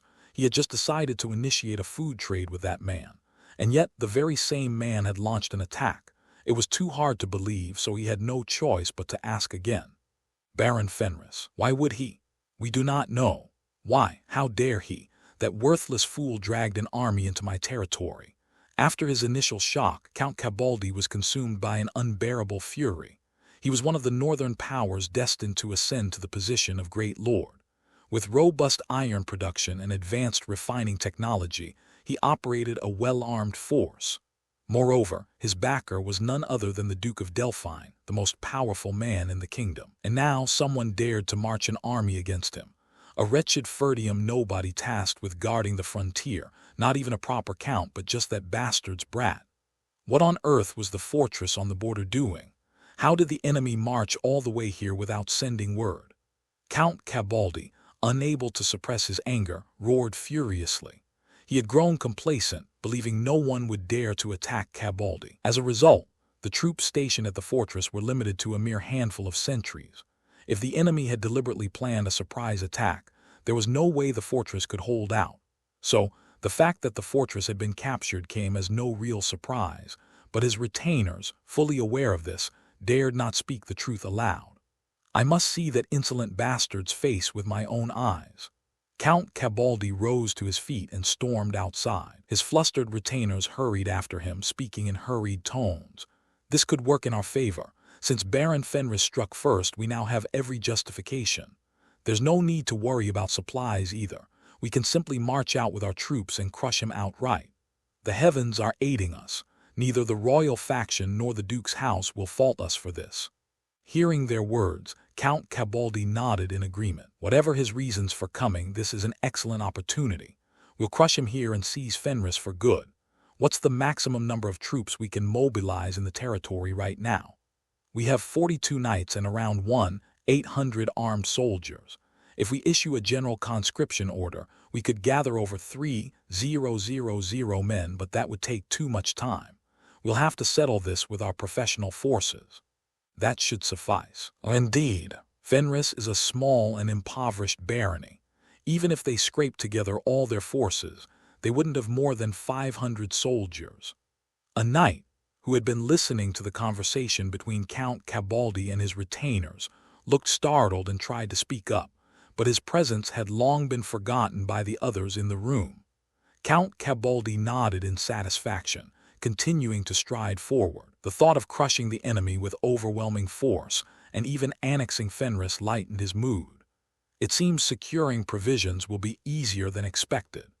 Even if Baron Fenris had come for reasons other than war, Cabaldi had no intention of forgiving him. Who would let go of such a golden opportunity? But their confident strides came to an abrupt halt when they stepped outside the fortress and took in the scene. Count Cabaldi froze, his expression one of disbelief, muttering under his breath. What is this force? It was massive. At a glance, the opposing army numbered at least 3,000 troops, and they were not soldiers borrowed from another region. The banners fluttering throughout the ranks unmistakably belonged to Fenris. Though he had been convinced of their numerical superiority, Cabaldi found himself overwhelmed by the size of the opposing forces instead. What is this? How did that whelp amass such an army? Despite Cabaldi's outcry, none of his retainers could offer a response. The force was far too large for a mere barony to muster. Didn't they mention taking in immigrants? Perhaps they conscripted a large number of them. Look at them. Most of them are infantry. They must be conscripts, poorly trained and equipped, I'm sure. But they appear to have over 300 cavalrymen. Could that be a problem? With limited intelligence, Cabaldi and his retainers could only speculate based on what lay before them. Cabaldi gnawed at his fingernails, his mind racing. What is going on? The Duke's house explicitly told me to remain cautious. If the royal faction were behind this, they would have warned me. Could some secret negotiation have taken place between them? There had been no formal declaration of war, nor had there been any significant conflict with the Ferdium side. He couldn't understand why he was being attacked. This is not a force that Whelp could command on his own. Could the royal faction have provided support? Information about Gislane's trade agreements with other territories, exchanging food for troops, had yet to spread widely. Gislane's rapid action and tight time constraints ensured the rumors hadn't reached Cabaldi's ears. The difference between someone meticulously prepared and someone who wasn't was on full display. As Count Cabaldi continued to bite his nails, sweat forming on his brow, two figures emerged from the opposing camp, leisurely approaching on horseback. It was Ghislaine and Gillian. They halted at a spot some distance from the fortress. After taking a moment to steady his breath, Ghislaine called out loudly toward Count Cabaldi. "Hey, lapdog of Count Desmond." Mana infused Ghislaine's voice, carrying his words clearly to the people atop the walls. Count Cabaldi's eyes blazed with fury at Ghislaine's provocation. That bastard! How dare he? It wasn't just the vulgar tone. The content of the words themselves was insufferable. Count Cabaldi and Count Desmond were nobles of equal rank, yet Count Desmond often treated him as a subordinate. No matter how it was disguised as a favor, it was impossible not to sense the filthy undertone behind it. Even now, look at what was happening. After taking as much iron as he wanted, Count Desmond had abruptly stopped providing food supplies the moment things became difficult. Ghislaine's words stoked the inferiority complex that had been festering within Count Cabaldi. He didn't even have the presence of mind to wonder how that scoundrel knew about the dynamics between himself and the supposedly neutral Count Desmond. Such thoughts couldn't even form as his head seethed with rage. "Open the gates immediately. I will personally lead the army out and cut that bastard's head off." The retainers by his side were startled and quickly stepped in to stop him. "You mustn't. If we face them head-on, the damage will be severe. The enemy forces are far too numerous. Please at least hear them out to find out why they are here. It could just be a misunderstanding." This. Count Cabaldi bit his lip. His retainer wasn't wrong. Even if it came to a fight, understanding their reasons would give him something to say to the Duke's family. Grinding his teeth in frustration, Count Cabaldi finally relented, muttering something under his breath, which the knight beside him shouted aloud. "Baron Fenris, what is the meaning of bringing your army here? Marching so suddenly with your forces? Have you lived in such poverty that you've lost all noble honor? If it is war you seek, go back, prepare a proper justification, and return after declaring it officially." In short, it meant he wasn't ready to fight now and needed time to prepare for whatever might come next. "If you dare attack our estate without cause, the Duke's family will not stand idly by. If you wish to avoid destruction, withdraw immediately." He even invoked the Duke's name for an added threat. Listening to the knight's words shouted from the wall, Ghislaine smirked. "A declaration of war, ha, I can give you that much." When Ghislaine extended his hand, Gillian handed him a bow and an arrow. A letter was tied to the arrow. Though they had attacked suddenly, it was necessary to at least have a semblance of justification to prevent the royal faction or the Duke's family from openly intervening. Now, it was just a matter of delivering it appropriately. Squeak! Ghislaine drew the bowstring back with deliberate force. Count Cabaldi's knights had already sprung into action the moment Ghislaine received the bow. They surrounded the Count tightly, raising their shields to create an impenetrable defense. In an instant, Ghislaine shifted his aim and fired the arrow at the knight who had been relaying the Count's words from the wall. Thwack! Goo! The knight, caught off guard by the sudden attack, collapsed to his knees, blood spurting from his chest where the arrow had struck. The arrow embedded itself precisely halfway, no more, no less, a deliberate adjustment of force by Ghislaine. Few would recognize the skill it took to achieve that. Seeing people rush toward the fallen knight, Ghislaine tossed the bow behind him with a grin. "This is how I declare war." In the capital, the nobles of the royal faction gathered daily, fretting over how to resolve the crisis. With the exception of the Marquis of Brantford and the Count of Aylesbury, most had failed to secure sufficient food supplies. What little they had stored was rapidly depleting, leaving the nobles with nothing to do but voice their anxieties. "What in the world are we supposed to do about this? People are starving to death in droves. The climate crisis is real." The room buzzed with frantic complaints, but no one offered a viable solution. The drought's impact had devastated the entire kingdom. "Enough. What's done is done. We cannot change it now." The Marquis of Brantford's booming voice silenced the incessantly chattering nobles. At that moment, every noble in the room became acutely aware of the Marquis of Brantford's presence. Rumors had spread that the Marquis had amassed an extraordinary stockpile of food. An unspoken consensus formed. Keeping him pleased might yield a share of his surplus. Meanwhile, Count Aylesbury, who had heeded Ghislaine's warnings and stockpiled food early, displayed a relatively composed demeanor. Internally, he heaved a sigh of relief. "Thank goodness for my wife. Without her, this would have been a disaster." From now on, I'm doing whatever she says." Mariel, ignoring her husband's objections, had gone ahead and purchased an enormous quantity of food. As a result, the Count of Aylesbury, once regarded as a lesser figure within the royal faction, had now risen to a level of authority second only to the Marquis of Brantford.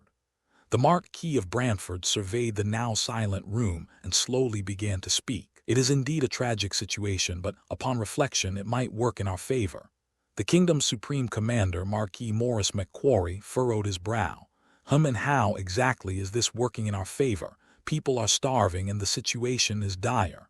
What benefit could possibly come from this? The nobles who follow the Duke's family are starving too. Think about it. Why have we been keeping the duchy in check? Wasn't it because we feared they might instigate a civil war?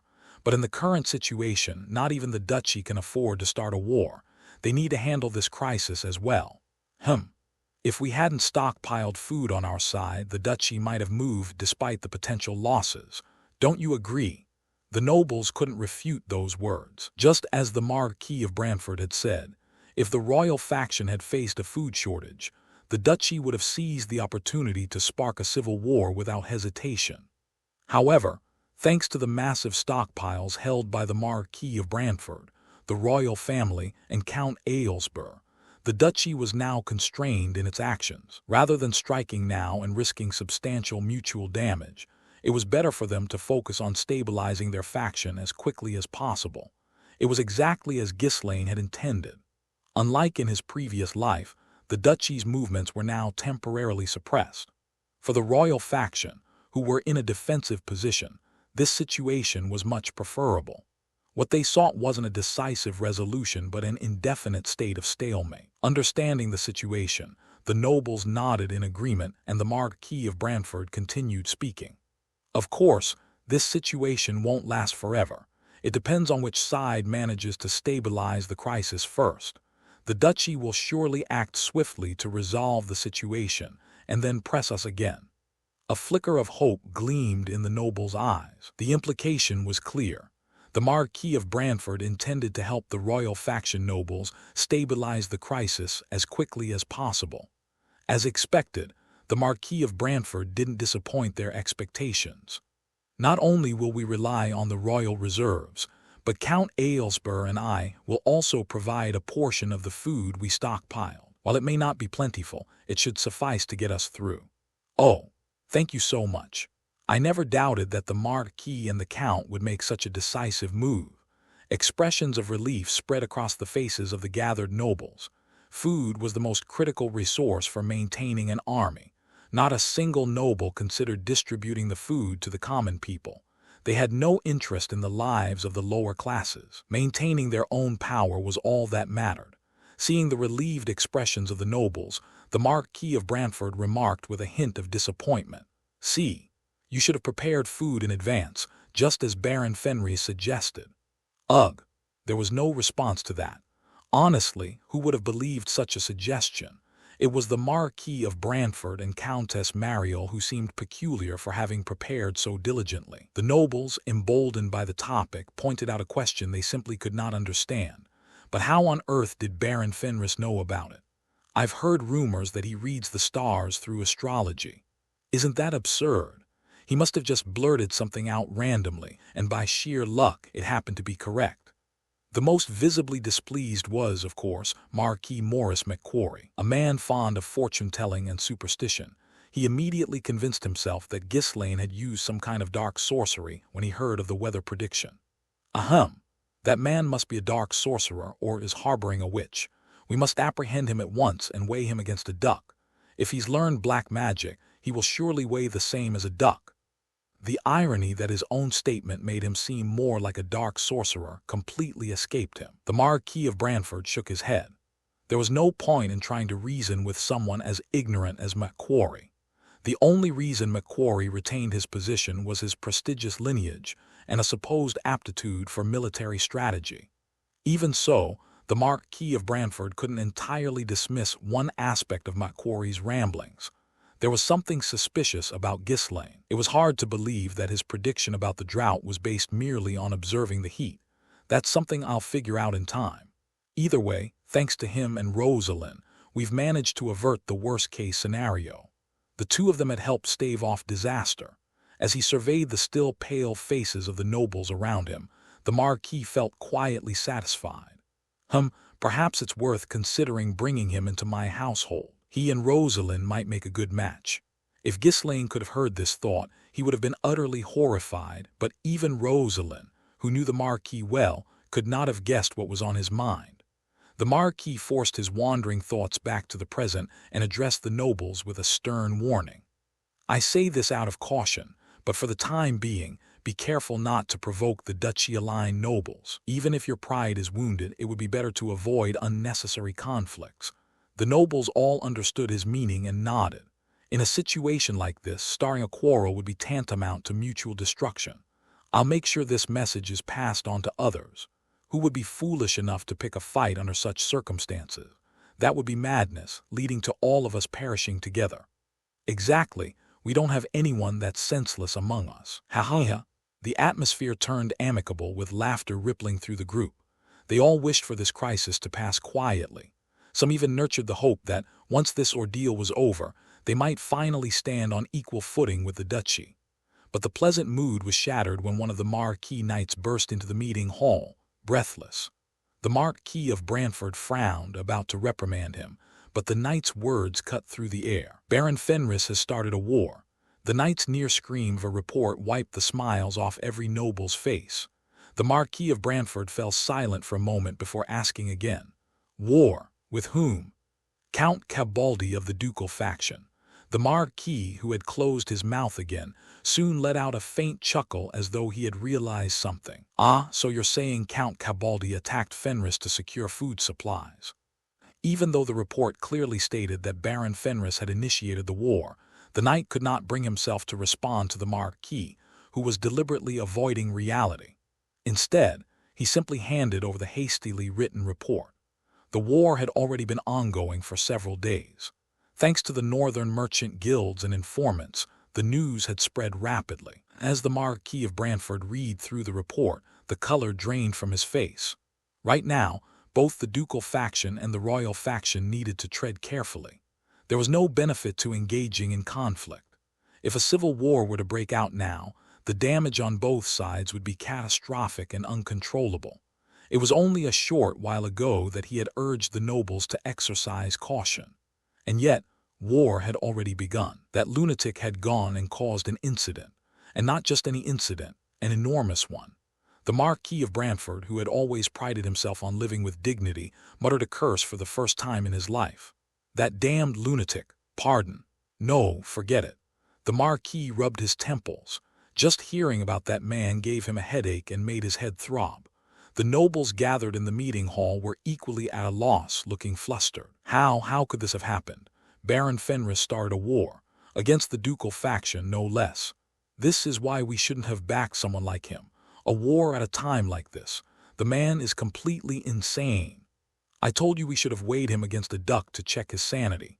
The meeting hall descended into chaos as the nobles raised their voices in outrage. The Marquis of Brantford wrestled with his thoughts so intensely that it felt as if steam might start rising from his head. Never in his life had he found himself in such a predicament. What should I do? Was that man really just a complete madman all along? He had long known that the man was fearless and absurd, but he had also assumed there was something hidden beneath his antics. Hadn't they avoided the worst outcome of the drought thanks to Ghislaine? But looking at his actions now, it seemed impossible to be this recklessly insane. To provoke not just any noble but one from the ducal faction, at a time when preventing civil war was paramount. Could he truly not grasp the political climate? As the Marquis struggled with his dilemma, the nobles in the hall began to speak even more fervently and aggressively. We must expel Baron Fenris from our faction and sever all ties. We need to explain to the ducal faction that this absolutely does not reflect our intentions. The minister of the royal household must withdraw their sponsorship. Let that bastard fend for himself, whether he lives or dies. That lunatic must be a black magician. We should capture him immediately and confirm it. The Marquis of Brantford kept his eyes closed and remained silent. He couldn't make out what anyone was saying anymore. The ringing in his ears and the dizziness clouded his senses. His anger boiled inside him, Should I retreat here? It wouldn't be difficult to step back from this situation. Humiliating as it would be, he could make ample amends to the ducal faction, abandon Ghislaine, and let things end there. The ducal faction would take care of Ghislaine themselves. Most likely, Ferdium would also be dragged into ruin alongside him, but the situation wouldn't escalate beyond that. Of course, the Marquisate, having poured a staggering amount of money into Ghislaine's cosmetics venture, would suffer a massive blow. The Marquis authority would also plummet significantly. Still, if it meant saving countless lives, that level of sacrifice might be worth enduring. Should I discard him after all? At that moment, the Marquis of Brantford recalled something Ghislaine had said. Please appoint me as the representative of the North. Count Desmond is a suspicious individual. It's possible that we share a common enemy. Count Cabaldi possesses the largest iron mine in the north, and he frequently trades with Desmond. Desmond might be in league with the ducal faction. Something hovered just out of reach of his understanding. He couldn't confirm it yet, but it didn't seem like Ghislaine had initiated this war thoughtlessly. Relinquishing influence over the north is not an option. If he abandoned Ghislaine, the royal faction would never again be able to establish a foothold in the north. The first step was always the hardest, but once they started yielding, they would eventually lose their influence everywhere. To give up Ghislaine was to give up the north entirely. It was a no-win scenario. That bastard, did he anticipate all of this when he chose me as his patron? If so, Ghislaine was truly a villain. It would mean he had been planning this disaster from the very moment he sought the Marquis sponsorship. It was infuriating, but now wasn't the time to dwell on such grievances. There's no one else who can shield him but me. He needed to block the ducal faction's involvement at all costs. He had to frame this as a justified conflict between two territories, forcing both sides to maintain distance. No matter the outcome, now was the moment for him to step in and resolve the situation. Having made up his mind, the Marquis of Brantford opened his eyes and spoke slowly. I will not abandon Baron Fenris. What are you saying? If we do that, we'll all be doomed. This could lead to a civil war. The Marquis of Brantford, unfazed by the clamoring nobles, coldly retorted. And, are you saying we should abandon our own allies because we're afraid of fighting the ducal house? If we do that, what will we give up next? If we throw away Baron Fenris, what do we have left? Do you think anyone will trust and follow us after that? The nobles were unable to counter and remained silent. As the Marquis of Brantford said, abandoning their ally out of fear of the enemy would set a disastrous precedent. Even if there was justification, driving out Ghislaine would only encourage wavering nobles to withdraw one by one. It was a situation where they couldn't cast someone out, even if they wanted to. Baron Fenris had chosen a remarkably strategic moment and position to wage this battle. Looking at the anxious nobles, the Marquis of Brantford spoke again, his tone softening slightly. I won't permit the royal faction to intervene. I'll handle the interference from the ducal house.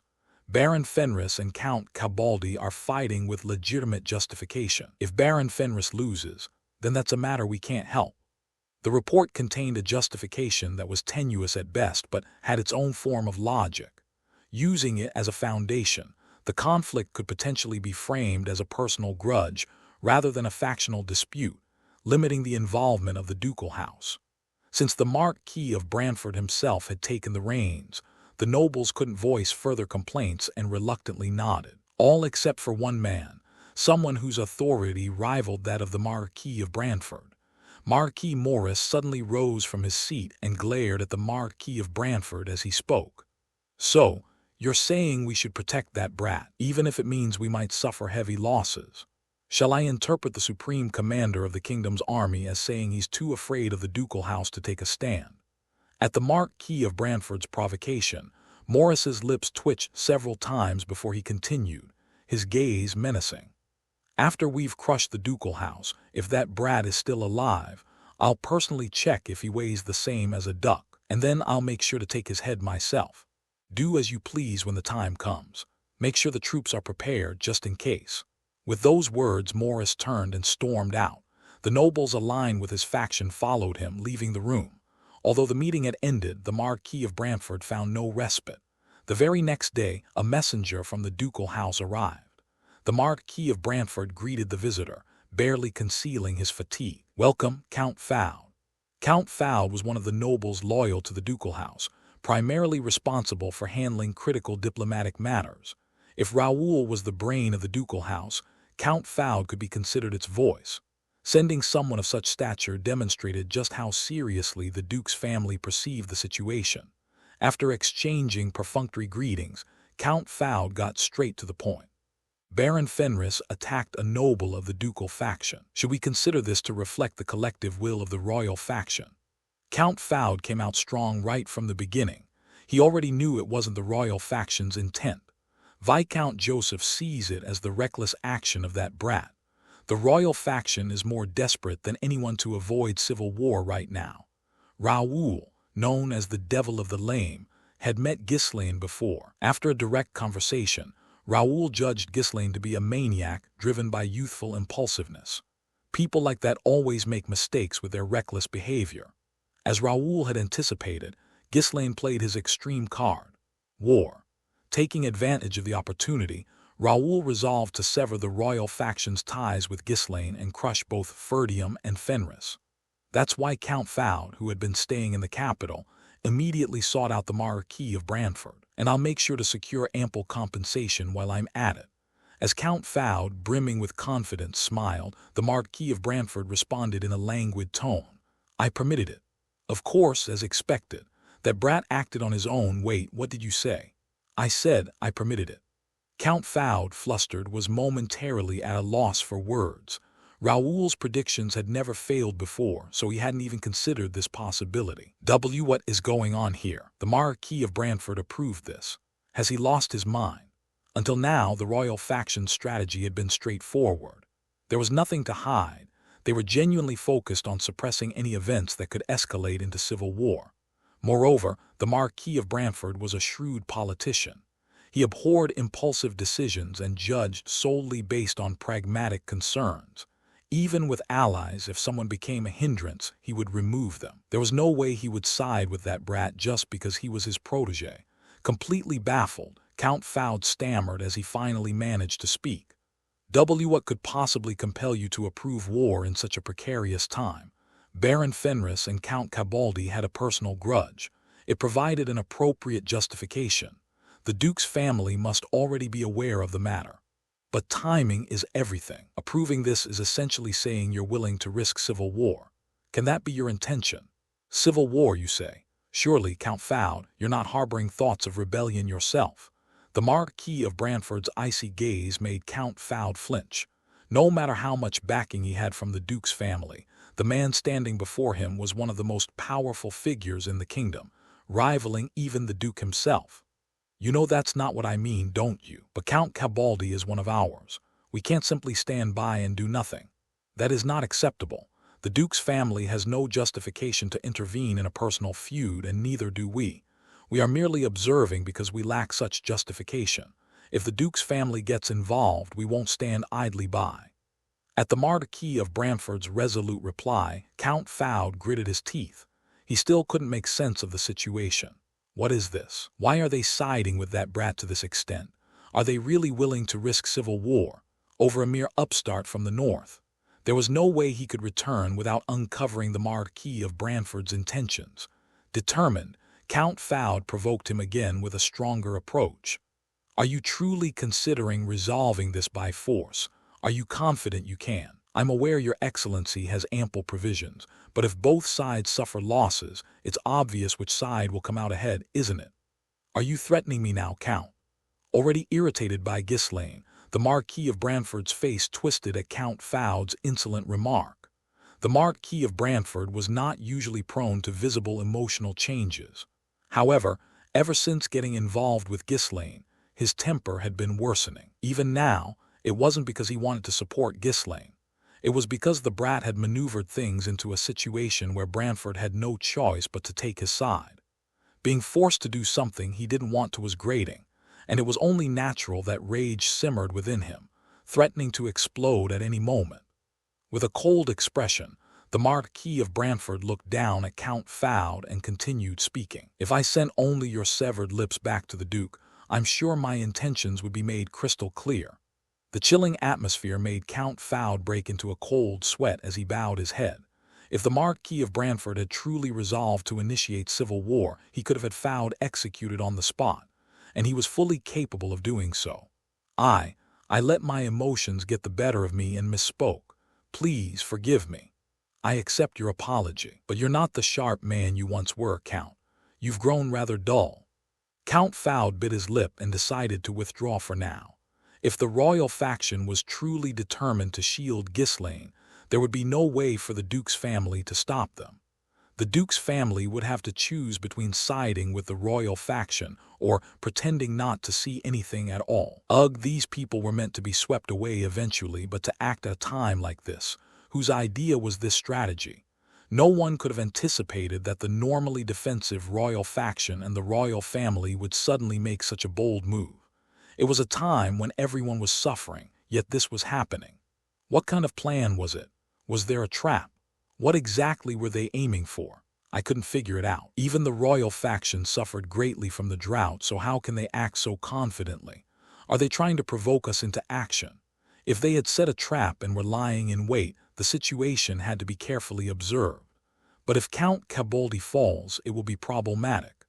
The Cabaldi County, the largest iron-producing region in the north, was critical to the duchy. The decision to delay support slightly in favor of more urgent matters had led to an unforeseen disaster. Damn it, I didn't expect that brat to gather such forces under the pretext of food supplies. Under normal circumstances, such a move would have been dismissed with a scoff. The armed forces of Count Cabaldi were renowned as some of the strongest in the north. The likes of Fenris could never hope to match them. But Count Cabaldi lacked food. Even a mere siege would starve them all to death. While mulling over the situation, Count Fowd turned to the Marquis of Brantford. Do you swear the royal faction will also remain neutral and not intervene, as long as your side does the same? Understood. I will convey your wishes and ensure we maintain neutrality. Do so. As Count Fowd turned to leave, his lips twitched and his eyes glimmered coldly. Count Desmond will have to act. Count Desmond had maintained the pretense of neutrality as a contingency plan. He was a clever man. Even before orders arrived from the duchy, he would act swiftly and decisively. Politics were always complicated. Justifications could be fabricated after a victorious war. With that, the royal faction, eager to avoid unnecessary losses, will have no choice but to retreat. Lost in such thoughts, Count Fowd exited the chamber. Behind him, the languid voice of the Marquis of Brantford sounded again. Do not forget my warning, Count. Neither the royal faction nor the ducal faction should intervene. Count Fowd paused briefly, then turned back with a sly smile and nodded. Understood. We will never intervene. With those words, Count Fowd left the room entirely.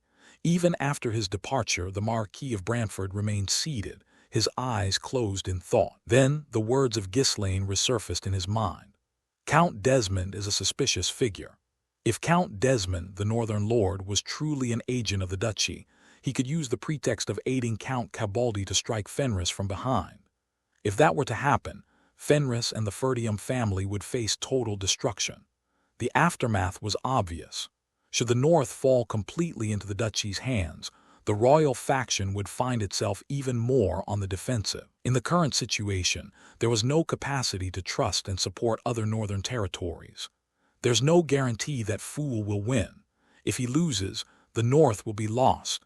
If we stand back, the North will still be lost. The drought had brought about a temporary lull, but a single reckless individual had made things more complex than before. Is civil war truly unavoidable? The Marquis of Brantford let out a heavy sigh, but his voice turned resolute as he gave his next order. Butler. Yes, my lord. Relay this message to Marquis Macquarie. Move Viscount Doran's Northern Second Corps near Count Desmond's territory and have them monitor the situation. Do you mean? Focus on surveillance and containment for now. But if Count Desmond's forces attack Baron Fenris? After a moment of silence, the Marquis continued with an icy gaze. Order them to strike Desmond immediately. The situation was spiraling out of control. It wasn't just the high-ranking nobles from the royal faction and the Duke's faction who were shocked by Ghislaine's actions. Some individuals were more than just surprised. They were deeply concerned about the direct consequences it could have on them. Those individuals were none other than the nobles who had placed immense trust in Rosalind and invested significant amounts of money into her merchant guild. War, you say? Then what will happen to the production of cosmetics? If Baron Fenris loses, all the money we invested will go up in smoke. The cosmetic technology will undoubtedly fall into the hands of the Duke's family. Every day, these nobles gathered to vent their anxieties about the current situation. With the Marquis of Brantford's strict order forbidding anyone from intervening, there was nothing else they could do but complain. While they voiced their frustrations to Rosalind, she too was just as bewildered by the unfolding events as they were. War, really? Starting a war in a situation like this? Are they completely insane? In fact, Rosalind was perhaps the one most on the verge of losing her mind among them. She had confidently gathered investors, only to now face a situation where everything was teetering on the brink of failure. Beyond financial losses, her credibility as well as the prestige of the Marquis's household were at stake, making her want to scream in frustration. Among the investors, Countess Mariel, who had invested a particularly large sum, frequently voiced her concerns to Rosalind. What should we do? If Baron Fenris loses, the damage will be catastrophic. We can only pray that he wins. Didn't he win a war once before? So maybe he'll win this time too. I have a feeling he will. Her feeling was more akin to wishful thinking, but neither of them had the heart to point that out. Honestly, I don't know, Rosalind admitted, shaking her head with a conflicted expression. Based on the information available, it was clear that Count Cabaldi had superior forces and reputation by a wide margin. Although rumors claimed that Ghislaine had sold grain to bolster his troops, it was hard to believe it would be enough to defeat Count Cabaldi. Mariel's face grew more worried as she continued. We may be able to scrape by since we've stockpiled some food, but other nobles aren't in the same position. For now, we need to calm them down until the results come out. I suppose so. Otherwise, there'll be chaos. Rosalind and Mariel both bore partial responsibility for the current situation. They had actively promoted the investment and persuaded the nobles to join.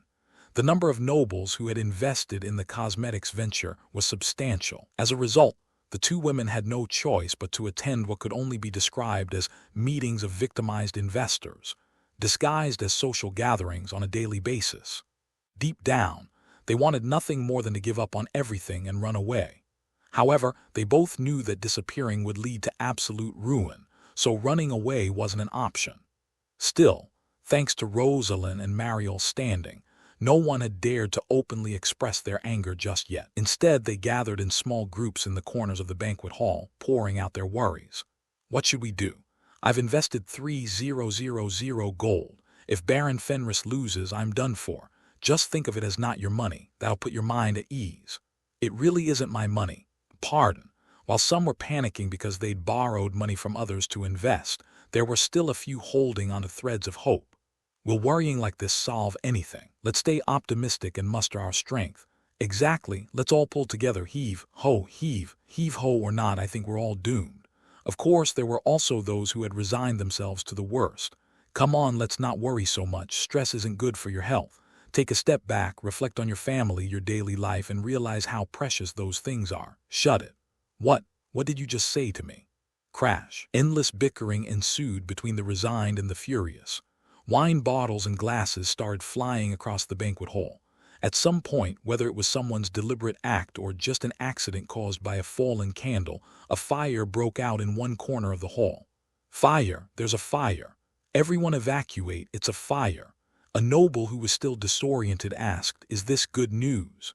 It's a fire. Snap out of it. With such chaos breaking out daily, Mariel and Rosalind felt utterly drained. After much deliberation, Rosalind finally turned to Mariel with a serious expression. Do you have any cash left? What? I spent it all on food stocks. I don't have a single coin to spare. When Mariel recoiled in shock, Rosalind shook her head and clarified. I'm not asking for more investment. I was thinking of hiring a few skilled individuals to send to the battlefield. What for? To assassinate Count Cabaldi. Do you think that'll work? No, not that. If it looks like we're going to lose the war, at least we could rescue Baron Fenris. If possible, we should send a priest along with them too. We could probably find decent mercenaries somehow, but a priest, that's a tall order. Priests, like mages from the magic towers, were prohibited from participating in wars. This wasn't just a matter of law but also deeply rooted in their doctrines. Even the temples devoted to the goddess of war only permitted fighting against heretics or unholy entities. Moreover, there weren't many priests capable of wielding divine power to begin with. In rural territories, most temples only had a handful of missionaries spreading the faith, often with no priests present at all. Make sure to read the room and chime in at the right moment. Count Cabaldi gritted his teeth as he read the declaration of war attached to the arrow. The justification Ghislaine had presented for the war was simple: to rescue my precious fiefdom residents who are being oppressed, and to punish Count Cabaldi. Among the fiefdom residents who had once lived in the former Diggold County, many had fled, unable to endure the tyranny of their lord. The moment Ghislaine took control of Fenris, he courteously requested the neighboring lords to return the runaway residents to their rightful land. Naturally, the lords ignored him. Who would willingly return workers who had practically walked onto their estates on their own? They all gave excuses, claiming ignorance, denying any knowledge, or outright saying such a thing had never happened, and refused to send the residents back. Count Cabaldi was no exception. He captured every escapee from the surrounding areas and forced them to work in his iron mines. To him, they were criminals for leaving their fief without permission, so he had no qualms about treating them like slaves, no matter if they lived or died. But for Ghislaine to use that as his casus belli, this insolent brat, to dare use such a flimsy excuse as a pretext, does he think so little of me? Since Ghislaine had stopped lodging protests or making requests after that initial plea, Cabaldi had all but forgotten the matter. After all, what could a powerless whelp do? He dismissed it without much thought. Now, however, it was clear that Ghislaine had deliberately laid the groundwork to wage war against the neighboring lords whenever it suited him. Could he have foreseen all this when he made that request? No, that's impossible. He must have cobbled together a makeshift justification because the opportunity seemed too good to pass up. Count Cabaldi struggled to calm his anger. He had been momentarily startled upon seeing the enemy's large army, but the situation wasn't entirely unfavorable. Since the other side had made the first provocation, he could crush them and occupy Fenris, which would make acquiring food supplies much easier. Of course, engaging in battle was still a bit of a headache because of the enemy's numbers. A head-on clash didn't guarantee victory, and even if they won, it would likely be a Pyrrhic victory. But the same held true for the other side. They must realize that too, which is why they are sticking to a siege instead of launching an assault. The Fenris forces hadn't brought any siege weapons. If Cabaldi's troops, which included heavily armored soldiers, defended the castle walls, the enemy wouldn't be able to guarantee a win either. Thus, they seemed content to simply maintain the siege, hoping to starve Cabaldi's side into submission once their supplies ran out. What infuriated Count Cabaldi most wasn't the prospect of losing the war. He wasn't even worried about the possibility of defeat. He couldn't imagine losing. No, it was his pride that had taken a blow. The mere fact that someone like Ghislaine thought he could beat him was an unbearable humiliation. That whelp who wasn't even born when I ascended to lordship dares to scheme against me with such shallow tactics.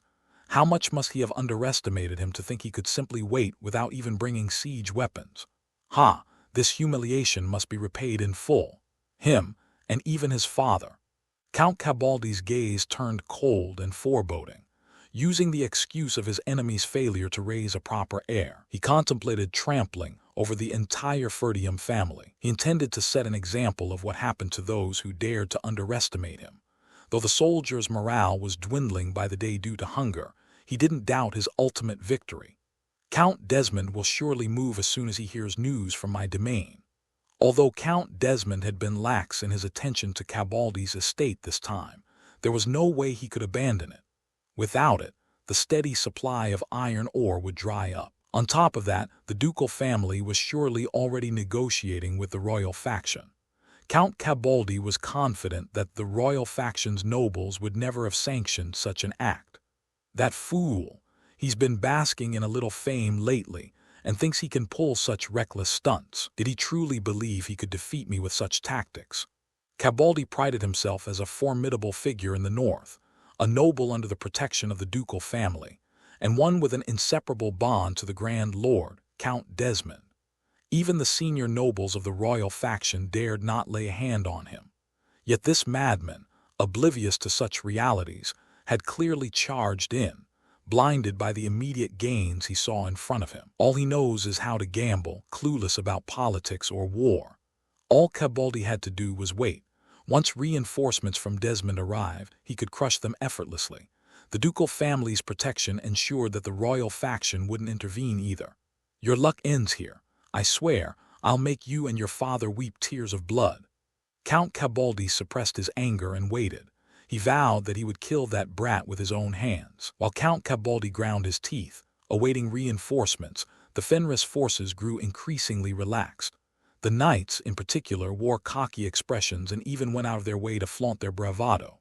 Man, I was hoping to get some action this time. Guess my mana-forged sword has them quaking in their boots. Those fools are holed up in their castle, not daring to come out. Complete cowards, wouldn't you say? Then again, we are pretty strong. Honestly, just waiting around like this and winning. This is too easy. What a jackpot, ha ha ha. The enemy lacked the food to hold out for long. Even if they wanted to come out and fight, Fenris had the advantage in numbers. Rosalind bit her lip and continued speaking. So that's why I asked if you had cash. If we make a donation and frame it as helping someone in need along the way, they might accept it. I see. Maybe that could work, but what if the Marquis finds out? That could spell trouble. Exactly, so we'll observe the situation first. If it looks like the Baron is going to lose and things turn dangerous, we step in to save him. I couldn't intervene during an ongoing war, but if the fighting had concluded, a priest could step in on humanitarian grounds, even if that was a loophole reserved for the nobility. It's not direct involvement in the war. We're just helping a defeated noble. Even if Baron Fenris doesn't surrender, we could mediate on his behalf. Rosalind crafted her plan with the possibility of Ghislaine's defeat in mind. She intended to send capable individuals to ensure his survival, no matter what. If the situation became dire, they would rescue Ghislaine and forcefully declare unconditional surrender under the guise of being his guardians. Leveraging the Branford Marquisate's name, Count Cabaldi wouldn't dare act recklessly. Yes, maybe that would be for the best. He could just live in the Marquisate's household. Maybe even become a son-in-law. Wait, what am I thinking? Though she wasn't actually considering marrying someone so peculiar, she could secure the cosmetic technology that way. Beyond that, saving Ghislaine was essential when considering the Marquisate's authority, her own credit and reputation, and the potential losses the Merchant Guild might suffer. Mariel understood Rosalind's intent. It might be a convenient excuse, but with good timing they could claim the war had ended and justify their intervention. Why, yeah. But to pull this off, we need really skilled people, and that's going to cost a lot of money. Plus, we'll need to hire a priest, and they only accept cash. The danger involved meant payment would inevitably have to be in cash, ensuring the hired hands could disappear at any time if needed. Priests also preferred cash to avoid potential controversies.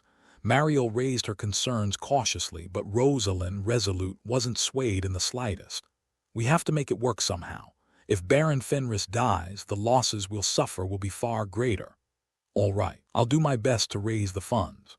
And so, the two women scraped together every coin they could, eventually assembling a team of 10 rescue and assassination experts along with a priest to dispatch to the battlefield. It was clear that indecision and hesitation had paralyzed the situation. This fact had naturally trickled down from the knights to the soldiers, spreading a relaxed atmosphere throughout the camp. The conscripted soldiers, initially tense from being dragged here, began to look relieved as their worries eased. Winning a war without fighting, who wouldn't be thrilled? Man, our Lord really knows how to pick the right time. I've heard rumors he's a strange one, but isn't he actually super clever? Of course. Winning a war without a single fight, what a brilliant leader. The lack of battle earned Ghislaine plenty of praise. The soldiers, free from danger, couldn't have been happier. Moreover, with Claude, the chief overseer, sending provisions without fail, no one went hungry. If wars were always like this, I'd fight as many as they want. The soldiers busied themselves singing Ghislaine's praises day after day.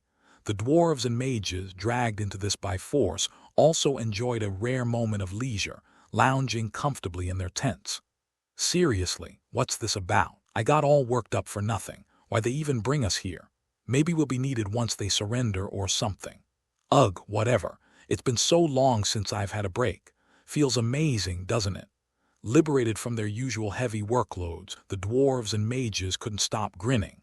After several days of rest, some even began to think this war business wasn't so bad. As everyone basked in their contentment, Ghislaine, who had been staring at the enemy fortress for days, suddenly issued a new order. From now on, we're digging tunnels. At his words, the same question popped into everyone's minds. Why? We're already winning just by staying put. Why go through all that trouble? Clearly, their lord was back to his eccentric ways. He had announced yet another bizarre plan. Unlike the others, Ghislaine had no intention of merely stalling for time.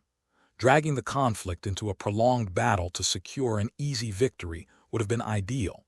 But such an approach wasn't an option right now. It was true that Ghislaine had waited for the drought as an opportunity, but that was merely to obtain what was needed with less resistance, and to lay the groundwork in a way that made it difficult for the Duke's faction and the royal faction to intervene openly. Now, seizing the fortress as quickly as possible was of utmost importance. The Marquis of Brantford will handle the Duke's movements. This was precisely why he had enlisted Brantford as a patron. The Marquis, concerned about maintaining his influence in the north, would do everything in his power to protect Fenris. The remaining issue was the Duke's faction. They would undoubtedly try to mobilize Count Desmond, as an outright civil war would be burdensome for them right now. I need to secure this place before that happens. While messengers attempting to leave Cabaldi Castle were being intercepted one by one, there was no way Count Desmond hadn't already been informed. Count Desmond was cautious, but he wasn't so foolish as to stay idle in such circumstances. Even without direct orders from the Duke, Count Desmond will act. Losing this fortress would be a significant blow to Desmond's ability to regroup his forces. Thus, no matter how dire the drought-stricken conditions were, Count Desmond would be forced to make a move. Count Cabaldi must be aware of this, which is why he remained still. The enemy's supplies were nearly depleted. Facing starvation, they would sooner or later attempt a decisive battle rather than perish slowly. Despite this, their current inactivity could only mean they were confident that reinforcements would arrive. Although the situation was clearly favorable for Ghislaine, he knew that advantage wouldn't last indefinitely. You must always stay one step ahead of the enemy. The timing was right, and preparations had been made as thoroughly as possible. Now, it was time to quickly seize the fortress. Of course, Ghislaine wasn't planning a reckless siege. They lacked siege weapons, and most of the troops under his command were infantry. While the knights were relatively numerous, their capabilities were still lacking. Attempting to take the fortress walls in their current state would only result in significant losses. Launching a siege without overwhelming weaponry and manpower was sheer folly. That was precisely why he hadn't brought siege weapons in the first place. Minimizing losses was always critical. Only by doing so could they quickly build up greater strength. Intelligence suggests that another lord is preparing to aid Count Cabaldi. We must capture the fortress before that happens. At Ghislaine's command, the group sighed in disappointment and began digging tunnels. It was clear why they needed to work on tunnels. With no siege engines brought along, tunneling was the only viable option. Whoever was sending reinforcements to the enemy was making them endure this unnecessary effort, adding to their grievances. The dwarves quickly understood why Ghislaine had insisted on bringing them. After all, dwarves were specialists in digging tunnels. For those capable of carving through solid rock to construct underground cities, creating a tunnel was an easy task. Og, just when I thought I'd get a break, more work. Always more work. There's no end to the toil in this blasted land. Grumbling incessantly, Galbaric began drafting the tunnel plans with the dwarves. There were two primary methods for using tunnels to attack a fortress. The first was to dig beneath the enemy's walls and collapse them, and the second was to use the tunnel to infiltrate the fortress directly. Both methods were risky, but the latter had a significantly higher chance of success. While collapsing the walls would inevitably lead to a full-scale frontal battle, Infiltrating the fortress would allow them to launch a surprise attack from within. We'll dig as cautiously as possible to avoid being detected, Galbaric assured. Ghislaine shook his head. No, prioritize speed over stealth even if it gets noisy. If we get caught, the whole operation will fail. Are you sure about this? It's fine. Just make sure to dig toward the rear of the fortress. Right now, the most important thing is to finish before reinforcements arrive. Ugh, got it. I'll dig as fast as we can. Targeting the rear of the fortress would make the tunnel much longer, but that wasn't a major concern. Solid ground. The mages and knights could easily break through it, digging and setting up supports. With thousands of soldiers, they could brute force their way through with sheer manpower. Under the dwarves' supervision, the tunnel progressed at an astonishing pace. Everyone knew time was of the essence, so they put aside their exhaustion and focused on the task at hand. Still, there was always someone grumbling in such situations. Ugh, why am I stuck here doing this filthy, lowly work? This is ridiculous, disgusting. Why is there so much dust? I can't even breathe. Cain, who had been forcibly conscripted, cursed non-stop as he swung his pickaxe. Born into a noble family, he had never done such grueling labor before, and the indignity of it all made his blood boil. Yet he lacked the courage to escape. After being brought here and undergoing some education, his fear of Ghislaine had grown considerably. The thought of what would happen if he was caught attempting to flee was enough to keep him in line. He couldn't shake the feeling that he might actually be killed if he tried. Damn bastard. He's still my cousin. He could have at least given me a commander's position, making me do this kind of work. Cain cursed Ghislaine endlessly while he worked. It was the only way he could vent his frustration. Despite being educated in such a way, he still carried on cursing. It seemed he had quite the persistence. You piece of trash, just wait. When I get stronger, I'll make sure to separate your flesh from your bones. I'm not someone who should be doing this lowly work. Ow, but why am I so good at it? Cain's natural strength and size, combined with his mastery of the family's monocultivation technique, made him particularly adept at digging. Watching Cain work with a satisfied expression, Galbaric clapped his hands and called out. Hey, Cain, what was his name again? Anyway, Mr. Cain, stop spewing nonsense and move this over there. He pointed at carts piled high with sacks of dirt. Hearing that, Cain's eyes nearly rolled back as he shouted furiously. What? Move that. Do you even know who I am? Do you have a death wish? Even the dwarven slaves openly disregarded him, and Cain couldn't hold back his rage. However, Galbaric looked indifferent to Cain's anger and replied casually. Who are you supposed to be? From what the Lord said, you're just a newly bought slave, a strong and sturdy one at that. The dwarves genuinely didn't know Cain's true identity. Ghislaine had ordered those aware of Cain's status to keep their mouths shut. It was so others could work him hard without hesitation, thinking he was nothing more than a slave. But Cain didn't know any of this, so he could only explode like a madman every time. I'm a noble. I'm not someone who does this lowly labor like you. Oh, sure. If you're a noble, then I must be the elf queen. Now hurry up and move that, unless you want to end up buried here. Arg, I'll kill you. When Cain grabbed a pickaxe, his eyes blazing, Galbaric snorted. Oh, are you really going to hit me? Should I go tell the Lord?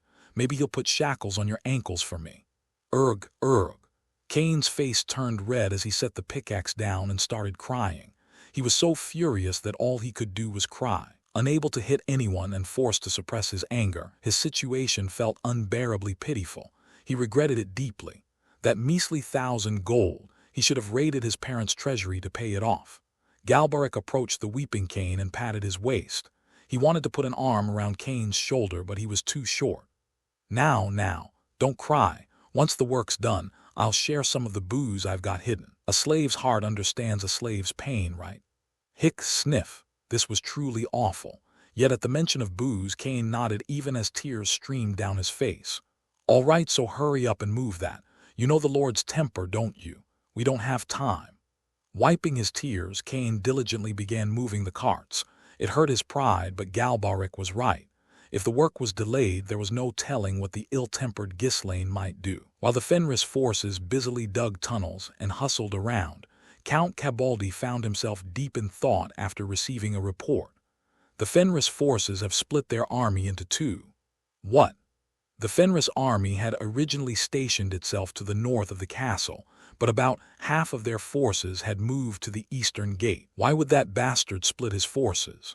For a moment, Count Cabaldi considered attacking and defeating the divided troops individually, but he quickly dismissed the idea. Even halved, the army still numbered a formidable one, 500 men. It would be impossible to annihilate such a force quickly, and their own army might find itself surrounded and flanked in the process. It doesn't seem like they're trying to attack both sides simultaneously without siege weapons. After pondering for a moment, Count Cabaldi summoned the estate's court magician. Can you see what those bastards are up to?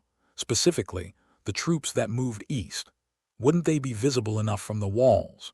The magician tilted his head quizzically.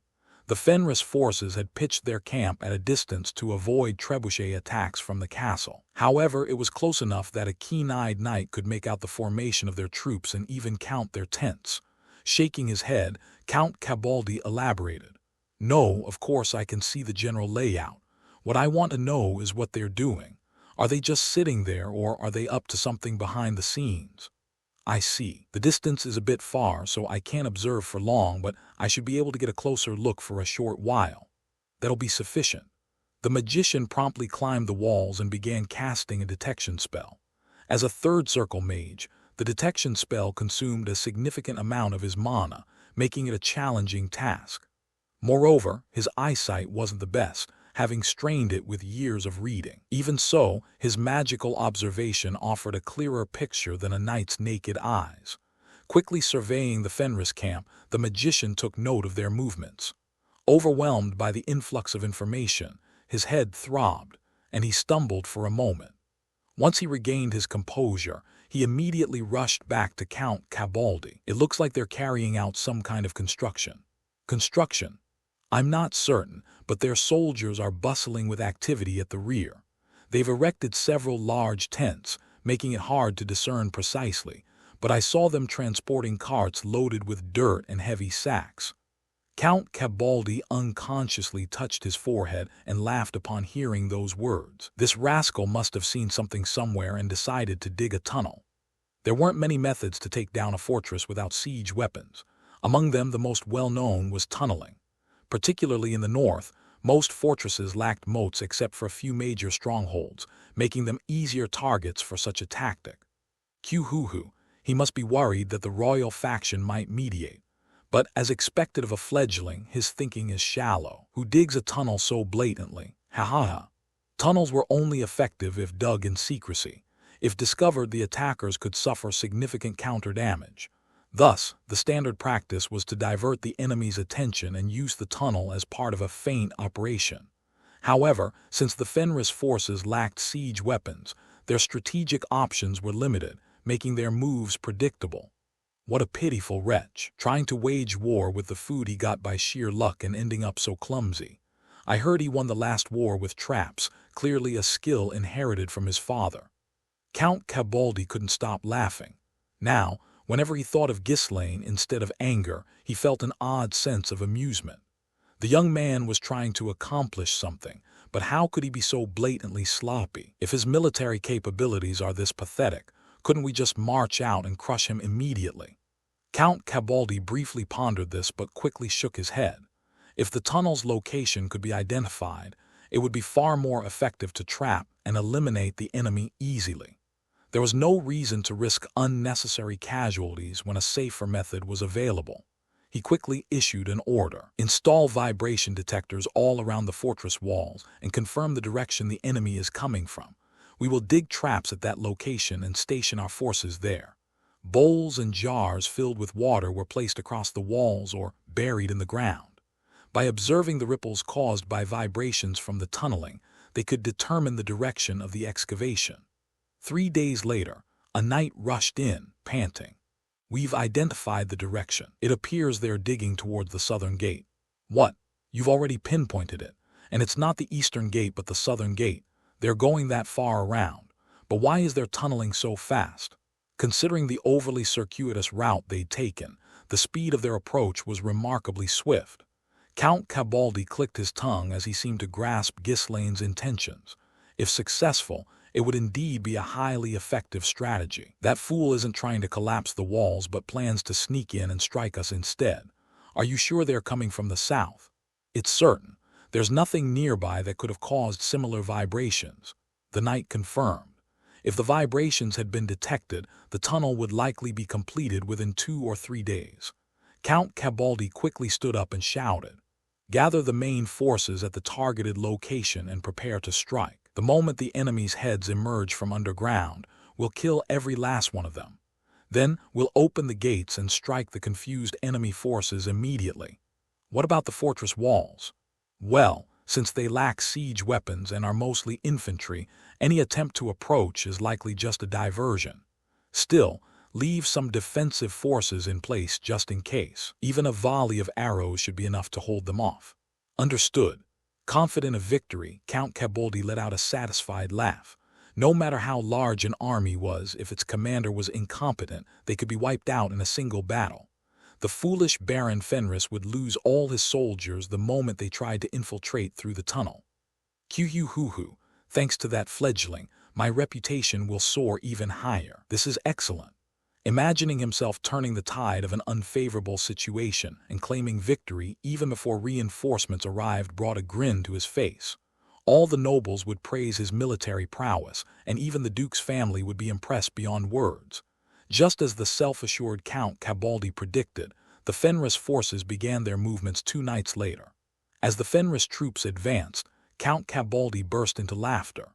"Ha ha ha, look at this fool, moving so conspicuously in the middle of the night. What is he thinking?" Even as the enemy approached, he felt no fear. There were no battering rams, no ladders, nothing. They would merely be cut down by arrows the moment they reached the walls. Approaching so unprepared in the dead of night could only mean they intended to serve as a distraction. It was obvious to anyone watching. What about the forces at the target location? They're all in position. Good. I'll take command myself. The time has come to kill that brat once and for all. With a hearty laugh, Count Cabaldi headed toward the targeted site. His knights followed, their expressions equally relaxed and confident. As they laughed and chatted with ease, convinced of their impending victory, something ominous began to stir. Against the backdrop of the pitch-black night sky, dozens of massive, unidentified shadows rose silently into the air. Before launching the attack, Ghislaine asked Vanessa, "What's the status of the enemy's troop deployment?" Vanessa, who had been sitting silently with her eyes closed, opened them. Beside her, a mage lay collapsed, foaming at the mouth.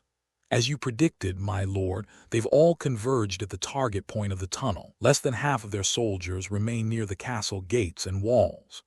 Thanks to her mastery of the sixth circle, Vanessa could survey a much wider area than other mages. To compensate for her lack of mana, she drained it from other mages. It wasn't uncommon for her to leave several mages unconscious after extracting their mana. Even as the mages dropped one by one, Ghislaine insisted that Vanessa continue casting her reconnaissance spells. The ability to scan the entire battlefield, even briefly, was a critical factor in determining victory.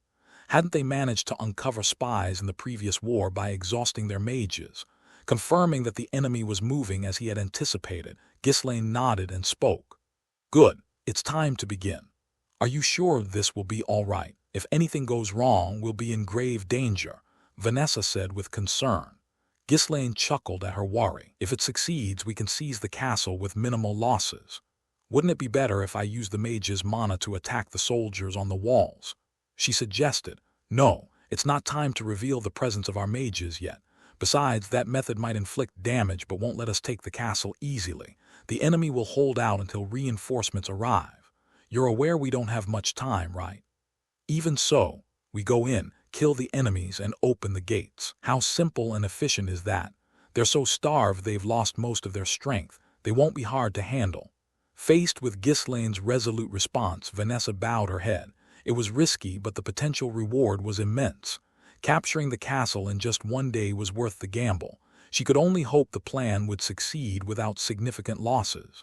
"Understood. Please take care of yourself." "All right, let's get things ready." Leaving Vanessa's concerns behind, Ghislaine summoned the knights. "At nightfall, we will board hot air balloons and infiltrate the enemy's castle. Once inside, we will seize the walls and open the gates." The knights, who had been boastful until recently, now wore grim expressions as if the inevitable had arrived. The latest supply shipment had included dozens of hot air balloons, far too many for simple reconnaissance. The knights who saw this couldn't help but recall the fall-breaking technique they had learned recently, though they dismissed the possibility. Still, they couldn't have imagined that their unease would become reality. Once the Lord gave his orders, the operation was set in stone. The knights, well aware of their Lord's stubbornness from past experiences, felt a heavy weight settle on their hearts. At that moment, one knight spoke in a puzzled tone. "Then why did we dig the tunnel? Are we not planning to attack through it? It's bait. The enemy's main force has likely concentrated near the tunnel exit to launch a counterattack against us." "Then that means, yes, by entering the castle directly via the airships, we can quickly seize the gates." The knights swallowed nervously, unable to utter a word. The Lord held the entire battlefield in the palm of his hand. It was chilling. The true focus of the plan was the airships. Neither the lack of siege weapons nor the excavation of the tunnel were intended as primary strategies. They were distractions to lull the enemy into complacency and divert their attention. So that's why we trained for fall breaking. It was all planned from the beginning. Well, there's no way our Lord would do anything without a reason. Thinking back, the Lord had always been like this. There wasn't a single instance where he acted without purpose. From the forest of beasts to the battle of Ferdium, he had always employed any means necessary to achieve victory. He was the type to deceive not only the enemy but even his own allies, preparing meticulously step by step.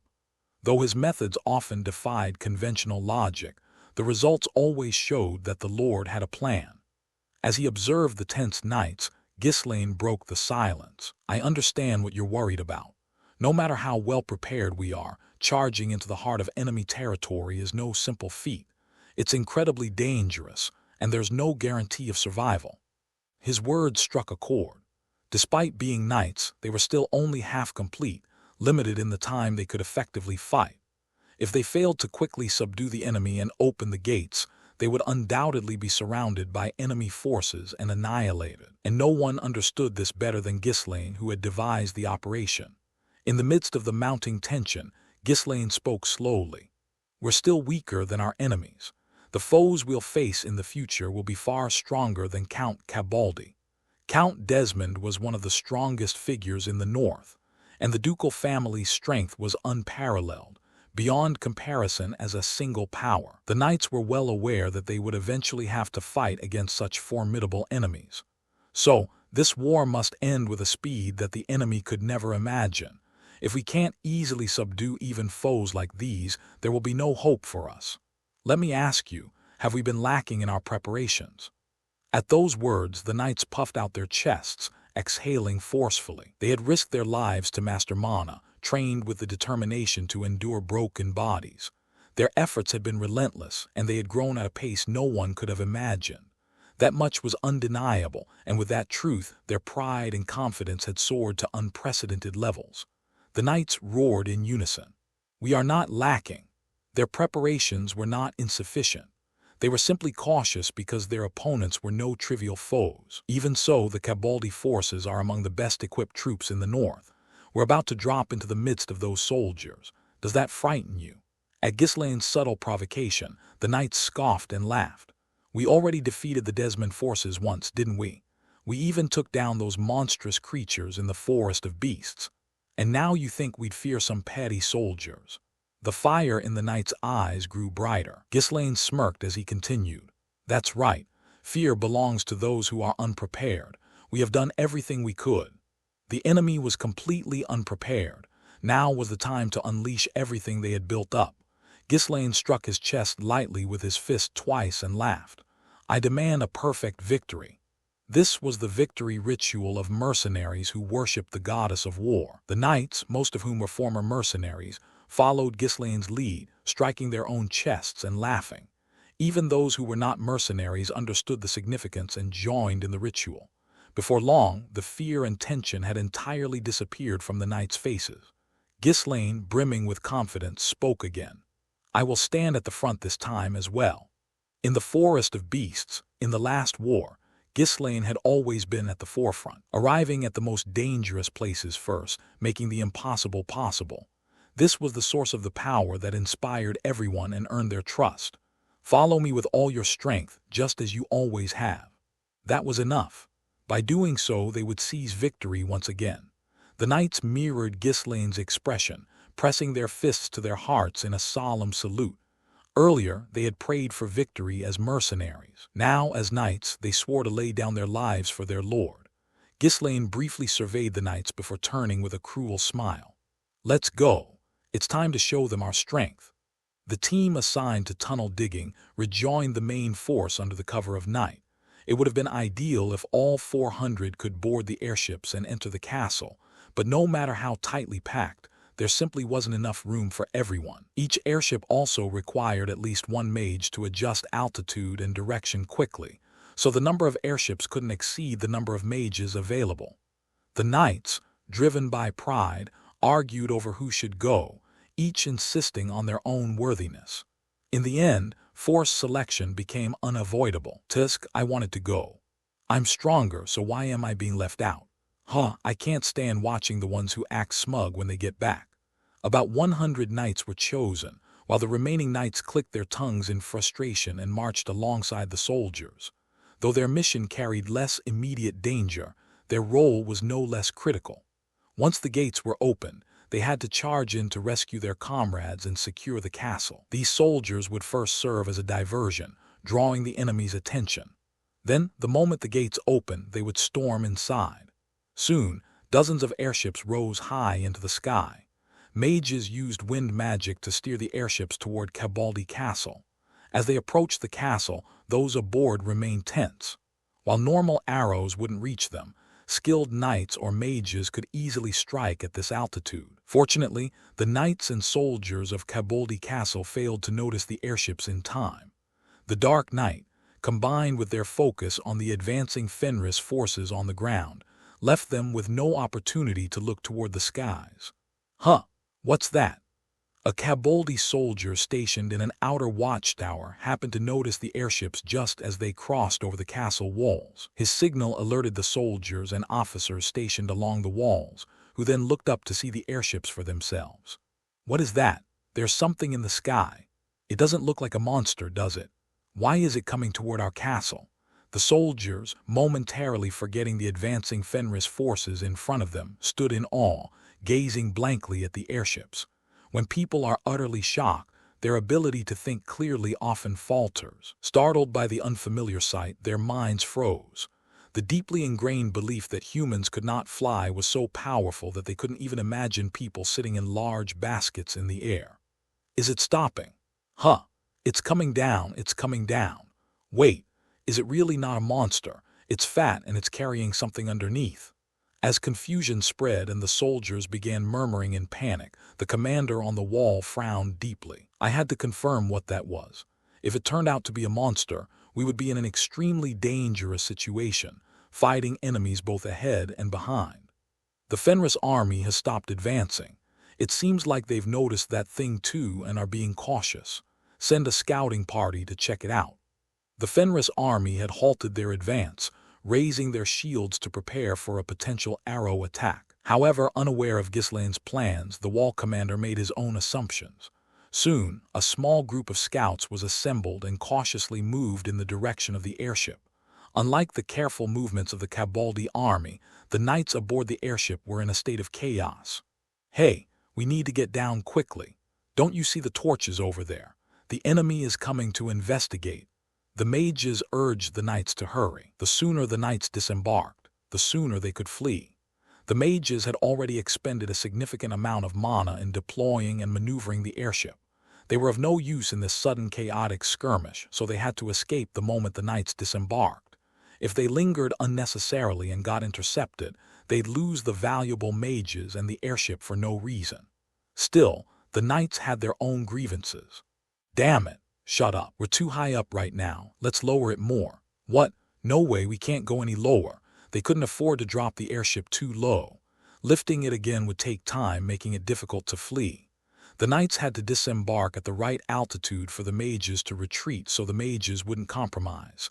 If you don't get down now, I'll cut the rope myself. Wow, these bastards. Just wait until after the war. Despite their bickering, the knights began preparing to jump. Though they growled at each other, the knights and mages actually got along better than one might expect.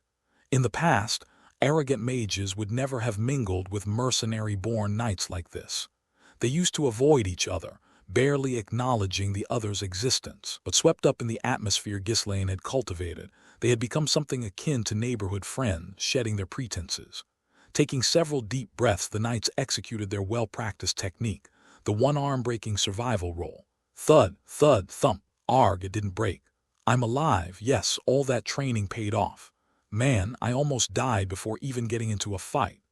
They groaned and rolled on the ground, exaggerating their pain. Thanks to their training and mana control, they managed to land safely without serious injuries. Amid all the noise, one airship remained unusually quiet. It was the one carrying Kaor and Alfoy. The two hadn't exchanged words since the hot air balloon crash incident, and were stuck in an awkward, distant relationship. It wasn't because they blamed each other, but rather because the memory of trying to save one another felt embarrassingly sentimental, making it difficult to face each other. As they descended along the ropes in that strange silence, Kaor finally broke the ice. Hey, don't mess around and fall again. Run properly this time. Alfoy, with his hands clasped behind his back, deliberately avoided Kaor's gaze as he replied, HMPH, just come back in one piece. Man, acting all shy. Kaor chuckled briefly, then made a dramatic leap off the airship. Thud. Arg, damn it, that hurts. With Kaor being the last to disembark, the airships began to rise one by one. The mage's mission was now simple: escape the battlefield as quickly as possible. From one of the ascending airships, a mage peered down and shouted, Hey, make it back alive, will you? Only then can I properly fix your crude manners. A knight rubbing his sore arm chuckled and retorted, Yeah, you better clean your neck and wait. I'll send you off easy. Heh, you'll piss yourself with one fireball from me. The mage laughed, using magic to heat the air chamber. As the retreating airships grew smaller, the Cabaldi army soldiers hesitated, slowly closing in. For the Fenris knights who had landed in the middle of enemy lines, there was no way out now. All that remained was success or death. Ghislaine, who had landed first and was keeping watch at the front, turned back to address the others. No one failed to jump or got hurt on the way down, right? No, sir. The knights rotated their aching arms and laughed. Soon, a menacing killing intent began to rise among them. Drawing his sword, Ghislaine grinned. It had been a long time since he had felt the thrill of the battlefield. Is everyone ready to cough up blood? Fully prepared, sir. Clang, clang, clang. With cruel smiles that mirrored Ghislaine's, the knights drew their swords. Not a single blade was not bare of mana. Each one was cloaked in a radiant blue glow. Ghislaine quickly scanned the front and spoke. Gillian, take control of the right wall. Kaor, the left wall. I'll break through the center and open the gate. Once the operation begins, there's no room for doubt or disobedience. The two immediately sprang into action upon receiving their orders. Boom! As Gillian and Kaor, brimming with mana, kicked off the ground, a deafening noise erupted, leaving the ground caved in where they had stood. Some of the knights followed them, rushing toward both walls. Ghislaine waved his hand as he continued briskly. Belinda, take care of the mages suppressing us from the walls. The archers, too. You don't need to kill them all, just create enough chaos to disrupt their control. Can you handle that? Of course. Thanks to you, young lord, my mana has increased a lot and I can now use techniques I couldn't before. Belinda's figure, wearing a black mask, began to waver and melt into the darkness. Where she once stood, a faint distortion in the air remained, resembling a transparent human figure. It wasn't like the invisibility spell Invisibility. While careful observation might reveal something, in the chaos of a nighttime skirmish it would go unnoticed. Then I'll head out first. Be careful, young lord. Swoosh. Leaving behind a faint ripple in the air, Belinda moved. This technique cloaked her body in mana, reflecting light to deceive the opponent's eyes. Though it consumed significant mana, it was highly effective in chaotic battles where detecting her presence was difficult, making it a favored technique among assassins. The knights unfamiliar with this skill were startled to see Belinda vanish, but there was no time to address their confusion. This operation was all about speed and timing. Boom! As Ghislaine charged forward, the remaining knights gritted their teeth and rushed to follow him. The cautious Cabaldi forces, advancing carefully, were stunned when they spotted the rapidly approaching attackers. What's going on? Are they enemies? Allies? Who are they? Before they could resolve their confusion, Ghislaine darted forward like lightning. Who else would it be? It's your new lord. Slash! The head of the foremost soldier flew off in one swift motion.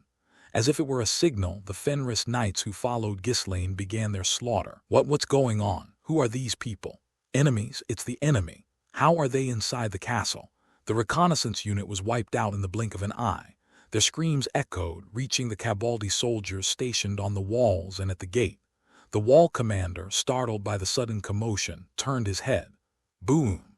Ghislaine and the Fenris knights charged forward, giving the Cabaldi soldiers no time to comprehend the situation. The Cabaldi troops, caught off guard by the ambush, were slaughtered without resistance. Ordinary soldiers stood no chance against knights, who wielded weapons brimming with streams of mana. With enemies suddenly attacking from within the castle, the Cabaldi forces began to break formation in panic. Having to deal with enemies stationed outside the castle, and an assault from inside left them utterly disoriented. It wasn't just the soldiers who were thrown into confusion. The knights were equally flustered. What is going on? Where did the enemy come from? Assess the situation, quickly. The Cabaldi knights scrambled to regain control of their troops, but the chaotic atmosphere remained. It was no surprise. Being blindsided from an unexpected direction was enough to disrupt anyone. Meanwhile, soldiers continued to die without even knowing the cause. In the end, the knights turned to the wall commander and Master of Arms Jamin for guidance. Master of Arms, what should we do? The enemy has suddenly appeared inside the walls. It's an ambush by the enemy. Jamin, too, was utterly stunned. He mumbled in confusion, unable to grasp the situation. Why? Why are the enemies here? What about the tunnels? And what about the Count? He had dispatched their main forces to guard against the enemy's tunneling strategy, having anticipated their plan. Even Count Cabaldi, convinced of their victory, had gone to oversee that area personally. But now, the enemy had abruptly appeared inside the castle. How? Did they somehow break through all the forces stationed at the tunnels? At that moment, an image of the strange object he'd seen earlier flashed in Jamin's mind. Could it be the thing flying through the sky? Did the enemy use that? It seemed implausible, yet there was no other explanation. That mysterious object, which they had simply gawked at without understanding, must have brought the enemies into the castle. No, that's impossible. Something like that couldn't exist, a flying object. How could such a thing? Trying to wrap his head around such an absurdity made his thoughts even more muddled. Meanwhile, the anguished screams of their allies echoed all around. Master of Arms, you need to get a hold of yourself. Please, issue your orders. The enemy's momentum is overwhelming. Our forces are on the verge of annihilation. The cries of his knights snapped Jamin back to reality. Now was not the time to ponder how the enemy had entered the castle. As the commander, his duty was to assess the situation and issue the best possible orders. But to do so, he needed to understand the enemy's intentions. Slowly, he turned his gaze toward the Fenris forces stationed outside the castle. In stark contrast to the chaos within, a heavy silence hung over the exterior. It was terrifying. In the darkness, the silent army stood motionless, staring at the castle without a word or action. It was terrifying. They looked like beasts lying in wait, ready to pounce and sever their lives in a single strike. They were aiming for the castle gate. Only then did Jamin grasp the enemy's strategy. Deceived by the tunnel diversion, most of his forces had been lured there. The enemy didn't need siege weapons in the first place. A handful of troops entering to open the gate would allow the rest to pour in effortlessly. If such a large force entered, it would already be too late for their side to respond. They were already starving, their morale plummeting. Their final hope had been the trap set around the tunnels. But if the enemy army managed to enter without significant losses and form ranks, there was no contest. Utter defeat was inevitable. Is this the end? A chill ran down his spine. The idea of flying over enemy lines to infiltrate had never even crossed his mind, let alone seemed feasible. The thought of the person who created such a device and devised this strategy filled him with dread. The creativity to think of a tactic absent from any military treatise, The boldness to risk a strike into the heart of enemy territory and the skill to pull it off. Could someone like that ever be defeated by him? I was so foolish. If only he had realized the enemy's diversion earlier. If only he had intercepted that flying object. If only, slap. Get a hold of yourself. Jamin slapped his face hard, gritting his teeth. The enemy's force numbered roughly 100, while his side still had 600. Though initially stunned by the sudden assault, the enemy was vastly outnumbered. Furthermore, the attackers had split into 3 groups, making each contingent even smaller. Even with the surprise attack, they had a fighting chance if they could just regain composure. Repel them immediately. Jamin began issuing orders but stopped mid-sentence as he surveyed the battlefield. Far from repelling the attackers, their side was on the verge of annihilation. The attackers' momentum was overwhelming. His soldiers were falling in droves, while not a single enemy had been slain. With just that many, a force of barely 100 was completely overpowering soldiers several times their number. He had never seen a military force so swift and deadly in his life. Don't tell me, all of them are knights using mana. That's simply impossible. Yet his doubts were mocked by the reality before him. Mana-infused blades glowed brilliantly, piercing the darkness as they tore through his forces with lethal precision. Fenris was hiding such power. From the mysterious flying device in the sky to the over 100 knights on the ground, the utterly surreal sight made my head spin. There's no way to win in this situation. To face mana users with mere soldiers, the entire force had to properly form a defensive line and confront them. However, due to the impact of the ambush, not only was there no formation but everyone was in disarray. Such is the nature of an ambush. If successful, even a force several times larger can be driven into a corner. Now that we'd already been struck, it wouldn't be easy to turn the tide. We need time. We have to buy time. Jamin gritted his teeth. The enemy was undeniably strong, but it wasn't as if victory was impossible. If the main forces of the Allies could arrive before the enemy opened the castle gates, they could surround and annihilate them. Somehow, the situation had to be managed and held until reinforcements arrived. His mind began racing without pause, searching for a solution. Pull yourselves together. The enemy lacks siege weapons and archers, so they can't simultaneously attack the walls. Leave only the necessary minimum of mages and archers for defense on the walls, and the rest of you descend immediately. Set up a defensive line at once. All remaining forces, concentrate on defending the castle gate. Yes, sir. The county of Cabaldi wasn't called a northern powerhouse simply because its soldiers were well armed. The soldiers underwent rigorous training matching their high-quality equipment, transforming into elite warriors. The knights and commanders leading them were also of exceptional caliber. In particular, Jamin was a figure so competent that Count Cabaldi entrusted him with this location. As the knights joined the effort and Jamin personally took command, the Cabaldi forces, previously engulfed in confusion, gradually formed ranks and began countering the invaders. Clang, clang, clang. Armed with steel shields and armor befitting the region known for the finest iron ore in the north, they managed to stabilize their formation thanks to the sacrifices of the soldiers who had fallen at the front. Send an immediate request for reinforcements to the Lord. Everyone, hold your ground. Endurance is the priority. Just hang on for a moment longer and reinforcements will arrive soon. Horn blasts signaling danger to the walls resounded, and fireworks shot into the sky several times. From now on, it was a race against time.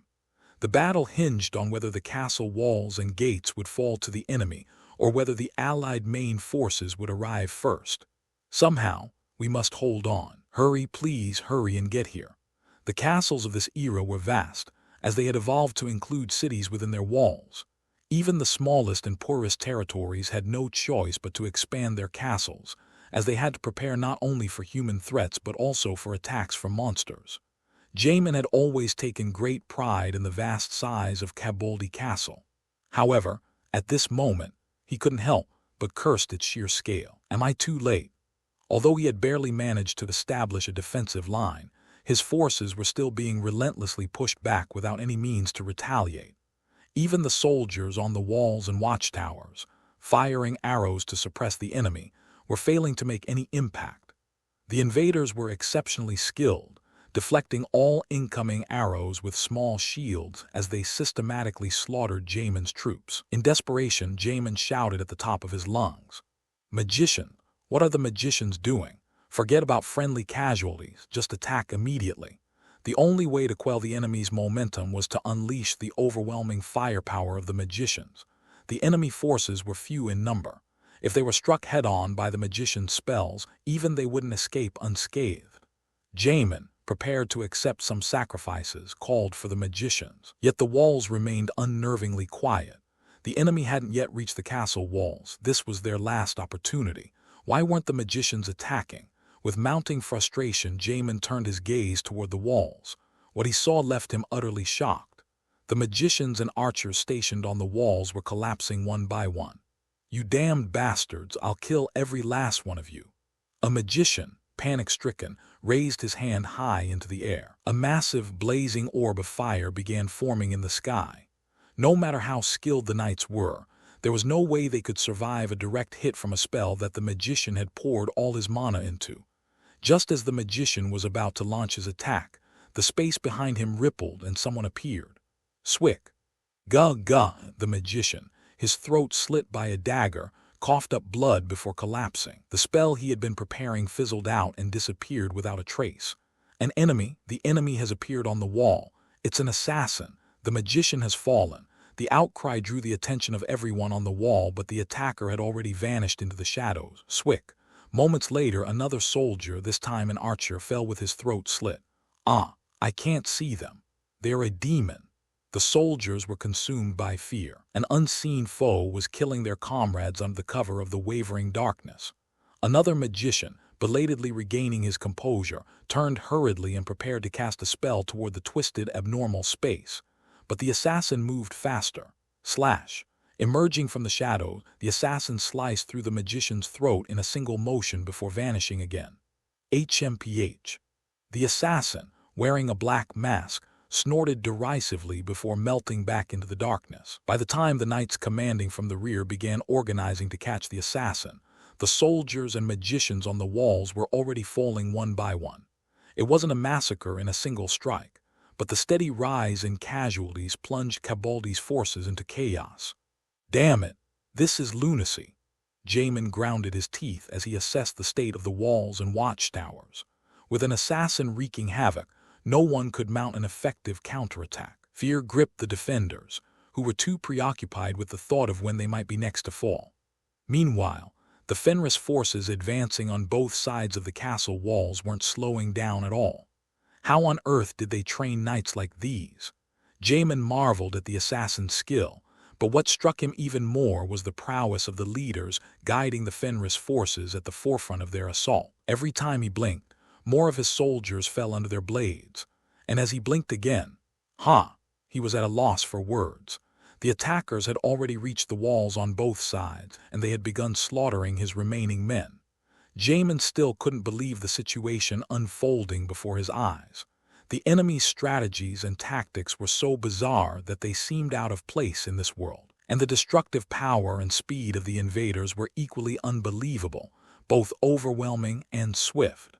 The number of Fenris soldiers charging toward both walls amounted to just a few dozen. In contrast, the number of soldiers they had stationed in defense was several times that.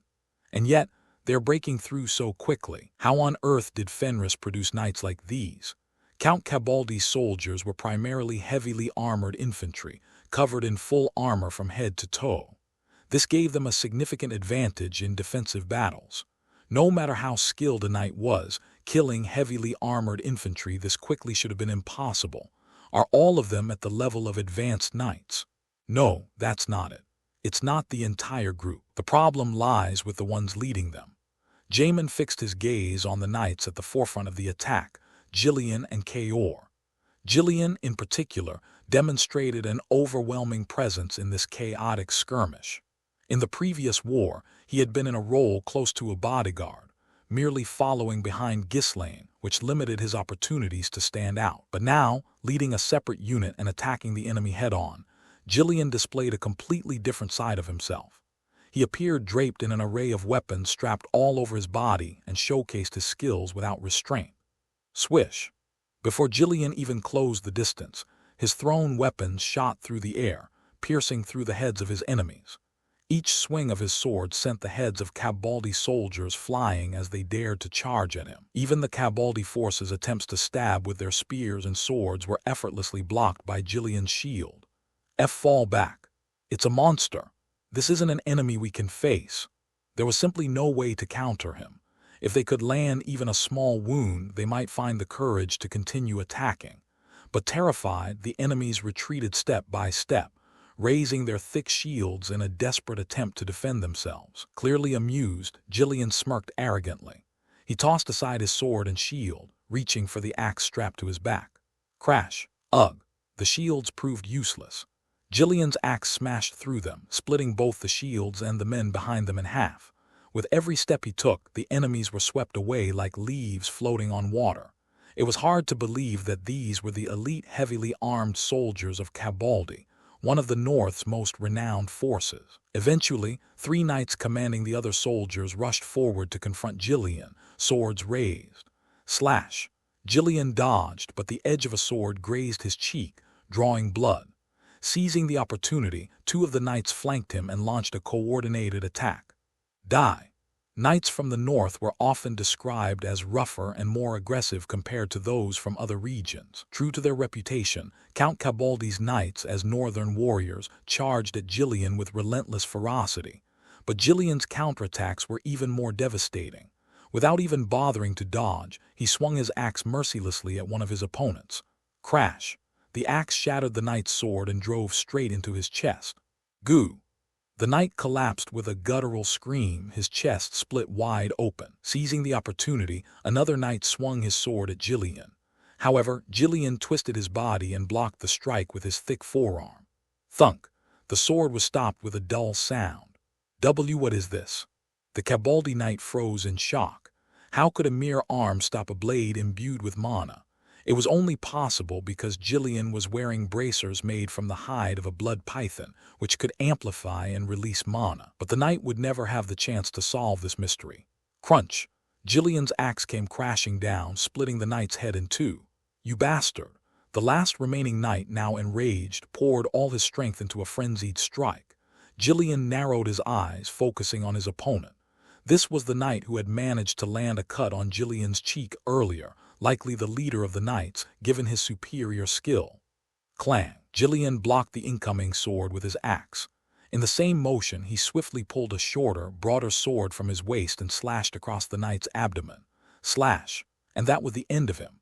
With their commanding knights killed in the blink of an eye, the soldiers recoiled in terror, retreating even further. Gillian, undeterred, resumed his rampage, wielding his axe in one hand and his sword in the other as he continued to crush his foes. Boom! Crash! Run away! Every time Gillian moved, he carved open pathways through the enemy ranks. Having honed his skills even further under Ghislaine's guidance, Gillian was nothing short of a destroyer on the battlefield. Thanks to Gillian easily breaking through the enemy's defensive formation, the other Fenris knights found themselves in a more favorable position. Until now, they had struggled to break through the thick shields in a single strike. But with Gillian leading the charge, the knights following behind him quickly pierced through the defensive line at the base of the wall. On the other side of the battlefield, Kaor was no less impressive. In fact, his speed outmatched even Gillian's. Move faster. If you're slower than that old man, I'll kill you myself. Kaor bellowed, urging the knights around him to pick up the pace. While Gillian smashed through everything in his path like a giant hammer, Kaor was like a sharp and precise awl, cutting through enemy lines with unmatched agility. He relentlessly burrowed into the center of the enemy formation. As a result, the allied forces that followed him inevitably ended up surrounded on both flanks by the enemy. Naturally, his breakthrough speed was faster than Gillian's, but that also made his actions far riskier. Even so, the smile never left Kaor's face. Fighting after so long sure feels amazing. Kaor had always been the type to thrive on danger, and the knights who followed him were no different. All the knights who had once been part of the Mad Dogs were now under his command. Kahaha, This is the thrill I've been craving. See, I told you, following our Lord means endless fun. Soaring through the skies, cutting down enemies. Hell yeah, this is what a real man's life is all about. These were warriors who had once lived as mercenary, surviving the harsh northern regions by sheer tenacity. Becoming knights hadn't changed their fundamental nature. They still reveled in the thrill of danger. They didn't shy away from injury. Instead, they closed ranks even tighter, wildly swinging their swords. The sheer ferocity of their assault was enough to make Cabaldi's soldiers falter and retreat a few steps. From the enemy's side, 3 knights rushed forward to stop Kaor. Heh, now these are some opponents worth my time. Kaor, thoroughly exhilarated, flashed a savage grin as he clashed with the 3 knights. Clang, clang, clang. A series of swift exchanges followed. Kaor, who had grown significantly stronger since before, effortlessly parried the knight's strikes. His combat style was starkly different from Jillian's. Instead of immediately launching counterattacks, he took a moment to assess his opponents, like a predator sizing up its prey. He didn't miss the brief opening that appeared. Thrust. Gah! Kaor's blade pierced through the neck of one knight with lightning speed. He had slipped his sword into a minuscule gap between the armor plates, an opening revealed only during movement. The remaining 2 knights immediately attacked, but Kaor grabbed the corpse of the fallen knight and used it as a shield in front of himself. Clang, clang. Their strikes were blocked by the body of their dead comrade. You bastard, what is the meaning of this? To desecrate a knight's corpse, have you no honor? Cabaldi's knights were utterly flustered. They had assumed Kaor, too, was a knight, and the idea that he would commit such dishonorable actions had never crossed their minds. But Kaor didn't care. Hidden behind the corpse, he seized the next opening they gave him and swiftly thrust his sword forward again. Thrust, thrust. Targeting vital points was Kaor's specialty. Both remaining knights collapsed, their throats pierced. Kaor wiped the blood from his face, spat on the ground, and grinned in satisfaction. What's the big deal about a corpse that's already dead? Quit your whining. No matter how I think about it, I'm clearly the strongest. Kekek. Kaor glanced around with his sharp eyes, surveying the terrified Cabaldi soldiers before continuing. Hey, I'll go on ahead. Finish off the rest of these bastards quickly and catch up. We don't have time. With that, he left those words behind and charged forward without looking back. It seemed as though the only thought in his head was reaching the fortress wall first. Thanks to Kaor's rampage, the path ahead was cleared. The defensive line of Cabaldi's forces had already collapsed. For the remaining Fenris knights, finishing off the enemy soldiers was hardly a challenge.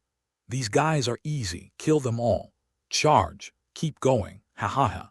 The Fenris knights mercilessly slaughtered the demoralized enemy as they surged forward. All of this happened within just a few minutes. Seeing the Fenris forces rapidly breach both sides of the fortress walls, Jamin felt a chill run down his spine. The walls are done for. It was only a matter of time before the walls fell, and the command tower where he was stationed would be attacked. There was just one last shred of hope. They had to hold out, somehow, without opening the main gate until reinforcements arrived. But even that was nothing more than wishful thinking on Jamin's part. The man slaughtering the troops defending the gate was far more monstrous than those breaching the walls. Jamin's voice turned hoarse as he screamed at his men. Stop him. No matter what, protect the gate. The fighting near the gate was even fiercer than on the walls.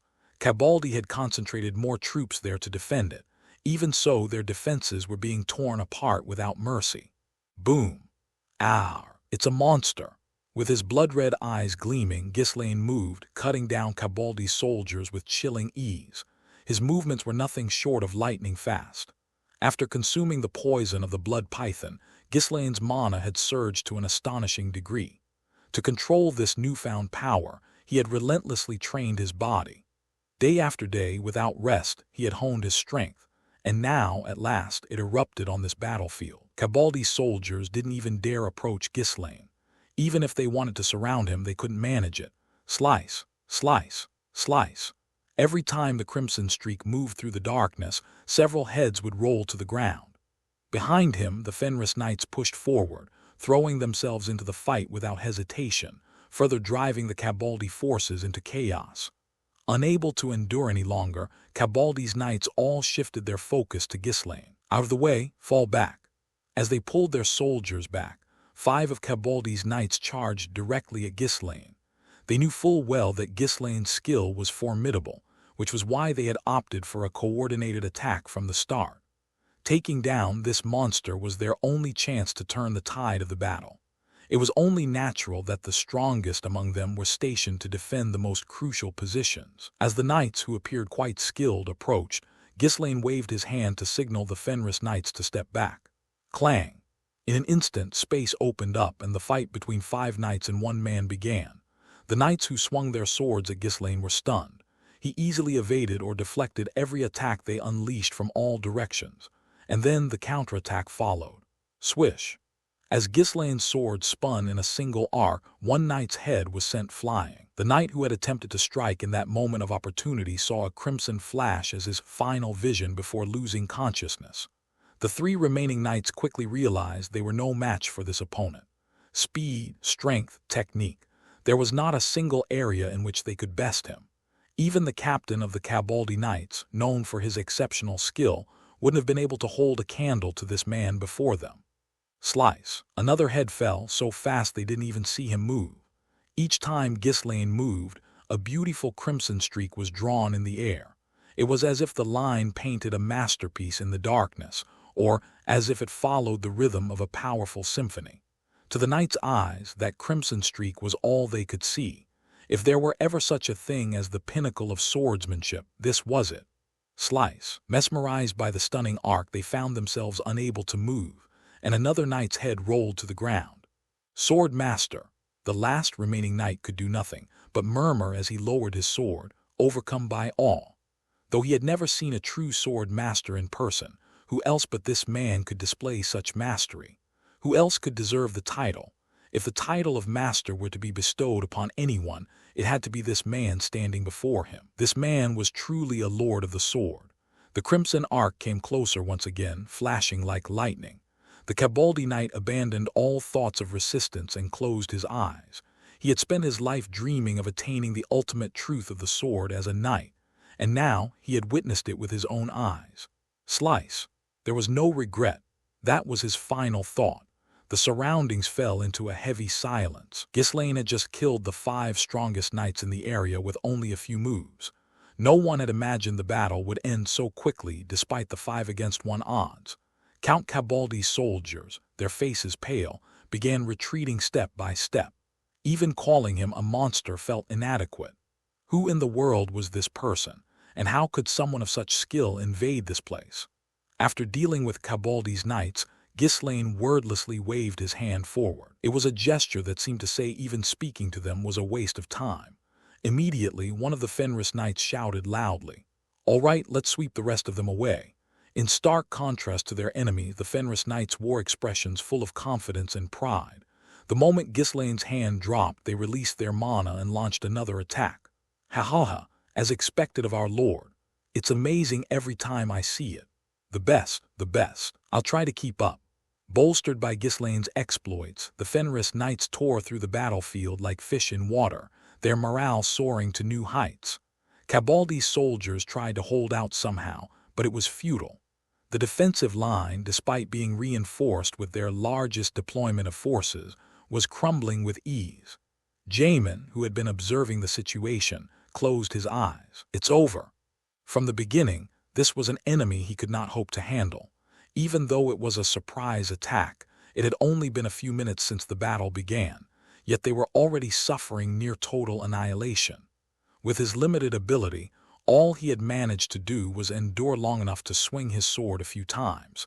Even he didn't realize how remarkable that feat was. The only thing that worked in their favor was that the Fenris forces had no archers, meaning those outside the castle walls were momentarily safe from attack. This allowed them to buy a little more time, but even that was coming to an end. Infantry weren't idle for long. Boom, boom, boom. As the castle walls were completely overtaken, the Fenris forces began pounding their war drums, signaling the movement of infantry on both flanks. It seemed they had even prepared ladders in advance. Soon, the soldiers outside the castle would begin climbing the walls. At this rate, it was only a matter of time before the gates were breached. At that moment, a thunderous cheer echoed in the distance. Wahya! Realizing the meaning of the distant roar, Jamin's eyes flew open. It was reinforcements. Their allies were coming. For the sound to be this loud, it was a signal to hold out just a little longer. If we can hold out, we can push them back. It would take time for the Fenris forces to climb the walls. If their allies arrived before they could fully breach the defenses, there was a chance to drive them back systematically. To prevent that, the castle gate had to be defended at all costs. If the gate was opened and the massive enemy forces outside flooded in all at once, even the reinforcements would be unable to avoid annihilation. If only we can hold out just a little longer, just a bit more.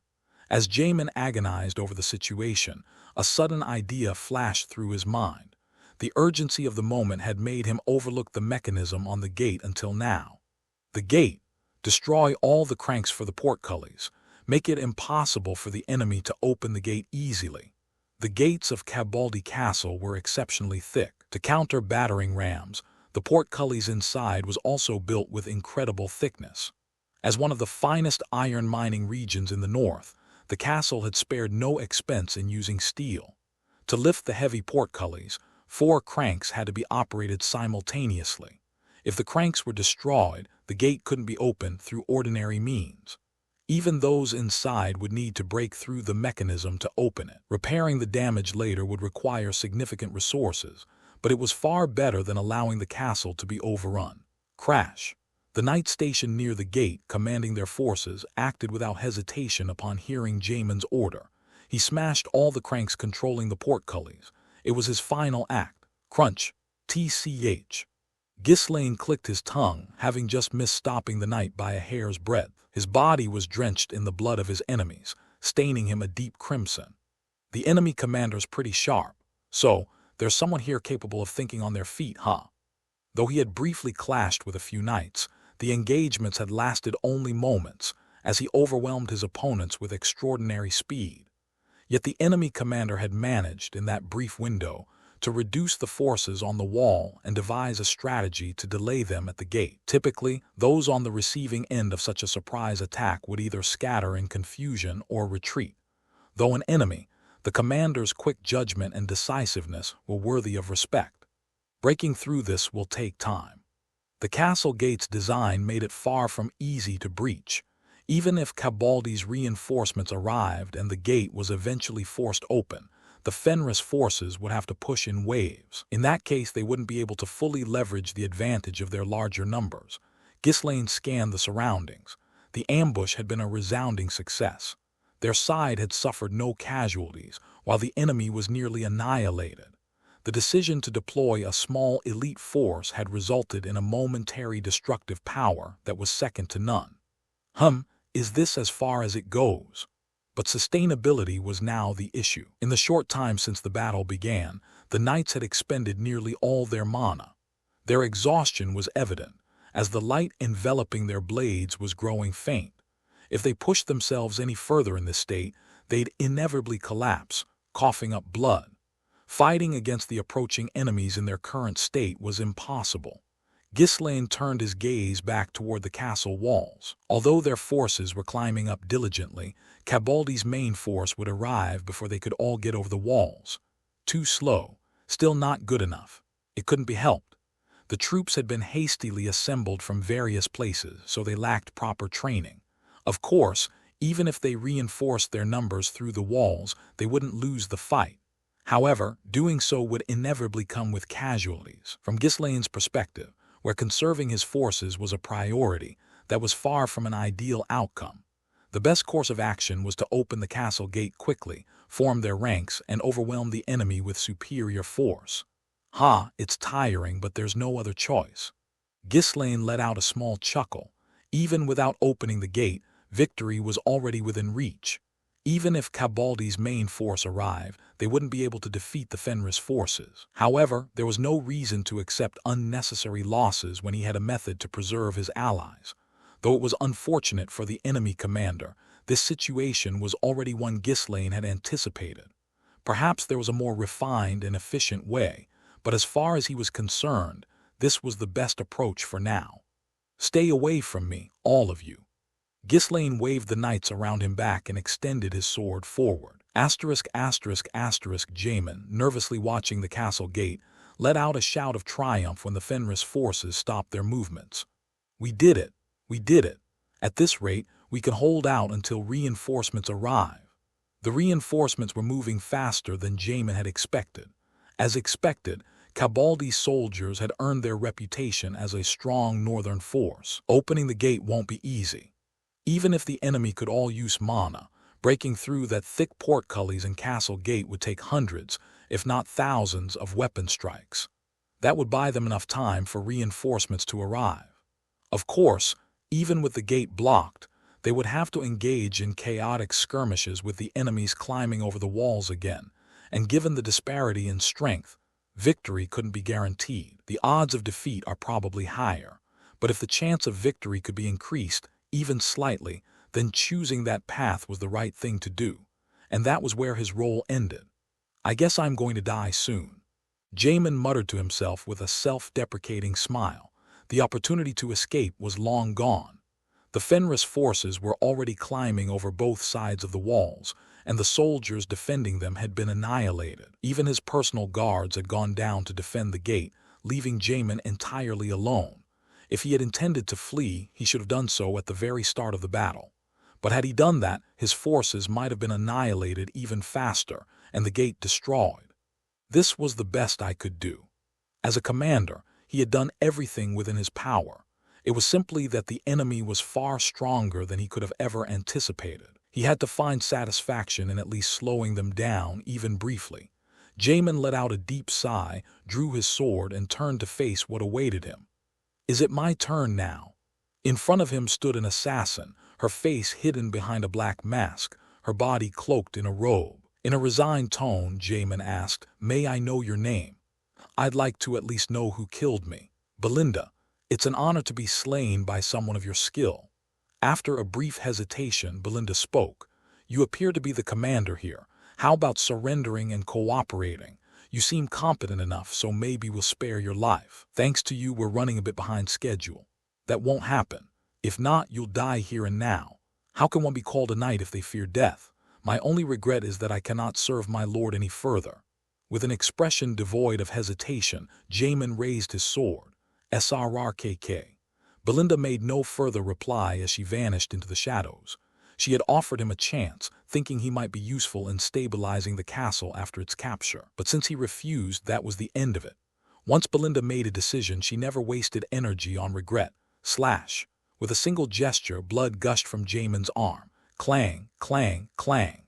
A relentless flurry of attacks followed, forcing Jamin to stagger backward repeatedly. As a knight of the realm and the master of arms, Jamin was skilled. But he was no match for Belinda, who had grown even more formidable than before. Clang! Jamin barely managed to parry one of Belinda's daggers when whoosh. Her robe fluttered, and from within, several more daggers shot out. Thwack, thwack, thwack, ugh. And with that, the fight was over. Jamin, pierced by the daggers, fell to his knees, blood pouring from his wounds. His vision flickered as he blinked several times. In a fading voice, he muttered his final words. "Because of Baron Fenris, the North will fall into chaos." And with that, Jamin breathed his last. Asterisk, asterisk, asterisk. In the modern era, the term master was more of a title than a designation of skill. This was because there were no clear standards to define the mastery of a field. As such, even among those referred to as masters, there were differences in skill. The title was more a matter of recognition by the people, based on an individual's accomplishments, fame, and demonstrated abilities. People simply acknowledged them as deserving of the name. There was once a clear standard for mastering the pinnacle of swordsmanship. Now, however, few people even knew of it. Wuhong. Ghislaine infused mana into his sword. As more mana gathered, the blade began to tremble, taking on a faint crimson glow. This was the so-called mana blade, considered the hallmark of true knights. Wuhong. But Ghislaine didn't stop there. He poured even more of his mana into the sword. The blade's trembling intensified, and its glow became increasingly radiant. The knights watching nearby gazed in awe, their eyes reflecting their amazement. The light emanating from the sword grew so bright that it began spreading outward, illuminating the surroundings. Wuhong. The light, which had spread outward, suddenly shrank back, becoming even more intense than before. The compressed mana, unable to withstand the overwhelming force, threatened to burst out in every direction. But Ghislaine focused his mind, pulling it back and compressing it once again. Mana's endlessly compressed power. By now, the crimson glow emanating from his blade was no ordinary light. It was so bright, like the blazing sun, that the onlookers squinted their eyes and instinctively stepped back. Even so, Ghislaine continued to repeat the process without pause. His expression was as cold and unmoving as a marble statue. This wasn't a technique that could be executed by recklessly channeling vast amounts of mana. It required control over one's power, an understanding of its principles, and a fierce, unyielding determination to manifest one's realization into the world. All of these elements needed to align perfectly.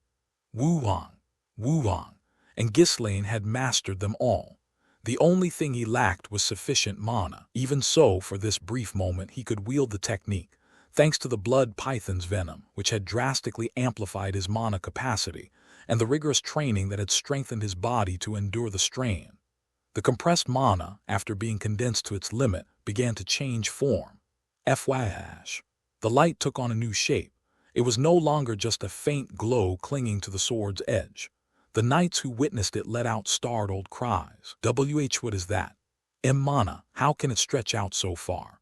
The light, it looks like it's burning. The light, which had previously flickered like smoke, now extended far beyond the sword's length, stretching straight ahead. It shone brighter and hotter than the sun, evoking awe and reverence in all who beheld it. It was an energy so overwhelming that none dared imagine touching it. This was a blade capable of cutting through anything. A refinement of mana that surpassed its limits, the ultimate expression of power. A technique that trapped the principles of the world within one's will and redefined them anew.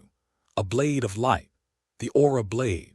Throughout the ages, its name had varied, but the most renowned term came from the ancient empire, which called it by this name. In the ancient empire, only those who could wield the Aura Blade were acknowledged as true masters. Few. Ghislaine gripped the sword imbued with aura with both hands and slowly pulled it back. Each movement of the blade released tiny, brilliant particles of light, scattering like a trail of stars. The sight was so mesmerizing that everyone present stood transfixed, their gazes fixed solely on Ghislaine. Leaving the spellbound crowd behind, Ghislaine took a deep breath, then swung his sword swiftly toward the tightly sealed castle gate. FYI. A blinding light instantly enveloped everyone's vision. And as the light faded, boom, the castle gate, now cleaved in two, began to collapse with a resounding crash. Everyone fell silent. The Fenris soldiers crossing the fortress wall, the knights already exhausted from the battle, and even the enemies who had been charging forward with shouts, all of them froze in place. No one could properly witness what Ghislaine had done due to the dazzling burst of light that erupted in an instant. Rumble. When they closed their eyes for just a moment and reopened them, the fortress gate had already collapsed. The knights standing beside Ghislaine, watching the scene in a daze, finally muttered in disbelief. The gate? How could someone do that with a sword? Our lord possesses such power.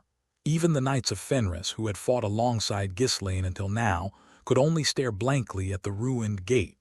But it wasn't just the allies who were dumbfounded. Count Cabaldi's soldiers, too, stood there with confused expressions, staring at the destruction of their fortress gate. Our gate, it's destroyed. Did one person really do this? Who on earth is that man? It was said that Count Baltzac, the kingdom's greatest sword, could shatter a fortress gate single-handedly. But that was merely a rumor, something that felt like a tale from another world, far removed from their reality.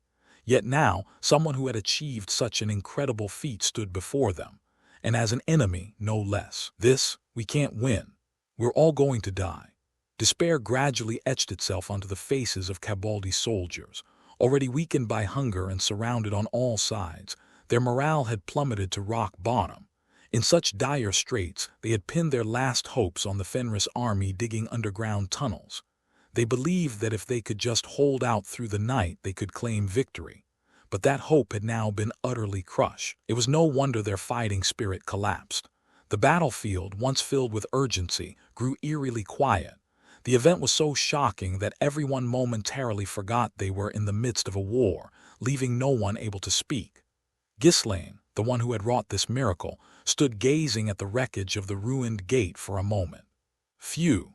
He let out a deep breath and sank to the ground where he stood. Ugh, using that after so long, it's killing me. It was clear that, unlike in his past life, he still couldn't wield his power freely. The mana consumption was extreme, requiring a long preparation just to manage a single use. If he had regained the mastery of his past life, there wouldn't have been any dramatic light display, nor would he have collapsed after just one use. My lord, are you all right? The knights nearby rushed over to him. Ghislaine waved his hand dismissively as he looked at them. I'm fine, so don't worry about me. What are you all doing zoning out during battle? The enemy is right in front of you, right in front. Tusk, you're all severely lacking in training. The Fenris knights snapped back to their senses at those words and immediately resumed their battle stances. But the enemies weren't idle either. Count Cabaldi, ever quick-witted, pointed at Ghislaine and shouted loudly. No matter how strong he is, he's already spent. Look at him, he can't even move now. He's clearly out of strength. Attack him now. Block the gate with your bodies if you must. The Count's declaration gripped his knights and soldiers with renewed determination. This was their last chance to defeat the enemy. With frenzied shouts, they charged forward. The soldiers of Cabaldi were driven by a singular emotion, fear. The man sitting in front of the gate was vulnerable now. It was the only opportunity to kill him. It was also their only chance to block the gate before the enemy reinforcements flooded in. If they failed, they would all be slaughtered. That fear fueled their desperate last stand. Lord, you must retreat. We will hold them off. Everyone, rally here at once. Despite their exhaustion, the Knights of Fenris gritted their teeth and gathered protectively around Ghislaine. Gillian and Kaor, having crossed the wall with Fenris soldiers, began forming defensive lines. Watching them all, Ghislaine chuckled lightly, a relaxed smile on his face. Enough, stop blocking the way and step aside. Pardon. The knights responded in confused tones, uncertain of what Ghislaine meant. Suddenly, thud, thud, thud, the ground trembled as a loud voice boomed from outside the fortress. Clear the way. Startled, the knights quickly parted. As they stepped aside, a man burst into the fortress atop a horse. Flash, my lord, I've arrived. Are you unharmed? The man was none other than Lucas, ever eager to make a grand entrance. He dismounted with exaggerated concern for Ghislaine. Ghislaine smiled as he replied, I'm fine. Now take care of them immediately. Understood. Without hesitation, Lucas raised his spear high and charged into the enemy lines. He'd been itching for a chance to show off his skills. My lord, I've arrived too. The next to appear was none other than Gordon, the muscle-bound warrior whose prior accidents were better left unmentioned. Like Lucas, he held his spear aloft and charged boldly at the enemy. The two had been placed at the forefront because, despite their quirks, their skills and experience were solid enough to lead the charge effectively. Behind them, the rest of the Fenris knights who had been waiting outside the fortress began pouring in. As they rushed past Ghislaine, they each offered a word. My lord, you've done well. Leave the rest to us now. We had faith in you. Someone wore an expression brimming with pride, another wore one of astonishment, and yet another seemed deeply moved. What they all shared in common was a steadfast resolve to become the strength of their lord. Let's sweep them away. With someone's cry, the spears of the Fenris knights began to glow with a brilliant blue light. Thud, thud, thud, thud, thud. The thunderous sound of hooves shook the ground as the knights charged forward with overwhelming momentum. Watching this, the Cabaldi forces gritted their teeth. Having been advancing toward the castle gates, they hadn't had time to form proper ranks to counter the cavalry. Clinging to a thread of hope in their heavy armor, they met the Fenris knights head-on. But hope was just that, hope. Quang. The knights' glowing blue spears pierced through the enemy's armor effortlessly. With a single collision, the front lines of the Cabaldi forces collapsed in an instant. Yet the Fenris knights did not stop, continuing forward as though grinding their enemies into dust. No matter how heavily armored their troops were, it was impossible to halt the onslaught of charging knights without proper formations in place. Count Cabaldi could only stand dumbfounded, watching his army being swept away like fallen leaves in an autumn wind. This can't be, knights, there are that many knights. Just as Jamin had been, he too was unable to believe the situation unfolding before him. They couldn't win. With that many knights, it was a force impossible to confront head-on. And that wasn't the end of it. On both sides of the castle walls, Fenris soldiers in organized formations began to pour down. Inside the gates, soldiers who had already flooded through began spreading out, surrounding their enemies on all sides. Uahahag, spare me. The screams of the Cabaldi forces echoed in every direction. This was no battle, it was a slaughter, a perfect massacre. Count Cabaldi's gaze fell upon the soldiers he had so proudly hailed as the pride of the North, now falling like chaff before a scythe. The surreal scene felt like a dream, his sense of reality slipping away. Time seemed to slow to a crawl. At that moment, someone shouted urgently, snapping him back to his senses. "My lord, you must flee now." It was Leslie, the commander of the Cabaldi Knights. Finally regaining his composure, Count Cabaldi ground his teeth in frustration. The royal faction must have provided them with knights. We've been outplayed. It was inconceivable for the Fenris territory to possess so many knights and soldiers. To Count Cabaldi, it seemed clear that the royal faction had used this turbulent period to strike at the ducal faction first. Leslie grabbed Count Cabaldi's arm urgently. "That doesn't matter right now.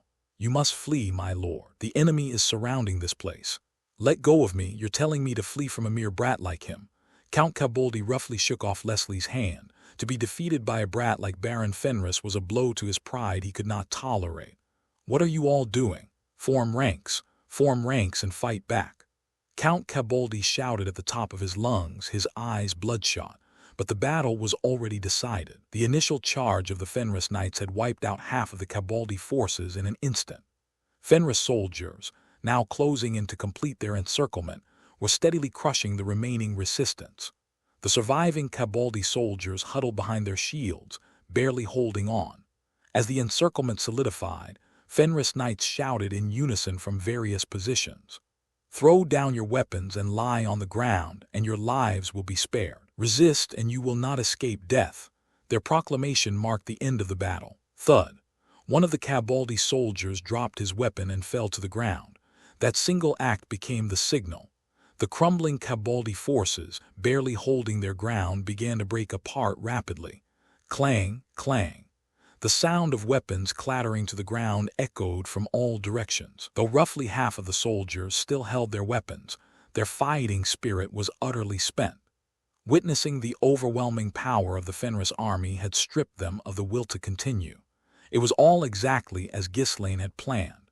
He had instructed Lucas and Gordon to push aggressively during the initial charge, but then deliberately slow their advance afterward. There was no need to kill all the enemy soldiers. They would soon be forcibly conscripted into the Fenris army. The battlefield fell eerily silent, so quiet it was suffocating. Aside from the occasional groans of the wounded, no other sound could be heard. Even the usually boisterous Fenris Knights, who were never at a loss for words, remained silent. They knew their master had work yet to do. "Stand up, get up and fight. If you don't rise now, I'll have you all killed." Count Cabaldi's voice shattered the silence, echoing across the battlefield. Only Leslie, the knight commander, and about a dozen escort knights remained by his side. But Count Cabaldi still refused to acknowledge his defeat. His pride, his stubbornness, and his sheer tenacity would not allow him to accept that he had been bested by a mere boy like Ghislaine. Step, step. The sound of approaching footsteps resounded. The Fenris knights and soldiers parted to either side, forming a path as if to pay their respects. Count Cabaldi stared at the figure who exuded a heavy, commanding presence as he approached. "You are." It was the man who had shattered the castle gate, the one who had demonstrated awe-inspiring strength. Even he seemed to have been taxed by the feat. His face was pale, and his slow, deliberate steps betrayed clear exhaustion. Count Cabaldi quickly deduced the man's identity from the commanding aura he exuded and the reactions of those around him. "Could it be, are you Baron Fenris?" "Yes, I am Baron Fenris," Ghislaine replied calmly. How could someone like you possess such power?" Count Cabaldi's sentence was left unfinished. Leslie, who stood by his side, suddenly turned his horse to flee. A knight commander of a territory abandoning his lord to escape. Everyone present, whether from the Fenris or Cabaldi forces, wore expressions of disbelief. Count Cabaldi's face burned with humiliation. The Fenris soldiers encircling them raised their weapons to stop Leslie's escape. "Out of my way!" Leslie, his face a mask of desperation, drew his sword. His intention was clear. He meant to break through the encirclement and flee. After all, he was still the knight commander of a count's domain. His skills would not be trivial. As the soldiers braced themselves for a possible confrontation, an axe suddenly flew from behind Leslie. Thud. Arg. Caught off guard in his panic, Leslie failed to dodge and the axe buried itself in his back. He toppled from his horse. Cough. Even as he coughed up blood, Leslie struggled to rise. Using his sword as a crutch, he barely stood, only to find Jillian already in front of him, standing expressionless. Leslie stretched out a trembling hand. Wait, I surrender, slash. Before he could finish, Jillian's sword severed Leslie's neck. The knight commander's headless body swayed briefly before crumpling to the ground.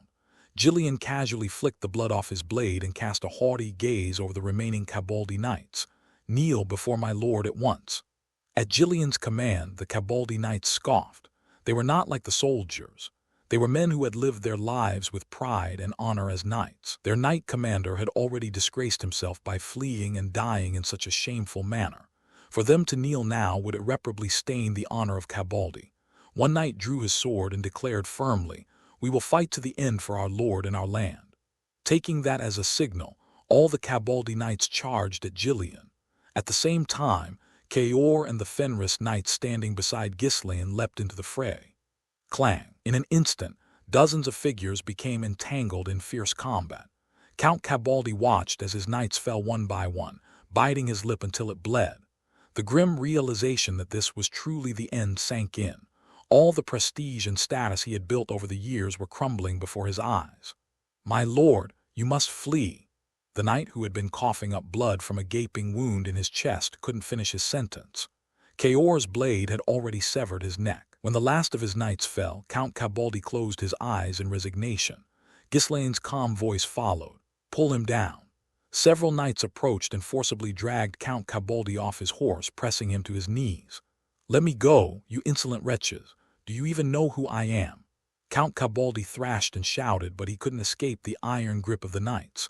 Eventually he stopped struggling, his strength drained, and lowered his head. The humiliation burning within him was unbearable. At some point, Ghislaine stepped close, speaking in a cold tone. "It's been a long time, Count Cabaldi." Without raising his head, Count Cabaldi let out a faint laugh. "Heh, you whelp. When have you ever seen me that you can say it has been a long time? Do you even know who I am?" "Oh, I know you very well." Ghislaine's mind drifted back to his past life. As soon as the Duke's faction set its sights on Ferdium, Count Cabaldi had cut off the iron ore shipments flowing into Ferdium. Because of that, Ferdium couldn't procure new weapons or even maintain their current arsenal properly. But that wasn't all. Count Cabaldi had gone further, sending troops to ensure Ferdium's complete destruction. How could he not remember such a man? How could he possibly forget? In his previous life, Ghislaine had sought him out personally and split his head open. Even so, the dark flames that burned in his heart did not extinguish. No matter how much he destroyed, those flames only grew larger, consuming his soul endlessly. Now, the time had come to extinguish one of those flames.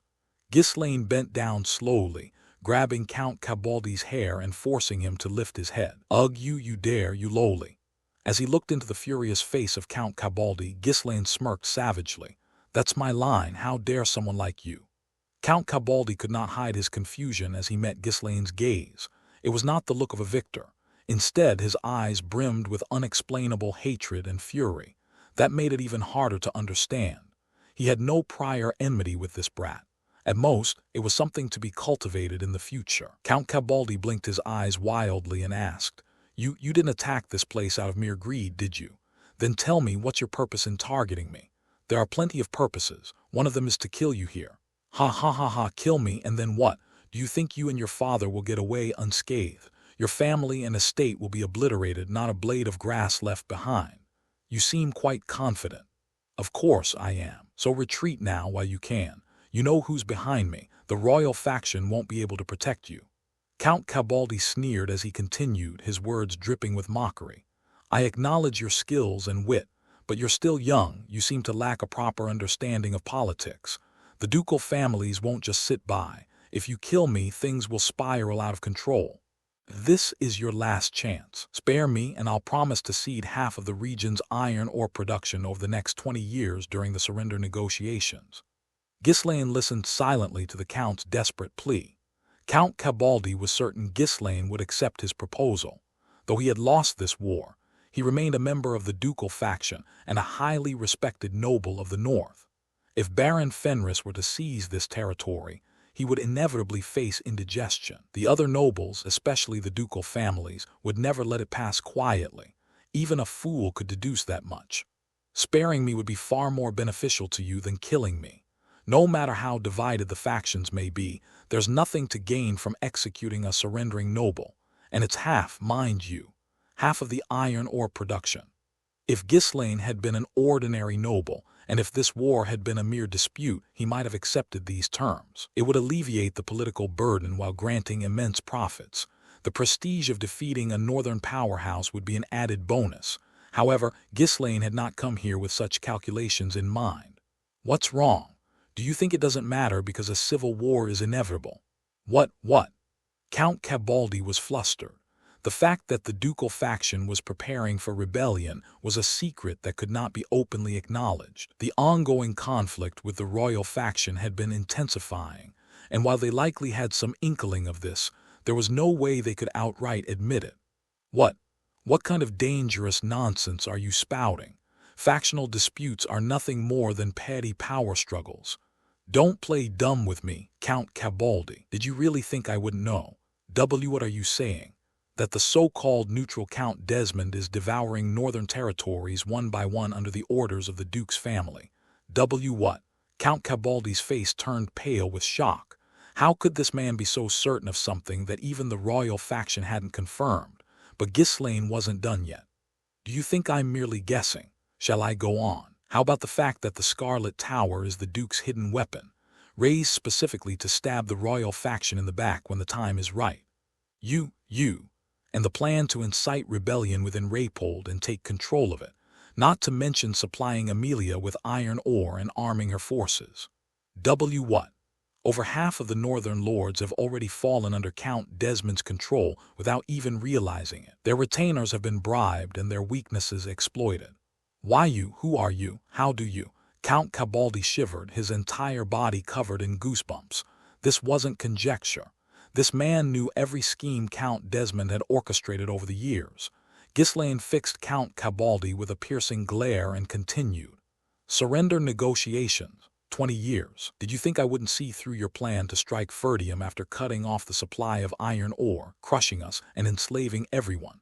Count Cabaldi felt his head go blank under Ghislaine's penetrating gaze. He now understood why his opponent was looking at him with such murderous intent. Anyone would feel the same towards someone plotting to annihilate them. But how does he know? Do we have a traitor on our side? No matter what, this man is dangerous. He must die. I have to kill him no matter what. Baron Fenris had information on plans even the royal faction hadn't fully grasped. Their schemes were completely exposed. This revelation needed to reach the Duke's family at all costs. Otherwise, there was a risk they would end up dancing to the other side's tune. Wait. If I play this right, I might be able to. After briefly reeling in confusion, Count Cabaldi's eyes glinted with newfound resolve. The plans were exposed. So what? Their faction was the strongest in the kingdom. Such underhanded schemes could easily be crushed with sheer power. He, possessing a keen sense of political acumen, quickly adopted a servile smile and spoke. Well, you are indeed a clever one. You're right. I don't know how you figured all this out, but given the circumstances, I'll give you one last chance. A chance?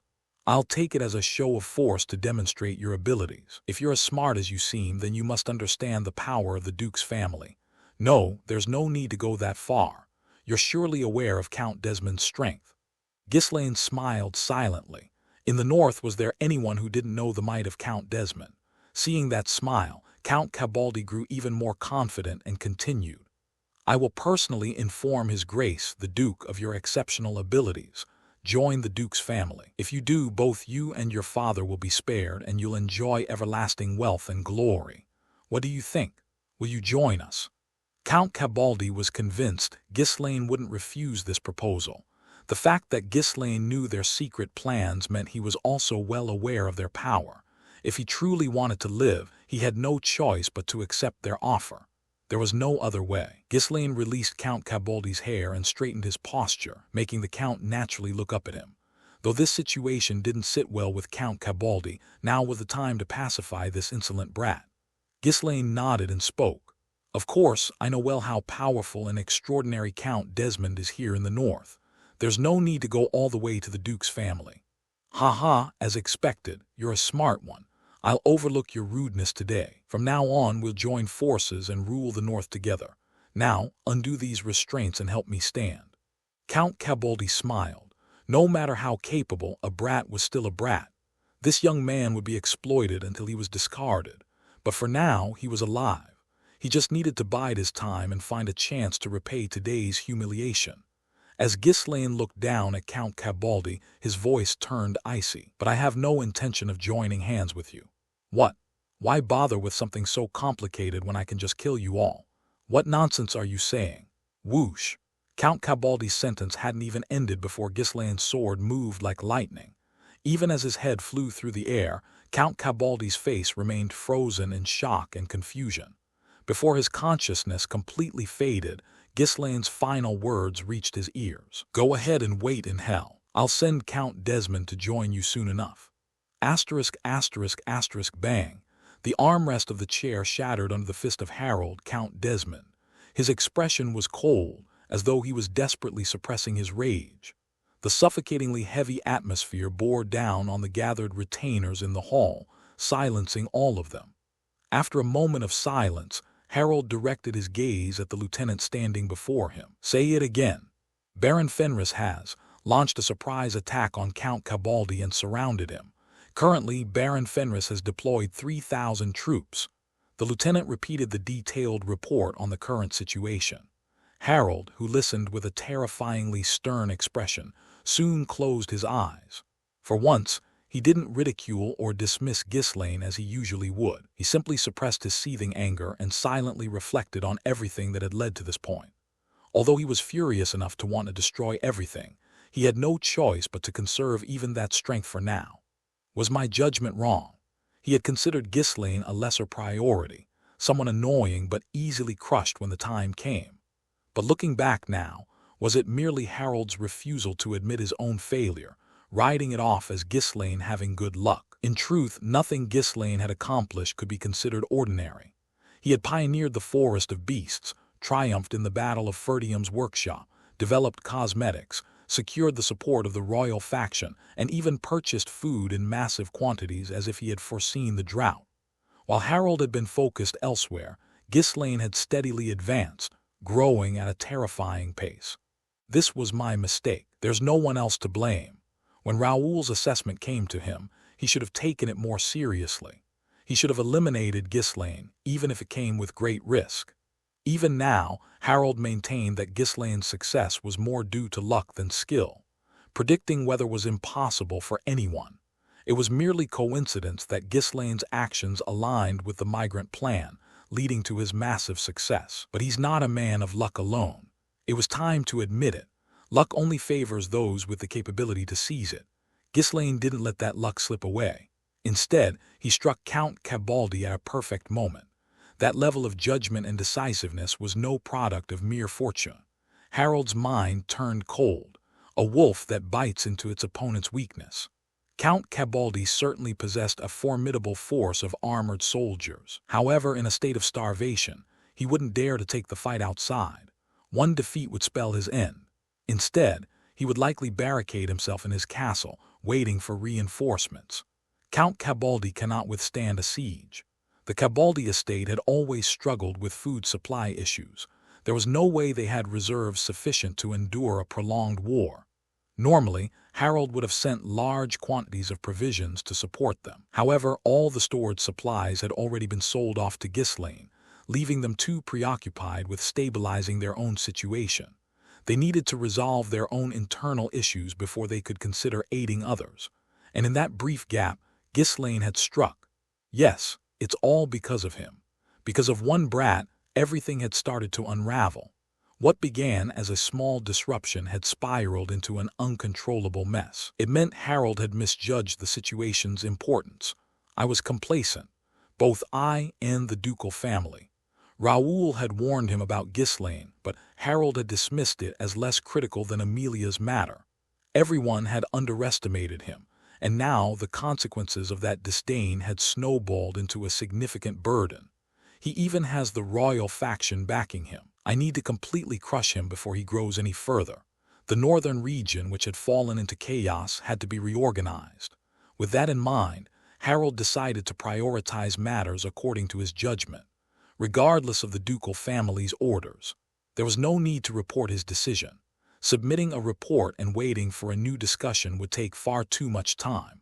Looking at the lieutenant before him, Harold asked again. Amelia said before, if given permission, she would take care of preparing and executing the rebellion on her own, correct? Yes, that is correct. Tell her to proceed. I will grant her decision-making authority. Tell her to request anything she needs. Pardon, my lord, wasn't that the matter the ducal family had designated as the highest priority? Delegating such authority. Harold cut him off with an emotionless tone. From now on, our highest priority will be the destruction of Fenris and Ferdium. Ghislaine had been able to avoid the pressure from the ducal family, and Harold thus far, thanks to Amelia. But nothing lasts forever.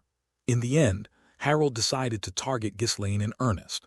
Of course, Harold's vassals were all stunned by his decision.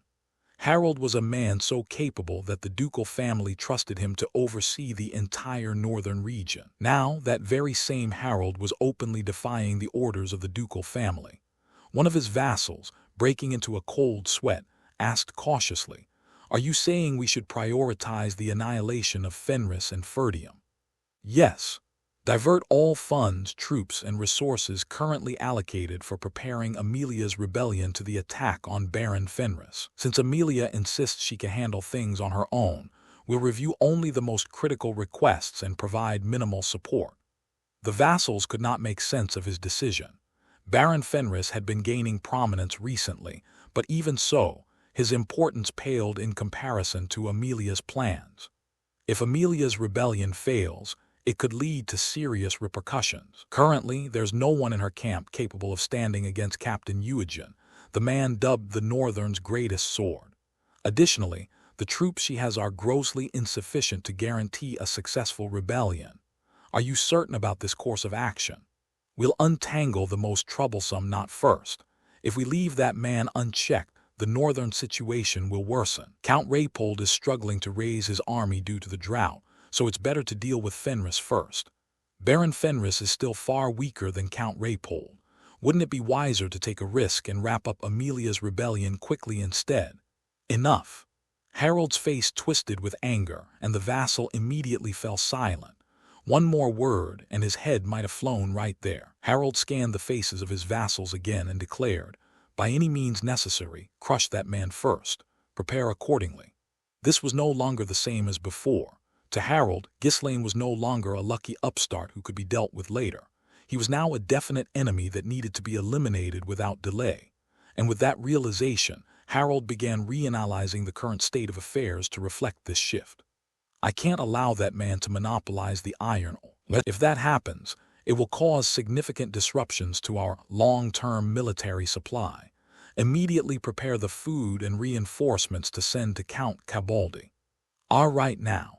The ducal family is likely negotiating with the royal faction as we speak.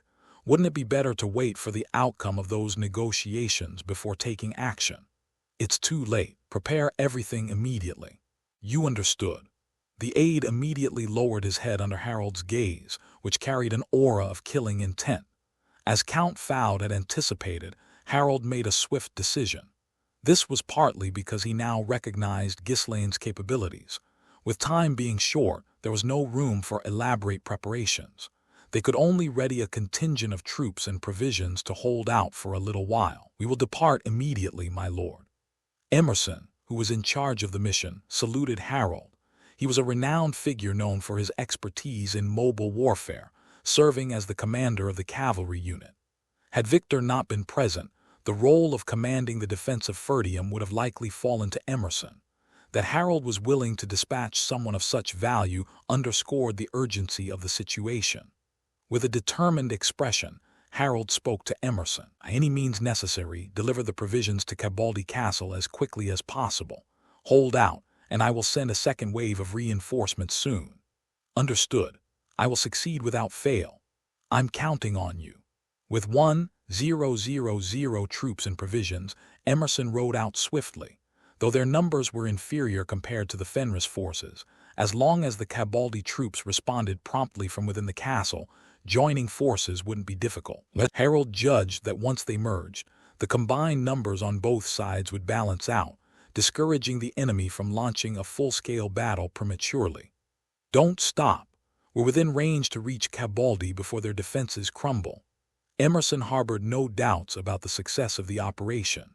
Siege battles inherently took time, especially when the strategy relied on encirclement and attrition. Considering that the distance between Count Desmond's and Count Cabaldi's territories wasn't great, and Harold had acted decisively, they should have had more than enough time to arrive before the Cabaldi troops either starved or surrendered. But Emerson's expectations were brutally shattered the moment they set foot outside the estate. What is this? The fastest route to Cabaldi territory was blocked by a massive army of at least 5,000 troops. It was the 2nd Legion of the Britannia Kingdom's military, dispatched by the Marquis of Brantford. As Emerson reeled in shock, someone rode toward him on horseback. Well, who do we have here? Could it be the illustrious Sir Emerson, famed in the north? The man who spoke, smiling brightly, was Viscount Doran, commander of the 2nd Legion. He was carrying out orders from the Marquis of Brantford to monitor the area near Desmond's territory, preparing for the worst-case scenario of having to attack Count Desmond directly. Momentarily flustered, Emerson bowed his head slightly and bit his lip before speaking. "It is an honor to meet you, commander of the 2nd Legion. But why is the 2nd Legion, which should be guarding the northern borders of Sardinia, stationed so close to our estate? This defies protocol. Where are you heading in such a rush, Sir Emerson?" "We are conducting mobile training exercises." "What a coincidence. We are also conducting training exercises here." "What are you talking about? We haven't received any notice about this." Emerson scowled openly. Even as part of the kingdom's army, moving troops recklessly into another lord's territory was unacceptable. Doing so was akin to a direct provocation of war. It seems there has been a slight misunderstanding on your part," Viscount Doran said politely. Despite his position as a Royal Legion commander, he couldn't afford to be disrespectful toward Emerson, a knight and commander under Count Desmond. Count Desmond's influence as a powerful noble made him someone not to be trifled with. Instead, with a relaxed smile, Doran pulled a document from his pocket. "This is an official royal order approving the training. It seems the notice hasn't yet reached Count Desmond. Surely you recall that cooperation in Royal Army exercises is an agreed-upon obligation." "Grrr." Emerson grounded his teeth in frustration. This was clearly a ploy by the royal faction. They were using this maneuver to ensure no one could assist Count Cabaldi. "Then at least clear the path. We need to complete our own training," Emerson demanded. "I'm afraid that's a bit of a problem. This area is already under our control. If there were to be an unnecessary clash, it would be unpleasant for both of us. Please bear with us for a few days," Doran replied with feigned regret. "Commander, I'm just following orders. Cut me some slack. If I don't complete this exercise properly, I'll be forced to resign. My child just started at the academy, and do you know how expensive the tuition is these days? Raising kids is tough in these times." Tusk, Doran rambled with a sly grin. Emerson let out a deep sigh, exasperated by Doran's slippery responses. Without permission to directly engage the royal faction, there was nothing Emerson could do. Left with no choice, he sent a messenger to inform Count Desmond. A full day later, a breathless messenger returned and handed a letter to Doran. After reading the letter, which was filled with Count Desmond's seething threats, Doran scratched his chin with an awkward expression. My, it seems Count Desmond is quite angry. This situation is becoming untenable for us as well," he murmured. Doran knew he couldn't handle the powerful northern lord Count Desmond on his own. However, he also had his own safeguards in place. "Then, please wait a little longer. I need to send a message to obtain approval from the royal court." "Commander, clear the path immediately." "I'd love to, but there's protocol to follow, protocol. This isn't something I can decide on my own. If I lose my position over this, will you take responsibility? Will you cover my daughter's academy tuition for me?" Doran said with exaggerated helplessness. "What a joke. Why do you think they call him a legion commander? A commander's judgment allowed them to stop training or clear a path as necessary. It wasn't a difficult thing to do." Although Emerson kept protesting, Viscount Doran remained unwavering. "I'd like to head back quickly as well. You know, our administrators are just so slow with their work. Really, we need to reform the system. Anyway, since there's still no response, let's just wait a little longer." They wasted 5 entire days on this pointless back and forth. By this time, they could have easily reached the territory of Count Cabaldi. Seething with anger, Emerson resolved to force his way through. There would be significant repercussions later, but fulfilling Harold's orders was far more important to him. When Emerson went to meet Viscount Doran for a final warning, a soldier suddenly rushed in and shouted, "Baron Fenris has seized Cabaldi Castle. It's over." Closing his eyes in frustration, Emerson heard Viscount Doran mutter slyly to himself, "Sigh, all this nagging is so uncomfortable I can't even train properly. I'll just head back now. I want to kill him." Emerson genuinely thought so. The news of Ghislaine's victory in the war quickly reached the capital. The nobles of the royal faction, who had been endlessly gathering to discuss fruitless countermeasures, fell silent in astonishment the moment they heard the report. Particularly shocked was Marquis Maurice Macquarie, the supreme commander of the kingdom's army. Already, that duckling of a brat one. Did he use black magic or something? Who was Count Cabaldi after all? He was considered one of the strongest in the north, with soldiers renowned for their superior equipment. Even though food shortages had weakened their forces, capturing the castle this quickly was unheard of. The news came far too fast for it to have been a siege won by starvation. How? How could they have already won? Are you saying Count Cabaldi surrendered this quickly? Morris questioned the knight delivering the report, but the knight shook his head. "We'll need to investigate further, but it wasn't a surrender. They fought and took the castle by force. The rumors are spreading rapidly." "Huh." Morris let out a deep sigh as the surrounding nobles began murmuring in astonishment. "Is Baron Fenris really so talented militarily, to end a siege so swiftly against Count Cabaldi no less? Couldn't it just be a stroke of luck? The Cabaldi forces were starving and probably couldn't fight properly." "I disagree. Didn't Baron Fenris play a major role in the Ferdium siege as well? There's no way Baron Fenris could have won in a fair fight." The nobles' opinions split immediately. Since none of them had witnessed Ghislaine in action, the room was abuzz with speculation. However, there was one fact everyone could agree on. In any case, this is a great outcome. For now, the ducal families have promised not to intervene, correct? Exactly. With this, our influence in the north will inevitably grow. Ha ha ha, Baron Fenris has accomplished a significant feat. When the other lords learn of this, they'll see that the royal faction isn't entirely outclassed by the ducal families. The nobles expressed their delight, a stark contrast to their earlier hesitation to confront the ducal families. Their primary concern had been whether the ducal families might intervene and escalate the conflict, or whether their investment in Baron Fenris and his loss in the north would diminish their influence. But with the favorable outcome, the nobles of the royal faction regained a measure of confidence. Could it be that we've been too passive until now?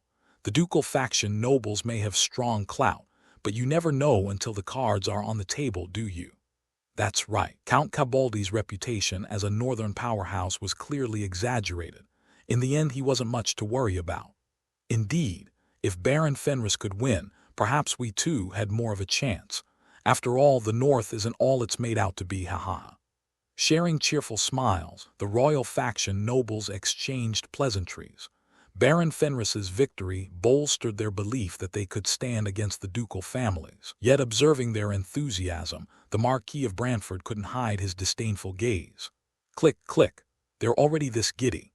Now is not the time to celebrate. How can they laugh so easily? Reports had also arrived that Count Desmond had mobilized his forces. Had the kingdom's army not intervened early to block his movement, the situation could have spiraled out of control. Thanks to the Marquis of Brantford's foresight, a full-blown war had been averted for now. Count Desmond is undoubtedly aligned with the ducal families. He's been shamelessly brazen all this time. While suspicions had lingered for years, there was never concrete proof, until now. Even this revelation was a significant gain. Knowing who the enemy was would greatly aid future strategies. As evidenced by Count Desmond's actions, the influence of the ducal families extended across the entire kingdom. Their reach was so pervasive that distinguishing allies from enemies was becoming increasingly difficult. There was even the possibility of traitors lurking within the royal faction itself. Duke Delphine, if he's brought Count Desmond into his fold, he's clearly resolved to see this through to the end. The Marquis of Brantford thought of Duke Delphine, his longtime friend and rival. The ducal families wouldn't remain idle. More specifically, Duke Delphine's chief strategist, Raoul, wouldn't. After all, Duke Delphine likely had no personal interest in Count Cabaldi to begin with. Now that I think about it, I do wonder how he's been. It had been over 10 years since their last meeting. Since then, the Duke hadn't taken a single step outside his domain.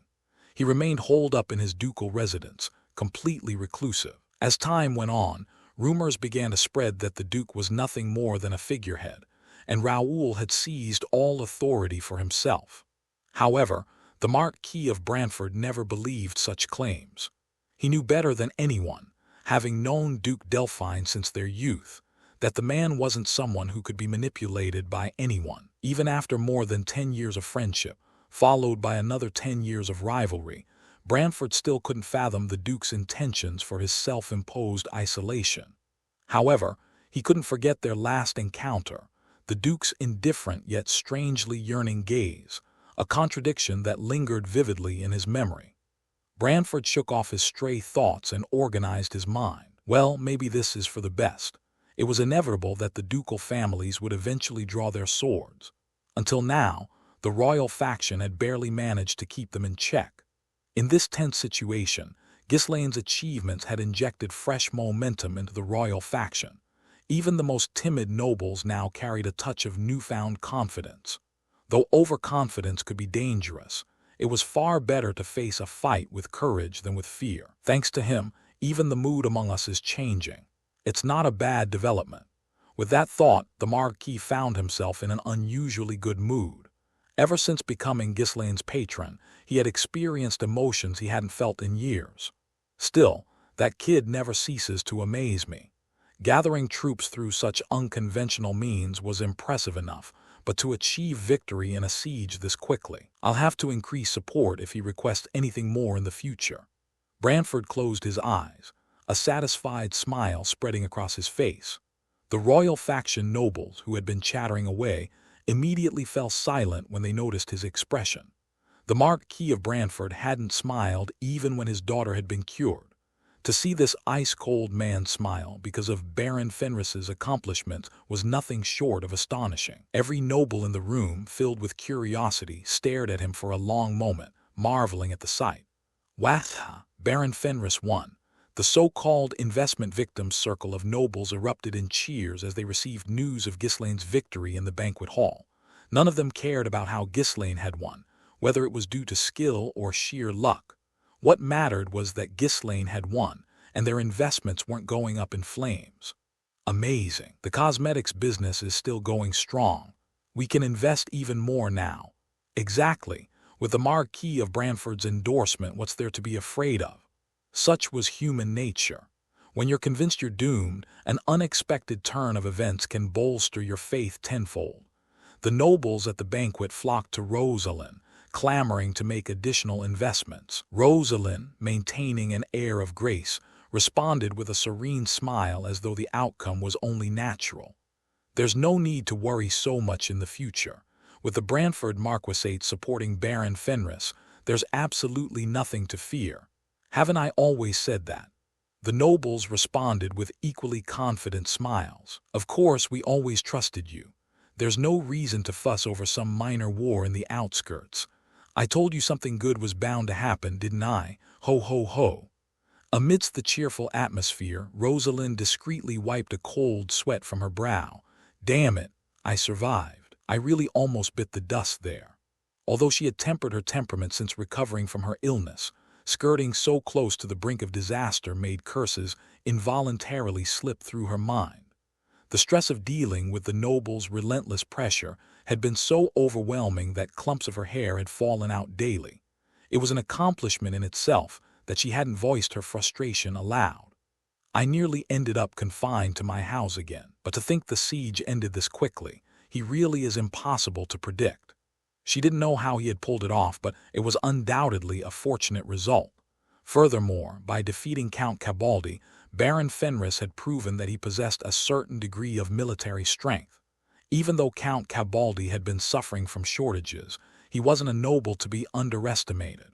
Phew, but the ducal family won't just sit still. I need to come up with a countermeasure before they act.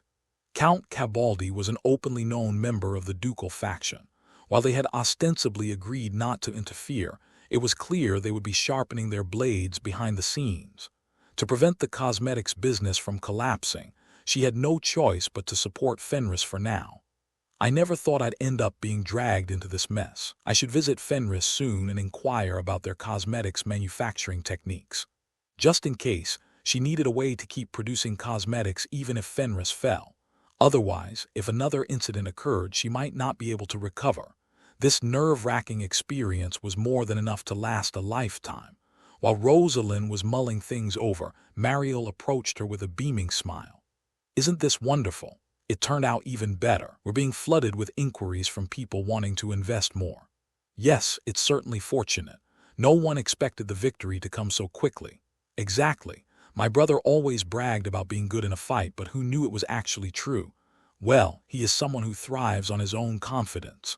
Looking back on her time recovering, that was undoubtedly the case. Everything he said was always right, and he believed himself to be correct in all things. It was the first time she'd met someone so headstrong and relentless in her life. But what made it even more infuriating was that, in the end, he usually was right. Hearing Rosalind's heartfelt words, Mariel laughed even harder, then suddenly sighed with a tinge of regret. "If I'd known this was going to happen, we wouldn't have had to spend so much hiring people to help him, don't you think?" "True. Those people will have pocketed a fortune for doing absolutely nothing. They're probably heading back gleefully as we speak." Rosalind let out a wry smile. They had invested a small fortune in hiring priests and experts to save Baron Fenris, only for it all to prove unnecessary. Not that they could demand refunds, of course. Attempting such a thing would only damage their reputation and invite unpleasant rumors. Ugh, he's such an unpredictable person. I ended up wasting money for no reason. It was rare for Rosalind to squander money meaninglessly, but this was one of those rare occasions. Letting out a weary sigh, she tried to soothe her churning frustration. Before the news of victory reached the capital, having decapitated Count Cabaldi, Ghislaine turned to face the knights and soldiers behind him. The battlefield was enveloped in silence. Ghislaine smirked slightly as he surveyed the scene. Now was the time to bask in the glory of victory. No grand speech was necessary. Ghislaine simply raised his hand slowly and clenched his fist tightly. The knights were the first to respond, rushing toward him with cheers.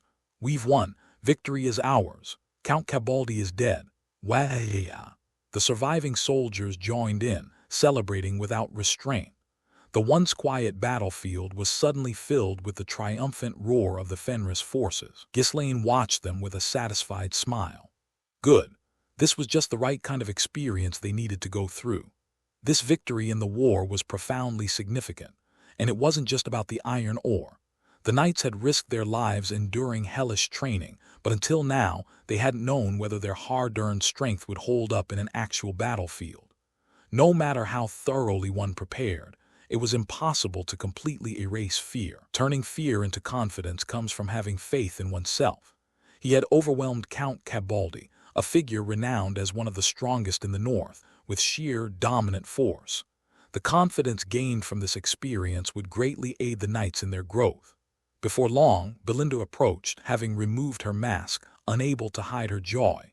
"It's such a relief. The damage on our side is minimal. Do you see how high the soldiers' morale is? I think they'll adapt to the estate in no time." "That's right. This was a very important war for the soldiers, too." The fear of the soldiers, who had suddenly been deployed to Fenris estate and thrown into battle immediately upon arrival, must have been immense. However, through this war, They would now hold their heads high with pride and dedicate themselves more loyally to the estate. Belinda busied herself with repeatedly praising Ghislaine. "Our young lord truly has no limits. From now on, just do whatever you want, my lord. Should we just march straight to catch that Count Almond or whoever he is? Ho ho ho." She had fiercely opposed the war earlier, but now that they'd won, her attitude had completely changed. Ghislaine chuckled at the sight of her, giggling and making a fuss. She's so different from when she was coldly taking down enemies. The contrast was endlessly fascinating. Taking the opportunity, Ghislaine subtly asked her a question. "You used a technique I've never seen before. Where did you learn that? Was it from my mother's family? Could my mother use techniques like that too?" Belinda glanced at Ghislaine with a playful smirk before answering. "Oh my, how many times have I told you not to ask a woman about her past? If you bring that up elsewhere, people will call you petty. Don't forget that, all right. Now, if you'll excuse me, I'll go wrap things up." With a cheeky response, Belinda slipped away. Ghislaine shook his head with a resigned smile. Gillian approached next, bowing slightly as he spoke. "You've worked hard. Leave the rest to us and take some rest." Though brief, his words carried genuine sincerity. He was ever the same reliable man. "Right. You've done well too, Gillian. Let's clean up the battlefield and head to the Lord's castle." Thanks to Gillian's incredible destructive power, the operation had gone much more smoothly. Recruiting him had been one of the best decisions. Kaor swaggered over, eager to boast. "Hey, Lord, did you see my skills? Did you see how I was the first to climb the wall? Heh, I'm telling you, I'm this strong."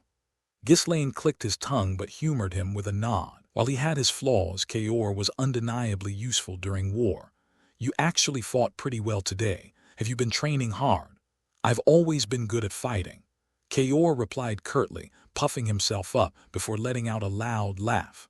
"By the way, our great lord here really has incredible luck. How is it that right after buying a ton of food, a drought strikes? I'm telling you, you're just born lucky." Even Kaor, who had known Ghislaine for a while, had to admit that this time the luck was extraordinary. It was too much of a coincidence to explain otherwise. There were rumors that Ghislaine had studied astrology and predicted it by reading the stars, but Kaor outright refused to believe them. There's no way someone like him would study something like that. He'd slammed the book shut on the first page, complaining about a headache. It was a hunter's instinct at its finest. Ghislaine chuckled at the impudent glint in Kaor's eyes. "I can tell exactly what he's thinking." Just as Ghislaine was about to respond, other knights came running over to brag. "Did you see that? I took down 10 men with one swing of my sword." "Is that all? You didn't even break a sweat, so you're on night watch." "I killed 100 in one go." "Ha, you amateurs make me want to die of boredom. I killed 500 on my own. The only thing I injured was a single finger." Even as blood dripped from their mouths, they were busy showing off. True to their mercenary roots, their tall tales were wildly exaggerated. As Ghislaine enjoyed the lively banter and commended the knights, Belinda, who had been absent, reappeared. "My lord, someone's here to see you." "Who? Count Cabaldi's vassals?" "No, they said they came from the capital." "The capital?" They were still in the midst of wrapping up the battlefield, securing prisoners and collecting weapons after the war. It seemed too early for news of victory to have reached anyone who might send a visitor. As Ghislaine turned his head in curiosity, a man approached. He had a solid build, a body marked with numerous scars, and an unmistakable aura of a seasoned mercenary. "Congratulations on your victory. My name is Max. I work as a fixer. I've come with 10 other fixers and a priest accompanying us." The group of men behind him bowed politely to Ghislaine. "Fixers? Why dress it up so much? Just call yourselves mercenaries." Max seemed awkward, lowering his head slightly as if he didn't know how to respond. Ghislaine clicked his tongue and continued. "So, what business do you have with me? The Countess of Aylesbury and the daughter of the Marquis of Brantford sent us. They told us to ensure your safety and rescue you by any means necessary if you were in danger." This was truly a gesture to be thankful for. Perhaps it was due to their involvement in the cosmetics business, but regardless, they had risked political danger and spent a significant amount of money to send someone over. But isn't this a bit too late? We've already won." At this, Max replied with an awkward smile. "We tried to hurry as much as possible considering the risks, but we didn't expect the war to end this quickly. Truly, it's impressive. Well, you know, sometimes being a little late happens in life. Still, it's a relief that you're safe. We'll head back now and deliver this good news to our client." Max smiled brightly and bowed again. It had been a dangerous endeavor, but thankfully it concluded without any major issues. However, that was because he didn't know Ghislaine. "Where do you think you're going?" "Pardon, since the situation has been resolved, we're going back to report to our client."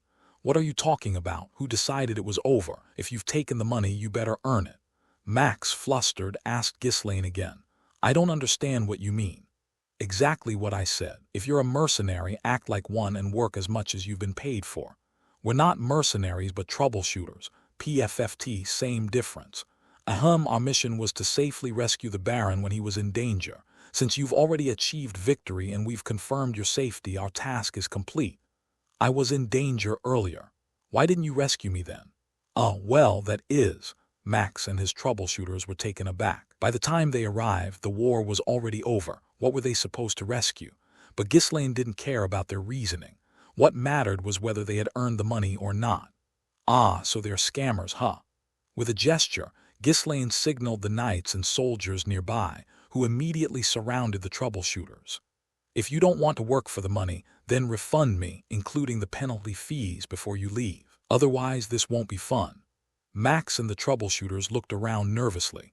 They had suddenly been branded as scammers and surrounded. They had been preparing to leave on a high note, but now it felt like they had been struck by lightning out of nowhere. "What the hell is this? Is this guy insane? What kind of noble commits such unreasonable acts? Can't something like this be handled quietly? And why does he think he should be the one receiving the refund and penalty fees?" Ghislaine, watching Max's bewilderment, smirked with a meaningful expression. "You take the money and leave without doing anything.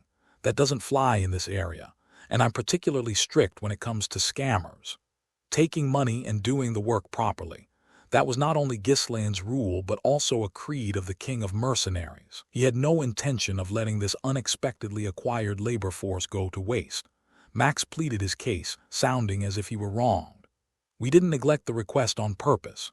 Besides, by convention, in situations like this, the client's objective is considered achieved, so it's normal to let it slide." They hadn't slacked off. They had rushed as quickly as they could, diligently preparing for any unforeseen accidents. Still, considering it was a siege, they had assumed there would be plenty of time. But when they arrived, the war had ended much faster than anticipated. By the time they got there, everyone was already cleaning up the battlefield. In this situation, there wasn't much they could do.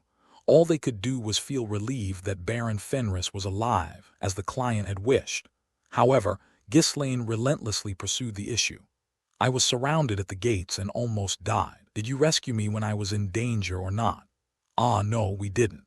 Honestly, they weren't even sure if it had been a dangerous situation, but since he claimed it was, they had no choice but to acknowledge it. "So, did you fulfill the request properly or not?" "Ah, I guess not, but we really didn't expect the war to end so quickly." "Then shouldn't you at least do something to earn your pay?" "What's this, scamming my associates, huh?" Faced with Ghislaine's scolding, Max and the troubleshooters were at a loss for words. They felt wronged but couldn't refute what he was saying. What made it worse was that the clients in question were Rosalind, the daughter of the Marquis of Brantford and Countess Mariel, a major player among the noblewomen. If this madman spouted nonsense and fell out of their favor, they could kiss their business goodbye. Caught in a siege, escape wasn't an option either. Their only choice was to appease the other party and make it out of there. "We'll, offer you a discount for your next request and do a better job." "Next time? What next time? Are you telling me to get into danger again? And what, you're acting like it's some grand gesture to offer a discount. Half off is the bare minimum."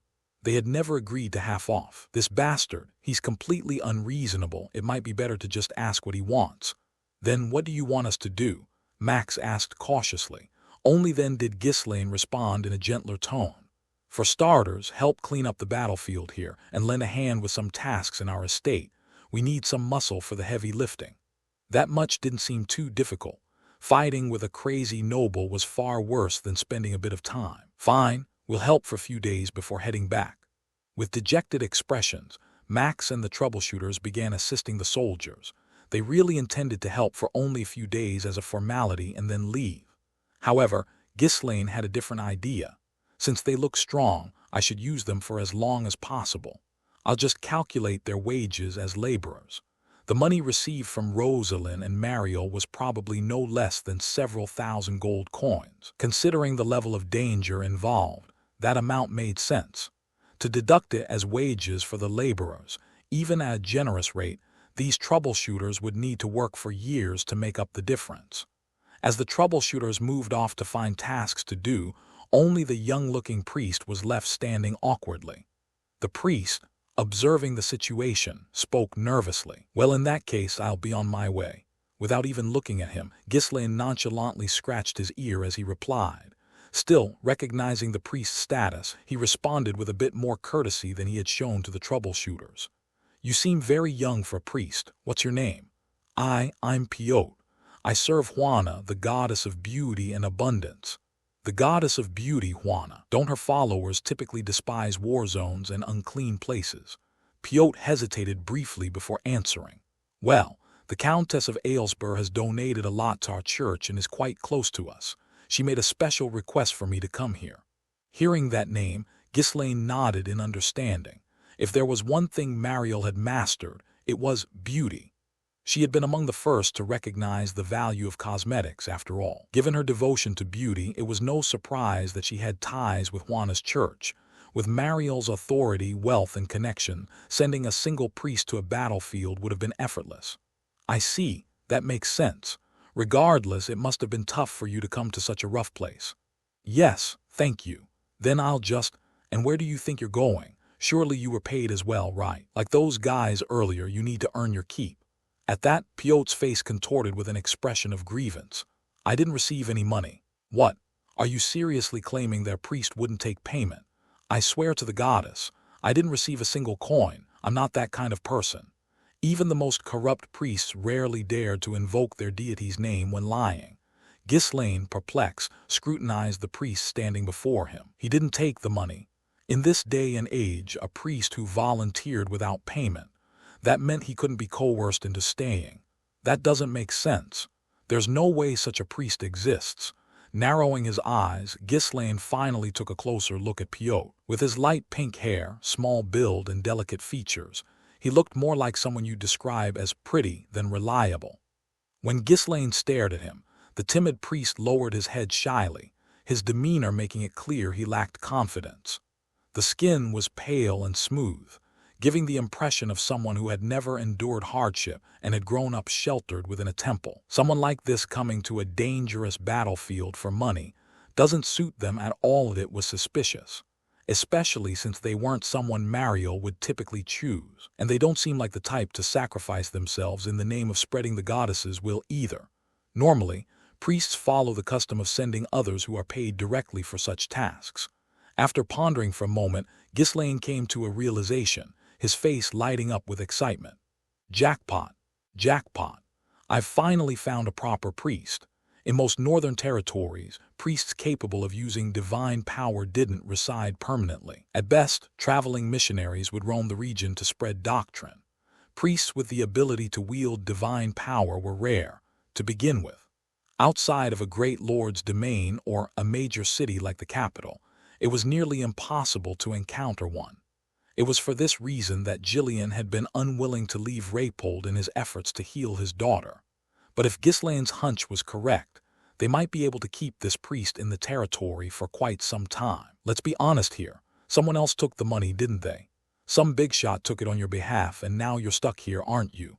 I can't believe I didn't think of this sooner. This is just standard procedure for priests. Ugh, Piotr couldn't answer. Trying to act pure and righteous had inadvertently revealed the truth. The temple in Cardinia naturally housed high-ranking clergy, including an archbishop. No matter how influential Mariel and Rosalind were, they couldn't easily send such esteemed priests to a dangerous, remote territory. As expected, a high-ranking priest had taken the money and sent a low-ranking temple priest in their place, likely under the pretense of giving them some early field experience before being dispatched elsewhere. Feeling deeply aggrieved, the innocent Piotr finally spoke up. "That's true, but I can't stay here. I must return to the temple." He didn't want to be trapped here like a fixer for hire. From a young age, Piotr had been surrounded only by the best, eating well, dressing well, and seeing only the good in the world. But the outside world was nothing like he had imagined. The world outside the temple is hell. I need to go back. On his way here, he had passed through many villages.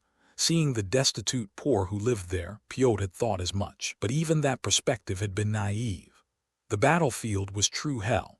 It was on an entirely different level compared to the territories he had passed through before arriving. All around, the groans of the wounded echoed amidst the piles of corpses. Each time Piotr saw knights and soldiers wandering around, drenched in blood, they looked more like demons than men. He barely managed to suppress his nausea while the Lord standing before him laughed, his clothes soaked in blood. Ugh, how can someone laugh in a situation like this? The world outside the temple is terrifying. It's full of incomprehensible people. They all seemed like demons. This place was surely the devil's lair. Ghislaine smirked as he watched the innocent priest squirm with desperation, wanting nothing more than to leave.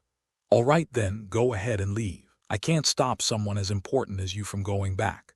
Really? Then I'll leave right away. But I wonder if you'll make it back safely on your own. I wish you peace on your journey. Wait, what? It was only then that reality hit Piotr, leaving him utterly flustered. The world was filled with monsters and bandits that roamed freely. Cities and villages had to be surrounded by walls or palisades for protection. In such a world, how could an inexperienced, non-combatant priest like him hope to make it back to the capital alone? The chances of him being killed or kidnapped the moment he stepped outside the castle walls were nearly 100%, especially for someone like him, a man with a delicate, pretty face. He would be in even greater danger. No, this can't happen. I can't go back alone.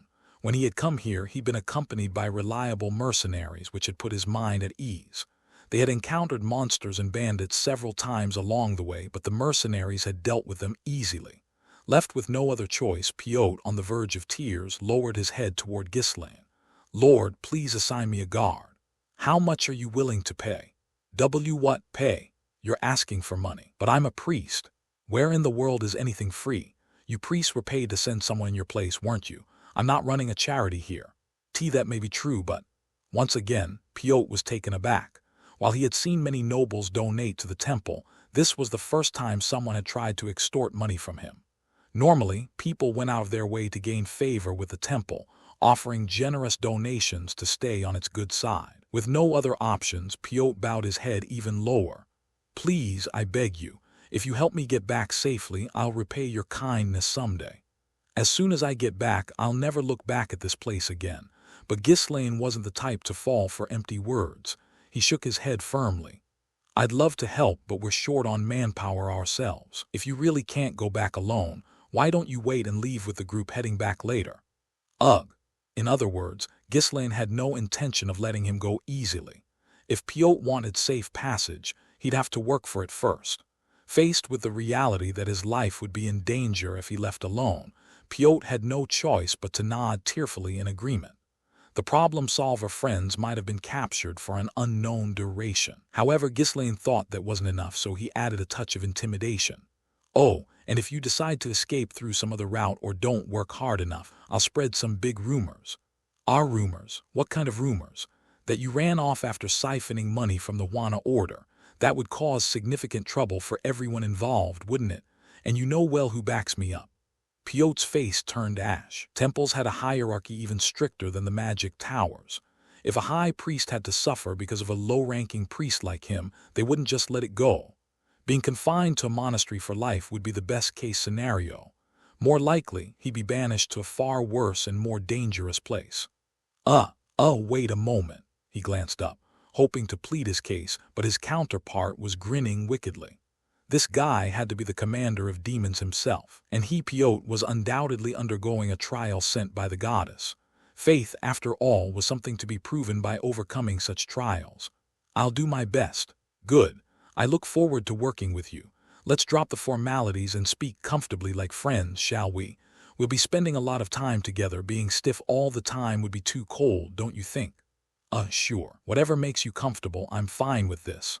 You don't have to be so formal. Anyway, let's get along well. First, tend to the wounded. We're short on doctors here in the estate. And just like that, he moved straight into giving orders. Piotr had never met a noble this unruly in his entire life. Being treated like this for the first time, Piot's eyes brimmed with tears, but there was nothing he could do. He felt that crossing this blood-soaked monster's temper would cost him his head. Yes, Piot stumbled as he moved toward the injured. If nothing else, divine power was unmatched for healing injuries and revitalizing the weary. A priest was essentially a walking, high-grade potion. What's more, after some rest, they could recharge automatically. An auto-recharging potion. It was like a pile of cash rolling in.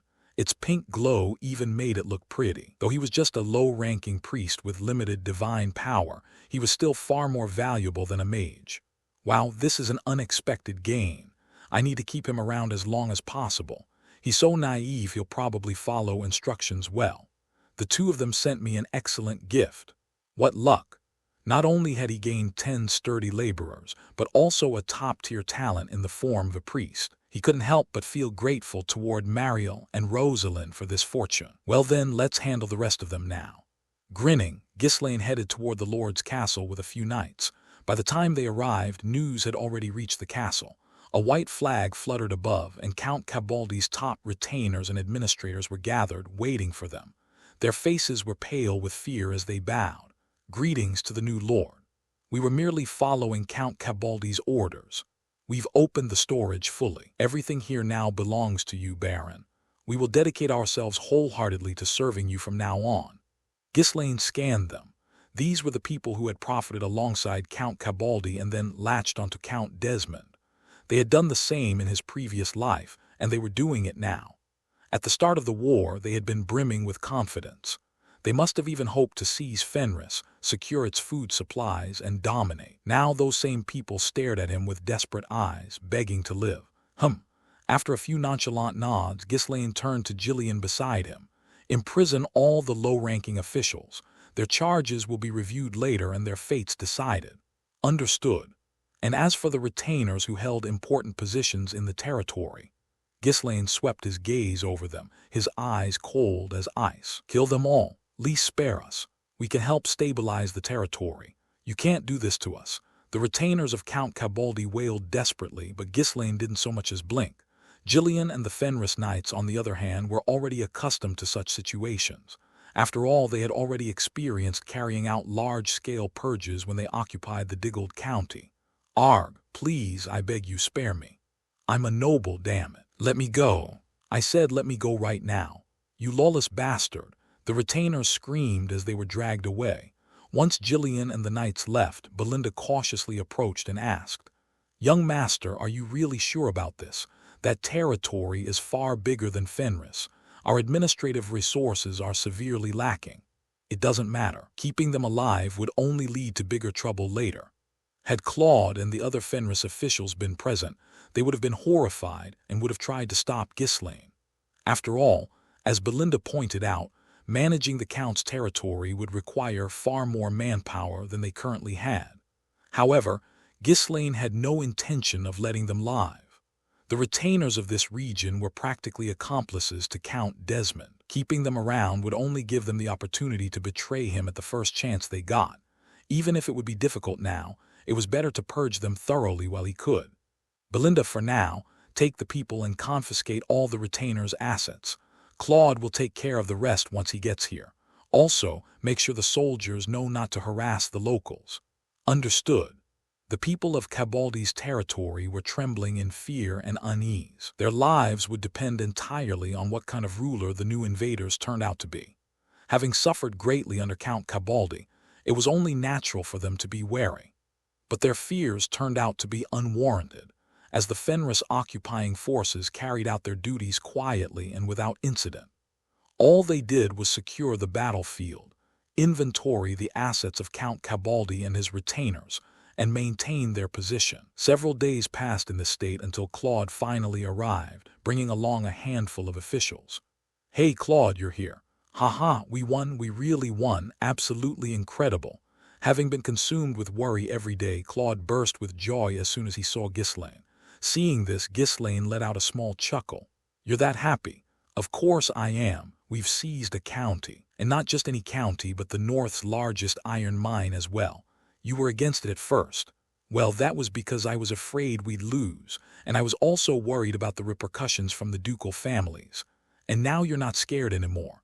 To be honest, I'm still scared. But what can we do about what's already done? I'll worry about tomorrow's problems when tomorrow comes. Claude answered cheerfully. After all, Ghislaine had already clashed with the ducal families long before he joined him. Now that there was no way to restore relations, Claude decided to focus purely on the joy of what they had gained. Expanded lands, resources, and population. Any lord would be thrilled by such acquisitions. Ghislaine chuckled at Claude's playful remarks and continued speaking. How about it? Do you believe in my abilities now? Yes, yes, I believe in you. 2 battles, 2 victories, a 100% success rate. Do whatever you want, my lord. Ghislaine clicked his tongue. No matter how he looked at it, it sounded like sarcasm. But since it was a day of celebration, he decided to let it slide. All right, start by assessing the state of the territory. We need to stabilize and begin development as soon as possible, so do it quickly. Belinda should already have gathered all of Count Cabaldi's and his retainers' assets. Leave it to me. I'll get started right away. With an enthusiastic response, Claude immediately led the officials to begin evaluating the situation. The first thing they checked was Count Cabaldi's personal wealth, and Claude's jaw dropped. Amazing. Insane. This is crazy. Gold coins and priceless artworks were piled so high in the warehouse that it was overflowing. The fortune amassed from monopolizing the North's iron mines was truly beyond imagination. Without thinking, Claude stuffed a handful of gold coins into his pocket and mumbled to himself. I'm rich now. No, wait, we are rich. Our territory is rich. Huh, what am I doing?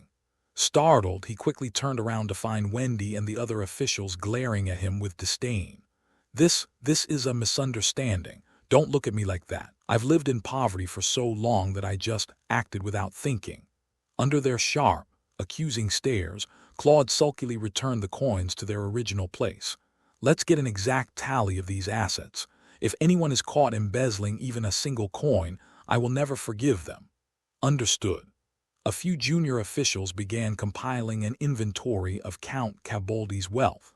Claude also checked the confiscated assets of the retainers. Wow, these people were out of their minds. The hidden fortunes of the retainers were also substantial. How much exploitation of the territory's people, and how many bribes would it take to amass such wealth? As someone who had lived a clean and upright life without taking a single coin of bribes, even as a slave, Claude couldn't help but feel a tinge of envy. This must be why so many people chose to live dishonestly. Ugh, make sure to assess everything here thoroughly and report it. If we're going to use these people later, they'll need a serious dose of discipline. Although Claude wanted to leave them all to rot in prison, the current situation left them desperate for manpower, even if it meant using them as slaves. With that bitter thought set aside, Claude moved on to inspect the military warehouses. Holy, was it really this much? The overflowing gold and treasures were impressive, but the stockpiles of iron ore and ingots filling countless warehouses were even more so. It was no exaggeration that this territory was called the North's largest iron mine. Even the other lords likely had no idea Count Cabaldi had accumulated such a massive hoard. Despite having all these resources and wealth, the people had been starving due to the drought. It was truly impossible to predict how the world would turn out. Claude, who had been momentarily stunned, soon burst into laughter, brimming with joy. To think there's this much high-quality equipment. Our soldiers don't have to dress like beggars anymore. Woohoo! There was enough to fully arm every soldier in the territory as heavy infantry. After a quick inspection of the other warehouses, Claude returned to his temporary office to review Count Cabaldi's administrative documents. Wow, there's even more than I expected. Thanks to the region's advanced refining techniques, the number of blacksmiths and skilled craftsmen was far higher than in other territories. It appeared that even Count Cabaldi had recognized the value of the iron mines, as he had meticulously managed and documented the miners, blacksmiths, and other skilled laborers. Bring me the other documents, too. As the pile of paperwork grew, Claude couldn't stop marveling at what he saw. Even in the harsh and barren North, a county was still a county. Compared to a small barony, the population of Count Cabaldi's domain was incomparably larger. While the expanded land was valuable, the increased population was an even greater boon. It could supplement their lacking labor force and significantly boost their military strength. Let's call Desmond and even the ducal families.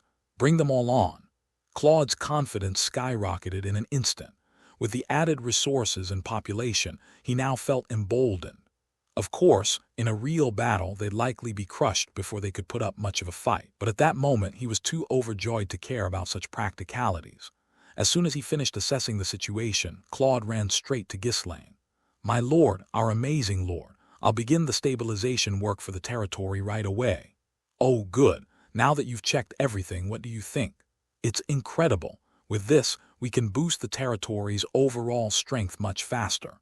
Since the land has expanded, we can also build more facilities. First, I plan to improve the working conditions for the miners and the locals to increase productivity further."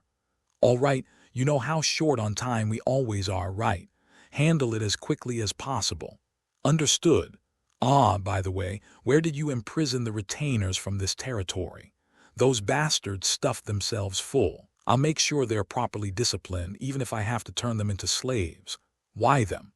"Well, they know the workings of this territory better than anyone. I plan to keep them under me and make use of them.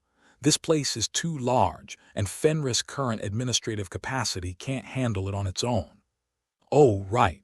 The lower-level officials are in prison.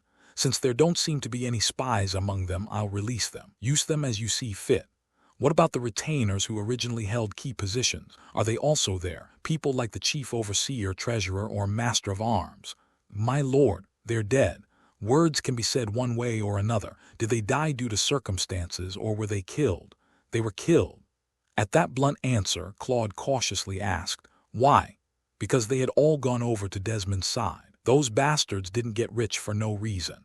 "Ugh!" Claude scratched his head furiously before lowering it deeply. If they had betrayed them to Desmond, then killing them made sense. But the current Fenris administration was already struggling to simply manage the territory as it was. "We're screwed. We're completely screwed," Claude muttered in despair. Even now, the workload was overwhelming, leaving no time for rest. How were they supposed to manage such a vast county? The fleeting joy from earlier disappeared, replaced by the heavy weight of reality. As Claude twisted his body in frustration, not knowing what to do, Ghislaine spoke. "For now, let's focus on handling the most urgent issues. This isn't the time to sit around worrying, is it?" "Understood. I'll start by distributing food and calming the people of the estate." Claude retreated with tears in his eyes. Though it wasn't something that could be said by someone who had killed the retainers, the Lord's words weren't wrong. With no time to waste, sitting and worrying wouldn't solve anything. For now, they could only throw themselves into the work with everything they had. Asterisk, asterisk, asterisk. Wow, this is seriously a mess. A complete disaster. How on earth was this place managed? Claude clicked his tongue as he looked at the emaciated miners before him. While the warehouse was piled high with wealth, the people of the county were on the brink of death. The miners stared at Claude with a mix of fear and hostility. More precisely, they were looking at the carts behind him. Food, that's food, was it stolen from somewhere else? "We've already got nothing left to take." The miners were, relatively speaking, treated better than the other residents of the territory. After all, the miners who extracted iron ore were the backbone that supported the prosperity of the estate. But when the drought came and war broke out, even the supplies sent to them were cut off. What little they had was also confiscated by the army. Damn bastards! If only you hadn't invaded. Filthy invaders.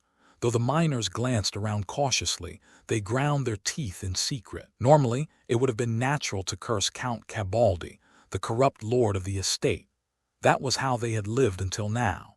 But the invaders had made the situation even worse, so resentment naturally took root. They didn't even dare to hope that the food would be distributed to them. The drought had been so severe that everyone knew even the nobles were struggling. From their perspective, it was only natural to assume that the invading army was simply going around the territory, seizing whatever little was left.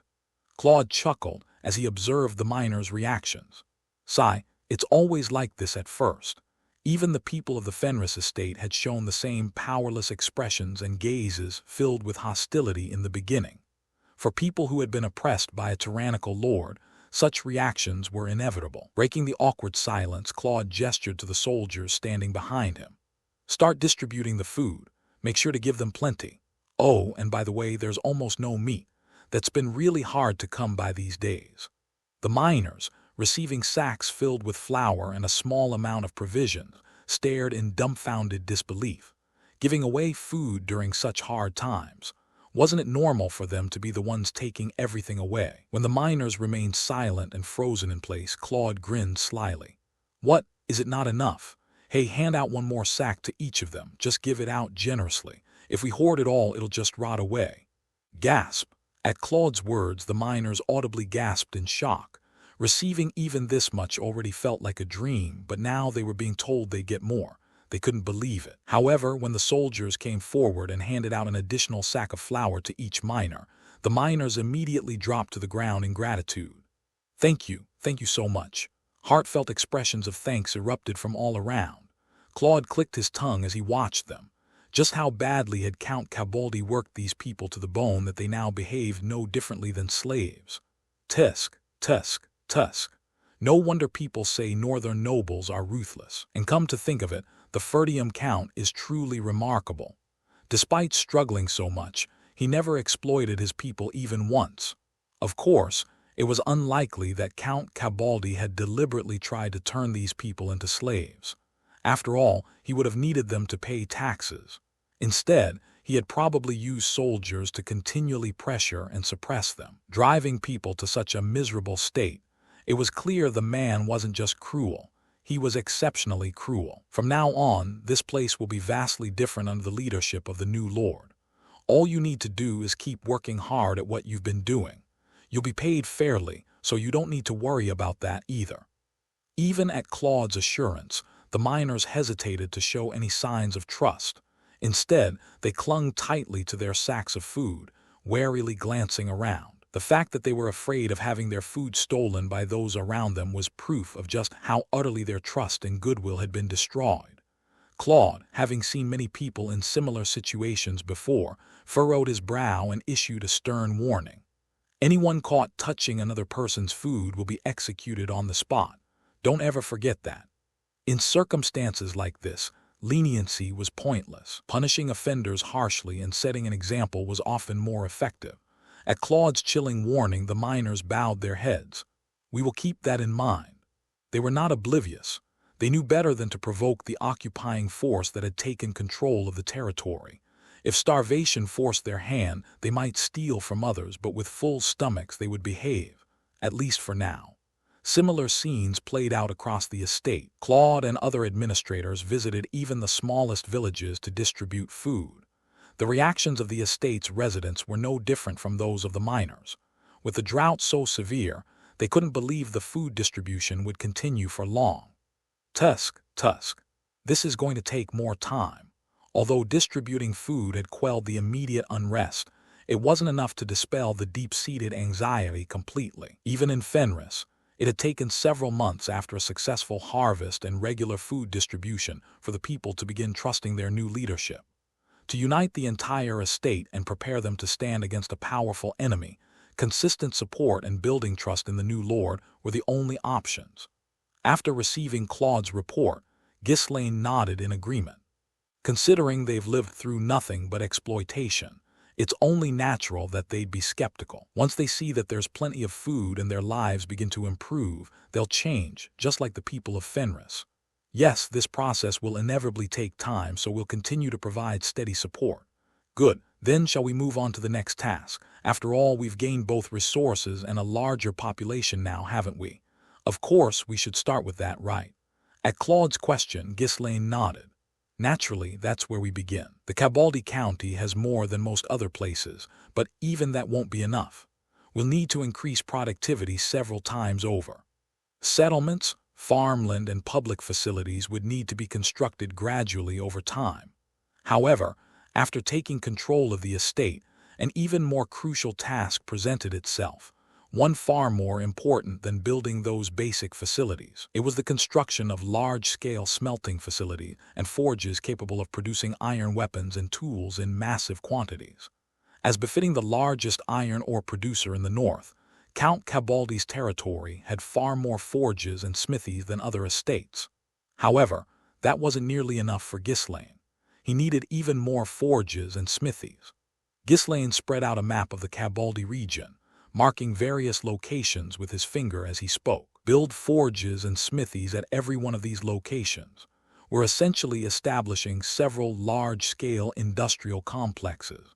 Even if one of them encounters an issue, the productivity of the entire territory must remain unaffected. His vassals were startled by his declaration. The number of sites he had marked was far too excessive. Judging by the sheer scale, it seemed as though he intended for their territory alone to handle the production capacity of the entire north. One of the vassals cautiously raised a question. Isn't this far too much? Is there a particular reason we need to go to such lengths? Because that's the only way I'll get the output I want, Ghislaine replied. Claude, standing nearby, nodded in agreement. Count Cabaldi only produced in proportion to his force's needs. It was sheer idiocy. Count Cabaldi had limited his production to the amount his forces could consume, selling off the rest as raw iron ore. While this had amassed enormous wealth for the estate, it also meant no further growth or progress could be achieved. Since the Count had focused solely on arming his forces, the majority of the estate's commoners were still using wooden tools. Ghislaine intended to overhaul this entirely. From now on, this place will serve as the primary production center for iron equipment and tools. We have more than enough iron ore now, so we're going to increase our production to the point where not only our estate, but also the Ferdium estate's commoners will all be properly equipped. The vassals were stunned.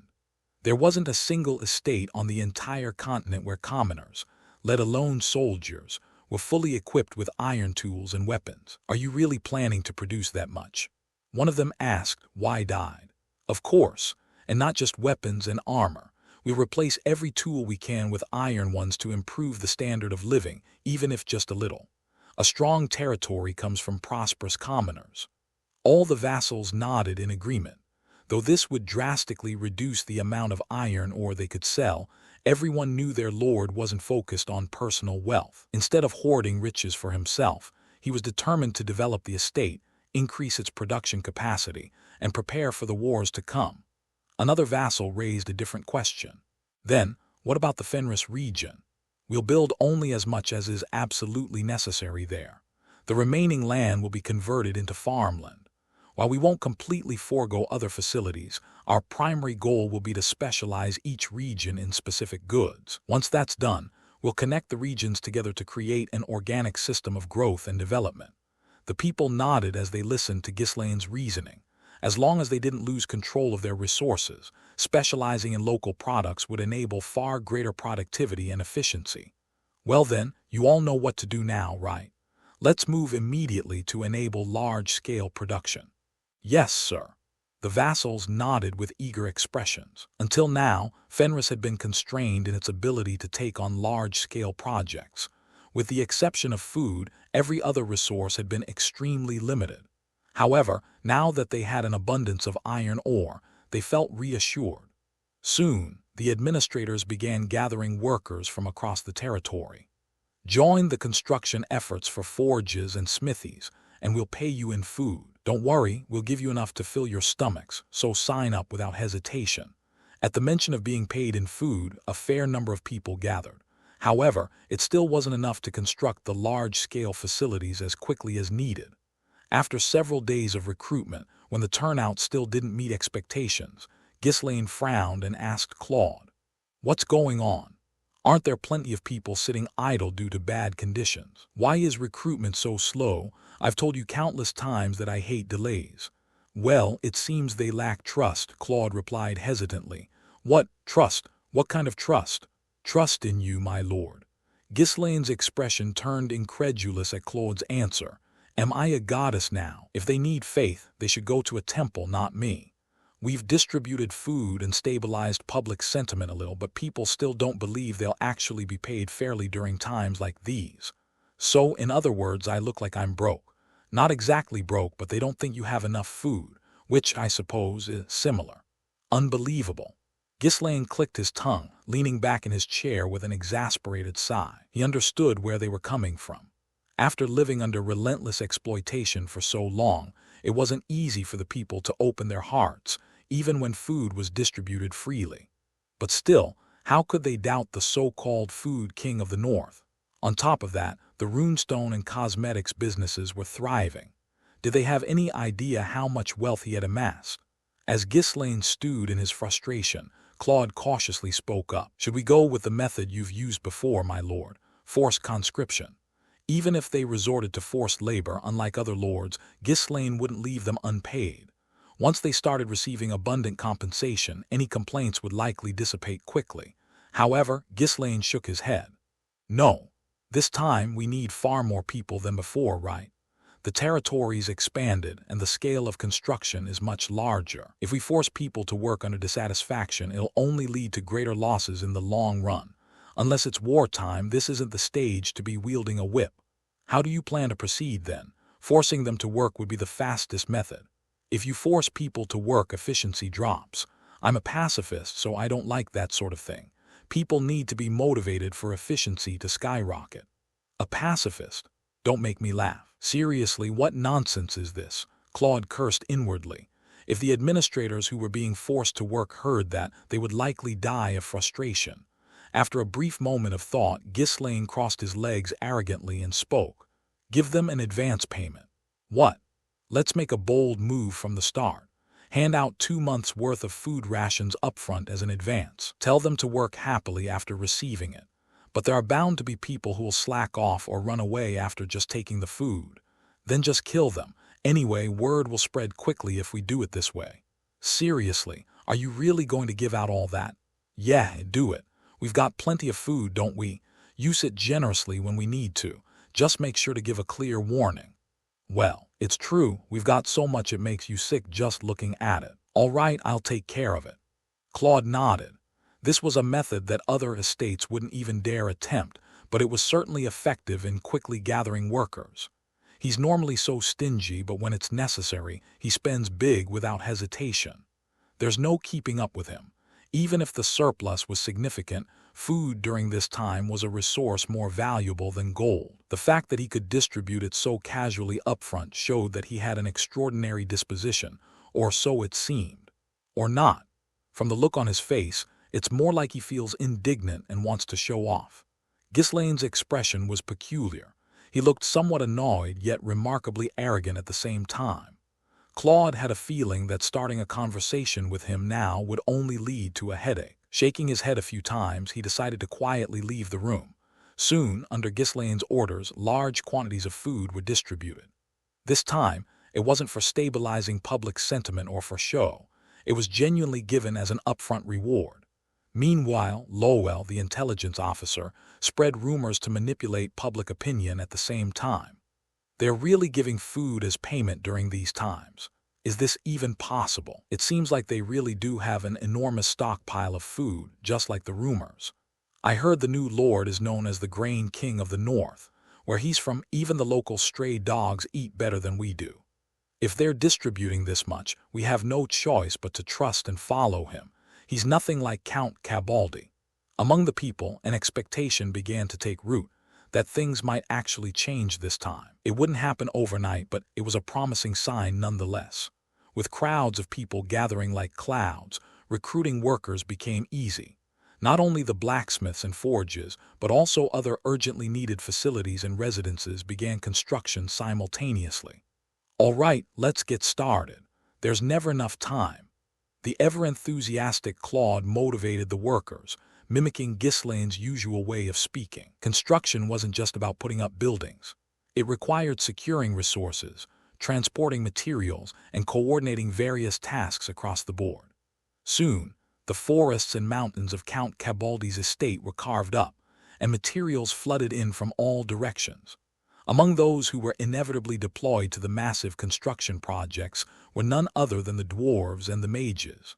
Galbaric muttered with a gloomy expression. My vacation was so wonderful. I came back after resting, but now I just want to rest even more intensely. Ulfoy wasn't any better. The fire in me has burned out. I have no willpower left. Though they'd enjoyed a brief period of sweet respite, it was now over. To build the forges and smithies to Ghislaine's standards, the dwarves had to take the lead. To accelerate construction speed, the mages' involvement was essential as well. Fortunately, thanks to their growing familiarity with construction, the pace was exponentially faster than before. With an abundance of laborers, work continued without pause. However, there was one glaring problem. While there were plenty of workers, there was a severe lack of supervisors and managers to organize and lead them. Inevitably, the mages and dwarves had to take on the roles of overseeing and directing the construction as well. Damn it, my arm's shaking so much I can't do it anymore. Let me sleep properly. I feel like I'm going to collapse. No, I'm already dead. The physically weakest among them, Ulfoy and the mages, finally dropped to the ground. Engraving magic circles and continuously using magic had pushed their bodies to the brink. Even Vanessa, who had been holding on with boundless passion and determination, fell asleep while in the middle of engraving a magic circle. They tried to endure by casting recovery spells on each other, but as fire element mages, the effects of healing magic were negligible at best. We need to rest too. I'm so exhausted my muscles won't even move anymore. The dwarves, too, eventually set their hammers down. The workload was simply overwhelming. Hearing the news that the mages had collapsed, Ghislaine arrived to check on the situation. When even the dwarves had finally given up, he nodded as if he understood. It can't be helped. I guess we have no choice but to use the secret weapon. Secret weapon, what's that? Ulfoy frowned and asked, while Ghislaine turned around and gestured for someone. A man who had been hesitating a few steps behind let out a deep sigh and trudged forward. When Ulfoy saw him, he tilted his head in confusion. A new priest. How is that a secret weapon? Piot, after being captured by Ghislaine, had been treating the estate's injured and ill during his time there. With a shortage of doctors, he had been forced to care for a significant number of patients. It had been truly exhausting, but as a devout priest, he worked diligently with a single-minded focus on bestowing the goddess's grace. However, as soon as Piot had somewhat acclimated to tending patients, Ghislaine dragged him straight to the construction site. Ulfoy, who had been glaring intently at the priest's pink hair, asked in a trembling voice, "Why you're not? You wouldn't be planning to use divine power on us, would you?" Without a word, Ghislaine nodded with a benevolent smile. Ulfoy frantically waved his hands in protest. Don't do it. Just let us rest. Stop forcing us to recover. Let's get started, my friend." At Ghislaine's words, Piot walked toward the mages with a sullen, dark expression. He had been overusing his divine power lately and desperately wanted to rest. Yet, just as he began to feel slightly recharged, he would be called somewhere else, making him feel like death itself would be a relief. By nature, Piot was gentle and timid, making it impossible for him to refuse Ghislaine's demands. He was constantly being dragged from one task to the next. Whoosh. Soon, radiant light spread from Piot's hands. The true effect of divine power was to enhance regeneration and vitality. Through it, one could heal external wounds and grant strength to overcome illnesses. Moreover, the increase in regeneration and vitality was highly effective in relieving fatigue. As soon as Ulfoy received the divine treatment, he leapt up and shouted, back to life like a damn slave. What the hell? Don't use divine power for this kind of nonsense." It wasn't much different from a necromancer raising the dead. The power a priest wielded was divine, and the individuals revived by it were not corpses but slaves teetering on the edge of death. That was the only small distinction. This scene repeated itself all over the estate. The dwarves, grinding their teeth, would rise again, as did other key officials and technicians, all meeting the same fate. With Piot under his command, Ghislaine was able to handle more administrative tasks with the existing workforce and significantly reduce construction time. What could anyone do when even the fallen were forced to rise back to work? Of course, all the repercussions of this fell onto a single individual. "Lord, if this keeps up, I'm going to die." Piot, overworked and drained from excessive use of his divine power under Ghislaine's orders, would frequently collapse, nosebleeds trickling down his face. As a low-ranking priest, his divine power was inherently limited. "Oh dear, we can't have our precious little priest dying. Take him to the recovery room at once." At Ghislaine's exaggerated concern, the staff carried Piotr off to the most luxurious recovery room available. This room had been meticulously crafted by Vanessa and the mages, all for the sake of one man, Piotr. While the effects weren't as potent as divine power, the room was outfitted with recovery spells, temperature control magic, and enchantments to stabilize both the mind and spirit. Any magic rumored to be beneficial was implemented. In addition, every meal was prepared using the finest ingredients, infused with top-quality medicinal herbs. Piotr, more than even the lord of the estate, received the most extravagant care. Initially, the retainers had opposed such an exorbitant use of funds and runestones. However, Ghislaine dismissed their concerns with a single sentence. "This saves time and earns us more money. This priest will become incredibly important to us in the future." They couldn't provide such luxuries to every manager and technician on the estate, but accommodating one individual was feasible, and that one person endlessly rejuvenated the others. Endless labor, huh? Honestly, it's extraordinary.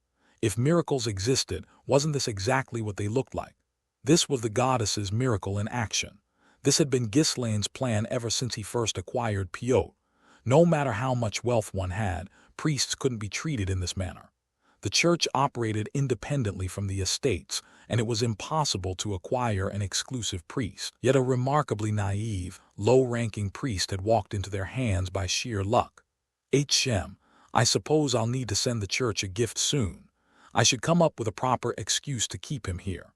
Ghislaine had no intention of letting him go. Piotr was now the most critical driving force behind the estate's development. Without him, they wouldn't be able to maintain their current pace of progress. "I'll make sure to keep him around for as long as possible." Ghislaine grinned in satisfaction. After verifying the remarkably fast and somewhat smooth development of the estate, Ghislaine reviewed his next plan. "Development is something that needs to continue anyway, but from now on, the conflict between the royal faction and the ducal faction is bound to escalate. The Marquis of Brantford might not have wanted it, but he must have realized by now that the civil war would come earlier because of Ghislaine. Count Desmond's movements alone were evidence enough. Ghislaine already knew that Desmond's forces had been blocked by the Second Corps. From the start, he had anticipated and maneuvered things accordingly, and the Marquis of Brantford had acted precisely as he had hoped. But the real problem began now. Dragging this out with Amelia ends here. Count Desmond had abandoned the mask and pretense of neutrality and was directly mobilizing his army. The fact that someone like him, who had primarily focused on Amelia's rebellion, was now making a move meant one thing. He had decided to target this place directly. Whether his attack would coincide with the civil war or occur beforehand remained to be seen. Now it's Harold's turn. Desmond's territory was considered one of the strongest in the north, alongside Rapolde's estate. While it might fall slightly short compared to other regions, a Grand Lord wasn't called a Grand Lord for nothing. To earn that title, one needed not only excellent knights and numerous elite troops, but also abundant resources to support them. As he studied the map for a moment, Ghislaine unconsciously murmured to himself, "Rapolde's forces will be weakened because of Amelia, so, for the time being, that strongest in the north title will go to Harold." In any case, Rapolde would fall to Amelia. Even if Ghislaine leaked information, it was obvious that Count Rapolde would be unable to handle her. However, Ghislaine didn't intend to let Amelia take over Rapolde's territory so easily. "Well, thanks to Amelia, we've also managed to pioneer the Forest of Beasts, and she's drawn the attention of both the ducal faction and Harold. When you think about it, she's quite a useful woman." Ghislaine recalled the time he had extorted money from Amelia in exchange for his silence. He couldn't be sure that choice had been the best. Amelia was that capable and dangerous a person, but at the time, it had been the best option for Ghislaine. There was no way Count Rapolde would have believed the words of a useless scoundrel with nothing to show for himself. Even if the Count had trusted him, Amelia wasn't someone who could be taken down easily. Maybe I succeeded in driving Amelia away, but afterward, the situation would have become even more dangerous. On her side, they would have found another pawn besides Amelia, and they wouldn't have left someone like him, who had interfered with their plans, alone. Things are different now. Fenris had grown too large to hide from their gaze, and Harold had begun to feel threatened.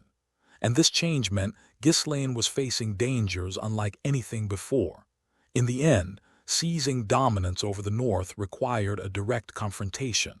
The royal faction can only hold the ducal families in check for so long. Before that time runs out, I need to crush Desmond with overwhelming force. All the northern lords must be brought to their knees before a proper battle with the ducal family can be entertained. If all of them are subdued through war, the losses will inevitably be significant. Therefore, it was imperative to demonstrate overwhelming power and compel them to surrender voluntarily. To achieve that, how thoroughly preparations were made from now on was of utmost importance. I'll need more runestones. For now, I'll have to reduce the supply we sell to the magic tower. Runestones would still be needed in many places moving forward. The most significant use would naturally be estate development, but they would also play a role in strengthening forces. This much had been anticipated since the beginning, even when searching for runestones. Now, the time had simply come. Come to think of it, they'll be arriving soon. Not long ago, Hubert, the master of the Crimson Flame Tower, had sent a letter. It was a congratulatory message for winning the war, along with a notice of his intent to visit. He mentioned checking on the branch's status and seeing Ghislaine's face after a long time. Seeing through Hubert's intent, Ghislaine chuckled leisurely and gazed out the window. ******. A few days later, Hubert arrived, accompanied by the elders of the magic tower. The arrival of the mages caused a minor commotion near the Lord's castle. The Crimson Flame Tower was well known in the north, but its members were rarely seen, making their presence noteworthy. The master of the Crimson Flame Tower is here. Really? Someone so famous came to see our Lord? Yes, really. They arrived in an incredibly lavish carriage, accompanied by many attendants. If such esteemed figures came personally, doesn't that mean our Lord's reputation has grown immensely? Laborers working in the workshop chattered about the visitors. Hearing this, Ulfoy, who was inscribing a magic circle in a corner, perked up. The tower master is here. Stay calm, stay calm. Ulfoy broke into a cold sweat, trying to steady his mind. Since being abandoned here, he had believed he would never have the chance to see Hubert, the tower master, again. But with Hubert present in person, now was the perfect opportunity to escape from this place. Surely, if the tower master learned that he was living as a slave, he wouldn't turn a blind eye. After calming the mages who were stirred by the news, Ulfoy spoke quietly. "This is the moment. I'm going to meet the tower master. You all create a distraction." At Ulfoy's resolute words, the mages nodded and immediately took action. "Where did I put the tools? Call for the priest. I'm feeling unwell." Hey, move this first. Where are the dwarves?" The mages began poking around aimlessly, creating an air of unnecessary chaos. "I'll just head to the restroom real quick." Taking advantage of the distraction, Ulfoy slipped out of the workshop, pretending to head toward the restroom. Haste. He cast a speed-enhancing spell on himself and quickly started moving. Time was short. If he stayed away too long, someone would come looking for him. "All right, let's run." Ulfoy sprinted with everything he had, making a beeline for the castle. By now, the sun had set, and darkness had settled over the area. The guards patrolling from a distance would likely find it difficult to spot him moving so swiftly. Huff, huff. Using what little mana he had left after working all day, he quickly found himself short of breath. Although he thought he'd built up some stamina from working at the construction site, it seemed he had overexerted himself recently. "Hang in there, Ulfoy, you can do this. You're an indomitable man of fire." Ugh, my heart. The hope of escaping this hellhole fueled his determination, causing his heart to pound wildly in his chest. Just a little more. I'm almost there. If it's master, he'll definitely release my slave contract. As Hubert came to mind, a sudden wave of anxiety washed over him. The Hubert he knew so far was lazy, indulgent, and extremely narrow-minded. Considering how much the Lord could offer him, would Hubert really go so far as to free him? Even Ulfoy himself wouldn't sacrifice personal gain for some disciple. What the hell am I thinking? What kind of master abandons their disciple? No, not my master. My master isn't like that. The castle was now within sight. There was no need to let unnecessary thoughts distract him. If he caused a loud enough commotion ahead, Hubert was bound to notice him. Pouring every ounce of his mana into his rapid sprint, Ulfoy suddenly came to an abrupt stop. "What's that?" Seha. Darkness suddenly surged around him, distorting the space before his eyes. Startled by the unknown phenomenon, Ulfoy quickly gathered mana in his hands. In this estate, attacking anything suspicious on sight was generally the safest bet. However, before Ulfoy could cast his magic, the darkness tore apart and a hand emerged from within. Snap! Damn it, Ulfoy's consciousness faded as his head twisted unnaturally. Looking down at the collapsed Ulfoy, Belinda let out a long sigh. Ugh, he's getting sharper by the day and harder to catch. Even after spending his mana throughout the evening, he still moved this quickly. Just how much has his mana efficiency improved? They practiced magic without rest while working on construction every day. With such relentless effort, it was inevitable their skills would improve. Though their circle level remained unchanged, their mana control and application abilities had developed in an almost unnatural manner. In real combat, such traits could be even more threatening. Though they might not realize it themselves, in Belinda's view, these magicians seemed capable of holding their own against even decent knights in direct confrontation. Clicking her tongue a few times, Belinda tossed Ulfoy back into the workshop. The magicians, seeing the unconscious Ulfoy, openly displayed their disappointment. Belinda gave them a small smirk before leaving the area. While their skills had indeed improved, they were still a long way from surpassing Belinda. It's been a while, Tower Master. I see the elders are here as well. Oh ho, yes, I was shocked to hear about your latest victory. You're certainly good at fighting, so how have you been? Hubert responded to Ghislaine's greeting with a bright smile. He was genuinely pleased. When he first heard the news that this bastard had started another war, his heart nearly sank to the floor. If Ghislaine ever went down, the magic tower would inevitably suffer too. Hubert wished he'd at least consider this once in a while.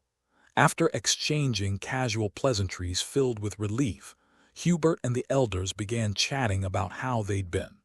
Most of the conversation revolved around Hubert bragging about how well things were going for him lately. The nobles of the territory are trying so hard to curry favor with me, bringing endless gifts. Ah, yes. I'm the most popular person at every social gathering. Ah, yes. So, if you maintain a closer relationship with me, it could greatly benefit your territory. Ah, yes. Hubert clicked his tongue at Ghislaine's uninterested responses. To be honest, the man in front of him had been doing too well recently. With the Marquis of Brantford supporting him, it was no longer easy to wield the authority of the Tower Master as in the past. Ahem, so, how is the branch? Is it proving helpful? And Ulfoy, is he doing well? Of course. The branch has been a tremendous help to the territory. Would you like to meet Ulfoy? Since it's late today, why don't you take the opportunity to reconnect with your pupil and get some rest before you leave? As for me, I'm quite busy, so... Ghislaine subtly attempted to send Hubert away, causing the latter to wave his hands frantically in protest. No, as long as he's doing well, there's no need for me to meet him. I didn't come here to see him anyway. He's fine on his own, there's no need for concern. Oh, is that so? Then may I ask what brings you here? Is there something you need? At the direct question, Hubert and the elders squirmed awkwardly like puppies in need of a bathroom break. Ghislaine chuckled softly before continuing. Feel free to speak. Why are you hesitating between us? Right, there's no need for hesitation between us. Ha ha ha. Hubert smiled brightly before cautiously asking, by any chance, could we buy some food? We need quite a lot. You know how expensive food is these days, don't you? Ah, I do. But with the number of people in the tower growing, even with money, it's not easy to secure as much as we need. Since receiving the supply of runestones from Ghislaine, the Crimson Flame Tower had gradually begun regaining its former glory. The number of disciples had increased, and with them, the hiring of staff to support their work had also grown. The trade in magic tools and scrolls had flourished, and their finances were now as robust as ever. But the drought had put a halt to everything. Even the Scarlet Tower, renowned as the best in the north, had come to Ghislaine seeking food. It spoke volumes about the dire state of affairs elsewhere. Ugh, it's just so hard to get food these days. But there's a rumor that you have plenty here. The magic tower doesn't seem likely to starve, though, Ghislaine replied nonchalantly. Ah, don't even start. We're consuming food for hundreds of people daily, but it's getting harder to obtain, and the prices are skyrocketing to insane levels. It's enough to give me a headache. The little food that was available in the market was being swept up by nobles, who were even revising territorial laws to ensure they could sustain their armies. The tower's authority and vast funds had allowed them to hold on so far, but without those advantages, they would have collapsed long ago. Even Count Cabaldi, who had amassed an enormous fortune, had no choice but to let his soldiers go hungry. That's the terror of a drought. Once a poor harvest hits, supplies remain scarce at least until the next growing season. Hubert, wiping away sweat, spoke with a hint of desperation. Couldn't you sell us some food as well? I know it must be difficult since your population has increased, but sharing hardships is what true friends do, isn't it? Hubert wasn't exactly sure how much food Ghislaine had. All he knew were the rumors about an abundant stockpile. Still, the man before him had managed to sell food to rescue soldiers and even wage a war. Ugh, I don't know why he wasted that precious food on such a crazy venture. But now that his population has grown, he might not have any surplus. What if he refuses to sell? Hubert felt uneasy, but with no other options, he'd come to test his luck. After hearing Hubert's story, Ghislaine nodded casually as if it were no big deal. We still have plenty of food. Even after accounting for our needs, there's more than enough. Ah, really? Do you really have that much? Then sell some to us. We don't need as much as you sell to nobles, just enough to safely feed our people for 2 years. The Crimson Flame Tower was a massive institution, once hailed as the best in the north. Including the disciples it taught and the staff it employed, the tower easily supported hundreds of people. The amount needed to sustain such numbers for 2 years would be enormous. Ghislaine chuckled lightly, raising 3 fingers just as he had in the past. 3 times the current market price. Hubert and the elders' faces immediately twisted in dismay. Hello, everyone. As we wrap up this video, I want to share a quick note. I have a Patreon account. If you'd like to support me and enjoy on-demand audiobooks, you can become a Patreon member. Alternatively, you can check out my Google Drive link, which has 500+ novel audiobooks available through my Ko-fi or Patreon shop. I appreciate your support.